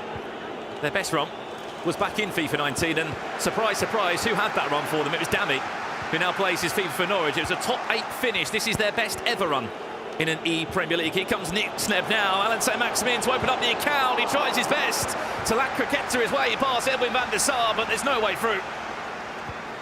I think he was probably looking for the Cricketta straight into the pass. The animation where you can just pop it up and dispatch the ball really quickly, offload it to a player who was arriving into the penalty box. Unfortunately, couldn't get it off. Good save from the goalkeeper, and we go again down the other end. It's like a basketball match, just you attack, I attack at the moment. And it's the FIFA that we love to see played on the biggest of stages here in the ePremier League. The biggest the Premier League has ever been, £100,000 in prize money, and 30,000 of it being awarded to the winning team. It's a team element this year. Great win. It's not an individual game. Another big win. Watch out for Cantona wearing that number 9 shirt. He has been full of goals for Brentford, and especially for Sam Brewster. As much as he's tried to have a knock-on effect to his teammate Enzo Henio, he hasn't looked to involve the French icon. Cancelo, bit of time just to try and build this one up. Can't find a way through, and this could be a counter-attack for Eric Cantona. Watch his run now on the corner of your screen, number 9. Not the player you want driving forward, Eric Cantona. Get it out wide, get it to the likes of Alan Saint-Maximin from central attacking midfielder. We've already seen Roberto Firmino involved You just see him turning around, talking there to Zahini, a little rub of the hands. They do chat a lot. They're very vocal in their performance and in their approach. Expect to see lots of communication. Sam Brewster on the hunt now for Brentford. Cantona, heel tail is his favourite skill move. He's loved to implement there. Couldn't find the exit with the reverse elastico. I think the one thing we're seeing here from Brentford, they're just enjoying themselves. There is not any pressure. They came into this tournament as two people that have never made a live FIFA event before. No one knows about them. There's no research to go and do. You can't look back on previous tournaments other than the club playoff that happened at Brentford. That's the only experience they've had in an offline tournament format. And I think that's what Sam Brewster was saying in the build-up, is that there's no footage to watch of me. There's no backup footage to watch of why I am so good on the Xbox. Cantona was nearly through there for a split second. Chance still comes alive now. Saint-Maximin does brilliantly well to just keep possession. Fortunately, again, it's a battle of the midfield, so it feels Kante or Hullet. In the colours of Crystal Palace and Patrick Vieira and Ruud Hullet. In the Brentford midfield, the half midfield, that's where a lot of battles are going to be. Across both legs here in the Premier League. 31 minutes gone already, 0-0. Who will have the first laugh in a match where the cash starts to really roll forward? He's just offside, Saint-Maximin. Whiskers offside. Yeah, it was really nice build-up actually from Nick Snebb. He kept it nice and calm, moved the ball from left to right. Little mistake at the back. Sam Brewster shaking off the cobwebs. A third gone here. There's been a couple of those moments already where he is very animated. He'll let you know if he's not happy with something. I think you've got two approaches. You've got sort of the stone, cold, hard look, where players don't really let it sort of affect their performance, or Sam Brewster, where I saw him appealing for a throw-in earlier when the ball went out of play. He had his hand up, asking for the referee and the linesman. Could be a chance. Firmino, chance, brilliant save from Schmeichel. It's the best one yet that Brentford have created in this game. He knows it was a brilliant chance too. Was there a pass available to maybe cut it back across goal? He stood up well to it though, the goalkeeper. It was on a tight angle.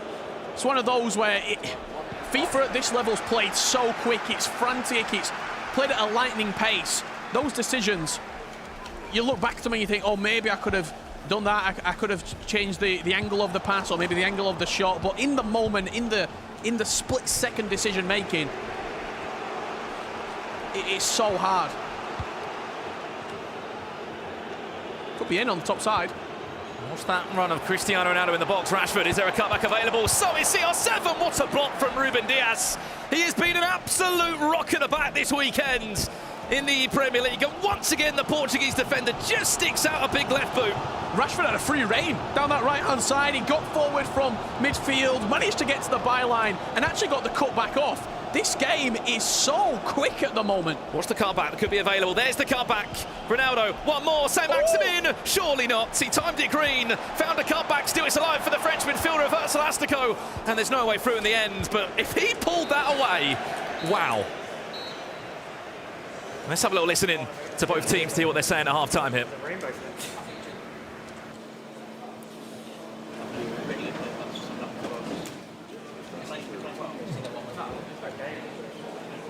Edge of the box, I'm just not doing anything. Well, not much from the side of Crystal Palace. I think zoned in is Nick Snebb, but We're talking about the rainbow flick, weren't they? The words that you heard from Sam Brewster there and his teammate Zohinio was, just needs to do a bit more around the edge of the box, was the words we took from that. Yeah. Not too much being said on the Palace side of things. 45 minutes left to play before you hand over the controller to your teammate and the reverse matchup is played. Well, it's quite a funny story. Rachel mentioned it on the preview to this one in terms of the music that these guys are playing and playlists. He's only got 2 songs on his playlist to Sam Brewster. Just on repeat. Whatever 2 songs they are, pass them about because it's providing you with win after win here in the Premier League. And the one thing that's been so good about these 2 players, Richard, especially for Brentford, is that they've just both pulled their weight. They've both delivered results. They've not needed to fall back on each other heavily with a big scoreline. And to be honest, the same can be said for Crystal Palace. No, absolutely. There's not been one player who's maybe, I don't want to say carried the duo, but been the more dominant in the duo. The results have sort of gone in their favour, and then the teammate might have lost a couple of games, etc. But both of these two individual duos, Crystal Palace and Brentford, have both been so good in their individual matchups. They've won their individual games. They've drawn their individual games where they need to. There's been very rare situations where a teammate has been handed a very drastic scenario. Probably the only one, the Crystal Palace first matchup where they played against Leeds. Well, the Liverpool game was, you speak about big performances needed. Nick Snebb did an unbelievable job of keeping Tegs at bay. 0-0 that game. And that also then has a rub-on effect on your teammate when Ethan looks at the game there and goes, you know what, it's a one-legged shootout, it's a one-legged game against Diogo. There's no reason why we can't go and win this. And he went and won it comfortably in the end. You see a pause come in from one of these two teams. The changes will be made in the last third of the action here. If you have just joined us, this is the Premier League semi-final number 1. It's Brentford against Crystal Palace. It's the first leg of 2. If you haven't been following the format this weekend, the game is played on the Xbox and then the game is played on the PlayStation with an aggregate scoreline being added together, which then equals the final result. Nick Snebb and Palace on the hump for their first real chance in a Brentford goal.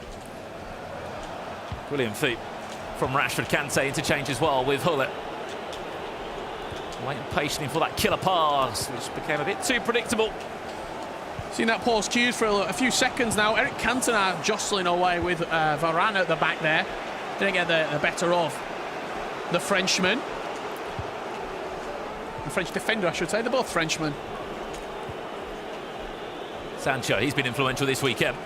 That's the Manchester United man. Lovely feed, scoop turn into the box. It shall go. There's an option at the back post. Not happy. Cantona could be in down the side there. Just have to recycle and hold the possession. There's an opportunity though for Cantona to have a run at Varane again. Sam Brewster electing the slower approach. Nicely done, punch into the feet of Ronaldo. He can't find Eric Cantona. Doesn't like him to remain quiet in terms of the goals that he has been able to score. Sancho. Palace on the hunt for their first real chance at goal. Rudiger in Really for the team. Varane on one side alongside Ruben Dias on the flip side. It's the Chelsea defender and the German team of the year. Honourable mention that does fit into that team still.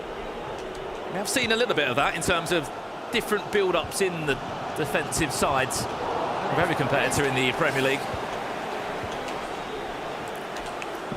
João Cancelo all the way from fullback. He can certainly do a job. Finds Ronaldo. There's the cutback. Saint-Maximin! What a save! It's a brilliant save from Van der Sar. You heard Sam Brewster say the words, I read that. Well, Van der Sar certainly did. What a save. Beautiful build-up play. Again, from Crystal Palace. We've seen the changes being made here for Palace.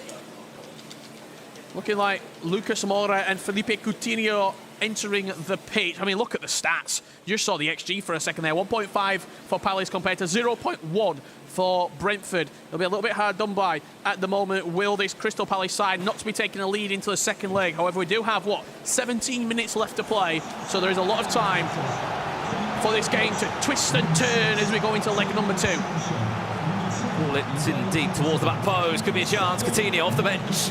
The Aston Villa man on loan from Barcelona. Varane. Saint-Maximin! Oh, no! They thought it was in. It's just gone wide. I think Sam Brewster looks over and says, wait a minute, chaps. That's not gone into the back of the net. But it was very close to. What a chance. Left-footed strike. Saint-Maximin, 8 yards out. Rifles it past the post. And that is the biggest let-off for Brentford and Sam Brewster. He struggled to create, has Sam Brewster, this game. Especially in the final third. Palace come forward again. Saint-Maximin can't pull roll scoop turn his way out of that one.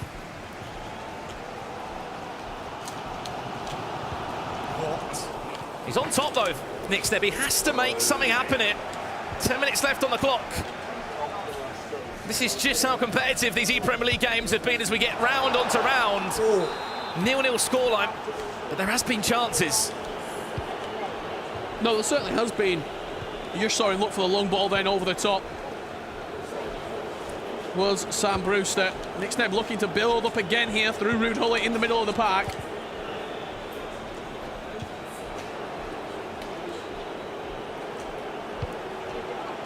Firmino.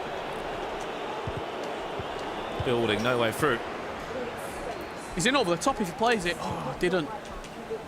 Thought there was a pass there potentially. It could have been pinged over. So Maximin's making that run forward, Richard. He can't get his way through. Cantona's not had a game to remember. He's not on the pitch anymore. Has been subbed off. And with the 3 icons that are allowed in the game. So at 0-0. Gullit and Cantona trio.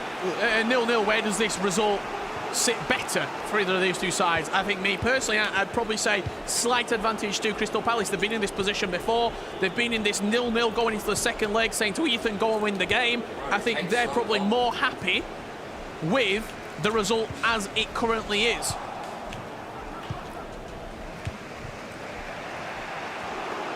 Added time of just a minute. Long ball forward, Cristiano Ronaldo! Oh, it must have been offside. Must have just been offside. 90+1.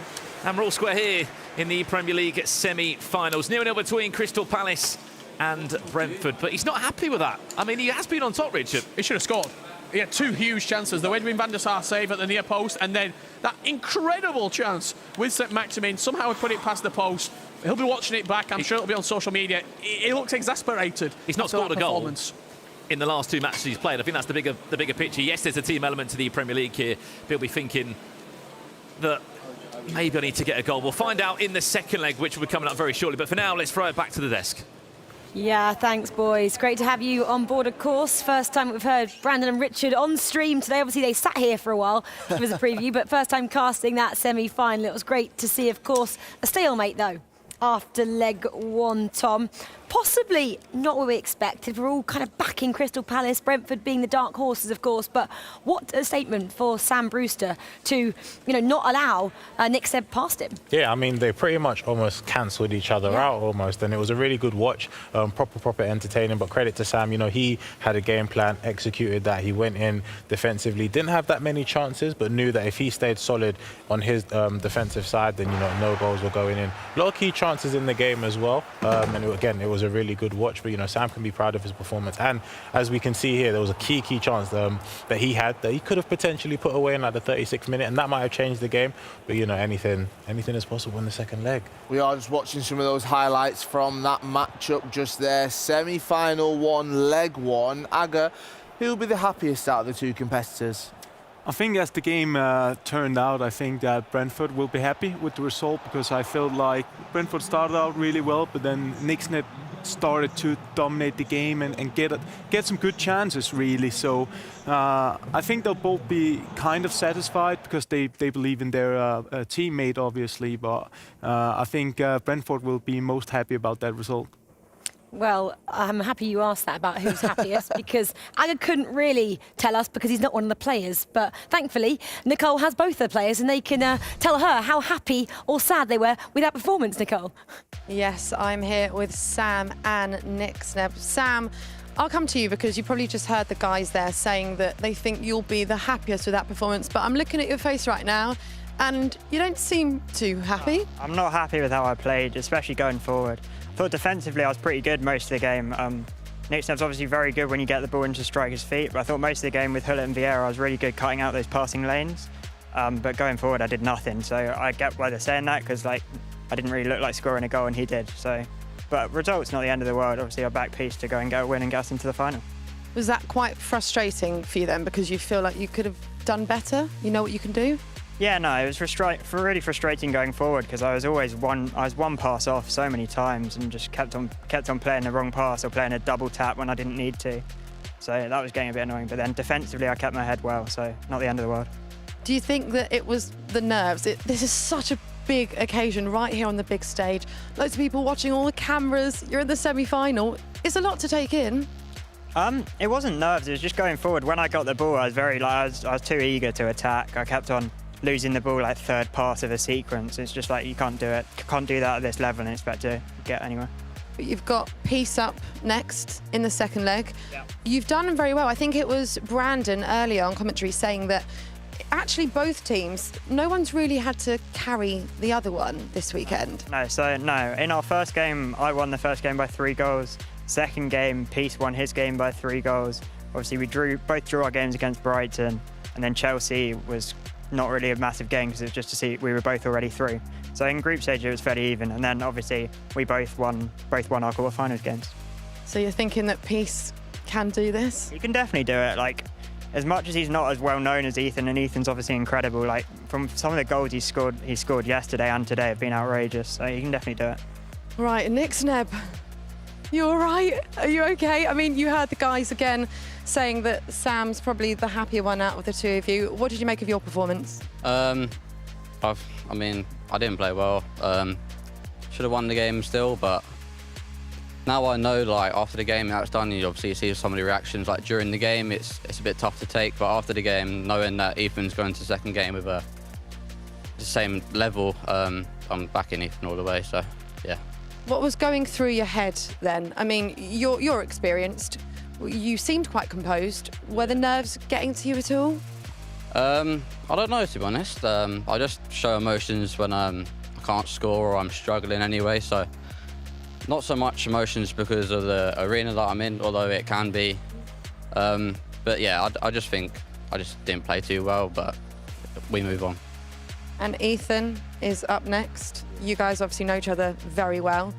You're backing him to get this for the team? Of course, 100%. I mean, level before the game to say a best of one with Ethan versus Tina.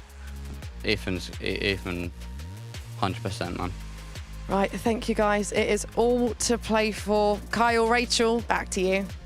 Yeah. Thank you, Nicole. I mean, we're both kind of like listening because you're so close to us here. I mean, I'll pick up first. Shall I go with Sam, and then you can talk about what Nick Sneb was saying? Sam, he said he was making a lot of mistakes, guys, and he said maybe he was a little bit too eager as well. I guess that's what's coming with this top level, this high pressure situation, and that's what happens when you do kind of try and press and you're not really sure what you're looking for. Yeah, I mean, at the end of the day, like you said, at this high level and in the semi-finals, decision making is always going to be so key. You want to make the right passes, you want to make the right moves, but then at the same time, you need to remember that because it's such a high level, your opponent can pretty much read what you're going to do, even though they kind of don't really know what's coming. So these are all sort of things you need to consider, and you don't really want to play the ball forward too quick because you're prone to the counter. And again, because it's such a high level, if you do get countered, the likelihood of scoring is quite high. So it's a lot to think about, and mistakes do happen. They do occur. We've talked about the pressure building for all of these players, and feels like it's building more and more. The tension in the room as the friends and family area starts to fill up, as the spotlights go down. We're in the centre pod right now, and it's 0-0 going into a second leg. It genuinely just comes down to 90 in-game minutes of FIFA, possibly, of course, extra time and penalties as well. But it's this match, and that is it to get through to the grand final. Yeah, it's getting close now, really, and you really gotta have ice in your veins and staying calm now, because now the pressure starts to kick in for real. And both of the teams obviously want to get to the final now and feel like they're close. So the mental game really starts now. Yeah. Well, both players seemingly a little bit frustrated with leg one there. Nick Sneb as well, so he didn't play too well, but maybe that was just Sam Brewster from Brentford frustrating him a little bit there at half-time between the two legs. It is 0-0, of course. Can we find a goal in the second half? That's coming up after this short break.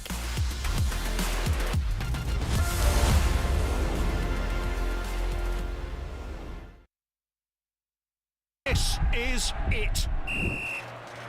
It's all to play for. You can't help but be impressed with his focus. He's lined that up perfectly. Oh, it's there! Scan your BP Me Rewards card for a chance to win Premier League tickets every 90 minutes.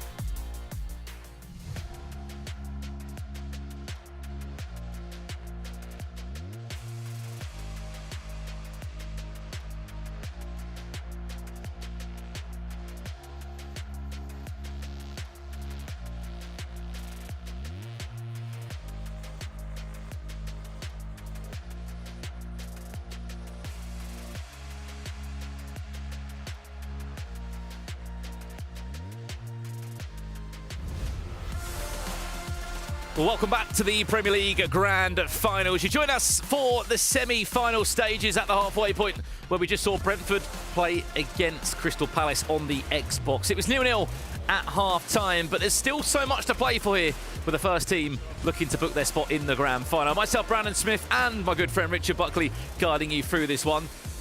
A 0-0, Richard, but there was a lot more in that game than just a goalless affair, wasn't it? No, there certainly was. It was an end-to-end game. We heard the interviews there with Nicole, and I think Crystal Palace will be disappointed not to take something out of that game, to have a goal advantage or even two coming into the second semi-final. However, you've got to say the pressure really starts to pick up right now. Well, this is it. You win the game, you're the Grand Final, £15,000 guaranteed. And the best part is, this is honestly a clean slate. It's a 0-0. It's a best of one. But Crystal Palace have been in this position before, Richard, in their quarter-final tie against Liverpool. It was Nick Snebb that kept Tex at bay at a 0-0 scoreline. Ethan came out cruising against Diogo Mendes. Could be an early chance for Ethan to find the cutback for Saint-Maximin. Just couldn't angle his run for the cutback that was looking for available. Here's Brentford now. Cristiano Ronaldo fancied a shot. It was quite audacious from that far out. The one thing that we know about Zohinio, he likes to score goals. Yes, at the back can be a bit leaky at times, but he throws bodies forward. And he scores plenty of goals. He's only lost one game, one individual leg so far on this ePremier League journey. It came yesterday, last game of the day in the groups against Chelsea. By that point, Brentford have already qualified themselves for the knockout stages. And today, he was able to win his quarter-final tie against Aston Villa. And their PlayStation player, Carl Rowley, scored 3 goals, in fact. Ethan building pressure on his shoulders to get Crystal Palace over the line to their first ever Grand Final in the Premier League. Good feed, Sancho back to goal. Is there one more pass available? Ruud Gullit thought about it. Kante just in the right place at the right time. Jadon Sancho was dancing on this near side, just waiting for a Brentford player, Zohinio, to go across and tackle him. He let him work his way into the box. A little bit risky. You're going to let a player of Ethan's attacking capabilities wander into your penalty area like that.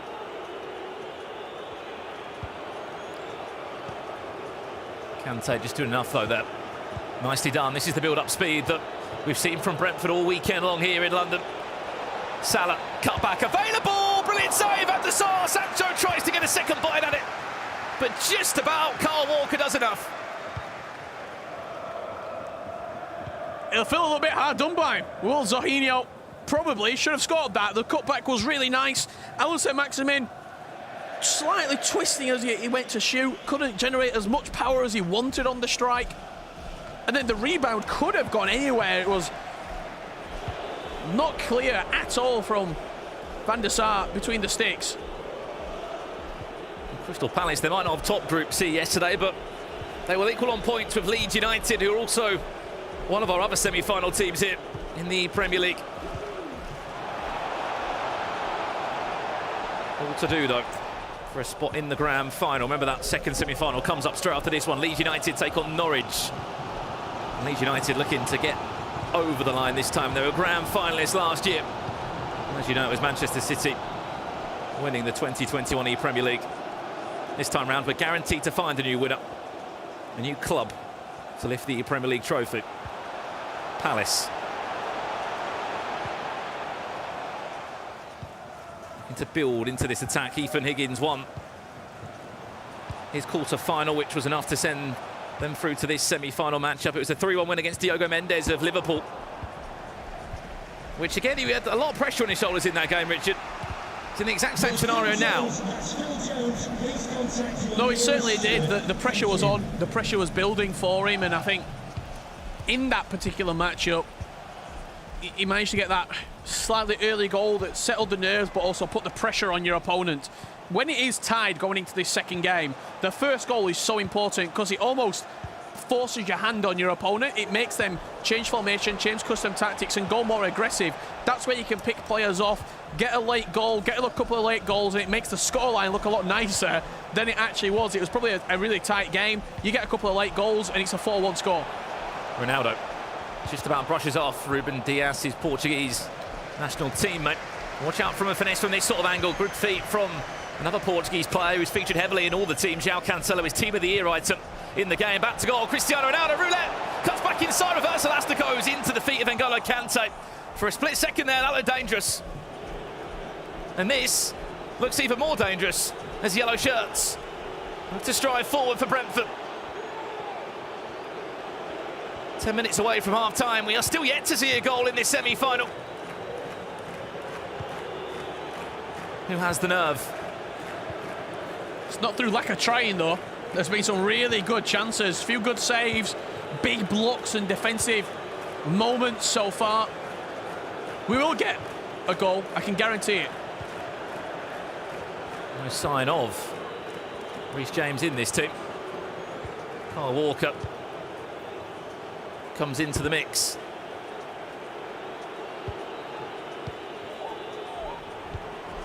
Another win again. I've got to say, so far I've been more impressed with Ethan in his first 40 minutes. Certainly feels like he's had more of the possession, more of the ball in this area of the pitch. Kyle Walker from fullback looking to cause a bit of an overload on this right-hand side. It's meant for Jadon Sancho to get back and defend. Last chance of the first half. Will we see the first goal? Saint-Maximin looking to build, tries to squeeze it through. It's a routine day from Rudiger as that ball just took a slight defection on the way through. And that'll do us for half-time here. Let's have a little listen in to both teams. You've been one action away from scoring maybe 3 times. You don't need to change it. I think it's still a one. You are?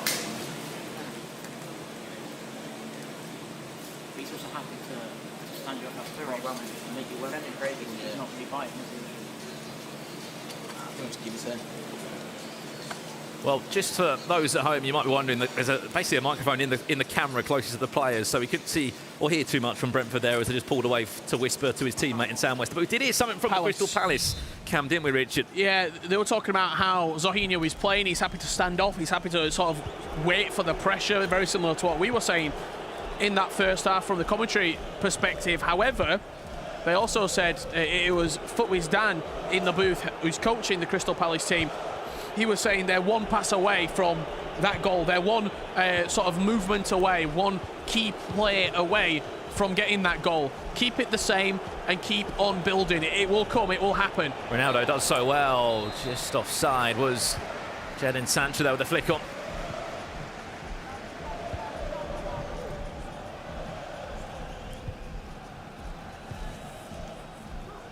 There's only been one game where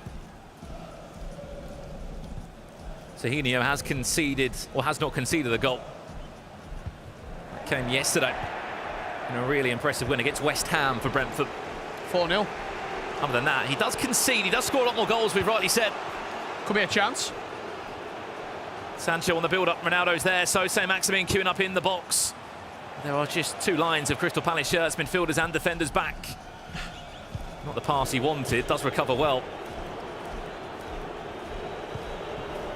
This is nice, Ronaldo finds Saint-Maximin, is there one more pass? Ball on, confidence, need it! The confidence personified from Zohinho. And it's the Bees that have a breakthrough in this semi-final, 55 minutes on the clock.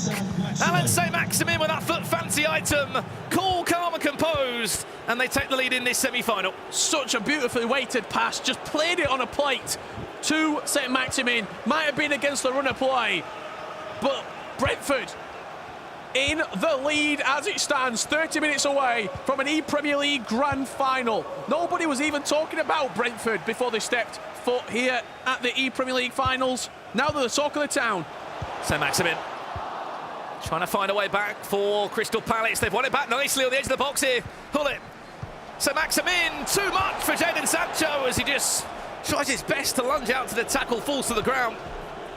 The ball roll was so cute.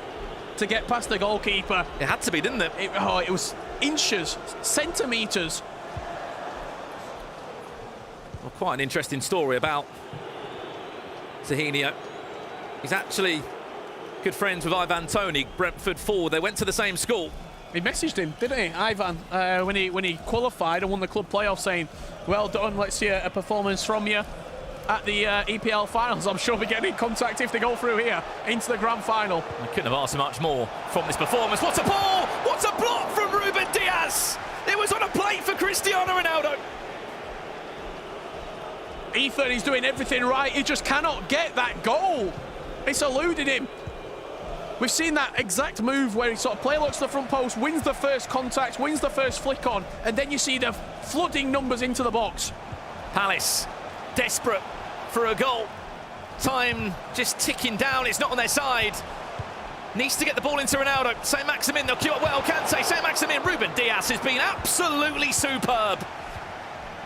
And as those Crystal Palace shirts start going forward more and more, as you see the fullbacks, as you see the wingers staying up, the central midfielders joining the attack, there's going to be gaps, there's going to be spaces to exploit for Brentford. I'm surprised I've not seen a pause at the moment. It's time for one, isn't it? It's time for a pause, even if it's on the defensive end for Brentford, to shore up, maybe bring on another midfielder. Patrick Vieira, prime icon moments, could be that man. For Palace, there's 18 minutes left. I know the talk at half-time was keep it the way it is, and you might get the breakthrough. This could be it. Look at the time. Alan Saint-Maximin!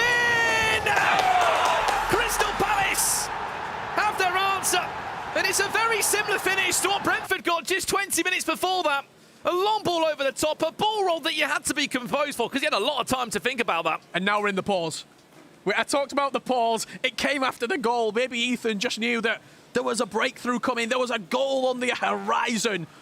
Ball over the top, very direct. Just pinged it over Saint-Maximin. He's got that electric pace. He's got that acceleration and sprint speed to get past that last man. Ball roll past the goalkeeper, and you heard the noise when that goal went in. I think there's a few fan favourites in there supporting not only Crystal Palace but Footwiz as well, where both of these two do play. It certainly feels like they've just been one game away, one step away this year. Both Ethan and Nick Snebb, they were so close to qualifying for the FGS Team of the Season Cup, a sideline esports tournament. It goes alongside the FIFA Global Series, which the Premier League does play a part of. Big 15 minutes remaining. This really could swing anyway here in the Premier League. Nicely done, Jadon Sancho. All the time in the world until Carl Walker came and hit the ball off him. Subs on the pitch, Lucas Moura comes on for Crystal Palace. Keep an eye on him on the far-hand side of the screen. Rashford for Brentford on this far left-hand side, I think it is, closest towards the camera and the touchline where the managers are, just for people watching at home. Expect to see those two players, Rashford and Moura, on each side. The ball sort of forced out to them because they're the fresh men. Sancho bearing down a goal. He's done a great job to pull out Rafael Varane here. That's his flashback FIFA Ultimate Team item that has been used across the Premier League Grand Finals. Final 7 minutes here. If we are all square after these two legs, we'll play one more leg.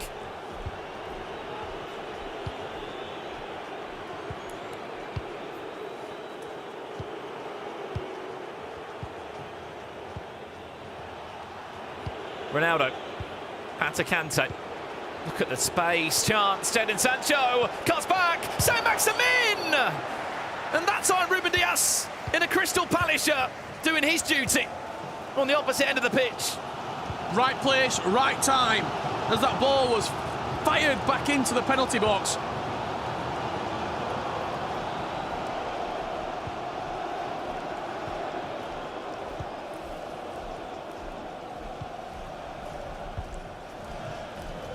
Now Cancelo lofts it, does well. Varane! Oh no! It was time green, and often when it sparks green above the player's head, it normally means that ball's flying to the back of the net.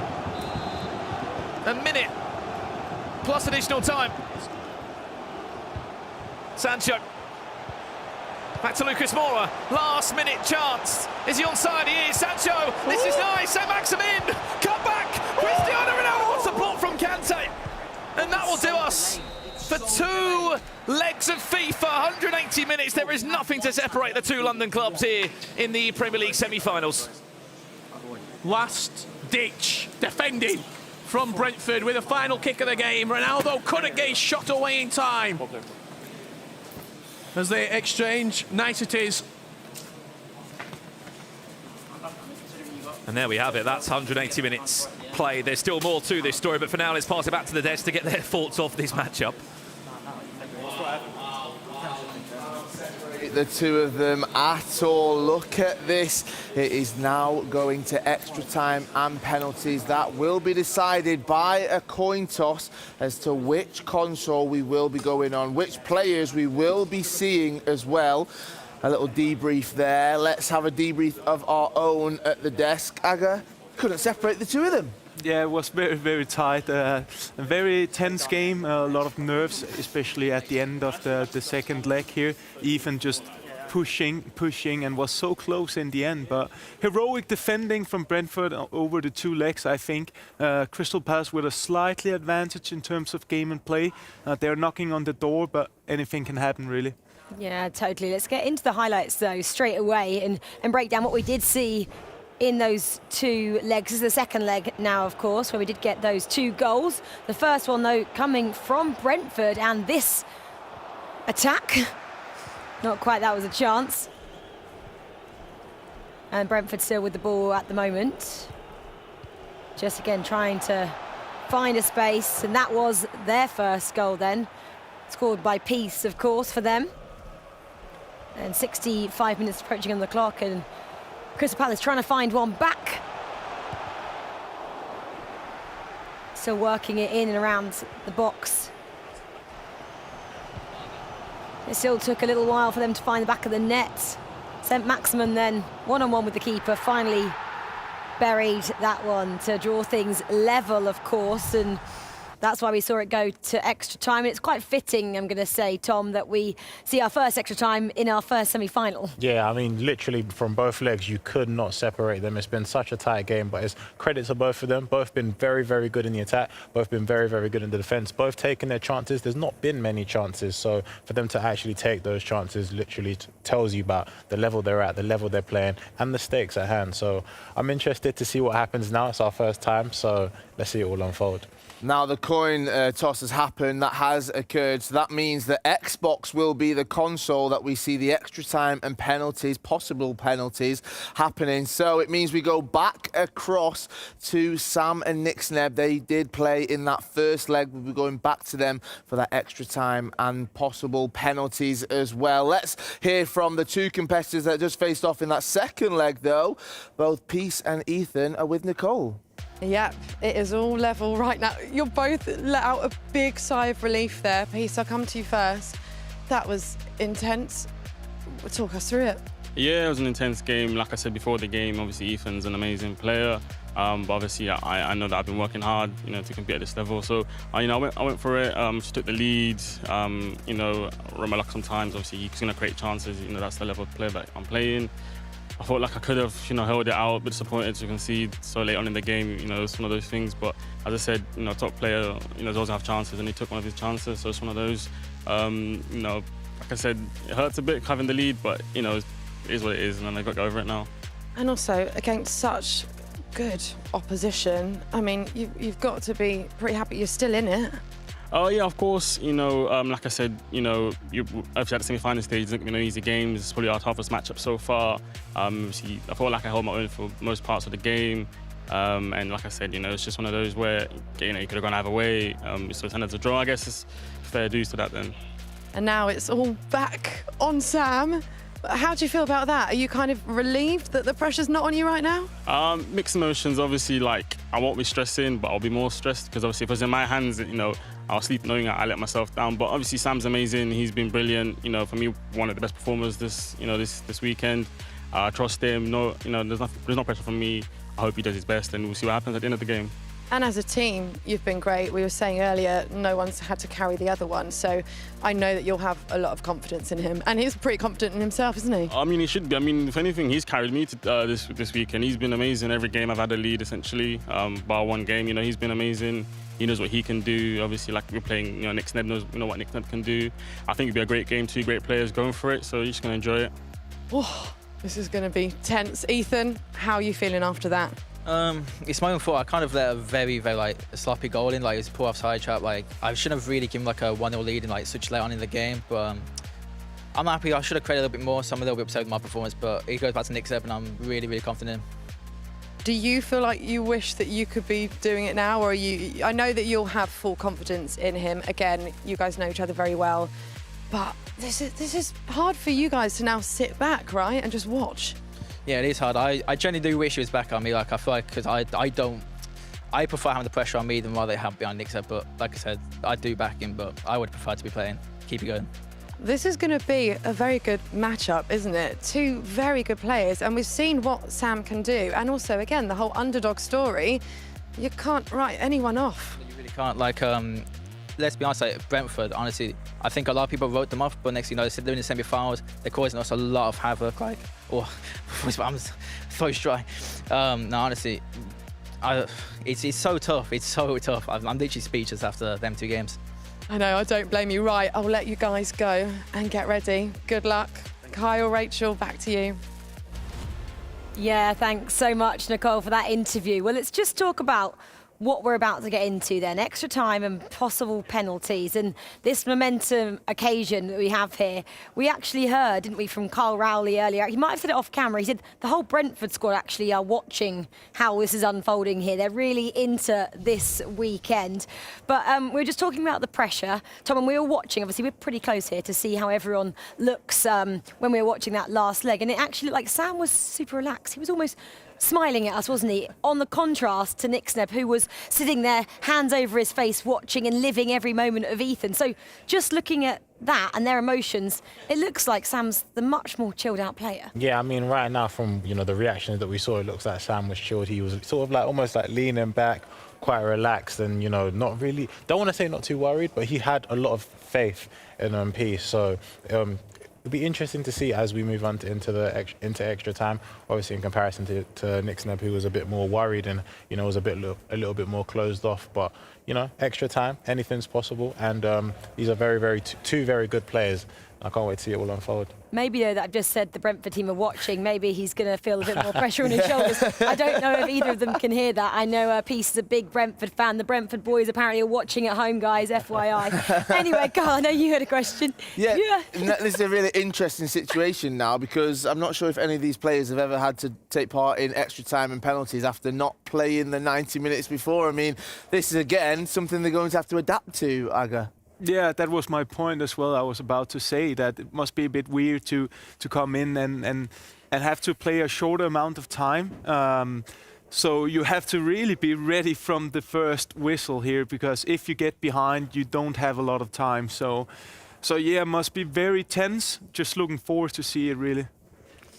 Well, it is very tense, of course, and this is the first time we have seen extra time throughout the weekend so far, and it will decide a spot in the grand finals, of course. It is Brentford taking on Crystal Palace. Extra time is coming your way right now. Brandon Smith and Richard Buckley have the pleasure of taking us through this one. Thank you very much, Rachel. 180 minutes was not enough to separate Crystal Palace and Brentford in our first semi-final here in the Premier League. So now we need 30 more minutes plus penalties, which is going to be stressful for these two, especially on the Xbox, Richard. For Nick Sned, hasn't scored a goal across the last 2 games he's played. Not only that, but I think Kyle and Agawa just alluding to it. The fact that you almost switch off, you take a back seat, you let your teammate play, and then you're going back into the fire right now. You're stepping back into the oven where it's 180 degrees, 200 degrees, because you've got extra time and penalties. This will fly by, this extra time period. I mean, what we're going to talk about, each half, maximum 2 chances. If that. 1 chance, maybe. We're going to see. We're going to find out. Well, if this has been your first taste of competitive FIFA, do not go anywhere. That's for the 90th minute whistle. And we're playing 30 more minutes of it. There was a coin toss done before the game. That's why we're over on the Xbox. But this is all to play for. You win this game, you've got a grand final spot, £15,000 guaranteed. And we are underway officially now. Back on the Xbox, it's Nick Sneb from left to right in those Crystal Palace traditional colours and in the away strip of Brentford. It is Sam Brewster, a player that no one knew coming into this ePremier League. Now, the whole of the UK and the world know him. They had a 0-0 game, these two, across the first 90 minutes. Which way will extra time fall? Jadon Sancho, this is Crystal Palace now, building up for their first chance of the game. Too much time in the box. And Maximin Ronaldo, Ruben Dias. Again, he's been so clutch. Seems like whenever there needs to be a yellow Brentford shirt there, there's Ruben Dias, there's N'Golo Kante just throwing themselves at the ball. He's in, he's in! Here's Cristiano Ronaldo, scoop turn, see you later! He timed it red! It may have been on target, but there was not the full conviction behind the shot from Cristiano Ronaldo. We said this was open, it was open when they played in their opening game. End-to-end FIFA here. Oh, he has to score. Just brings a bit of calmness to this for a few minutes. Plus 10 minutes gone already. 10 minutes of extra time out the window. 2 chances already played. You can't red time that. And you looked, Sam Brewster turned around, just thought, what have I just done? He red timed it. What an opportunity. What a ball though. What an exit from the scoop turn from Cristiano Ronaldo. Does well now on the flip side for Crystal Palace. That popular ball roll scoop turn that we're seeing time and time again be so influential. And part of any pro player's attacking play style. Eric Cantona has been the man of the moment and the man of the tournament for Brentford. And Sam Brewster's used him. Good feed, Jadon Sancho. Even better tackle from Rudiger. Defensively, Sam Brewster has been sound. Both sides have been outstanding defensively, and that's why we've seen so little goals, because they both just cancelled each other out at every opportunity. Added time in the half-time of extra time. Scoop turn, CR7, see you later! Van der Sar needed to save the day for Brentford. In it goes, last chance of the 45. Ronaldo gets there. Still playing. Van der Sar went down to ground. We've played the additional time. This chance will still be allowed to play. So Maximin, brilliant feat. Just needs to win the ball back to Brentford, and we will be going into half-time and extra time. But Palace will do their best to have the last chance of the 15. The ball went the wrong way. He knows it. Nick Sneb. And Richard, we said it would fly fast. 15 minutes played here, still all to play for. 2 big chances. You just saw the stats there. I know the stats are a little bit sort of incorrect because we played the 90 minutes, then we restarted. In that extra time period, Brentford had 18% of possession. 1-8. And they should have scored. Yeah. Well, let's take what we can out of the Xbox game when these two played as well. I think on paper, Nick Sneb was the better player in that game as well. And you saw it in his interview afterwards. He was so disappointed that he didn't find a way through. But you're rightly so. Ruben Dias, surely the defender of the tournament. He has been here, there and everywhere. Just huge blocks coming out for him. But then also the save from Van der Sar from the shot that Nick Sneb created. The dancing inside the box. The Elastico popped it off. Green timed it as well. And a great save. That's a really, really important win straight from kickoff as well. Nick Sneb instantly turning over possession. He's got a chance to go forward. Look at the background there of Sam Brewster, his teammate. He can't bear to look. Can barely even watch. Here's Palace on the hunt for a goal that will send them into the Premier League Grand Final. Penalties could be on the horizon. They certainly will be in 10 minutes. Look at Cantona. That number 9 shirt is lofted into the French forward, and it's nicely done back to Schmeichel. A little bit too direct there for Brentford. They saw the run of Cantona and just trying to force it over the top, trying to win a second ball, trying to win a first contact. Didn't happen for them. Nick Sneb relinquishes possession straight out of play. The pressure, Richard, is building. Penalties are on the horizon. As every minute passes, 1 minute closer towards penalties, the dreaded penalties it could be. Massive game, not just the Premier League club on. You back your teammate, praying that you can get the job done. Can't imagine how nervous it is for the teammate sitting back and watching this. Final 5 minutes, Palace, rightly so, have been in possession, dominating possession, 70+ possession they've had in this extra time period. Brentford just have struggled to get the ball, let alone keep it. Saint-Maximin, the only goal scorer in this semi-final for both teams. For a bit of a fancy pass, it does get dispossessed. Brentford on the hunt, and again, it's just a bit too forced. I think he knows that. Here we go. Last chance. In normal time. He's playing for it. He knows what it means. Nick Snip with the biggest chance of all. Won it back for Brentford. This would be a story. 1 minute. If they were to go forward and counter-attack now, it might fall back the other way for Crystal Palace. He knows it. It's a massive tackle from Rudiger, who's out of position ever so slightly. We've played the added time. They win the ball back. Goes forward. Could be a chance. Jab Cancelo wins it off to a penalty shootout to the side of grand final. Strap yourselves in, ladies and gentlemen, as it's Crystal Palace to defend first. Up steps Brentford's Eric Cantona scores. Will it be 1-for-1 for Crystal Palace with Marcus Rashford? Up steps Nick Snebb, saved! Rude Hullet from 12 yards. Steps up to the spot, smashes it down the middle. Advantage Brentford 2-0 up. Can he reply? Yes, he can. 2-1. Chance to go 3 from 3 for Brentford. Up steps CR7, Mr. Reliable as always. It's a must-score scenario for Crystal Palace with their Cristiano Ronaldo. Up steps CR7, saved! Huge advantage to Brentford. If they score, that's it. It does score. Brentford are in the Premier League final. The fairy tale continues for the Bees. It's a grand final in their first ever competitive FIFA tournament. They might not have known each other before coming in, but everybody knows them now. They've created a relationship across the last 48 hours that will continue for a lifetime. Crystal Palace out, Brentford in the ePremier League Grand Finals. What a semi-final that was. What a semi-final. What a storyline we are building here at the ePremier League Finals.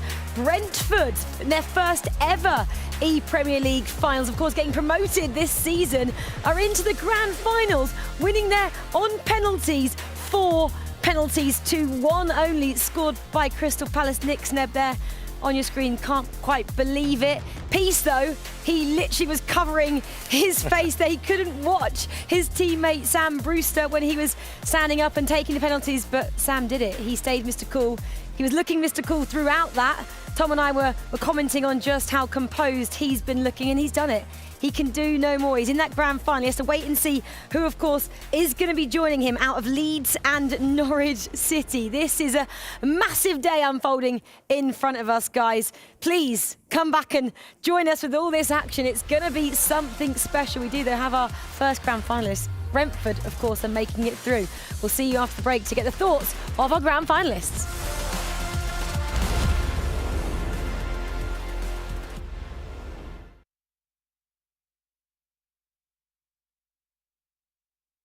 Wouldn't be here if I didn't want to win. I want to bring the first trophy back to Newcastle since the 60s. So it's a great feeling being able to tell people that you're representing a Premier League side. So the first year, a couple of years back, I didn't have any experience, but now I've got a lot of experience under my belt, so I just can't wait to get started and hopefully just smash everyone. Being back here, seeing the buzz in the VIP room, seeing the buzz in the players' room, seeing the buzz on set, and seeing just how amazing it all looks, the bright lights, the music, knowing that we're going on air, nothing beats it. Every single year that it's been on, I've watched it. Sometimes the favourite wins, sometimes they don't, and that's what's so great about it. The nerves get to people and they just unravel. You have to believe in yourself. On an event I did about 2 weeks ago, it was the final and this individual lost because they did not believe in themselves and they let the nerves get to them. And of course, you have to grind out the game for possibly up to 8-10 hours a day. This is what these guys do, okay? My best match in EPL was the 2020 version when I beat Tex in the console final on Xbox, because Tex was always the the guy to beat in EPL, and it was a great feeling to beat him and win the Xbox console at the same time. It means a lot to me to make the ePremier League finals because I think it's like a main stage where I can show how good I really am. I qualified for the ePremier League last year, and it was online, it wasn't as good, but yeah, this time I'm just so excited. I qualified about a month ago, and since then I've just been thinking about it all the time. I want to win as many trophies as I can and be regarded as obviously one of the best FIFA players in the world, which I state myself as, but I need that trophy to back my point up, because if I don't have that trophy, no one's going to believe me. I don't know when it's going to happen, but potentially, you know, it's going to be this weekend, I hope so. My most memorable game in the ePremier League came in FIFA 19 against Cardiff City. It went to extra time and I seen the clock tick over at the 120th minute. I thought, oh, here we go, penalties on live telly. But Kevin De Bruyne hit one from 20 yards, went in the back of the net, and the relief that comes through the body when you win in the last minute, especially with all the big cameras, was really good. You know, stepping up from remote to LAN is a massive difference. I think one that all the players relish. I mean, surely that's why you become a pro. You want to be here in person, lights, camera, action, all the nerves. That's when, you know, the true champions come out. I'm hoping to see some upsets. I think that there's some players that are here, it'll be their first LAN event. It'll be their first event where in the last 2 years they've become pro players. They're old enough now to actually compete. And this will be their first event where the pressure is there, the cameras are on, the lights are on, there's an audience in front of you, not just over a screen. And I'm hoping to see some upsets, and I'm really hoping that some of those players that haven't got a name for themselves yet come out of this tournament this weekend established, and people look at them on the FIFA scene and say, wow, this is someone that we've got to look out for in the future. Year on year, the talent is getting better. Obviously, when it started a couple of years ago, you know, players were still good back then, but obviously years and years of practice, a lot of these players probably didn't even qualify a few years ago or didn't even try to qualify, and now they're all coming through the ranks. There's so many youngsters as well this year, 16, 17 years old. So I play FIFA, but these guys definitely would smash me out the park. You know, they're the best of the best. Every single player here that's qualified for this event, you know, they've gone through hundreds of people from the team that they obviously represent, and to come out on top, they've got to be really good, and I'm looking forward to see who comes out on top. It is everything. It's not just one thing. You have to be well versed in everything to become the Premier League champion this weekend.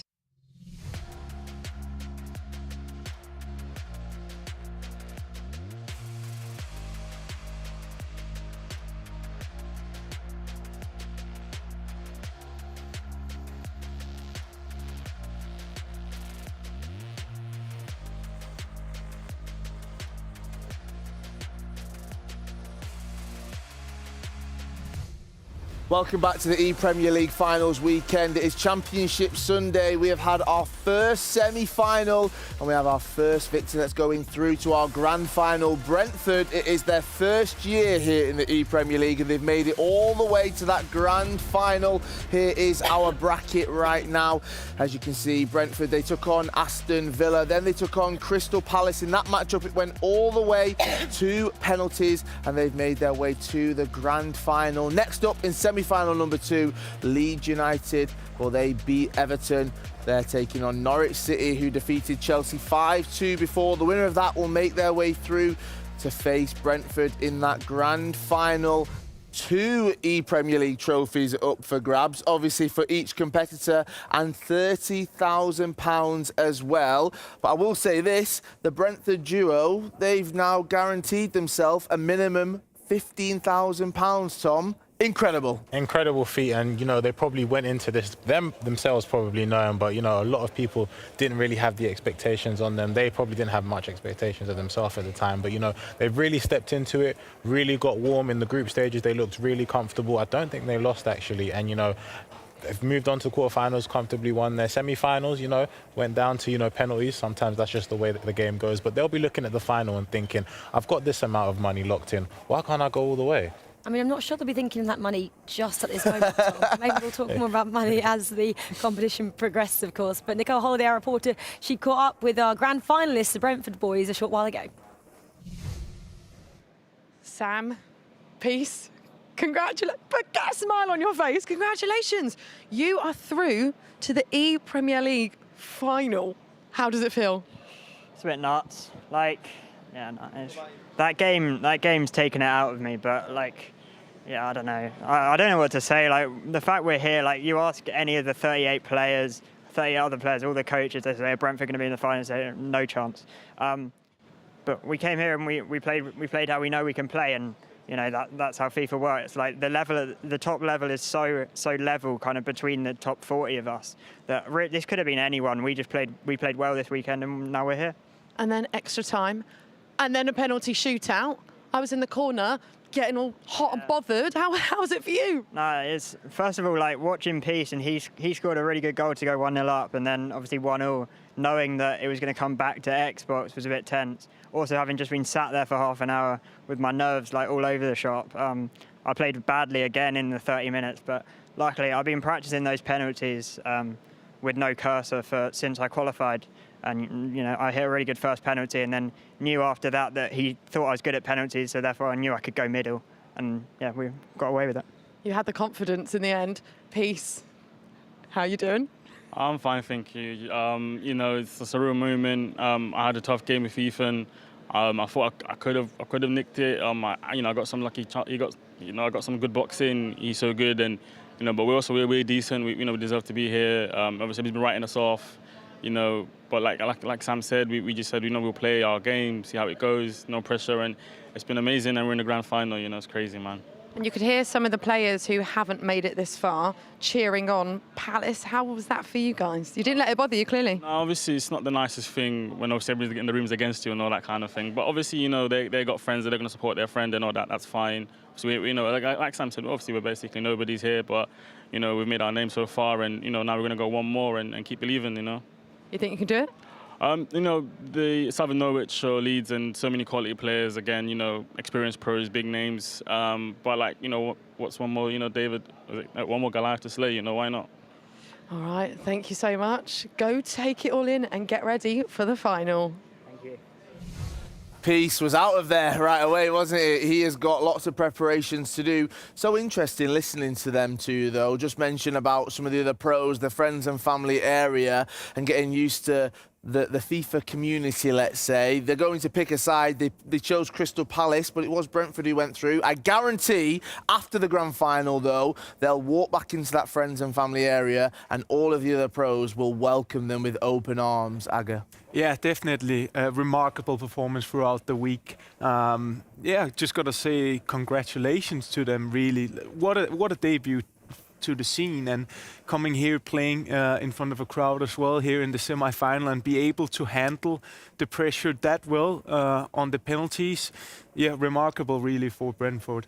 Tom, what statement do you think it puts out as well to the FIFA community and the next generation of players wanting to come through and find themselves here at the EPL finals? The fact that, you know, Sam and Peace are relative newcomers to the games. It's their first LAN event, obviously, Sam being only 17 years of age. I mean, it just shows that, you know, anything is possible. And if you're sitting at home thinking, how do I sort of get myself involved in that? And I don't feel like I'm ready at that level. You know, these lot are quite young, relatively new on the scene, and they're just so fearless and so confident with it. So I think it just goes to show that, you know, the competition is rising each and every day. And if anyone's watching this, you know, if you feel like you're at the level, then why not take a shot?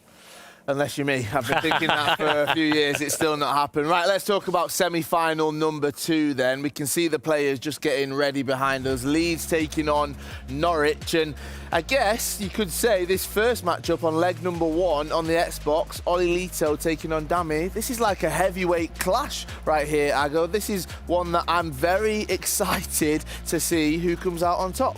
Yeah, it's going to be very interesting. 2 top players who's been performing very well at this competition. So, yeah, really interested to see how this game turns out. I think it's going to be massive.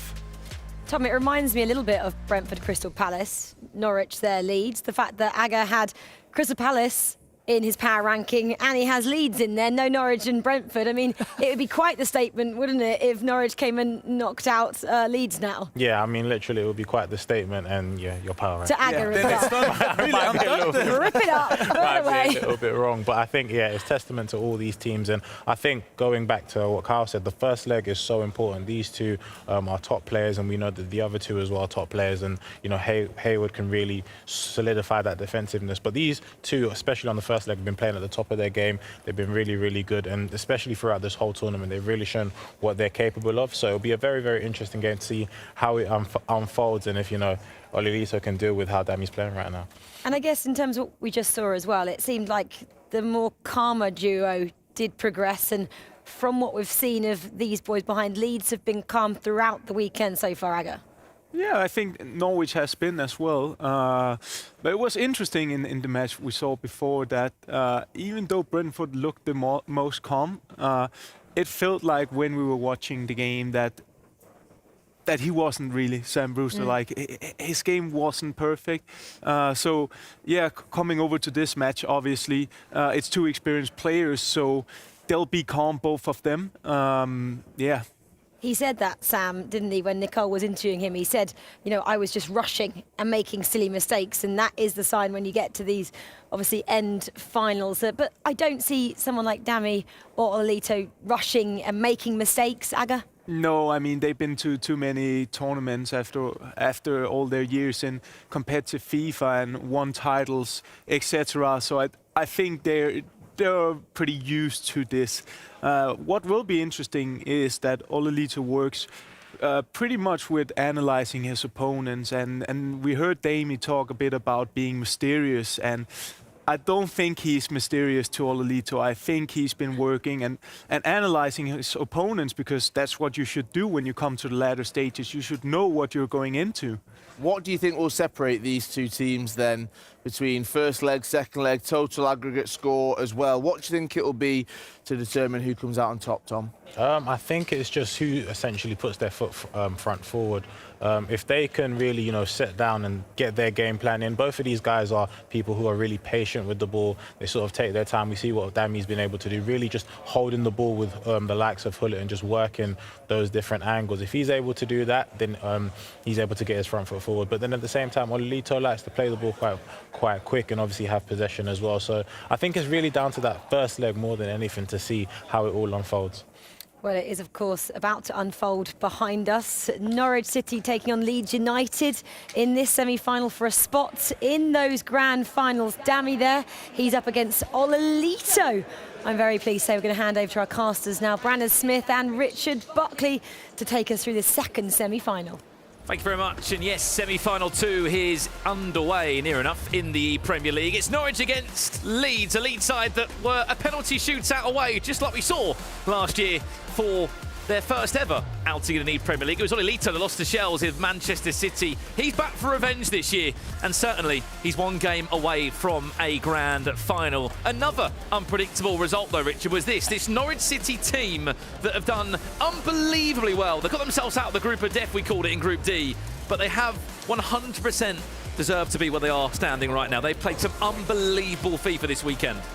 Dami, who plays first for Norwich City, loves playing at LAN. When it comes to FIFA Esports, when it comes to games over the last few years that we've not been able to see, maybe online, that we've been waiting for, Ololito against Dami, for me, this is probably one of the most excited I've been for a one-legged game the entire weekend. Then we get Mitch for Leeds against Poacher coming up against Norwich very shortly indeed. This is going to be such a tactical game between Leeds and Norwich. Dami against Ololito. Well, he's been renowned, hasn't he, Dami, for playing a 3-5-2 throughout the Premier League tournament.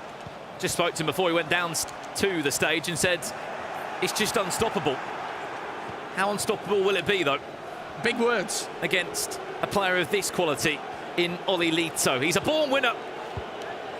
Someone who's got great experience in the Premier League. He was a runner-up last year. And he's well known for Leeds United fans all over the world when it comes to competitive FIFA. When they think of the Premier League, they think of him. He's been there, he's done that, he's got all so close. Dami and Ololito in the past.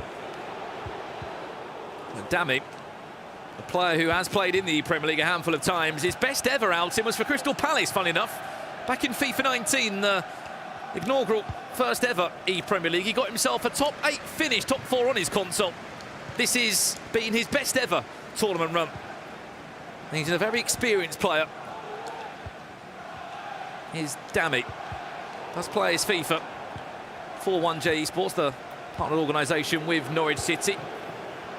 Well, we actually were covering their club playoffs. We saw it unfold. We saw Dami cruise his way through the qualifying campaign, playing at the stadium. their teammates. Goal poacher certainly came alive in that PlayStation bracket. Here comes Leeds now, their first real chance, a goal. Jadon Sancho, ball roll, scoop turn, looking to get away from the Norwich defender. One thing that both of these two teams are, though, are superb defenders. Currently on paper from the group stages, Richard, it was only 7 goals that Leeds conceded to the 9 of Norwich. And Norwich, remember, were in Group D. Leeds also were in Group C, which had Palace in it and Southampton, who 2 ridiculous clubs.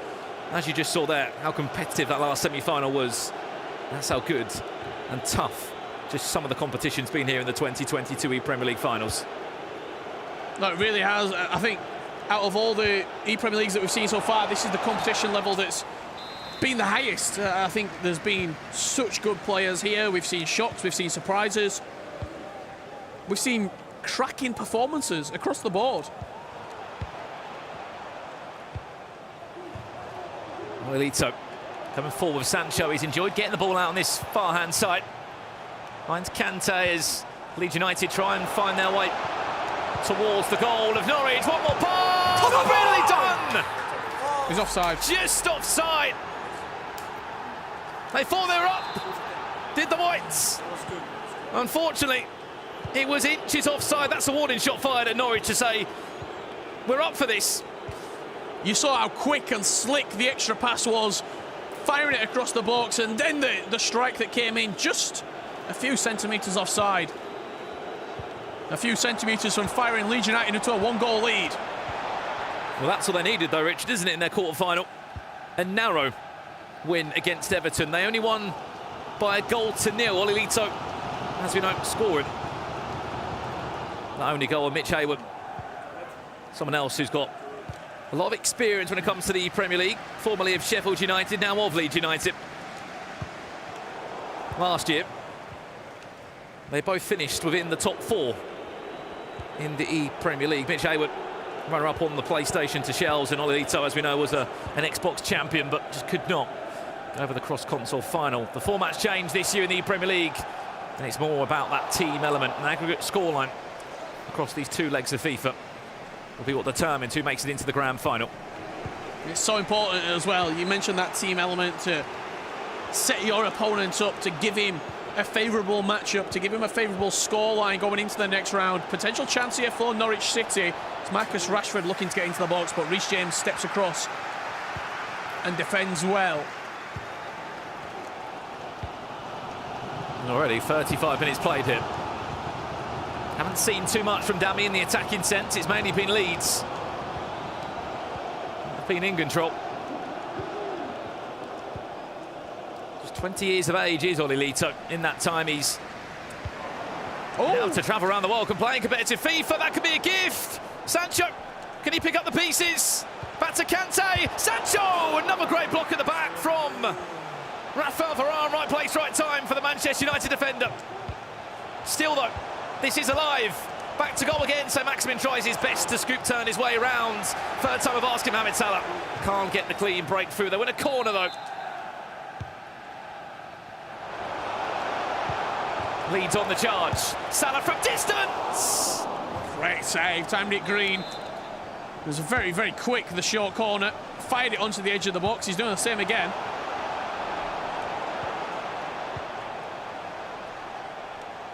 Slower route to goal this time around. Ruben Dias in a position where he didn't quite want to risk losing the ball.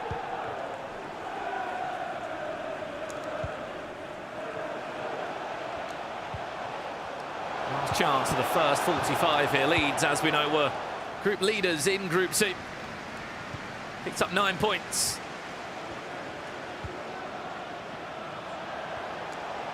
Can they find the perfect start in this semi? So Maximin saw Ronaldo, but Patrick Vieira also saw the pass. 45 played here. Leeds 0, Norwich 0. I think it will come. Yeah, stay the same in my opinion. Yeah, possession. You said that. Yeah. Just keep pushing, bro. Yeah. You see in the the booth there. Jambu, former of West Ham. You've got Legend Frod in there, a very experienced FIFA coach.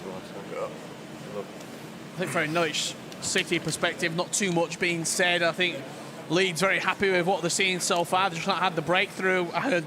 You're dominating, keep pushing. The goal will come. Let's go. Let's go. Very confident Leeds United side of the booth right there. I think it's quite intense for goal poacher. He's sitting on his own there. Next to him, he's got 3 people sitting in the Leeds United side. And if they score, you know what's going to be coming, a big roar. We'll speak more about the teammates of both of these two teams when we jump into the second legs. We'll be soon fastly approaching after this one. What does Dami need to do, Richard, to really get into this game? Because he hasn't done too much as of yet. He's not created too much either in the attacking third, has Dami so far. This could be a chance for him. Rashford down that far right-hand side. He's been playing this 3-back Hullet with a huge weight high up the pitch. This could be the chance. He's won it back. Rashford can't get past the Leeds United defence. The chance for them to break once again. Remember, winner of this plays Brentford in the Premier League 2022 Grand Final. Lovely ball, that could be St. Maximin, time to turn! Another good save from Schmeichel as he's called into action. As the pressure continues to build here. In towards Cristiano Ronaldo. What's a save again? I think it was João Cancelo, sorry, that got the header on that. It's another corner for Leeds. Salah. Back to St. Maximin, looking to build up perfectly. Ronaldo, it's another block. Half a turn available. St. Maximin! Save after save, block after block. Norwich City just about holding in this game. The pressure is building for Leeds United. Dami just had a little smile on his face. 3-4 corners back to back. He held strong though, did Dami. It's been all Leeds United in the nicest way possible.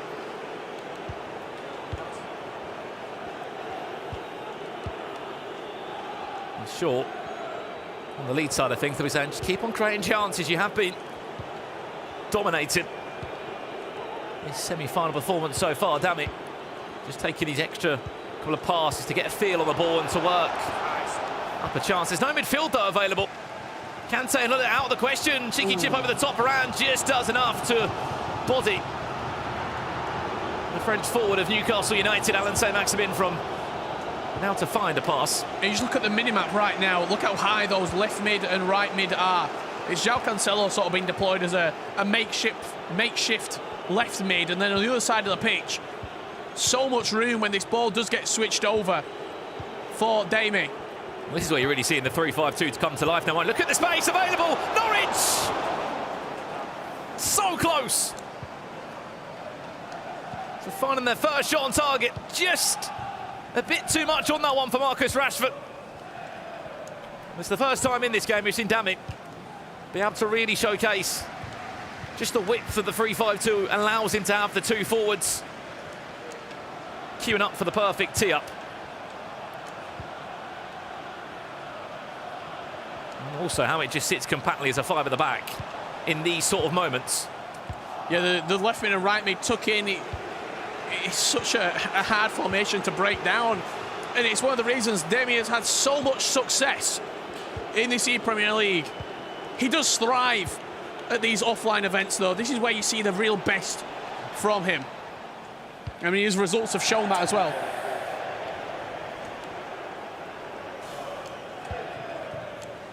For those who tune in, it's semi-final time here in the Premier League. First time we've had FIFA Esports offline for just 2 years. Here comes Mohamed Salah now, looking for the first goal for Leeds. Nicely done with the ball rolls. Can he keep it in play? Varane just about somehow. Maybe it's time for a pause. Neither player keen to do so yet, though. Look at the numbers running forward. Ruud Gullit in a running race with João Cancelo. He's going to come out on top in that one. Cut back. Sancho. Came a bit too slow there. And now look, there's a massive gap out on this left-hand side.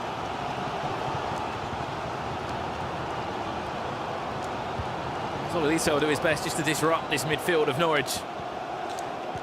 Ololito, with the chances that he's created, will feel probably a little bit hard done by not to be taking the lead into this game, but Dami's not allowed him to create 3, 4, 5 clear-cut chances. He had the big one, slightly offside, and then he had that flurry of corners.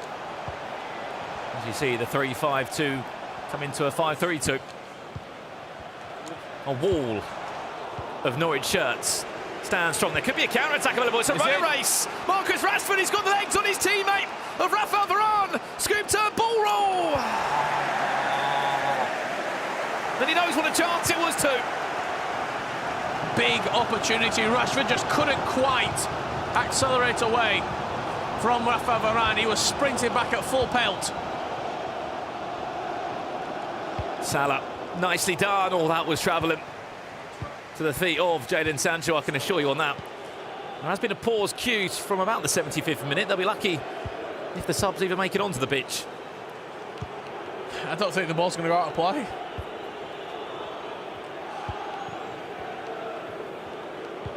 Well, damn it. Has often been full of goals in Norwich's ePremier League journey so far. But one thing that we did tease at the start of this show, Rich, they don't concede goals, and that's something that we're seeing here. Two of the best defensive teams in the Premier League throughout both the group stages and the knockout rounds. We've only seen a quarter-final, of course. And it's being showcased. One more chance. Why now? It's an added time scenario of just 1 minute for Leeds. They'll get the last chance off this game. Ronaldo, can he get a flick on? He was just tumbling to ground, and Rudiger will kick it out. It's 0-0 here at half-time between Leeds and Norwich in the Premier League. I think Ololito, just as that game finished, just said, how? How is that 0-0? A big opportunity now for goal hunter and Mitch Hayward to turn this game around. How? That is the big question. How is that still 0-0 after one leg in our second semi-final between, as you can see behind us, Leeds and Norwich? I'll ask you the question, Aga. How? How is it 0-0? Well, they didn't take their chances. I mean, they created some nice opportunities. Especially Ololito had a moment in the first half where he really created a lot. As we see here, that was the goal that got cancelled for offside. But yeah, at the end of the first half, he was really starting to find those chances, but couldn't find the right angle or the right timing. And also have a green time finesse shot here.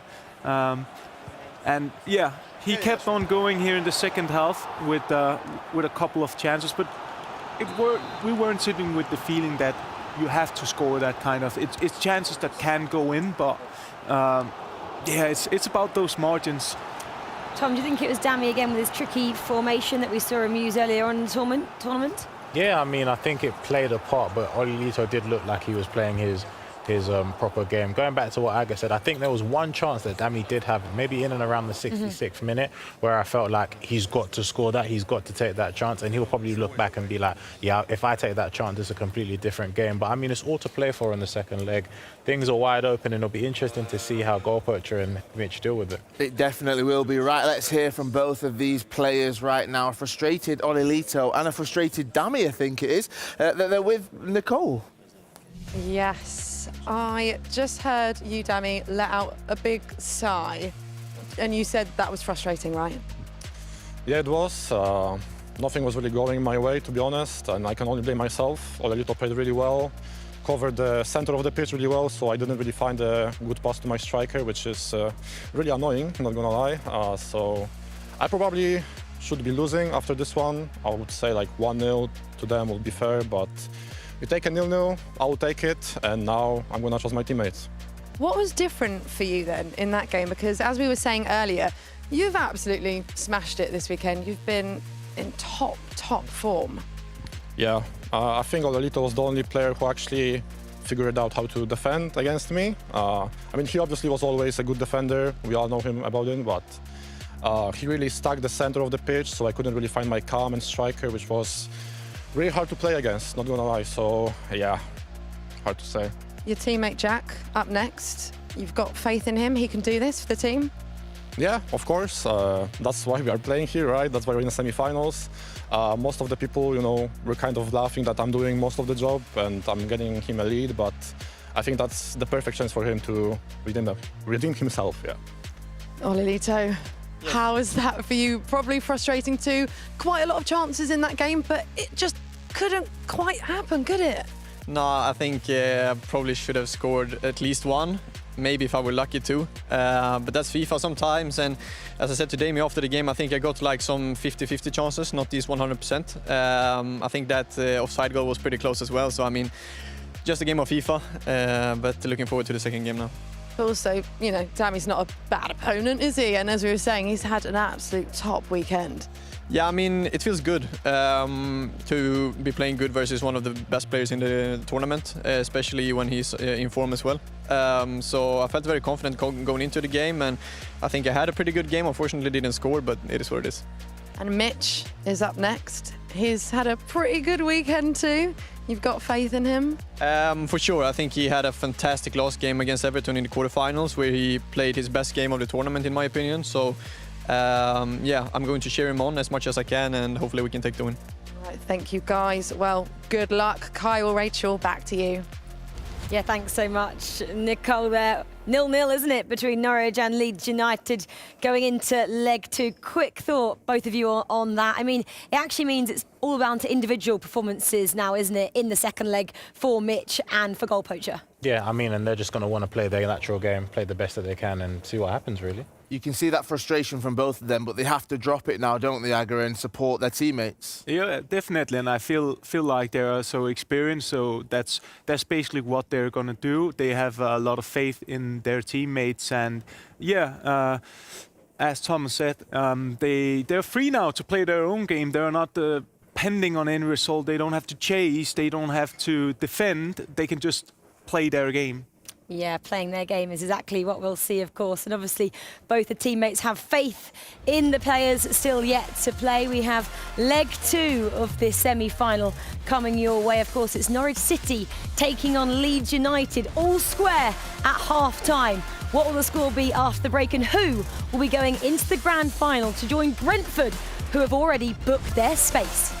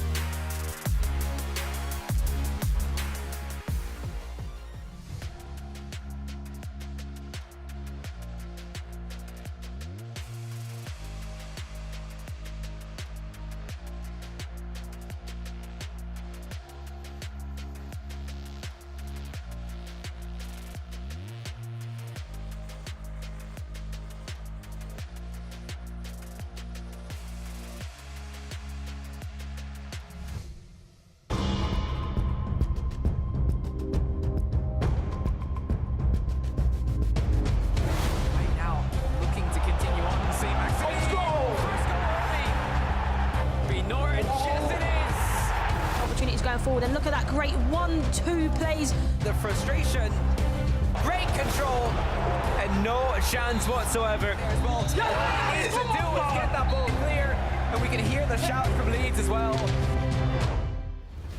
Welcome back to the ePremier League weekend. This is the finals here, 2022. We've already got one of our teams going through to the grand final. Yes, Brentford will be going there. And welcome to all of our new viewers as well joining us. You've joined at a crucial point. Two teams going head-to-head, Leeds and Norwich. One leg has already gone 0-0, and we'll be getting into our second leg to find out who will be going through to join Brentford in that grand final. We are good to go. Let's have a quick chat with our commentators and our casters. Yes, Richard Buckley and Brandon Smith. Guys, what a first leg that was. The big question, how was it 0-0? Yeah, how was it 0-0? I think the biggest question on that, Carl, is just the pressure. The pressure's on both of these guys. £15,000 on the line if you win this game. Still so much to come in the second leg. There is indeed. And Richard, for you, seeing these two going head-to-head in the second leg, they've all got it to play for. I'll throw it straight across to you. What do you think is going to happen? Anything and everything is going to happen, Kyle, over the next 90 minutes. Incredible display coming up from both Mitch and Goal Poacher. I'm very excited to see what's going to happen, and I think the next 90 minutes of FIFA, I don't know if we're going to see a shock. I think, would a shock be Norwich going through, or would that be Leeds United clutching this up? I really don't know. I don't have the answers to your questions at the moment. It's a very, very tight and narrow game, this one. For those that have just joined us, this is the Premier League Grand Finals. 20 Premier League clubs came together just yesterday, battling out across 4 groups of 5. There was 8 at the beginning of play here on Sunday. Now there is only 4. Or I should say 3. Brentford are in the grand final. It'll be Leeds or Norwich that join them here at the Premier League Grand Finals for 2022. It's Norwich kicking from left to right in this one. Goal Poacher, his first ever land tournament. He's had quite the story in qualifying for the Canaries. Up against one of the most consistent players when it comes to this ePremier League tournament. He's had 2 years previously playing for Sheffield United in his first outing for Leeds. Once again, he's made it into finals day. Yeah, absolutely. He was 1 game away from being in the grand final, where who would he have taken place against last year? It would have been his teammate right now. If he'd have beat Shells, he would be playing against Olelito in that grand final. That was 12 months ago. We're in 2022. They could have been enemies. Now they're teammates, and they're 1 game away from a grand final where they will take on Brentford. But on the other side of it, Norwich are a force to be reckoned with. Yeah, they really are. They managed to get themselves literally out of the group of death, unbeaten. They took down some of the names like Watford and Spurs yesterday. Some of the household names that were predicted to go far in the Premier League. If there was a script written, it certainly was ripped up in day 1. As Leeds come forward, their first chance of the game for Mitch Hayward. Didn't score in his last quarter-final tie against Everton. It was a 0-0 game. And it was the result of his teammate in Olelito that was enough to get them through. This time, there is no leg up. It's a 0-0 scenario. Defensively, probably one of the soundest players in the entire tournament is Leeds United with Goal Poacher. Still, even now, a little bit of an unknown quantity. He's an unknown element. He could be the catalyst for this Norwich City side to go on to a grand final.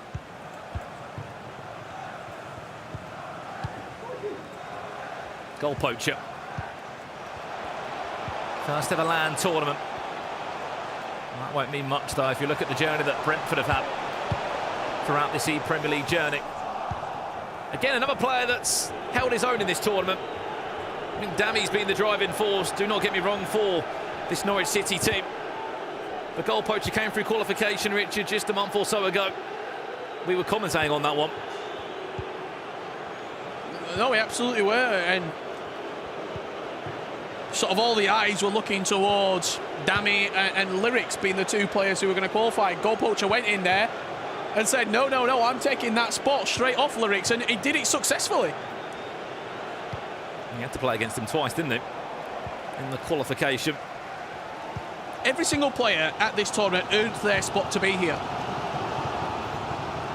There's a lot of people sitting home thinking, I want to be here, and rightly so, the competition has been through the roof again.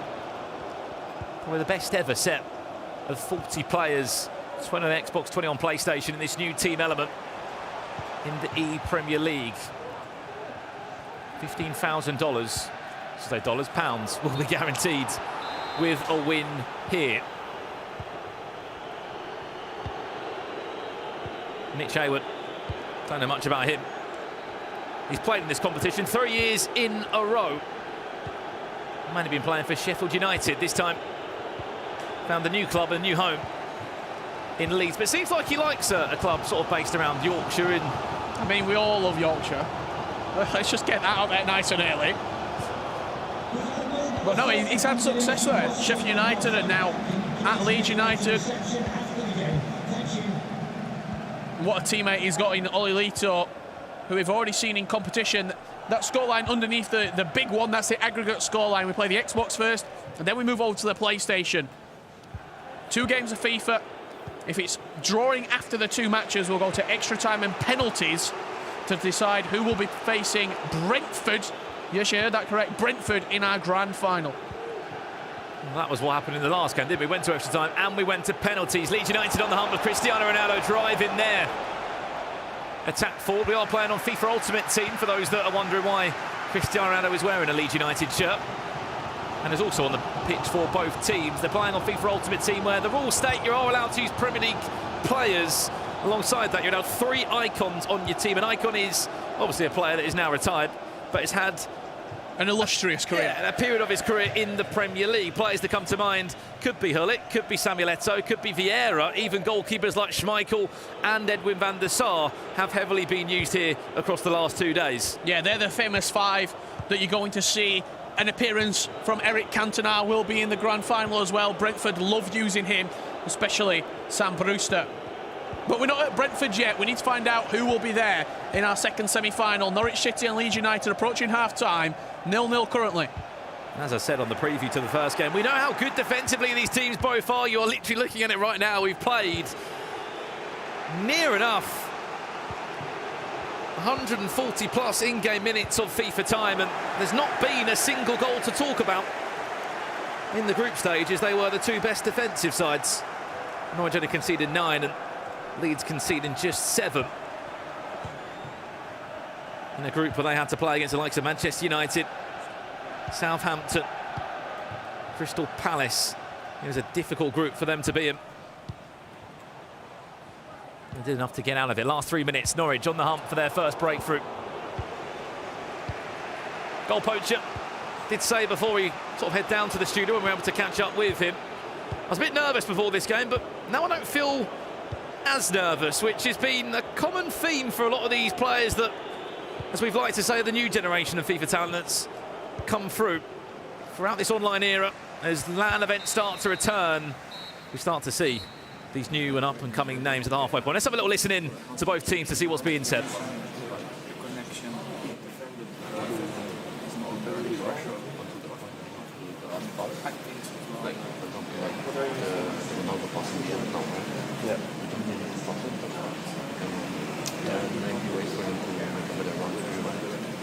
I know it's hard, but I think it's really good answers. They're not really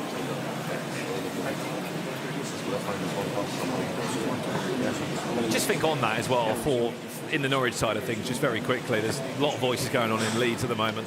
What an opportunity that is for goal poacher, not only in this tournament, but the player that he's got behind him as literally, he's like a coach, teammate in one. He's been to so many tournaments, has Dami, in his FIFA career. And he's always been successful in those tournaments as well. I think there was a crazy stat that came out recently where out of all the LAN events that he's been to, he's never been grouped. Over like 4 years, 5 years of competition, he's always got out of the group stages and gone into the knockout stages, whether that's on day 2 or day 3 of a tournament. Incredible stat when you think of how many games of FIFA that actually is that he's played. Well, it's a funny story. He was actually able to play his qualification for the Premier League at Carrow Road, which he was able to qualify for another Premier League that he has managed to play. And Leeds United on the hump with Mitch Hayward for their first goal in this one. Ball roll, scoop turn, brilliant save, Schmeichel. It's an electric start for Leeds.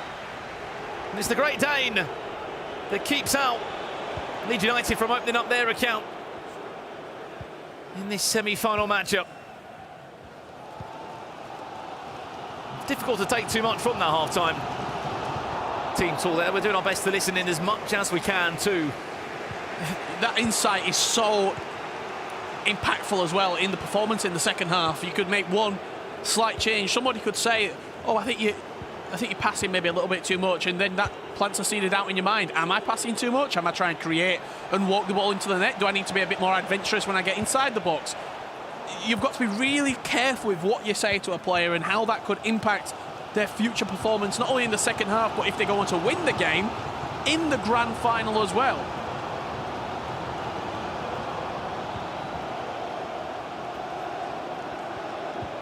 Winner plays Brentford in the 2022 ePremier League Grand Finals. Place where Norwich have never been before. This is their best ever run in an ePremier League tournament. Nicely done, finds Marcus Rashford. Goal poach. Oh! He came so close! Dammy applauds it. Got a round of applause from Dammy. Beautiful roulette inside the box, looking to beat the goalkeeper at the far post. Really good save. Promising start and promising points of progression for goal poacher though. 30 minutes left to play. Will they find a winner? Certainly would have sparked confidence in goal poacher. First ever land tournament. He has played it. And what a tournament it is to kick off his career. Nicely done, finds Ronaldo. Lovely ball! Oh, even better finish! What a goal! Marcus Rashford, he just came close. The double tap pass just lofted it up into Rashford's path and rifled it into the far post. And this goal poacher that gets the Canaries into an unbelievable position. And if this is how it plans to be, a Brentford-Norwich final, no one, and I mean no one would have predicted that. Incredible. 25 minutes left to play. What does Mitch Hayward have in the locker? Cannot forget that he has been one of the best and up-and-coming English players in the last few years. Mitch Hayward plays for England as an E-Lion. Something that only 4 players have got the ability to say. Alongside that, he's a player that's just got better and better year after year, and in this tournament especially, it's the best ever run, well, joint best ever run he's ever had. He was in this position last year, losing to the hands of Manchester City. Goal poacher. Is he going to look for a second now? What a position he would be in. He gets dispossessed. I'm expecting to see a pause in the next few minutes. Has to be. And there's going to have to be some sort of words in that Leeds side of their pod to say, we've got to go for this at some point. Changes have to be made. Offensive changes have to be made. Jorginho's in at right back by the looks of it right now for Mitch Hayward. That's where he started the game, but maybe a change of formation is imminent with Jorginho moving in. I just heard the word narrow thrown out. So that's to be a narrow formation, more of a diamond. The central defensive midfielder as the holding, and then you have your 2 central midfielders, the right centre mid and the left centre mid, your central attacking mid and your 2 central strikers, all flying forward. Expect to see your fullbacks as well involved, joining the attack. Roberto Firmino is the man coming on as one of those central midfielders. Big changes that need to be made. It's difficult, isn't it, when you've got 3 voices behind you? I'm sure Lolito wouldn't have said too much. He's left it to the hands of the coaches there. Eric Cantona. Imagine if he was the player to pop up and score the goal to send Leeds out. That would be quite the exit. Manchester United hero. Looking out Leeds United. All to play for still here in the ePremier League.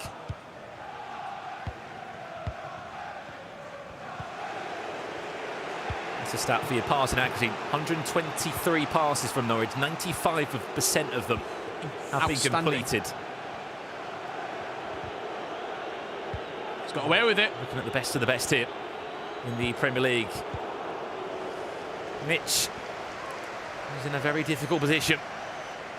Gonna have to start putting bodies forward. Final 10 minutes now. Game management has to come into play from Norwich. This is a massive game of FIFA with serious money on the line.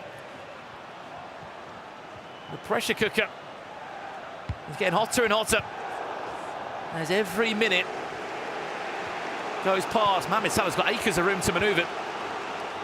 It's just not clicking for Leeds at the moment. Norwich City, 8 minutes away. Cantona. We rumoured it could happen. Driving forward for the Canaries. Come back. One more pass. Norwich City. Maybe, just maybe, are on their way to a grand final in the ePremier League.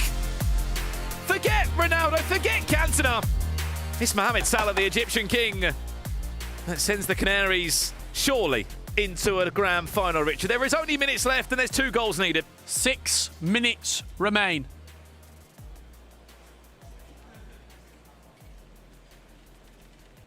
This is incredible. Norwich City. We knew that they had talent. We knew that they had quality. But it's another thing seeing that quality and knowing what they can produce and then actually producing it on the pitch. And they have done that. A lot of people spoke about Dami being the driving player forward, the driving factor. This is goal poacher. Yes, he really has held his own throughout this tournament. Unless there's more late drama, that ball goes through. Could have been a different scenario. Look at the press from Leeds. They win it back now. Saint-Maximin, Elastico, back to goal. Shot comes in. We have got a game on our hands. Well, well, well. We're not done yet. 2 minutes plus additional time. There is not even a smile, let alone a frown from Mitch Hayward. Wins the ball back. There's a chance. Surely Cristiano Ronaldo to score, to take go in the corner. I absolutely love that from the goal poacher. That is a player that knows exactly what he's doing. Anyone else goes to score there. They play it back. And he's a very, very mature FIFA player. For his first ever tournament, Norwich City will make an ePremier League grand final. A weekend of shots continues. And Norwich City will take on Brentford for the match of all matches for the ePremier League 2022 title. Norwich City or Brentford Football Club will be lifting the ePremier League trophy. Who called it? Not Leeds, not Liverpool, not Chelsea, not City. None of these teams who you thought may be coming into it. But who's performed when it's come to the weekend? Brentford and Norwich City. And they're on their way to a grand final. That coming up very shortly. But for now, let's get the thoughts off the desk after 2 fantastic semi-finals here at the ePremier League. Norwich City taking on Brentford is our grand final. Wow, that was something special. I don't think anyone predicted that at the beginning of day 1 yesterday when we kicked off, of course, at 11 a.m. here in London. But those 2 names now do fill those grand final spots. Brentford, going to repeat it once again, taking on Norwich City in that final. We can have a quick look then at their progression to make it all the way through to the final. Norwich then beating Chelsea earlier on today 5-2. Leeds United, we just saw it, 2-1 the final score and aggregate. And then let's go back to Brentford as well, 6-3 over Aston Villa earlier on. And then obviously they did Crystal Palace. They went extra time on penalties there as well. Penalty shootout, dramatic for them to progress. But guys, I'm going to bring you in, obviously Tom and Aga. I mean, Norwich City, Aga, I'm going to start with you because you didn't have them in your power ranking. The top 2 teams today didn't make it once across the weekend in your top 4 teams. Yeah, my predictions throughout this weekend haven't been precisely, let us just say that. I mean, obviously before the competition, a huge surprise that these 2 teams go to the final. But looking at the way they've been playing, I mean, it's been impressive, really. Not only in attack, but also in defense. Like, we have so many low goal-scoring games here in the latter stages of the competition. So, gotta give applause to them. They definitely proved me wrong. Definitely did, and it'd be great to get the insight and hear the thoughts from both of our players representing Norwich City. So it's over to our reporter, Nicole Holiday. Yep, I'm here with Jack and Dami. Dami's just kicked off his sliders. He means business. Jack, I'll come to you first. How are you feeling? That was great from you. Good, good. For once, I won. He's won every game for me, but yeah, it's good to find a win. And just off camera, I was saying to you, oh, are you all right? God, that must have been so nerve-wracking. And you said, no, I was actually all right there. Nah, so basically, in a 0-0 game, like I actually wanted him to get 0-0 in a weird way because I wanted to win. So when he did that, I just didn't want to be nervous. I just wanted to, you know, win. So that's why I wasn't nervous. I just played well. I knew I'd win if I played well, and I did. So you backed yourself. You felt confident. Yeah, I backed myself. Yeah. Also, you were saying earlier that throughout the weekend, you've kind of felt like Dammy's carried the team a bit. So did you feel like you had to prove yourself there? Yeah, I had to win that 100%. It's a weird format because I didn't really have a choice. He's 4-0 up every game. There's nothing I can do about that. So I just have to see out the games. So there's finally a 0-0, so I'm glad I won it, yeah. And I saw, obviously, at half-time that Dammy was chatting to you. What was he saying? He didn't really say too much. I felt like I was playing all right, so I didn't really need coaching for that game, to be honest. He said it was true, the final pass wasn't working in the first half, which I, worked out in the second half, so that's all he said, really. Jack, you're through to the final of the ePremier League. That is incredible. How does it feel? Feels good. It feels good. That's it. It just feels good. Lost for words, Dammy. I mean, you're very experienced. Yep. How nervous were you there, watching Jack? I mean, very nervous, right? It was a really close game. In the first half, they kind of canceled each other out really well, but in the second half, Jack stepped up and scored really, really good goals. So I'm really happy for him, right? That was not the first chance, but he just showed up on the biggest stage that he can also win for us, and I'm really happy about it. Well, that's the thing. I know you had faith in him, but I don't know if at points, yesterday in particular, that you had that much belief in yourself. At points, it felt like you thought Dammy was the one that was kind of holding you two together. So it was great for Jack to be able to prove himself here on the big stage, wasn't it? Yeah. I mean, for me, it's quite embarrassing because I'm in the final when I had 0 shots in my game. So it's a weird one, but I don't know. I will take it. I don't mind. So yeah, now waiting for the final and see how it goes. But also, I mean, you played so well this weekend. As I said, you are experienced. How has this ranked in all the tournaments you've experienced before? Oh, I mean, it's one of the best for sure. The result depends if we're going to win the final or not, I guess. But yeah, the huge final, I think it's probably the biggest game I will ever play. I mean, I played before, so yeah, can wait for it and get ready. Are you nervous? You feeling good? Yeah, I mean, I barely have the words to speak, so yeah. All right, I'll let you guys go. Well done. Thank you so much. Kyle, Rachel, back to you.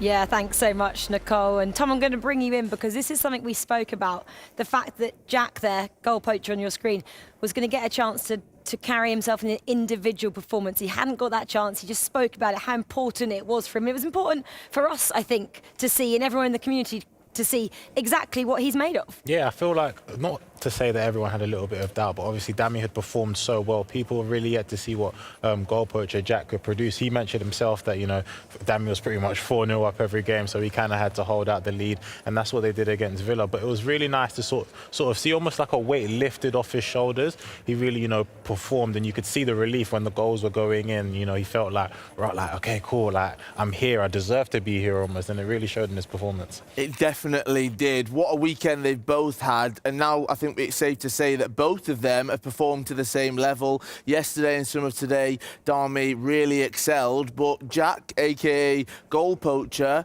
he just showed off there, didn't he? He showed out, and he really showed us what he could do to pull his team through to that grand final. Yeah, definitely. It's the perfect timing to step into the competition. And what I really find interesting is that we have 3 players in the final who is making their EPL debut, and I think it's an interesting fact that we're talking a lot about the new generation coming into the FIFA scene, and personally for myself it took quite a while to get used to the circumstances, not being nervous and stuff, but they seem relentless. They seem to be up for the task much faster than the so-called older generation was, as me and others, so I'm very impressed by that. Maybe they're just more hungry for it, this new generation of FIFA players that are coming through. I hope everyone at home is inspired. If you guys play FIFA, you know what to do. Try and qualify for the ePremier League finals. You might make it through to the grand final. Unfortunately, a team who haven't progressed to today's grand final are Leeds United. They're chatting to Nicole right now. Yeah, I am here with Mitch and Ololito. Guys, commiserations. I'll keep this brief because I know you'll want to get off this stage because you'll be gutted right now, aren't you, Mitch? Yeah, devastated, I'll be honest. After last year getting so close and then this year being the chance that we had, it's hard to take. But you guys have performed so well throughout this weekend to get to this point as well. And, you know, the opposition were a great team. No, they were great. I mean, yeah, they're a great team and I wish them best of luck in the final. But, yeah, like I said, it's after last year, both of us getting so close, it felt like this was it. It just wasn't to be. It's hard to take, but this is the kind of highs and lows, I guess, that come with competing. How do you deal with that? It must be really tough. It's tough. I don't know. I don't have the answer, I'll be honest. Like, we'll have to just reassess and just look at it and just go again. Olenito, you came so close last year, like Mitch was saying. How are you feeling right now? Feels tough. I mean, lost the grand final last season on pens. Now in a game that I think at least the first one I deserve to win. But I don't know. Seems like the ePrem is maybe not for me. I don't know. Getting a bit unlucky in tough moments, etc. But it is what it is. Will be very tough for a couple of weeks now, but we'll manage to do it. Don't say that though. We love having you here. And last year you got so close. You were so good this weekend as well. As you know, in FIFA, sometimes it just doesn't go your way. But I feel like you're probably feeling a bit negative right now, and then you'll probably reflect and then get through the other side of it. Yeah, I mean, I think it's a fantastic competition and probably the best league in the whole world. So, as I said, I was super happy to be playing on this stage today and yesterday. And I just want to say thank you to everyone who supported me and Mitch. It meant a lot to both of us. And yeah, sorry for not taking the trophy home. But how has the weekend been, apart from this right now, to be here, to be competing in person again? That's, I suppose, one positive you can take. Yeah, for sure. I mean, being back at LAN is something else instead of playing at home. So, I mean, I met a lot of new people, especially Mitch, that I didn't know before this. And I think I can call a lot of other people now friends because I made a lot of new friends in the scene, which is always nice. So, as I said, super happy to be here and, yeah, maybe be back next year. Who knows? It's been a difficult tournament though, and we've had some really surprise results, and it just goes to show how tough the competition is now in FIFA, doesn't it? Yeah, as I said, I think the ePremier League is probably the best league in the whole world with like the competitors that are here and competing. So I think this was a good challenge for both me and Mitch, and I think we did super well against a lot of very good opponents. So I think that's one of the positives we can take from this. Yeah, and we loved watching the two of you. So thank you so much. Kyle, Rachel, back to you. Thank you, Nicole. I mean, you can just hear the emotions running through both competitors there. Ollie Lito and Mitch Haywood. Unfortunately, we do say goodbye to them. So close to that grand final. Some brilliant performances from both of them over the weekend. And that right there is the shot that shows you just how much it means to them. Tom, I know that it's going to be difficult over the next couple of weeks for them to take this in, but there's so many positives for them to take away. Yeah, I mean, definitely. They've worked hard. They were in that Group C that we mentioned earlier, and it was quite an open group, and they managed to top that, did really well there. And they worked their way to the semi-finals. Take nothing away from them. They've been absolutely brilliant, you know, faced off against a really good Norwich side, and they performed as well. So I don't feel like they could be too, you know, they can't really beat themselves up. They might be a little bit disappointed for a few weeks, like Ollie said, but I think he'll bounce back and they'll be fine. Aga, do you resonate with what Ololito said there about maybe the EPL is not the trophy for him? Well, I think taking into consideration his two performances has been amazing, and he would know, I'm pretty sure he does, that the line between success and failure is so narrow. So I'll say that he'll reflect, and it's probably just frustrations right now, and I think he'll be back because. We do say third time is the lucky charm, right? So maybe next season he's shown quality again, really. I mean, I loved the line which Ololito said there, and we spoke about this a little bit earlier with Kyle from Villa, actually, that people are making lifelong friendships here this weekend, especially if they're pairing up with a teammate. Ololito said, haven't really spent much time with Mitch before. They played against each other, of course, the last time out. But yeah, lifelong friendships, which we'll see kind of carry them through maybe to next year's ePremier League finals. Yeah, and they probably want to, you know, partner up with each other next year, but lifelong friendships are being made, you know, whenever you're going through a difficult situation, especially in games times like this, or your back's up against the wall, you know, your partner's pretty much there to, you know, give you that tap of the shoulder, or give you that outlook that you need. And, you know, sometimes that's what you need to sort of help you and get you and push you through. And you can see that, you know, they were always like fist bumping one another and being like, okay, cool, like, I've got it. So I think, like, you know, in those difficult situations, that's when, you know, some of the best friendships are formed. And looking at the two teams that have gone through to that grand final, I mean, they did beat, obviously, two great teams. And we didn't expect that maybe Norwich and Brentford would make their way through just there. I guess that's the exciting thing that happens over this weekend.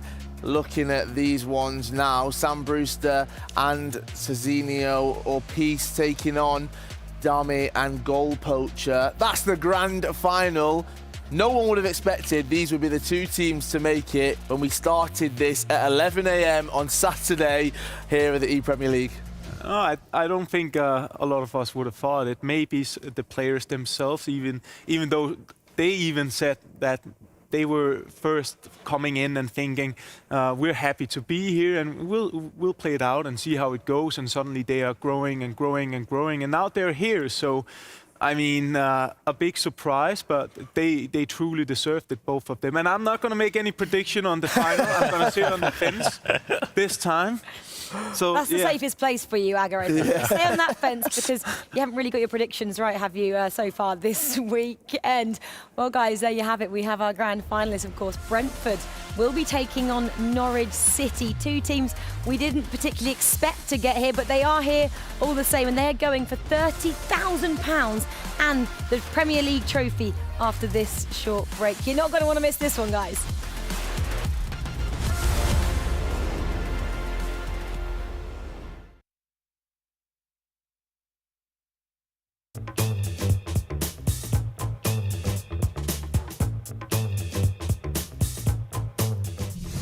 Play it quite often. I play the game mode pro clubs with a few other footballers and a few of my friends. I play it quite a lot, especially when my friends are around. On the coach, I play with Kills. We play a lot. During the trip, we just play. They haven't given me the best stats at the moment on the FIFA, so I can't play myself just yet. But I like to play with the big team like Liverpool. Yeah, it's mainly just online. Just a few of my friends from my Charlton days growing up, or a few of the lads here at Villa. No one wants to play me on a friendly because they know they'll get beaten, I'll ruin the day, so I have to play online. I played once Tex, so he's representing Liverpool now. And there's another Portuguese player that was also representing Liverpool, Diogo Mendes. Sometimes people recognise who we are when we're playing against them, and we'll get a message on Instagram, which is quite funny. Sometimes I just like play at home and then I post it on my Snap or like Instagram story, and then you get direct messages like, who plays FIFA 16 in 2022? I played against Jota. Against Mikel Antonio, so... Against Trent Alexander-Arnold. Probably Marcus. Yeah, Marcus Rashford.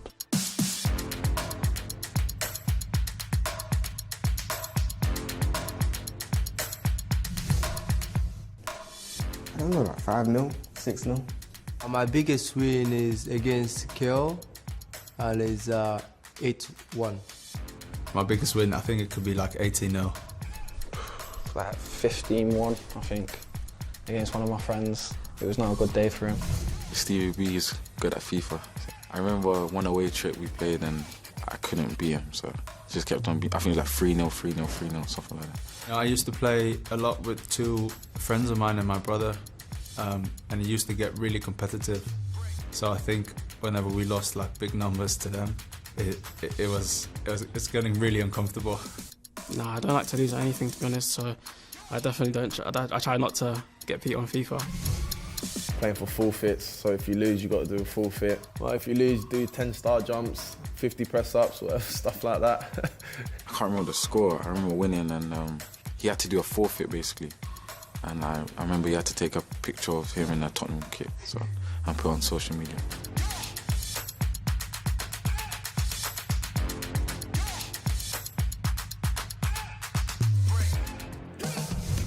Whenever the competitive sites come up, I like to get, really into it, sometimes get a bit angry as well. I'm quite chilled. Unless the ball goes off both posts and then comes back out, then there's a bit of a different problem. But no, I'm usually quite chilled. Just get the job done. Like, I'm not into the skills or all that. I'll just get to the byline, cross, goal. That's it. You would see me play, scream, like shouting, like it's just like a madman at home. But it's just because I love the game. I'm used to the game.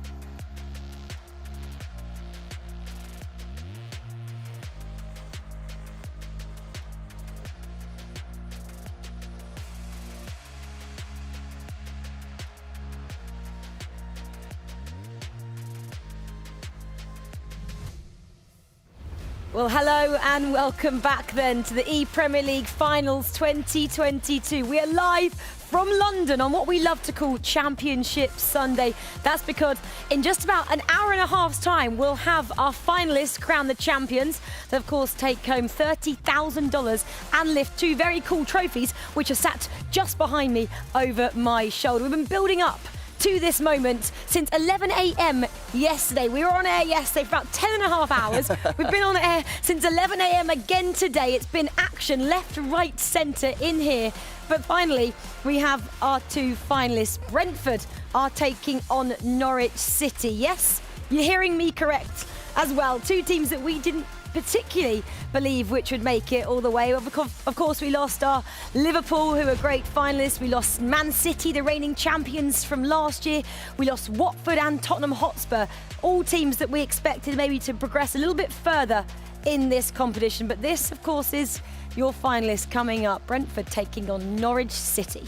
It is indeed. Now, Brentford in our quarterfinals today, they took on Aston Villa and they managed to defeat them. Then they went through to the semi-final where they took on Crystal Palace, beating those as well, making their way to the grand final. For Norwich, they took on Chelsea, beating them 5-2 in that first fixture of the day for them. And then in their second fixture, it was 2-1 right there against Leeds United, setting up our grand final, trying to get their hands on those trophies, plus a huge chunk of our £100,000 prize pool. Yes, the winners of this matchup will get £30,000. Wow. Let's talk about Brentford then. I mean, incredible performance so far from them this weekend. And we've said it so many times, we didn't expect them to get through to this grand final. But let's take a deep dive into how they've actually done it. Sam Brewster and Peace, they've both looked unstoppable at times, Aga. Yeah, I'd like to say they came in as rookies. Now they can finish off as legends, pretty much. I mean, what a debut for both of them. Coming in unimpressed with who they're playing, showing no fear, and playing offensively, playing good FIFA, and that's the reason why they're here. Obviously, also, we hear them speak highly about each other, trusting each other, showing the support. So I feel like they've shown all the elements of what it takes to become the best. Yeah, of course, for those of you guys who are just joining us, this is Brentford. You're seeing on your screen here. That's Peace, one of our players, and that's Sam, our second player for Brentford.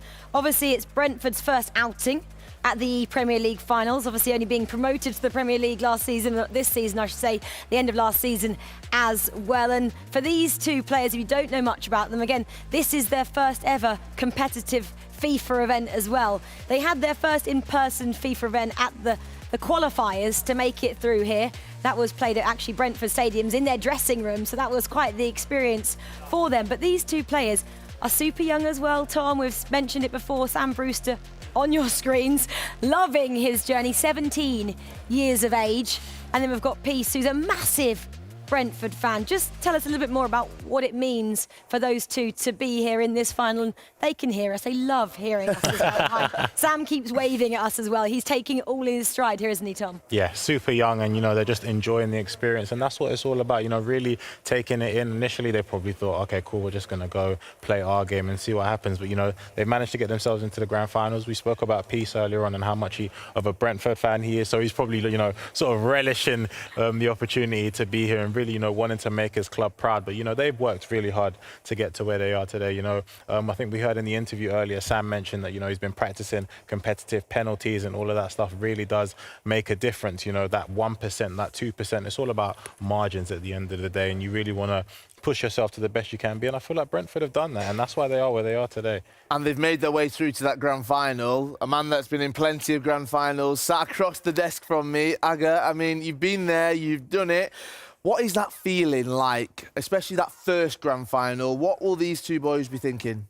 I think when you're coming into a grand final, you played so many matches that's been difficult, but you have an insane amount of confidence going in my head, going into a final. I would always think there's not a world where I don't win now. And I think that's the mentality they will be looking forward to come into this final with. It's about confidence. You have built a lot of momentum up for this moment. And obviously there can only be one team that wins, so it's going to go down to margins as well. They're definitely going to play a key part, and both teams have performed exceptionally, but they also had the margins throughout the competition because the level is so high here, so you need those in order to go all the way. Well, throughout the competition, of course, they're still unbeaten as well, are Brentford. Let's have a look at who they actually defeated. They topped Group A yesterday, and they faced off against Chelsea. They actually drew against Chelsea. They won against Brighton and Hove Albion. They won against Arsenal and against West Ham United in that group. And then Kyle already mentioned who they have defeated today as well. We can take you through that again. They took on Villa earlier on in the day, and then we just saw them face off against Crystal Palace in their semi-finals. That, if you did miss it, was great. Have a little watch back. It went to extra time and penalties. Tom just mentioned it. Brentford came out on top 4-2 in that penalty shootout, and they'd been practicing it just like we know you have to do in real life on the football pitch. You have to practice these penalties to be at your top level, and that is, again, if you guys aren't really aware of the competitive scene on FIFA, they practice up to 8 hours a day, and again, these boys have been doing just that. Aga, I mean, you used to be a competitive player yourself. You recently retired. How many hours did you spend grinding out the game back in the day? I think on average, you're saying the truth. I mean, at least 5 to 6 hours per day you put into it, and it's not only about playing really. It's about getting the right amount of sleep, eating well, especially at the events.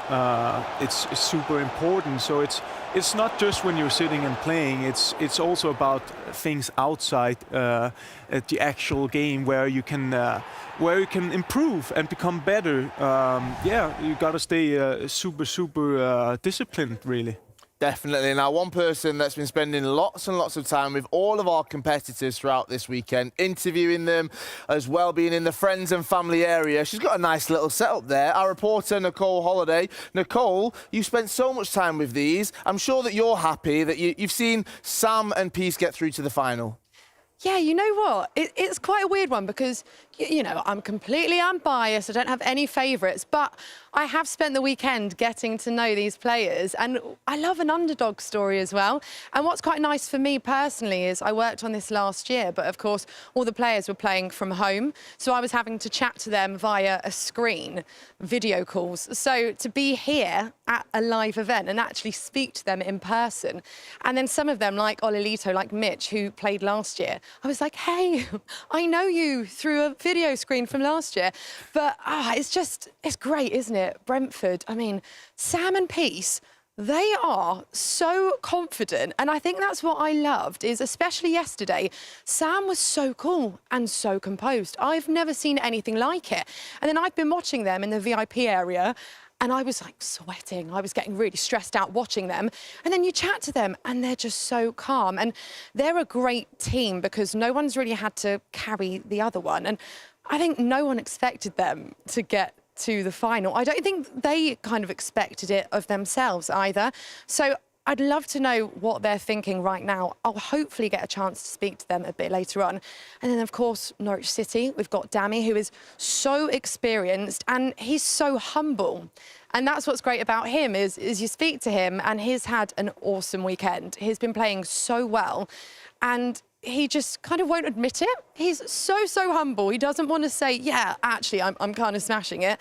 And then you've got Jack with him, who is quite a bit younger, more inexperienced. And I think what's really lovely, as we saw there, is that Jack had felt like Dami had kind of been carrying him through this weekend. And I think he felt like he had a point to prove and kind of wanted to show everyone how good he was. And I guess that he could help Dami too, and as a team, how well they work together. So, yeah, it's been really lovely getting to know them. And we've got our final, and it's going to happen really soon. And I don't want to call it, I don't want to predict anything because I will absolutely be wrong. And I don't even know who I want to win because I really like them all. But what we do know is it is going to be pretty epic. It is indeed going to be pretty epic. Thanks so much, Nicole. Yeah, we really are getting to know all 4 of our finalists, of course. And actually, they do put a lot out on social media. So you want to know what Sam's listening to on his playlists in his ears, the music, then go on Twitter and he'll be telling you exactly what's on there. But 2 other guys who know a lot about all of our players competing this weekend. Our casters can be casting this grand final, of course, Richard Buckley and Brandon Smith. Guys, give us a bit more of an insight then into our 4 finalists. Nicole just unearthed a little bit more about them, but we do know that Sam Brewster as well is using Eric Cantona, a foot item that we haven't seen used a great deal of, but he's sticking with it, I'm sure, for this final as well. Yeah, absolutely. I think the storyline here, as we preview this grand final, is that we've got 3 players here that are playing their first ever ePremier League. Believe it or not, they're in a grand final somehow. Not really somehow, to be honest, because they've absolutely worked so hard to be here. They've played so well across the weekend. Dami, in his 3rd ePremier League final, it's been the best ever run for him in a Norwich City shirt. Rich says a lot to talk about here. I think the first thing we have to kick off with, no one predicted this to be the grand final. Credit where it's due, and it's just gone to show and question so many things about this tournament in terms of the player quality that's coming through, this next-gen quality of players, why we haven't seen the big names play really well. There was shock exits, especially in Group D, for the likes of Watford and Spurs. So many question marks and so many questions that I don't think we're going to get answered. We started, myself and Brandon, we were covering Group A. We were looking at Group A, and that's where Brentford found themselves. They've won their first game, and then they started to go on a bit of a streak, and they ended up topping the group 10 points out of 12. We looked at each other after day 1. We wrapped up the day and we said, you know what? Brentford could do this. And you said Brentford or Chelsea will be in the final. Will be in the grand final. I brought it up because he forgot. Okay, so he called this. It wasn't Chelsea. It was Brentford. They're in the grand final. On the other side of it, Norwich. When you've got a player like Dami who has been there, he's done it. He's been all over the world. He's almost the term sort of seasoned pro, seasoned veteran, he falls under that. If you looked up that in the dictionary, you'd see a picture of Dami, okay? Especially when it comes to FIFA Esports. This is his world. He thrives in this environment. When it was online, we didn't really speak about him too much. He wasn't qualifying. Maybe he wasn't really that interested in playing when it was online. Now we're back online. He's the man to beat. He's the man that's leading this Norwich City side. And look, in about an hour's time, one of these 2 sides are going to be lifting the trophy. Thank you, Richard and Brandon. Right, let's break down our other team then that are in the grand final with us as well. I mean, Jack, goal poacher, Dami, also an experienced pro representing Norwich. These guys have been on a roll all weekend. They've been non-stop. Dami for one half of it, but in that last game, Jack made the ePremier League semi-final his own. He took the opportunity, and Aga, they're going to want to continue that momentum. Yeah, definitely. You'd like to continue the form going into a final. And I think both teams had a quite similar path in terms of having a really solid group stage where they took out some big clubs, really. And they did it in a very impressive way, scoring a lot of goals. And yet they still went a bit under the radar, obviously, because some of us, especially me, were doubting if they could keep up with that high level. And they just kept doing that, Norwich. And taking out Leeds in the semi-final was a huge scalp for them. And now they're ready for the final. Agarol, just to follow on your conversation of exactly who Norwich City defeated in Group D. That's the group they were in yesterday. So they had a draw against Aston Villa.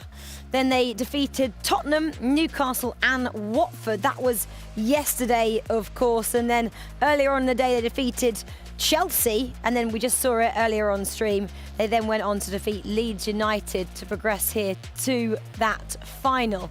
I'm just going to pick up with you, Tom, on Dami, who's on your screen here. The boys are saying really experienced player, maybe not really progressing to the heights he should have done online recently over the last couple of years. Do you think the fact that he signed for a new esports team, Norwich, the end of last year, has given him a little bit of extra motivation to try and perform, especially for a club that are in the Premier League this weekend? Yeah, I mean, I think it's given him a lot of, confidence and belief, and you can see literally there, we have his favourite skills in the preferred formation. I feel like all of that sort of comes into fruition when, you have that sort of big backing behind you, you have that confidence, that belief that, you can go on and you can do this, and you can see it in his play style in this tournament. He's just really playing with that freedom, that free-flowing football, and he mentioned it himself, he's pretty much scoring a lot of goals. He's got that mysterious style of play, as he likes to call it, and no one's really figured him out yet, so we'll see if he can, deliver that in the final. Now, you did talk about in the previous semi-final that Oli Lito, representing Leeds, he'll really try to figure out the way that Dami does play. It was 0-0 that first leg, so he didn't quite manage to do it. Do you think that Sam Brewster can do that against Dami in this grand final? Figure out the mysterious Dami? I think it's going to be tough, obviously. It's hard to play against the formation Dami is playing, the 3-5-2, if he's sticking to that.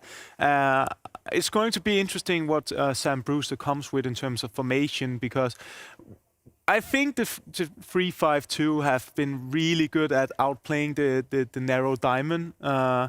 Just because of that extra man, and also in defense, you get your central defensive midfielders to drop back in the defense, or playing with 5 at the back. So yeah, I mean, it's going to be interesting. Right then, you're the pro. Come on then. So tell us, how would you approach taking on Dami in a game of FIFA 22? What would you do? I mean, it's tough to say, just because you have different play styles, right? And you want to stick loyal to a game style, especially with the way you've been performing. You don't want to change up anything because it worked for you so far. So I would say that they should stick loyal to their game style because it worked so far, and then you can make adjustment throughout the game if something is not clicking. Tom, they may have to be prepared. Brentford, this is for a lot of goals being scored as well from Norwich City. Do you remember that Watford game yesterday? 11-4. There you go. That was a defeat there, a really hefty defeat, the biggest defeat we saw all day. Norwich City defeated Watford 11-4. How would you approach a very attacking Norwich City? I think I would have to be really cautious at the back, just because, Norwich know how to score goals. They're a very attacking side, and Dami scored a lot of goals, especially in the group stages. So I would sort of be cautious at the back. But like I said, just play my normal game, try and score as many goals as I can, and just try and do as much as I can to sort of give my partner the best advantage, especially in the first leg. Right, well, the grand final is coming up very, very shortly. You do not want to miss this one. Brentford taking on Norwich City. It is live from London after this short break.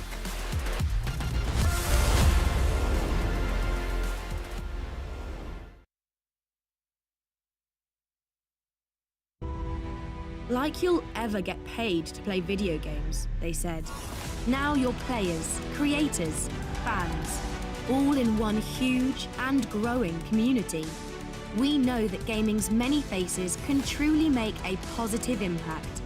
We're there with you, whether you're making the next great game or just looking forward to playing it. Squad up, we're Barclays.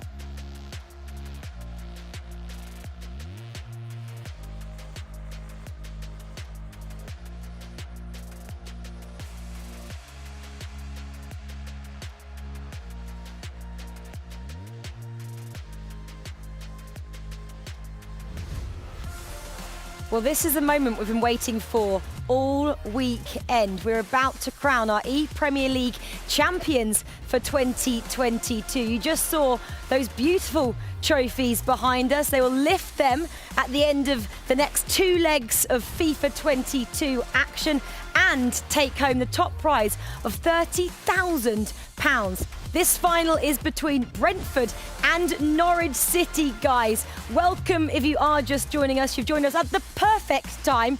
I'm with Kyle Walker, Tom Gebber and August Rosemeyer as well to take you through this awesome final. I mean, let's just talk about it a little bit more. Brentford taking on Norwich City. I believe we can see a little hype video to get you guys at home very excited for this one. A little look at both teams competing today. Both the players, of course, as well.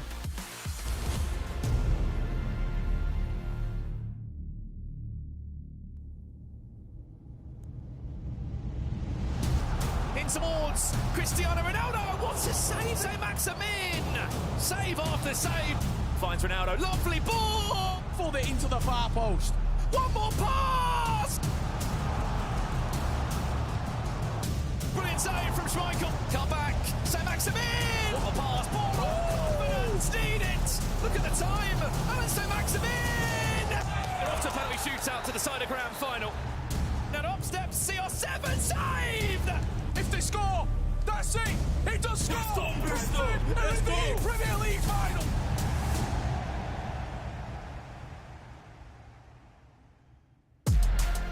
Well, no one predicted it, but the bees have certainly stung the rest of the competition here in the ePremier League. The duo of Sam Brewster and Cousinho have done enough to make it here to the grand final in London. They play one game of FIFA for a chance to win £30,000.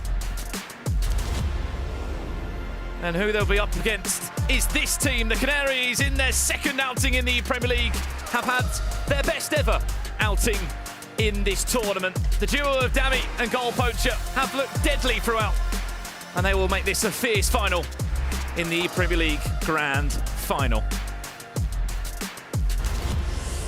Okay, I am here with our finalists. Guys, does it feel good? Yeah?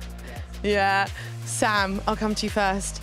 How you feel? You know what? You've been like this all day. I can't deal with you this weekend. You're so calm. How are you feeling inside? Inside, like, obviously I've been nervous today. Like, well, I'm being genuinely honest when I said I wasn't nervous yesterday, but that Crystal Palace game's taken it out of me. Like, the nerves there, having to watch Zoe and then come back for extra time and penalties, like, that's the most nervous I've been in a long time. But like, this final is like, it's just like, it's kind of almost like we've been saying all week, it's a free hit. Like, just go out there and play my best and see what can happen. So after that Palace game, like you said, it took a lot out of you. What have you done between then and now to prepare yourself for this? I went and sat down in the players' lounge for about 10 minutes, then came down and watched the Norwich PlayStation game, and then, yeah, just been chilling backstage. But, yeah, no, it should be a good game here, and then we'll see what happens. This is huge for you. You're here on the big stage in the ePremier League final. Doesn't that sound good? It does sound good. It doesn't sound real either, though. That's probably why I seem so calm, because, like, no, it's bizarre. Like, not expecting to get grouped, but kind of like people putting us odds on to get grouped, and then now we're here, like, just kind of taking it in the stride and see what happens. And Peace, how does it sound to you? Pretty good, right? Yeah, it's amazing. It's been a great couple of days. Sam's been amazing. Played really well. I think I performed well as well, and it's just a great feeling to be here and get all the way to the final. It's just one more game to go now. And you guys have worked so well together this weekend. It's just really clicked for you, hasn't it? Yeah, definitely. I know what Sam can do. I trust him when he plays. He trusts me. So we just try to help each other out. He gives me a lead. All I got to do is not let him down and not let the club down. A couple of games I've had to honestly play, from a 0-0 start and all that kind of thing. So it's just been like, I trust him. I know he works hard. I know how much he wants this. And so, yeah, and a lovely guy as well. So that makes it a bit better. So just working together and see how far we can get each other together. Oh, I love that little bromance. Guys, Dami, Jack, you're here for the final, the big stage, the ePremier League. Dami, we've said earlier on, you're experienced, but this must feel pretty great anyway, right? Yeah, it's crazy. I don't think there is anybody who expected this final to happen. There was a lot of favorites, right? A lot of good teams here, but both teams here have fun. They are willing to risk some things during the games, and we are here, so we're gonna keep having fun. Jack, does it make it that much sweeter to be here, like Dami said, because no one expected this final, right? Yeah, it does. It's good for Brentford Analysis. It's weird because we were 33-1 to win the whole thing. Obviously, we're not saying we are going to or we're not going to, but like, it's crazy. It's crazy both Norwich and Brentford being here. Dami, have you got faith in yourselves? Can you do this? Can you win the ePremier League? Yeah, I think so. I mean, I can't play any worse than the last game I've played here, so just gonna start from there and see what happens. That's the spirit, right? Guys, I'll let you take your seats. Good luck, Richard. Brandon, over to you. Thank you, Nicole. ePremier League Grand Final time. A journey that started back in November of 2021 last year, where fans of football clubs all over England signed up for the chance to wear a jersey and to compete for a lump sum of cash. Live on TV, live all around the world. 20 came yesterday, and now only 2 remain. Playing for those 2 trophies there. It's been a journey to remember, Richard, and we are still not fully there just yet. Liverpool, Watford, Manchester City, the 3 previous winners of the ePremier League. Norwich City Football Club or Brentford City will be joining the ePremier League history books. Incredible, absolutely incredible. There'll be people out there that think, you know what, the ePremier League, all the pros sign up for it, all the big dogs sign up for it. Maybe I don't want to go for that team, maybe I don't want to go for this team. This is a beautiful indication that if you support your football club, if you think that I'm decent at FIFA and I want to get involved, this is what can happen. Yeah. 3 out of the 4 players on that stage have never played at a professional FIFA event before this. And also, what an achievement for these 2 football clubs as well. The fact they've gone so far in this tournament, Richard, I think is an eye-opener to football fans all around the world of just what can be achieved on the virtual pitch of FIFA. This is your grand final, made up of 2 legs. There'll be an Xbox leg and a PlayStation leg. The 2 scores will be added together in an aggregate scoreline. That will determine who will be the 2022 ePremier League champions. A quick word on Brentford to kick off with first and foremost, Richard. Sam Brewster, the man on the left-hand side of your screen in the Brentford jersey. First ever time in the Premier League. 3 of the 4 players we are looking at, it's their first ever time in the Premier League. What has been their journey to success? Why has it happened? Why are we sitting here looking at Brentford as grand finalists right now? They've kept calm, they've kept composed, but they have been clinical when they need to be. They've been really free-flowing in the attacking third, but every single interview that Nicole's done with them, every time we've spoken to them backstage, Brentford are level-headed. On the other side of that, Norwich have got one of the most experienced FIFA pros in the game, in Dami there, almost his understudy in goal poacher, but he has stepped up to the plate when they needed, especially in the semi-final. Well, here it is, your 2022 ePremier League Grand Final. Brentford against Norwich, and it will be an Xbox leg to kick things off here. A match worth £30,000. It's been the biggest ever ePremier League of all time.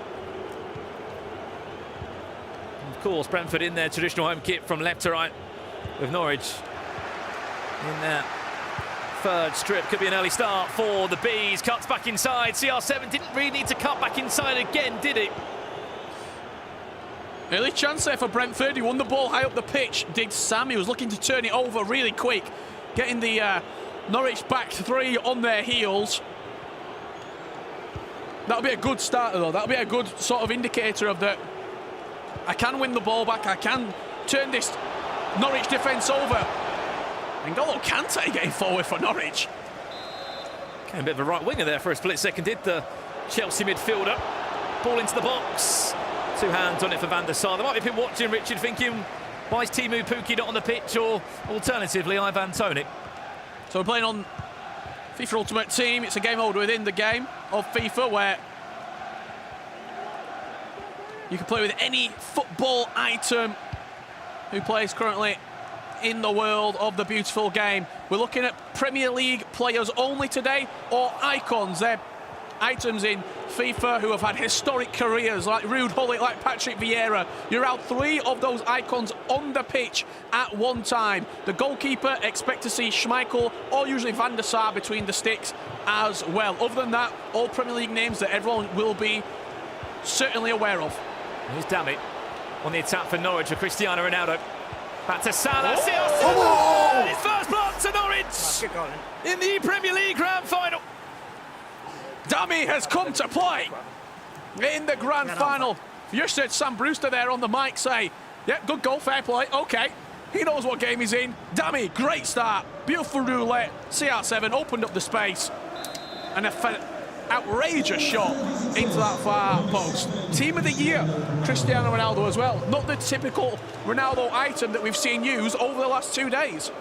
And do you think it's hit Brentford yet that they are in an Premier League Grand Final? All we've seen all weekend from Sam Brewster and from his teammate Enzo Henio is them just enjoying life in this tournament. They are not signed as professional FIFA players. This is their first ever tournament, their first ever LAN tournament. I mean, it's been the first one in 2 years anyway, but regardless, it's their first ever experience of playing FIFA at a competitive level. It still just feels like for them, they've just been able to enjoy this tournament process throughout. But why change? If you've got to the final playing a relaxed style of FIFA, that's what you need to do throughout. Dami sees this as an opportunity to wrap this final up in the first leg. He might be able to get a second now. Vieira comes to save the day. Or Can't do that. Back to goal, CR7. Thought about going left, went right, and then gave possession back to Brentford. Just before the players walked out onto the stage, we caught them for a quick 10-second, 15-second, how are you feeling?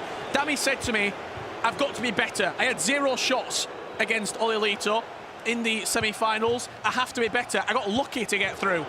He has come to play and he's come to put a statement down, a statement of intent in this grand final. Yeah, we'll have a little look at the mini-map now. You can see that Norwich are playing a 3-5-2. It's been the style that Dami has played. It has left for their 2 big gaps if there is a quick counter-attack from Brentford here. But alternatively, it comes into a 5 at the back, as we have seen throughout this tournament so many times. So back 3. Looks like Vieira is the central sort of defender in there, with Rudiger and Varane as the 2 wide centre-backs, and then the 2 wingers, left mid and right mid, is João Cancelo and Mo Salah. But as you said, when they do defend, the wide midfielders really drop in deep. Salah and Cancelo play as wing-backs, and then the midfield of Gullit and Cancelo help out as well. I should say Kante and Gullit. Cancelo at left mid. Struggled to get out so far as Sam Brewster. Great ball. Nicely done. Eric Cantona is being the star of the show for Brentford. Oh, he fancied it. He knows what a chance it was. He went for a cheeky chip. I mean, it was the perfect player to perform, Eric Cantona. It was delicate. He went to lift it over him. Beautiful running from behind from Cantona. Great idea. That's whipped into the box. Wow. Oh, that was nearly pitch perfect from Norwich. That nearly is. What are we doing? CR7! It's an absolute gift for Norwich City. And is that the lack of experience, a panic on the biggest of stages that could cost them heavily in this grand final? I don't think he can believe what he's doing. He's rolled the ball out. Diaz has run across him. Do you remember back to the group stages? He did this in the group stages. He played out the back, he lost the ball with his goalkeeper. The group stages is fine. They were already through. This is a grand final for £30,000. Well, we've been speaking so highly of Ruben Diaz defensively. Not then. Certainly not then. But to be honest, there wasn't much he could do about it. Brentford's 2-0 down. They need a serious wake-up call. Very nice from Gullit.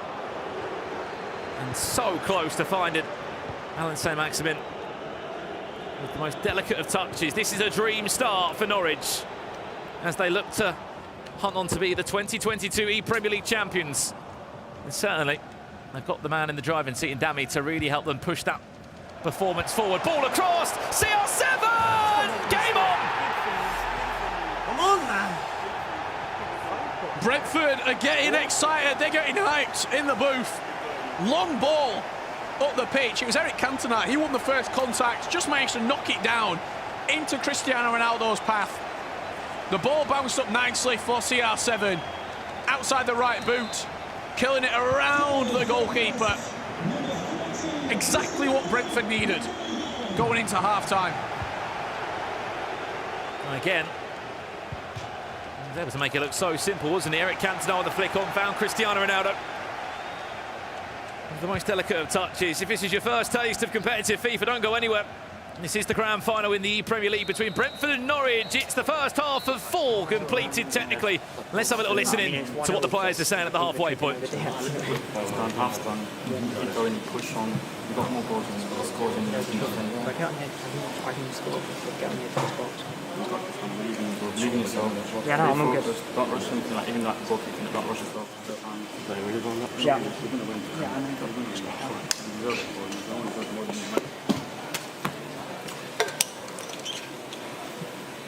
Well, we'll try our best to have a little bit of an insight there between the halves. What was said, we didn't catch much from Norwich, but there was a few words in the Brentford side. Don't rush. Specifically here, Zohinio say, don't rush the whole kicks. You don't need to rush. You'll create chances. You'll get opportunities to score against this 3-defender formation of Norwich City. And he also said, quite confidently, Sam Brewster, I'm going to be able to get another goal. I think the conversation opened with it should be 1-1. That was a mistake that you certainly can't make in any game of FIFA at this level, let alone a grand final. Remember, it's a 2-legged final, this one. One game on Xbox, then we'll go to the PlayStation after a small break. But if Norwich can get a 2-goal cushion back reinstalled, it'd be an unbelievable position to be in for goal poacher. Sancho, nice ball, Rashford, ball roll, Sancho off the line, Rudiger. What a chance! Huge opportunity for Dami to go 2 goals to the good. Really big chance. I think he just managed to pull his player back onto the line. It bounced around, and then Van der Sar clutched it close to his chest. You see how Sam Brewster's trying to play, sort of trying to pull one of those defenders out and then knock it in behind. He's happy to go long when he needs to. He's happy to go over the top when he needs to. Firmino, good feet. It's a double tap pass that doesn't find Ronaldo. Instead, he gives possession back to Norwich. Final 30 here. Expect to see a few changes made in the next 10 minutes or so. Norwich on the hunt for a 3rd goal. They were 2-0 up in this game. They concede just before half-time. Pull it. Watch Ronaldo. He can finish from that far out. CR7 thought about it for a second. Didn't rush it. Eric Cantona didn't have the best of games in the semi-final. It was something that Sam Brewster made pretty clear. He wasn't happy with the icon. But how can you be that unfaithful to a player that's done so much for you in the tournament? No, you can't. He's been his magic player, has Eric Cantona, for Sam Brewster of Brentford throughout this entire process. Could get a chance here, potentially. The ball's broken nicely for him. Pull it. Tried to Lacroqueta his way through there. The midfielder, one of those icon picks that's in this Premier League build. Let's see how he plays his last 25 minutes. Got Sam Brewster.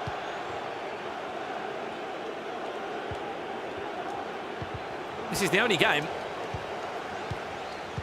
on paper that we may have seen him lose. Other than that, he's been flawless for the Bees throughout. Pull it. Back to Firmino, can't find that ball. He's looking for it again. He just can't find the rhythm. Yeah, it's a good point. He can't find the rhythm, and because he's not able to ping those passes, just getting a little bit rushed and a little bit hectic in the attacking third when he's trying to force these plays through. He's got time left on his side, though. And defensively, so much better from what we saw in the first 45. He's managing what Dami's throwing at him a bit more in this difficult 3-5-2. If he can catch him on the break, as you've said, with these long through balls, he can catch out, the left side or the right-hand side of the pitch where the player has not quite dropped back yet. So maybe he could be deadly, but as you can see, it's already a back 5 there. That there's a wall of Norwich shirts. Watch these through balls. Got Ronaldo and Rashford just teasing. A run forward. Hullet and Vieira trying to do their best defensively for Brentford to close those passing angles. Sancho back to goal. That's top quality FIFA from a man that knows this game inside and out. What a goal from Damie. Incredible work, passing the ball, moving it and grooving it inside the box. Marcus Rashford, 12 yards out, slots it past the goalkeeper with 15 minutes left to play. Norwich City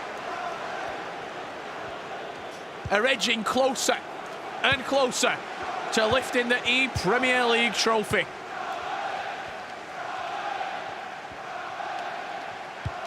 Laser focus from Damie. It's a 2-goal cushion. That is massive to take into the PlayStation leg. The goal poacher will look to take the reins. You can find a third goal. That'll be even more impressive. What a goal though from Damie. More time to get it in the grand final. João Cancelo finds CR7, half volley, it's in the air, it's everywhere. No, play on now. Keen to play on with Sam Bruce. The referee said, no, we're going back for a free kick. No, you've got to be careful again there. It's just careless.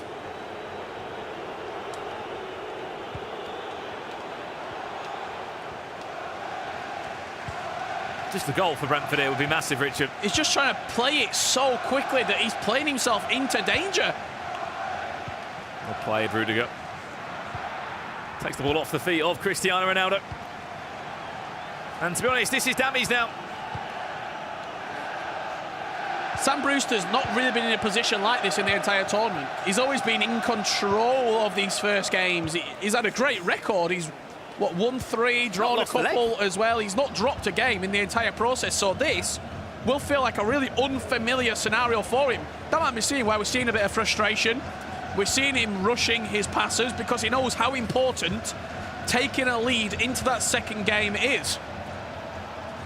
If Damie gets a fourth, it's a miracle. Needed from his teammate, Zohinio.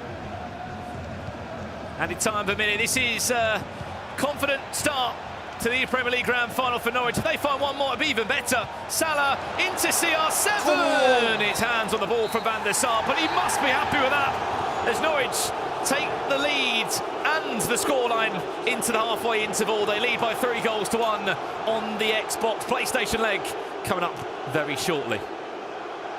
What a performance from that man just there. Damie representing Norwich City. 3-1 it is after that first leg. So make sure you stick around. Make sure you join us for the second half here at the ePremier League finals.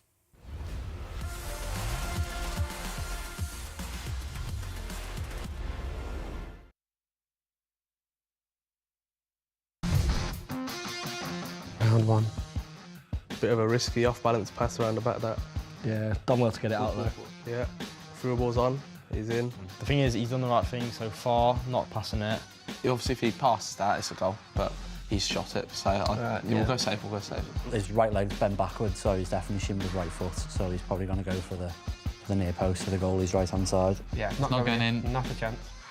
He's dinked it. Oh, that's cheeky. Not the meta thing that you'd expect in that situation. Let's go for the next one. Under the build-up here. Oh, good play in the middle of the park. Good roulette. Oh, look at him. He's trying to find a striker here. Yeah. Good tackle that was. Good ball. What can we do? Oh, that's not going in. No chance that's going in. Based off that, he looks like he's going to give it a good whack. The last one went in, this one's not going in. Nah, I'm sticking with you, it's not going in. It's going to go high and right. 100% save. As expected. If that is a foot item though, like say a Team of the Year Ronaldo. It could, Do you know what I mean? It all depends on the card as well. Round 3, let's go. Haha, yes, they've look at the run on the left. Oh, what a tackle. Hitting him on a counter, a lot of space on the right. He's got the overlapping man. He's got to play the extra pass. pass. He has to play that pass. He hasn't. I think that does sneak in. I agree. I think it does. It's going in. Scoring. Near post, going in. I told you, Martinez. To be fair, we said if he hits the roof of the net, it's going to be a goal. Right, here we go, round 4. Come on, here we go. Go on. Again, it's Villa. And again. It's going to cross. Maybe. Never going in. Never going in. He ain't got the angle to go near post, and he ain't going to dip it over the keeper from there. Nah, no way. Not from there. Nah, not a chance this goes in. Yeah, nah, this is... Nah. Keeper hasn't bothered. He's... What is that all about, though? That should just never go in. If I concede this goal, I will be very, very mad. We've got to get this one right. Come on. Oh, what a tackle. Crunch and tackle. Ooh. Oh, that's bad from him. Awful dribbling. No, he's not scoring. He's not scoring. Just got to shoot this. I think it's a guaranteed goal. It's a really good angle. 100% a goal, this one. Definitely a goal, yeah. Yeah. Either cornery as well. Keeper's got this in his locker. Yes, keeper. Good save, good save. I mean, hit his head. It's a poor finish, that one, I'm sorry. I'd put that down to the player who's controlling him's fault, because if they was doing the right sort of instructions with the controller, it would have been on their left foot. I actually think that's quite unlucky. It's come off the keeper's head at the end of the day. It's hard to predict low-level FIFA as well. Like.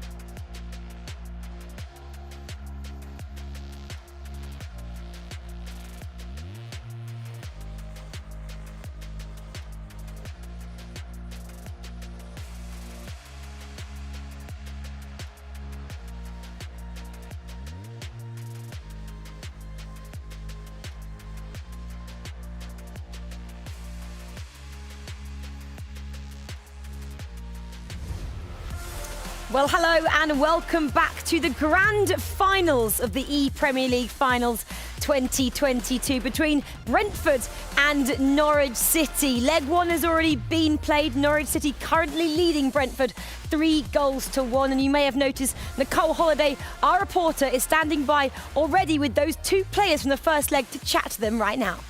Yes, I am here with Dami and Sam. Dami, I'll start with you. 3-1 up after that first leg. How did that feel for you? How did that go? No, it feels great after the semi-final where I didn't have a shot. So 3 goals, coming back to my strong form, and hopefully Jack will do his job as he always does, yeah. Did you feel confident going into this final? Do you feel like your experience has helped here?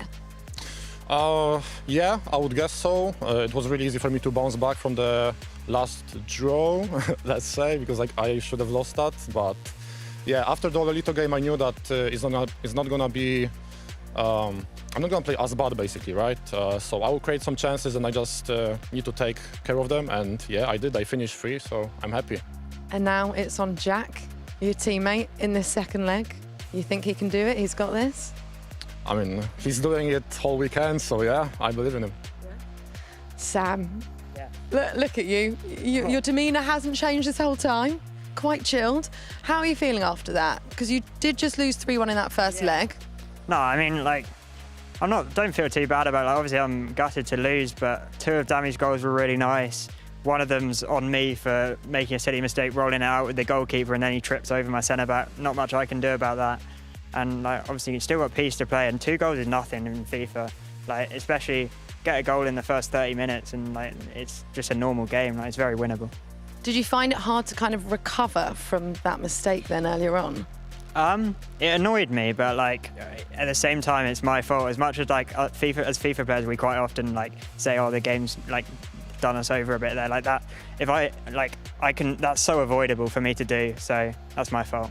And Dami is such a strong opponent. We know how experienced he is, how good he is at the game. I mean, he showed himself off there, didn't he? Yeah, I mean, I don't know if the viewers have noticed it, but he's playing this 3-5-2, which no one really knows how to play against the whole weekend, and he's so good in it. Like when he goes forward, he's got three kind of strikers pinned against your centre backs, as well as two wingers out wide. It's so hard to defend against when he's just passing across the box. So yeah, he's been playing so well all weekend. Now, you're standing there smiling because we'd spoken, I can't remember if it was today, yesterday, it's all merging into one, but you kind of said that you think one of your strengths this weekend is that some of the other players can't work you out and don't know what to expect from you, and Sam kind of touched upon it there. Yeah, I mean, it's really funny because it's not even my tactic. I stole it from one of the players that played here today, yesterday as well, so... Who's that? Was Leicester City Painter, yeah, so... It's quite funny because now no one really knows how to handle, I mean, other than Odalito, right? No one really knew how to handle it properly, and yeah, it's just fun to see, and I'm happy because I'm scoring goals. Well, there you go. It's still all to play for. Thank you guys so much. Kyle, Rachel, back to you. Thank you, Nicole. Yes, it is still all to play for. This man, though, has put Norwich City in the driving seat. Brentford have it all to do in this second leg right now. During that interview, I did lock eyes with Dami. He gave me a little bit of a wink when he was talking about this mysterious play. No one can face off against him. He did manage to score 3 goals compared to Brentford's 1. But as we always say, 90 in-game minutes to go. It is not over just yet. Let's have a look at that first leg, though. Aga, why is this new formation, it's not new, but this new tactic we're seeing that has been pinched, let's say, from Leicester City, from Painter just there by Dami, why is it so difficult to defend against? I think as a FIFA player, you get used to play against a certain types of formation. So usually you're used to playing against the 4-4-2, the narrow diamond, the 4-3-2-1, the formations like that. And sometimes it can take you more than just one game to figure out this new formation your opponent is playing with. And obviously the players only have one game to play, so it's a nice way of surprising your opponents, I reckon. But it is a tricky formation to play against. Like as Sam also said, you can attack with many players, but you can also defend with a 5-back line, which is an extra man compared to the 4-4-2, for example. I'm sure players will be trying to master countering that formation going forward after the success that Dami has had with it. But let's have a look then at the 4 goals which were scored in this first leg. Obviously 3 from Norwich City and 1 from Brentford. Norwich obviously getting off to the best start. And then we mentioned it, we might get to see the mistake as well from Sam Brewster for the second goal. So keeper there, that little back pass just resulted in that goal. Sorry, the keeper just kind of pushing it out. Not decisive enough there for Sam. He mentioned that before as well. He said that maybe he's rushing, and that obviously leads to mistakes. We saw that, but let's go back to another goal then to wrap things up. Brentford getting one back, and I think there's one more to go still from Dami as we approach the 75th minute. And that's how that one ended. Tom, I'll come to you then and talk about the mistake, because you were actually telling Aga it as it unfolded on the screen there. Yeah, what exactly happened? Yeah, I mean, you know, he's tried to almost rush his play. He's tried to, I think, roll out the ball to the centre-back, which I don't think he needed to do. I think he was still, you know, in a good position. He was quite comfortable with the ball. But he's rolled out, and it looks as if, you know, the centre-back's tripped over the ball, and Dami sort of, you know, taken the opportunity and put the ball in the back of the net. Don't feel like he needed to rush it, but, you know, that's where experience plays a role, and he'll probably learn from that. How well did you think that Sam recovered from that mistake just there in the grand final? Well, I think he did well, obviously getting a goal back. Unfortunately for him, Dami got a third, and I think he'll be frustrated because it's a mistake that you can't make in this final. And it's the strength of him, the way that he's so calm playing, but just in this situation, yeah, it was a big mistake. Well, he said it did fluster him a little bit. Would that have flustered you in that situation, Aga? I think I would have been very frustrated as well, but what he did well and what I would have done as well is that refocus, get over with what happened. You can't change it. You made a silly mistake, but if you start dwelling with the past, you're already lost. Right, well, that second leg is coming up very, very shortly. Brentford have it all to do. They're currently trailing 3-1 to Norwich City. Make sure you stay exactly where you are. The second leg of the grand final of the ePremier League is coming up shortly.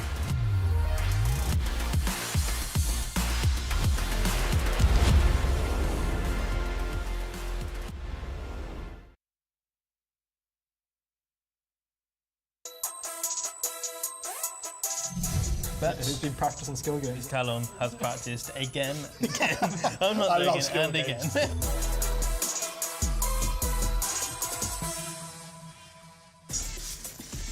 Oh, crossing. Oh, we know someone likes a cross.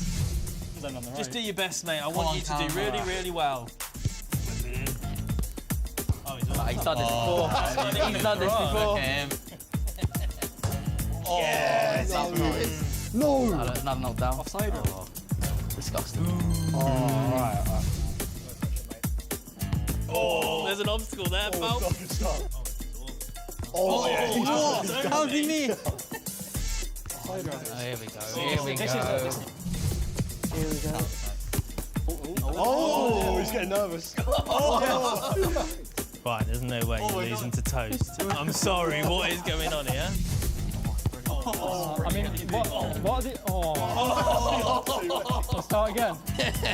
You let this guy in. No, you're taking the mic. This ain't real. Oh, there we go. That's deep and dreadful, mate.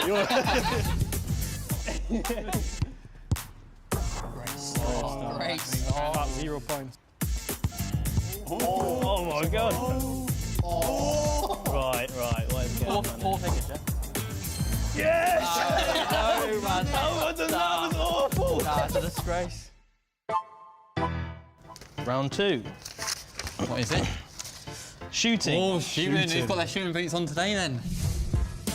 It's going to be curtains. Yeah, we're done for. We're done for. Oh, he's hitting it every time. Outstanding. Outstanding, that. I don't know if that's a good score or not. Oh, we're straight into it. No way. Oh, I got in. Oh, nah, I'm bottling it. He's not missed though, dude. Yeah, but... No! No! No! I can't believe it! Oh. You've got to at least hit the target on the first one, mate. Oh, here we go. Here we go. He has to score. Oh my god! I'm the greatest of all time. Sorry, lads.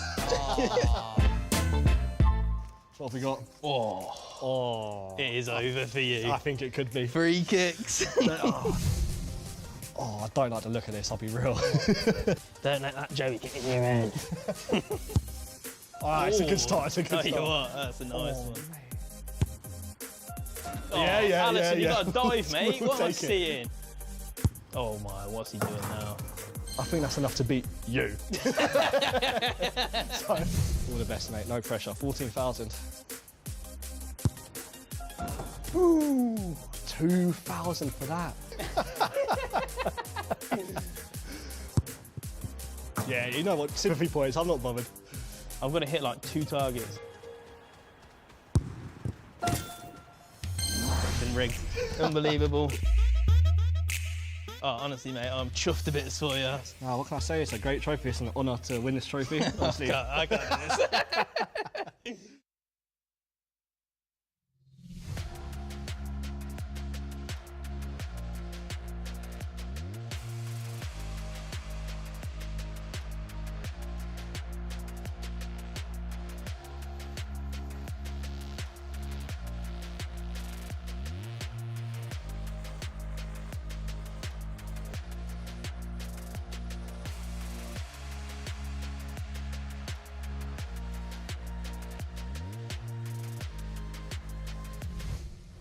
Well, welcome back to the Premier League Grand Finals. In just under 20 minutes' time, someone will be lifting those trophies. Will it be Brentford or will it be Norwich? It's all to do for the Bees. They trail by 3-1 at the halfway point. As we move from Xbox to PlayStation, myself, Brandon Smith, and Richard Buckley guiding you through the commentary of this game. Richard, the halfway point in the grand final, but there is a lot to do for Brentford, isn't there? The chips are certainly stacked in Brentford's corner right now, just for the simple fact 3-1 the scoreline, but also I'm looking back to the semi-finals. Goal Poacher got one of his biggest wins in this tournament last round. He beat Mitch Hayward 2-1. He said, finally I've won a game. Finally it's me winning and not Dammy. He's got a 2-goal cushion and he's on Mount Olympus right now in terms of confidence, in terms of momentum. He is so confident and so calm. He's got 2 goals to play with. He knows what's required of him. Dammy's behind him. Norwich City have so much going in their favour right now. Well, in the hot seat for Brentford is Zohinio. His first ever ePremier League. A local Brentford fan who actually went to the same school as Ivan Toney. He's actually been in touch with him on his journey to this ePremier League final, saying good luck. And I'm sure, no matter whether they win or lose, he'll be over the moon with the performance that he has had on the virtual pitch for Brentford. They have done superbly well. The duo of Sam Brewster and Zohinio. Norwich from left to right in their traditional yellow and green. And Brentford, as we know, from right to left. They're all to play for in the Premier League. £30,000 on the line and a massive trophy. First goal's everything. I know we say it a lot, and I know that phrase is tossed around probably more than it should be, but at 3-1, you're going into a one-leg shootout, really. That's what it is for these two, Zohinio and Goal Poacher. If Norwich score first, 3 goals, they will lead by 4-1 overall scoreline. I think it's just too big of a hill for Brentford to climb. Let's see how Goal Poacher does kick off. His first ever pro tournament. Came in as another unknown player. Not for so long, though. Jadon Sancho turns, delivers another blow to Brentford fans' hearts. This is a 3-goal cushion. Not so unknown anymore is Goal Poacher. He's on his way to be an ePremier League champion. Absolutely incredible. It really is. Goal Poacher has played his best FIFA today in the last 2 rounds. Beating Mitch Hayward of Leeds United, and now he's 4-1 up, and he looks incredible. Could have been 5. One thing that we know about Zohinio, he's fantastic going forward, but he has been a bit leaky at the back across the group stages and into knockout play. He's in. He's got it all to do, though. This will be a good start for him. Jadon Sancho is quite a tough angle. It's a good save from Schmeichel. 2 strong hands on it. That waves away the first warning. I think the rebound off the goalkeeper could have been the angle that he was looking for. Jadon Sancho getting his shot away on a very tight angle, as you said, but the rebound off that goalkeeper, you never know where the ball might deflect or potentially end up to a Brentford City striker. It was Ronaldo and St. Maximin buzzing around the penalty area.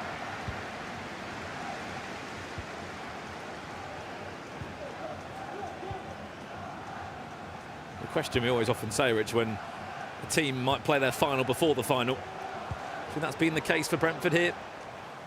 It's a 3-goal deficit they trail by against the Norwich team that do not concede goals. They were the 2nd best defensive team in the Premier League. They only conceded 9 goals in what we called the group of death. Remember, Watford, Spurs are in that group.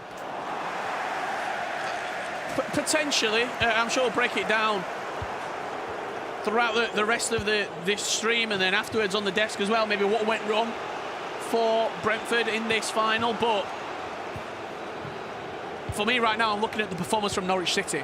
I'm saying what's went right, and I can tell you near enough everything. It's been pretty much the perfect performance so far from Norwich.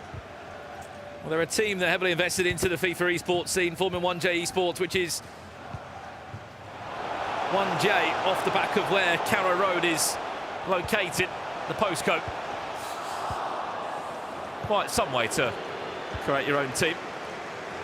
And certainly that investment has paid off.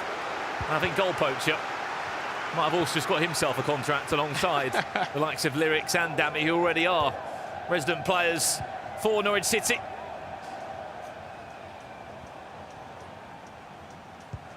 Alongside that, £30,000. Not saying this is done yet, but from what we're seeing, there's a third of this game gone. It's a 3-goal cushion in favour of Norwich City. Brentford need to sting, and it needs to come very soon. There's the pause. Is that an indication, Richard, of things need to change? A three at the back, an attacking change, something? I would imagine probably into a narrow formation, lots more bodies flying forward, a constant pressure or a press after possession loss have to be implemented here for Brentford. It's the final. There's no other games after this. You may as well go for it.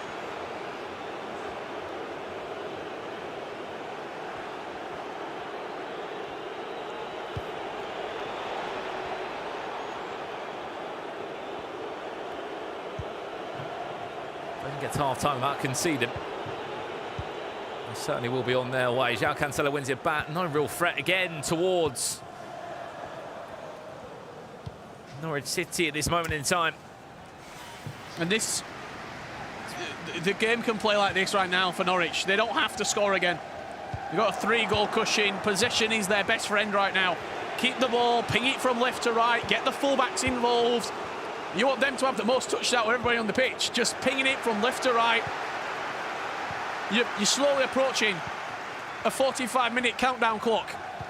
One thing nice as well, there is no headphone, there is no music, there is no game sound going into his ears at the moment. He's listening to, he's absorbing everything, the environment he's in right now. He's living in the atmosphere. The family and friends that are in the VIP area. Chance, Maximin, this must be a goal for Brentford, what a save!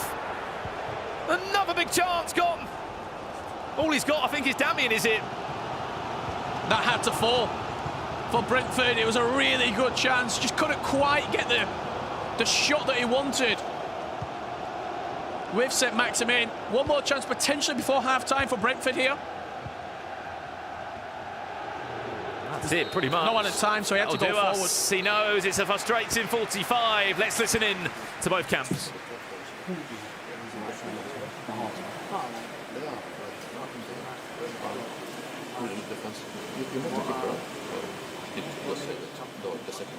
No, I'm just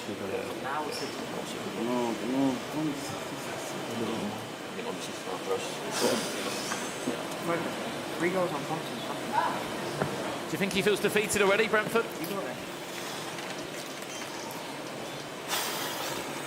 He looks it. He looks deflated. Maybe not defeated, deflated. The thing for Brentford, and especially for Zahinio, he has never, during the Premier League, been in this position where he's had to go from a losing position. Because Sam Brewster's not dropped games. Never lost a game. So he's always been in either a winning or a drawing predicament where the game is really open and he's sort of just playing his own FIFA. He came into this game at the worst time possible in the grand final in a losing predicament. His game plan was already pre-laid out for him because of the first leg result. That could be one of the big flaws. The ball just goes out of play carelessly from the kickoff from Brentford. Let's see what has been changed at half-time in terms of an attacking game plan that has to be implemented now, or at least in the next 5 or 10 in-game minutes. Norwich score again. I think we can start writing their name on the trophy. CR7 looking for the cutback. And you find Rudiger's feet. He wants more, does goal poacher. He wants a 5th and a 6th. Then he can probably start to relax in his own head as well.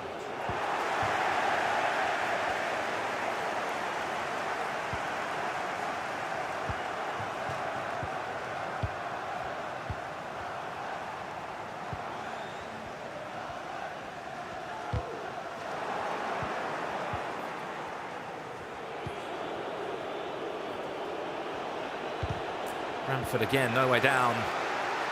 That left-hand side, they look to exploit. Ball over the top. It's a runner race between João Cancelo and Alan Saint-Maximin now. Remember, this is the Premier League Grand Final. Winner gets £30,000. Also, they'll book 2 tickets to the Global Series playoffs to play with some of the best players in the world. Unless we're going to see something nicely done. Saint-Maximin, sting out the shot, could be alive still. Where's the keeper? Cut back. Just not falling, just not landing. Just not going in.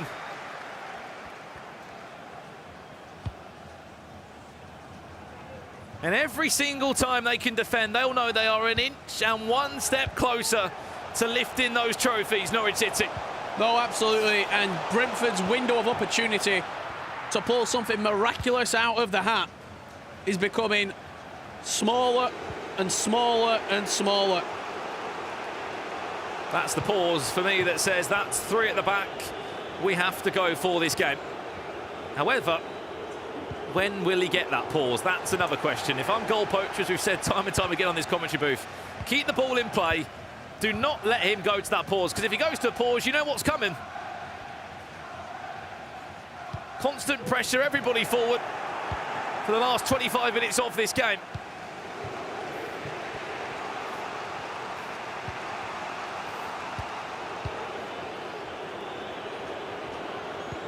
Potential. Maybe to come forward now. Sancho, does he need that to try and manoeuvre back out? It just didn't land how he wanted to, is it? Starting to like that fairy tale story is coming to an end for Brentford. They topped the group in Group A. They were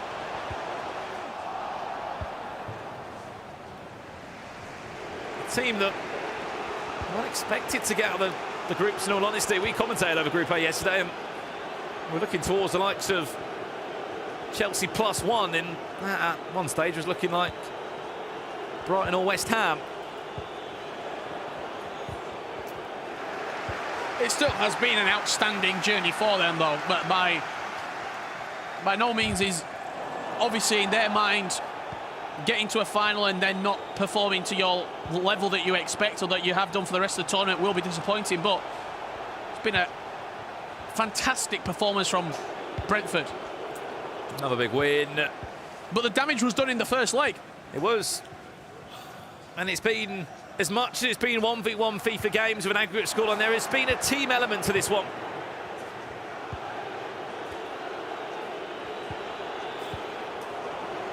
Whether that's been just morally between legs, giving each other a slight leg up with the push of results. But you're right to say, it's crazy to say the goal poacher has got better and better in these rounds. Not, you know, round 4 in the groups. Semi-final, grand final. Here's where he's pulled his best 2 performances out. Brentford on the hunt. They need 3 goals. It's just not falling for them. And as every minute goes past, it's a minute closer to Norwich picking up that trophy. Richard, this is going to be Brentford's last chance to try and just throw everything at this game. You see the changes, constant pressure and the depth being bumped all the way up to 100. Every single player will be in the attacking third for Brentford in this final 12 minutes, but I just don't know if there's enough time. They have to score now, then probably before the 85th, and then have a late surge in the last injury time, last couple of minutes. They have to score from this attack, really. Another tackle from Reece James. He knows it. Still on. First position they've been in when they've been struggling. Chance, Saint-Maximin, everything's going to be rushed now. Everything is going to be rushed at 100 miles an hour. And it's just if they can move at that speed, which doesn't look to be the case again. 8 minutes away. Norwich City played in the Premier League 2 years ago. And back then, it was not a performance like this. 2 years on from that, it's a performance they'll never forget. An ePremier League title for a side that found their way out of one of the most difficult groups in this competition, with household favourite names. Dami has had such a successful FIFA Esports career, but this has to be his crowning moment. This has to be top of the pile. And on the other side of it, goal poacher just looked across. He knows, as a grin goes across Dami's face, that the time is up.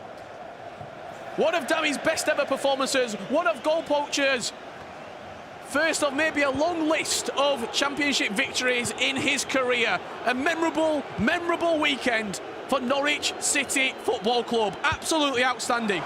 Yeah, they might get one more goal just to celebrate this perfect victory. They win it back kindly. They'll get one more goal. CR7! And that's it. The Canaries have done it. Norwich City FC, ePremier League 2022 champions. The duo of Dami and goal poacher came up against 19 other Premier League clubs, and they've battled it out over the last 2 days. They might not have been predicted to be favourites. They're outside favourites in this tournament, but the duo have done it. 2022 ePremier League champions. Congratulations, Norwich City.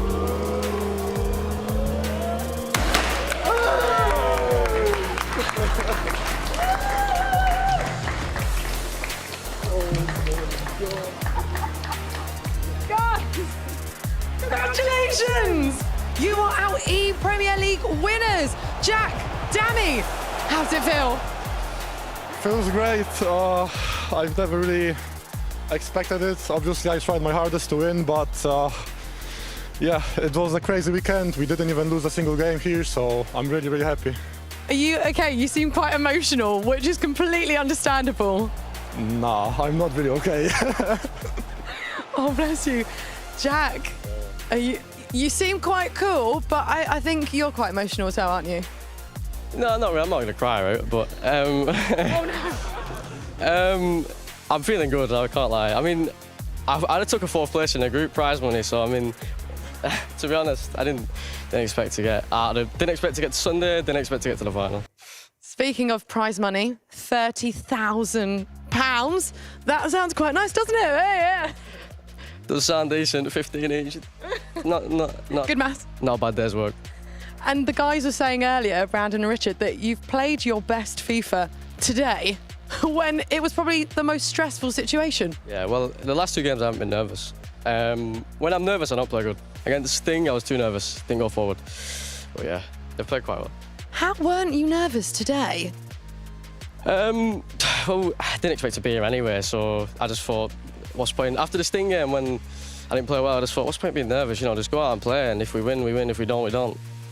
And I read some question and answers with you guys, and you had said that you really want to make your family proud. I think they'll be quite proud of you. Are you like, no, I didn't say that? I don't think I said that, but yeah, I mean, I do anyway, and it's a good feeling, and I'm sure they're happy in the hotel. And Dami, what are you going to do? How are you going to celebrate? I'm not sure. I'm not sure yet, but yeah, it's a crazy feeling.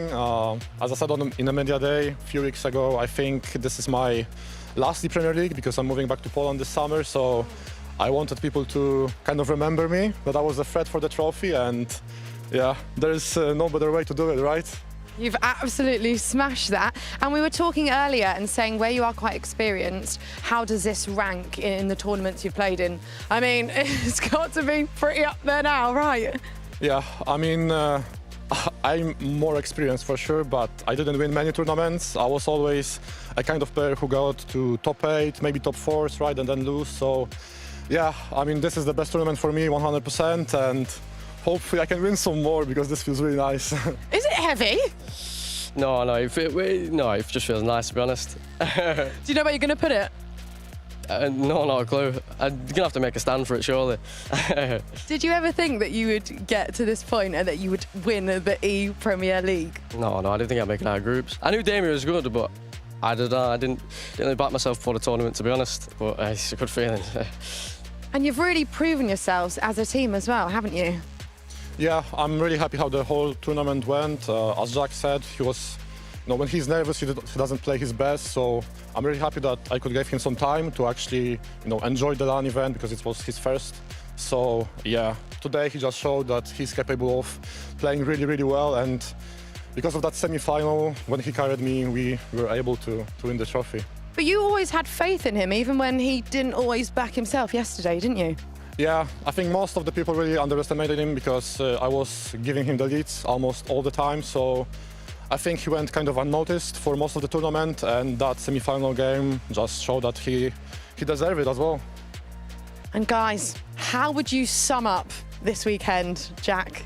10 out of 10. Sammy? I mean, there is not much more to say, right? 10 out of 10, we are really happy, and yeah, we go back to the hotel and celebrate. Have you thought about where you're going to put that? No, not really. I mean, there is some space in my room. I don't have that many trophies, so I'll make sure it has a really nice place. Do you think people will be surprised that you guys have won it? Because earlier in the tournament, I mean, yesterday we saw some massive teams like Spurs, Tom and Gorilla get knocked out. Today, Tex, Diogo, and there was kind of like an underdog theme going on. Did you think that you were one of the underdogs coming into this today? Yes, 100%. I think most of the people, even the players, would say that we are at the best, maybe third team in our group. So, you know, to go through that group first and win the whole event unbeaten, it feels really good. Well, congratulations, guys, our ePremier League winners. Rachel, Kyle, back to you.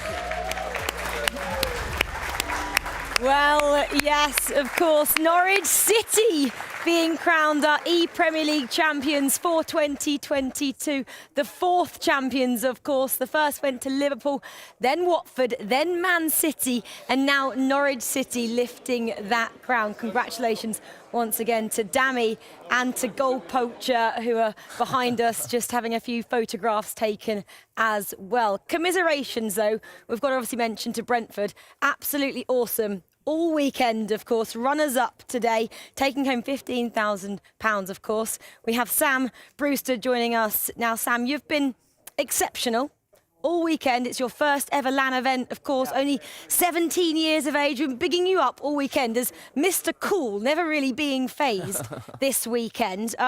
Quickly sum up your entire experience for us. The experience has been great. I mean, obviously got here Friday, met everyone Friday night. Everyone's been really nice, especially like me. I didn't really know anyone in the scene. Everyone's being really accommodating. It's been great. And then the tournament's just been like fun. Obviously, with wait times and stuff, got a chance to talk to people, play practice games against people. And yeah, it's been great. And obviously, we've exceeded everyone else's expectations of us. Obviously, we're both slightly disappointed with how we played in that final. Like, you never enjoy losing a game, and saving your worst game of the tournament for the final is probably not the way to do it. But you know, when we look back at the weekend tomorrow, I think we'll both be very happy. You guys at home actually might think, why is Peace not with you? That's because actually, Sam, we've got an award for you as well. You are actually a wild card winner. You've won the most individual legs of FIFA, which means you now go into the playoffs this year. I mean, how do you feel about that? Aggie, please present Here you go. Sam this trophy. I think a round of applause again over here for Sam Brewster. What a performance on your debut. That there, getting a spot in the playoffs to potentially secure a spot in the World Cup later on this year is massive. Yeah, yeah. Need to go and buy myself a PlayStation, I think. Yeah, no, I mean, like, making playoffs without touching a PlayStation controller is a bit mental, but like, coming here this weekend, no one knew how I played. Obviously, some people played practice games against me and recorded them for their friends and stuff, but if I'm honest, I played nothing in practice like how I do normally, because playing on Xbox, this week was the only chance I got to practice stuff against pros. So I practiced stuff I wouldn't normally do to see if it worked. But then today and yesterday, I just played normally. So you'll have the second prize money there, £15,000 to buy yourself a PlayStation just there. You obviously share that with your teammate Zahino over what you've teamed up with over this weekend. We did see him just walk off there. He did look slightly emotional after that. But have you got any words to say about him? He's been incredible. Like, even off the pitch, he's been great. Like, we both had the same mentality coming in of, like, we said it as soon as we saw each other Saturday morning. It's like, the only pressure on us is internal pressure. We know how good we are. He's played great. I mean, when obviously some games I've given him a lead and he's held it out well. Then especially the West Ham game yesterday springs to mind. I had a really tough game with Redlac and then he went out and just won. I think it was 3 or 4-0, and you know, that put us in a great position to get through the group. So he's been incredible and also just a great guy as well. Agger, I'd love your opinion on Sam, and obviously Brentford as a pairing with Peace involved as well, and how great they've done on their debut here.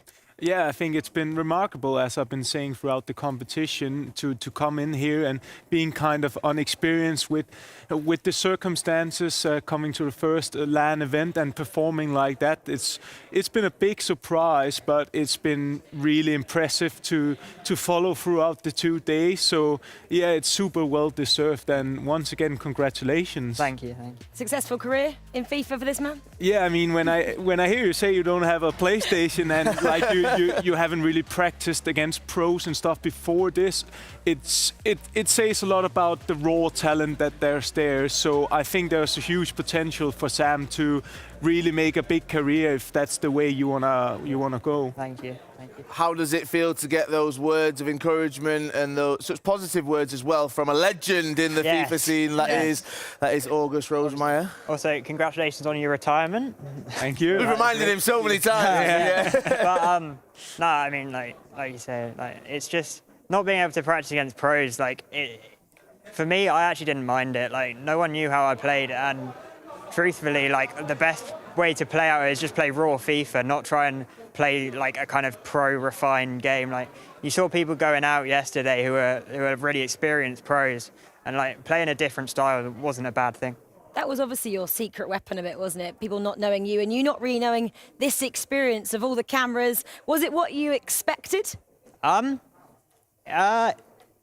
On the pitch, it's what I expected, everyone being very good and kind of the way everyone was playing. Off the pitch, we've been treated really well, hotel's really nice, and the studio's incredible, and playing on broadcast all 3 games today has been great as well.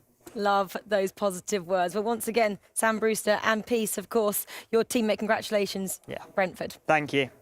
Right, well, let's focus and turn our attention to the winners, Norwich. This man just here, Dami, what a performance from him and his teammate, Goal Poacher. Incredible throughout the entire tournament. As Dami said, they haven't lost a single game, only drawing one of those yesterday.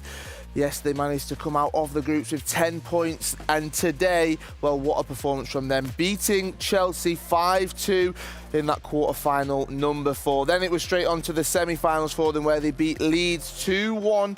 And they progressed through to that grand final where they beat Brentford unbelievably 5-1 it was to lift those trophies just there, the ePremier League trophies, plus take home £30,000 between them.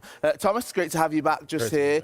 Great to hear from Sam and the Brentford guys, but also just the final we had, those 2 teams, focusing on Norwich, just how good are they? No, absolutely class, and it just showed that both of them started to build confidence as it went on. Dami was absolutely excellent throughout, but you got to give credit to Goal Poacher as well. His confidence grew, and I felt like once he got into that semi-final and he really, stepped up, he said it himself, he really wanted that game to be 0-0. He really wanted, that opportunity to step up and show what he can do, and it felt like a weight was lifted off his shoulders, and from that point on, they looked comfortable, and I think he won almost the second game as well, so looking good. Aggie, obviously, Dami gave a strong lead, didn't he? 3-1 going into that second leg. Let's just mention what Dami said as well to Nicole a little bit earlier. I'm going back to Poland in the summer and I want to be remembered here in England. I mean, I think he's done that now, becoming the Premier League champion. Yeah, definitely. I mean, it's been the best competition for him in his entire career. And he's always been a player that's been knocking on the door. He's been 1 or 2 games away from the big game, the big title, and it must be a huge relief for him to finally take it, and deservedly so. It's been very, very interesting and impressive to follow the 2 players, because I think their win really show what the format was about. It's a team-based effort. Dami really doing well in the group stage, and picking Goal Poacher up, where they both contributed to eventually winning the final pretty comfortable. So I gotta say, overall, they've been the best team here. It's been brilliant to see both of those, as you said, work together as a team. At one point, you would have said, oh, well, Damie's the star man. But really, Jack, in his last 2 games, he's really shown himself. Championship Sunday demands big players in big moments, and he's proved he's one of those. Yeah, I mean, and that's what it's all about. You know, he kind of was probably feeling that subconscious pressure himself, on himself as well. You know, Damie was winning games, you know, 2-0, 3-0, 4-0, and that massive game that we mentioned earlier. So he probably felt, you know, he wanted to sort of step up and really try and put his foot forward. And, you know, he's done that. You know, I mean, he really set foot in the game. He knew when to sort of see the game out, but also knew when to score goals. And I feel like he had the right balance, especially in the latter stages. And that's really when it matters. You know, when there's so much on the line, that's when you want to perform your best. And there was a moment where Jack, or goal poacher, turned around and just looked at Damien. It was a look of confidence, like, we've done it, I've done it, we've done it together. And that's when you really knew, okay, this guy's arrived on the scene. When you know, and like it was pretty obvious for all of us to witness that when, as you say, he gave that look to Damie, they were going to win the match. They took a comfortable lead and played an extremely structured and disciplined match in the second leg. So yeah, goal poacher finished the job and peak time, really. He peaked at the perfect time, and yeah. Again, huge congratulations, a huge surprise, but at the end of the week, they were the best team.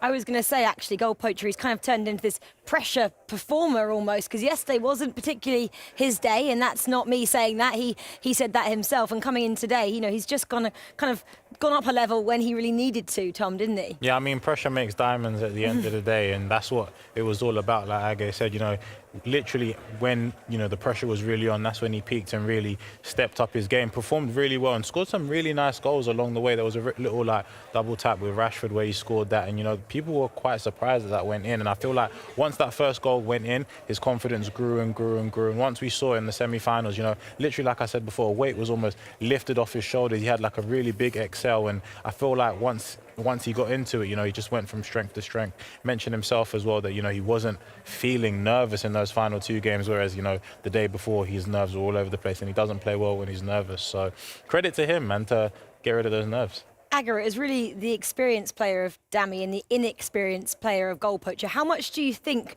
goal poacher will have taken away from playing with Damie this weekend, and what do you think he'll learn? Maybe that 3-5-2 formation we keep talking about that Damie excelled at this weekend?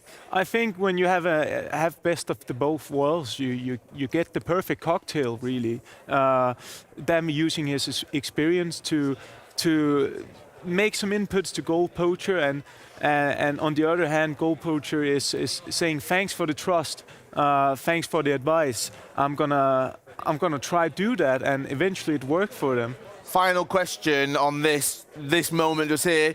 Do Norwich make the power rankings for you now, Age? Would they go in there? I will say they just slightly sneaked in as number 1. Tom, final question for you as well. Moments of the weekend. All right, I mean, it has to be the Liverpool Crystal Palace game, first of all. You know, it was just a really, really good game, and just the confidence that they both had. They both really felt that, you know, the winner of this game is going to go and win the whole thing. Obviously, we knew that wasn't to be, so that was one of them. And then maybe, you know, just Norwich going through the group stages, because we weren't really expecting it. Now they've gone and won the whole thing. I think that's probably a moment to cherish for everybody. Agar, most dramatic moment of the weekend for you? I think the semi-final between Palace and Brentford, the way that Sam and Nick Snap had to play again after sitting back, that's something we haven't really seen on the competitive scene before, and it was an interesting aspect to see how they responded to that. And obviously a penalty shootout is always super dramatic, where there only can be one winner. They only can be one winner, and there was one winner that we saw today. Norwich City, what a day it was yesterday for them, beating Tottenham 3-2. Then it was 7-0 against Newcastle, 3-3 against Aston Villa, 11-4 against Watford, and into Championship Sunday, 5-2 against Chelsea, 2-1 against Leeds, and then it was all eyes on the grand final, where both players showed up, winning 5-1. What an incredible weekend it has been. We welcomed all 20 clubs here to East London. We whittled it all the way down after 40 games, 80 legs of FIFA yesterday to just 8 teams today, and every single one of those has been absolutely incredible. Aga, Tom, Rachel, it's been such a good experience to be back here at a LAN event. You can feel the buzz in the room, and I think all that's left to say is what an incredible weekend it has been, and well done to Norwich City, our ePremier League champions. We're ready to head into our first quarterfinal of the day, leg 1. Passing it back, seeing you get more players towards the box. St. Maximin is going to lose the ball, gets it straight back. And the opening goal works out well. Quite hard, but there's a big chance here. Big shot from Ronaldo, and that's exactly what you have him in your roster. One-on-one with keeper. Schmeichel can lay it off to Firmino, and that's might just seal it here for Crystal Palace. And right now, looking to continue on. St. Maximin, first goal early. Players there, Rashford, nice little back heel, great combination, and exactly what Davey was looking for. Big chase on against Cristiano Ronaldo now as Varane is coming back. Great control and no chance whatsoever. Here we go, the ePremier League semi-final time live in London. This is nice. Ronaldo finds St. Maximin. Is there one more pass? Ball roll, confidence, need it. At half-time was keep it the way it is, and you might get the breakthrough. This could be it. Look at the time. Alan St. Maximin. Crystal Palace. Strap yourselves in, ladies and gentlemen, as it's Crystal Palace to defend first. Up step Brentford's Eric Cantona scores. Palace with their Cristiano Ronaldo. Up step CR7 saved. If they score, that's it. He does score. Brentford are in the ePremier League final. The fairy tale continues for the Bees. What tournament is to kick off his career. Nicely done, finds Ronaldo. Lovely ball, even better finish. Driving forward for the Canaries. Come back, one more pass. Norwich City. Maybe, just maybe, they're on their way to a grand final in the ePremier League. St. Maximin, Elastico, back to goal, shot comes in, but Norwich City will make an ePremier League grand final. 20 came yesterday, and now only 2 remain. Playing for those 2 trophies there. It's been a journey to remember, Richard. On the attack for Norwich with Cristiano Ronaldo. Back to Salah, CR7! His first block to Norwich in the ePremier League grand final. To the box. Oh, that was nearly pitch perfect from Norwich. That nearly is it. CR7! It's an absolute gift for Norwich City. Seeing Dammy to really help them push that performance forward. Ball across. CR7! Game on! Close those passing angles. Sancho back to goal. That's top quality FIFA for a man that knows this game inside and out. What a goal! Poach does kick off his first ever pro tournament. Came as another unknown player, not for so long though. Another blow to Brentford fans' hearts. They might get one more goal just to celebrate this perfect victory. They win it back kindly. They'll get one more goal. CR7, and that's it. The Canaries have done it. Norwich City FC, ePremier League 2022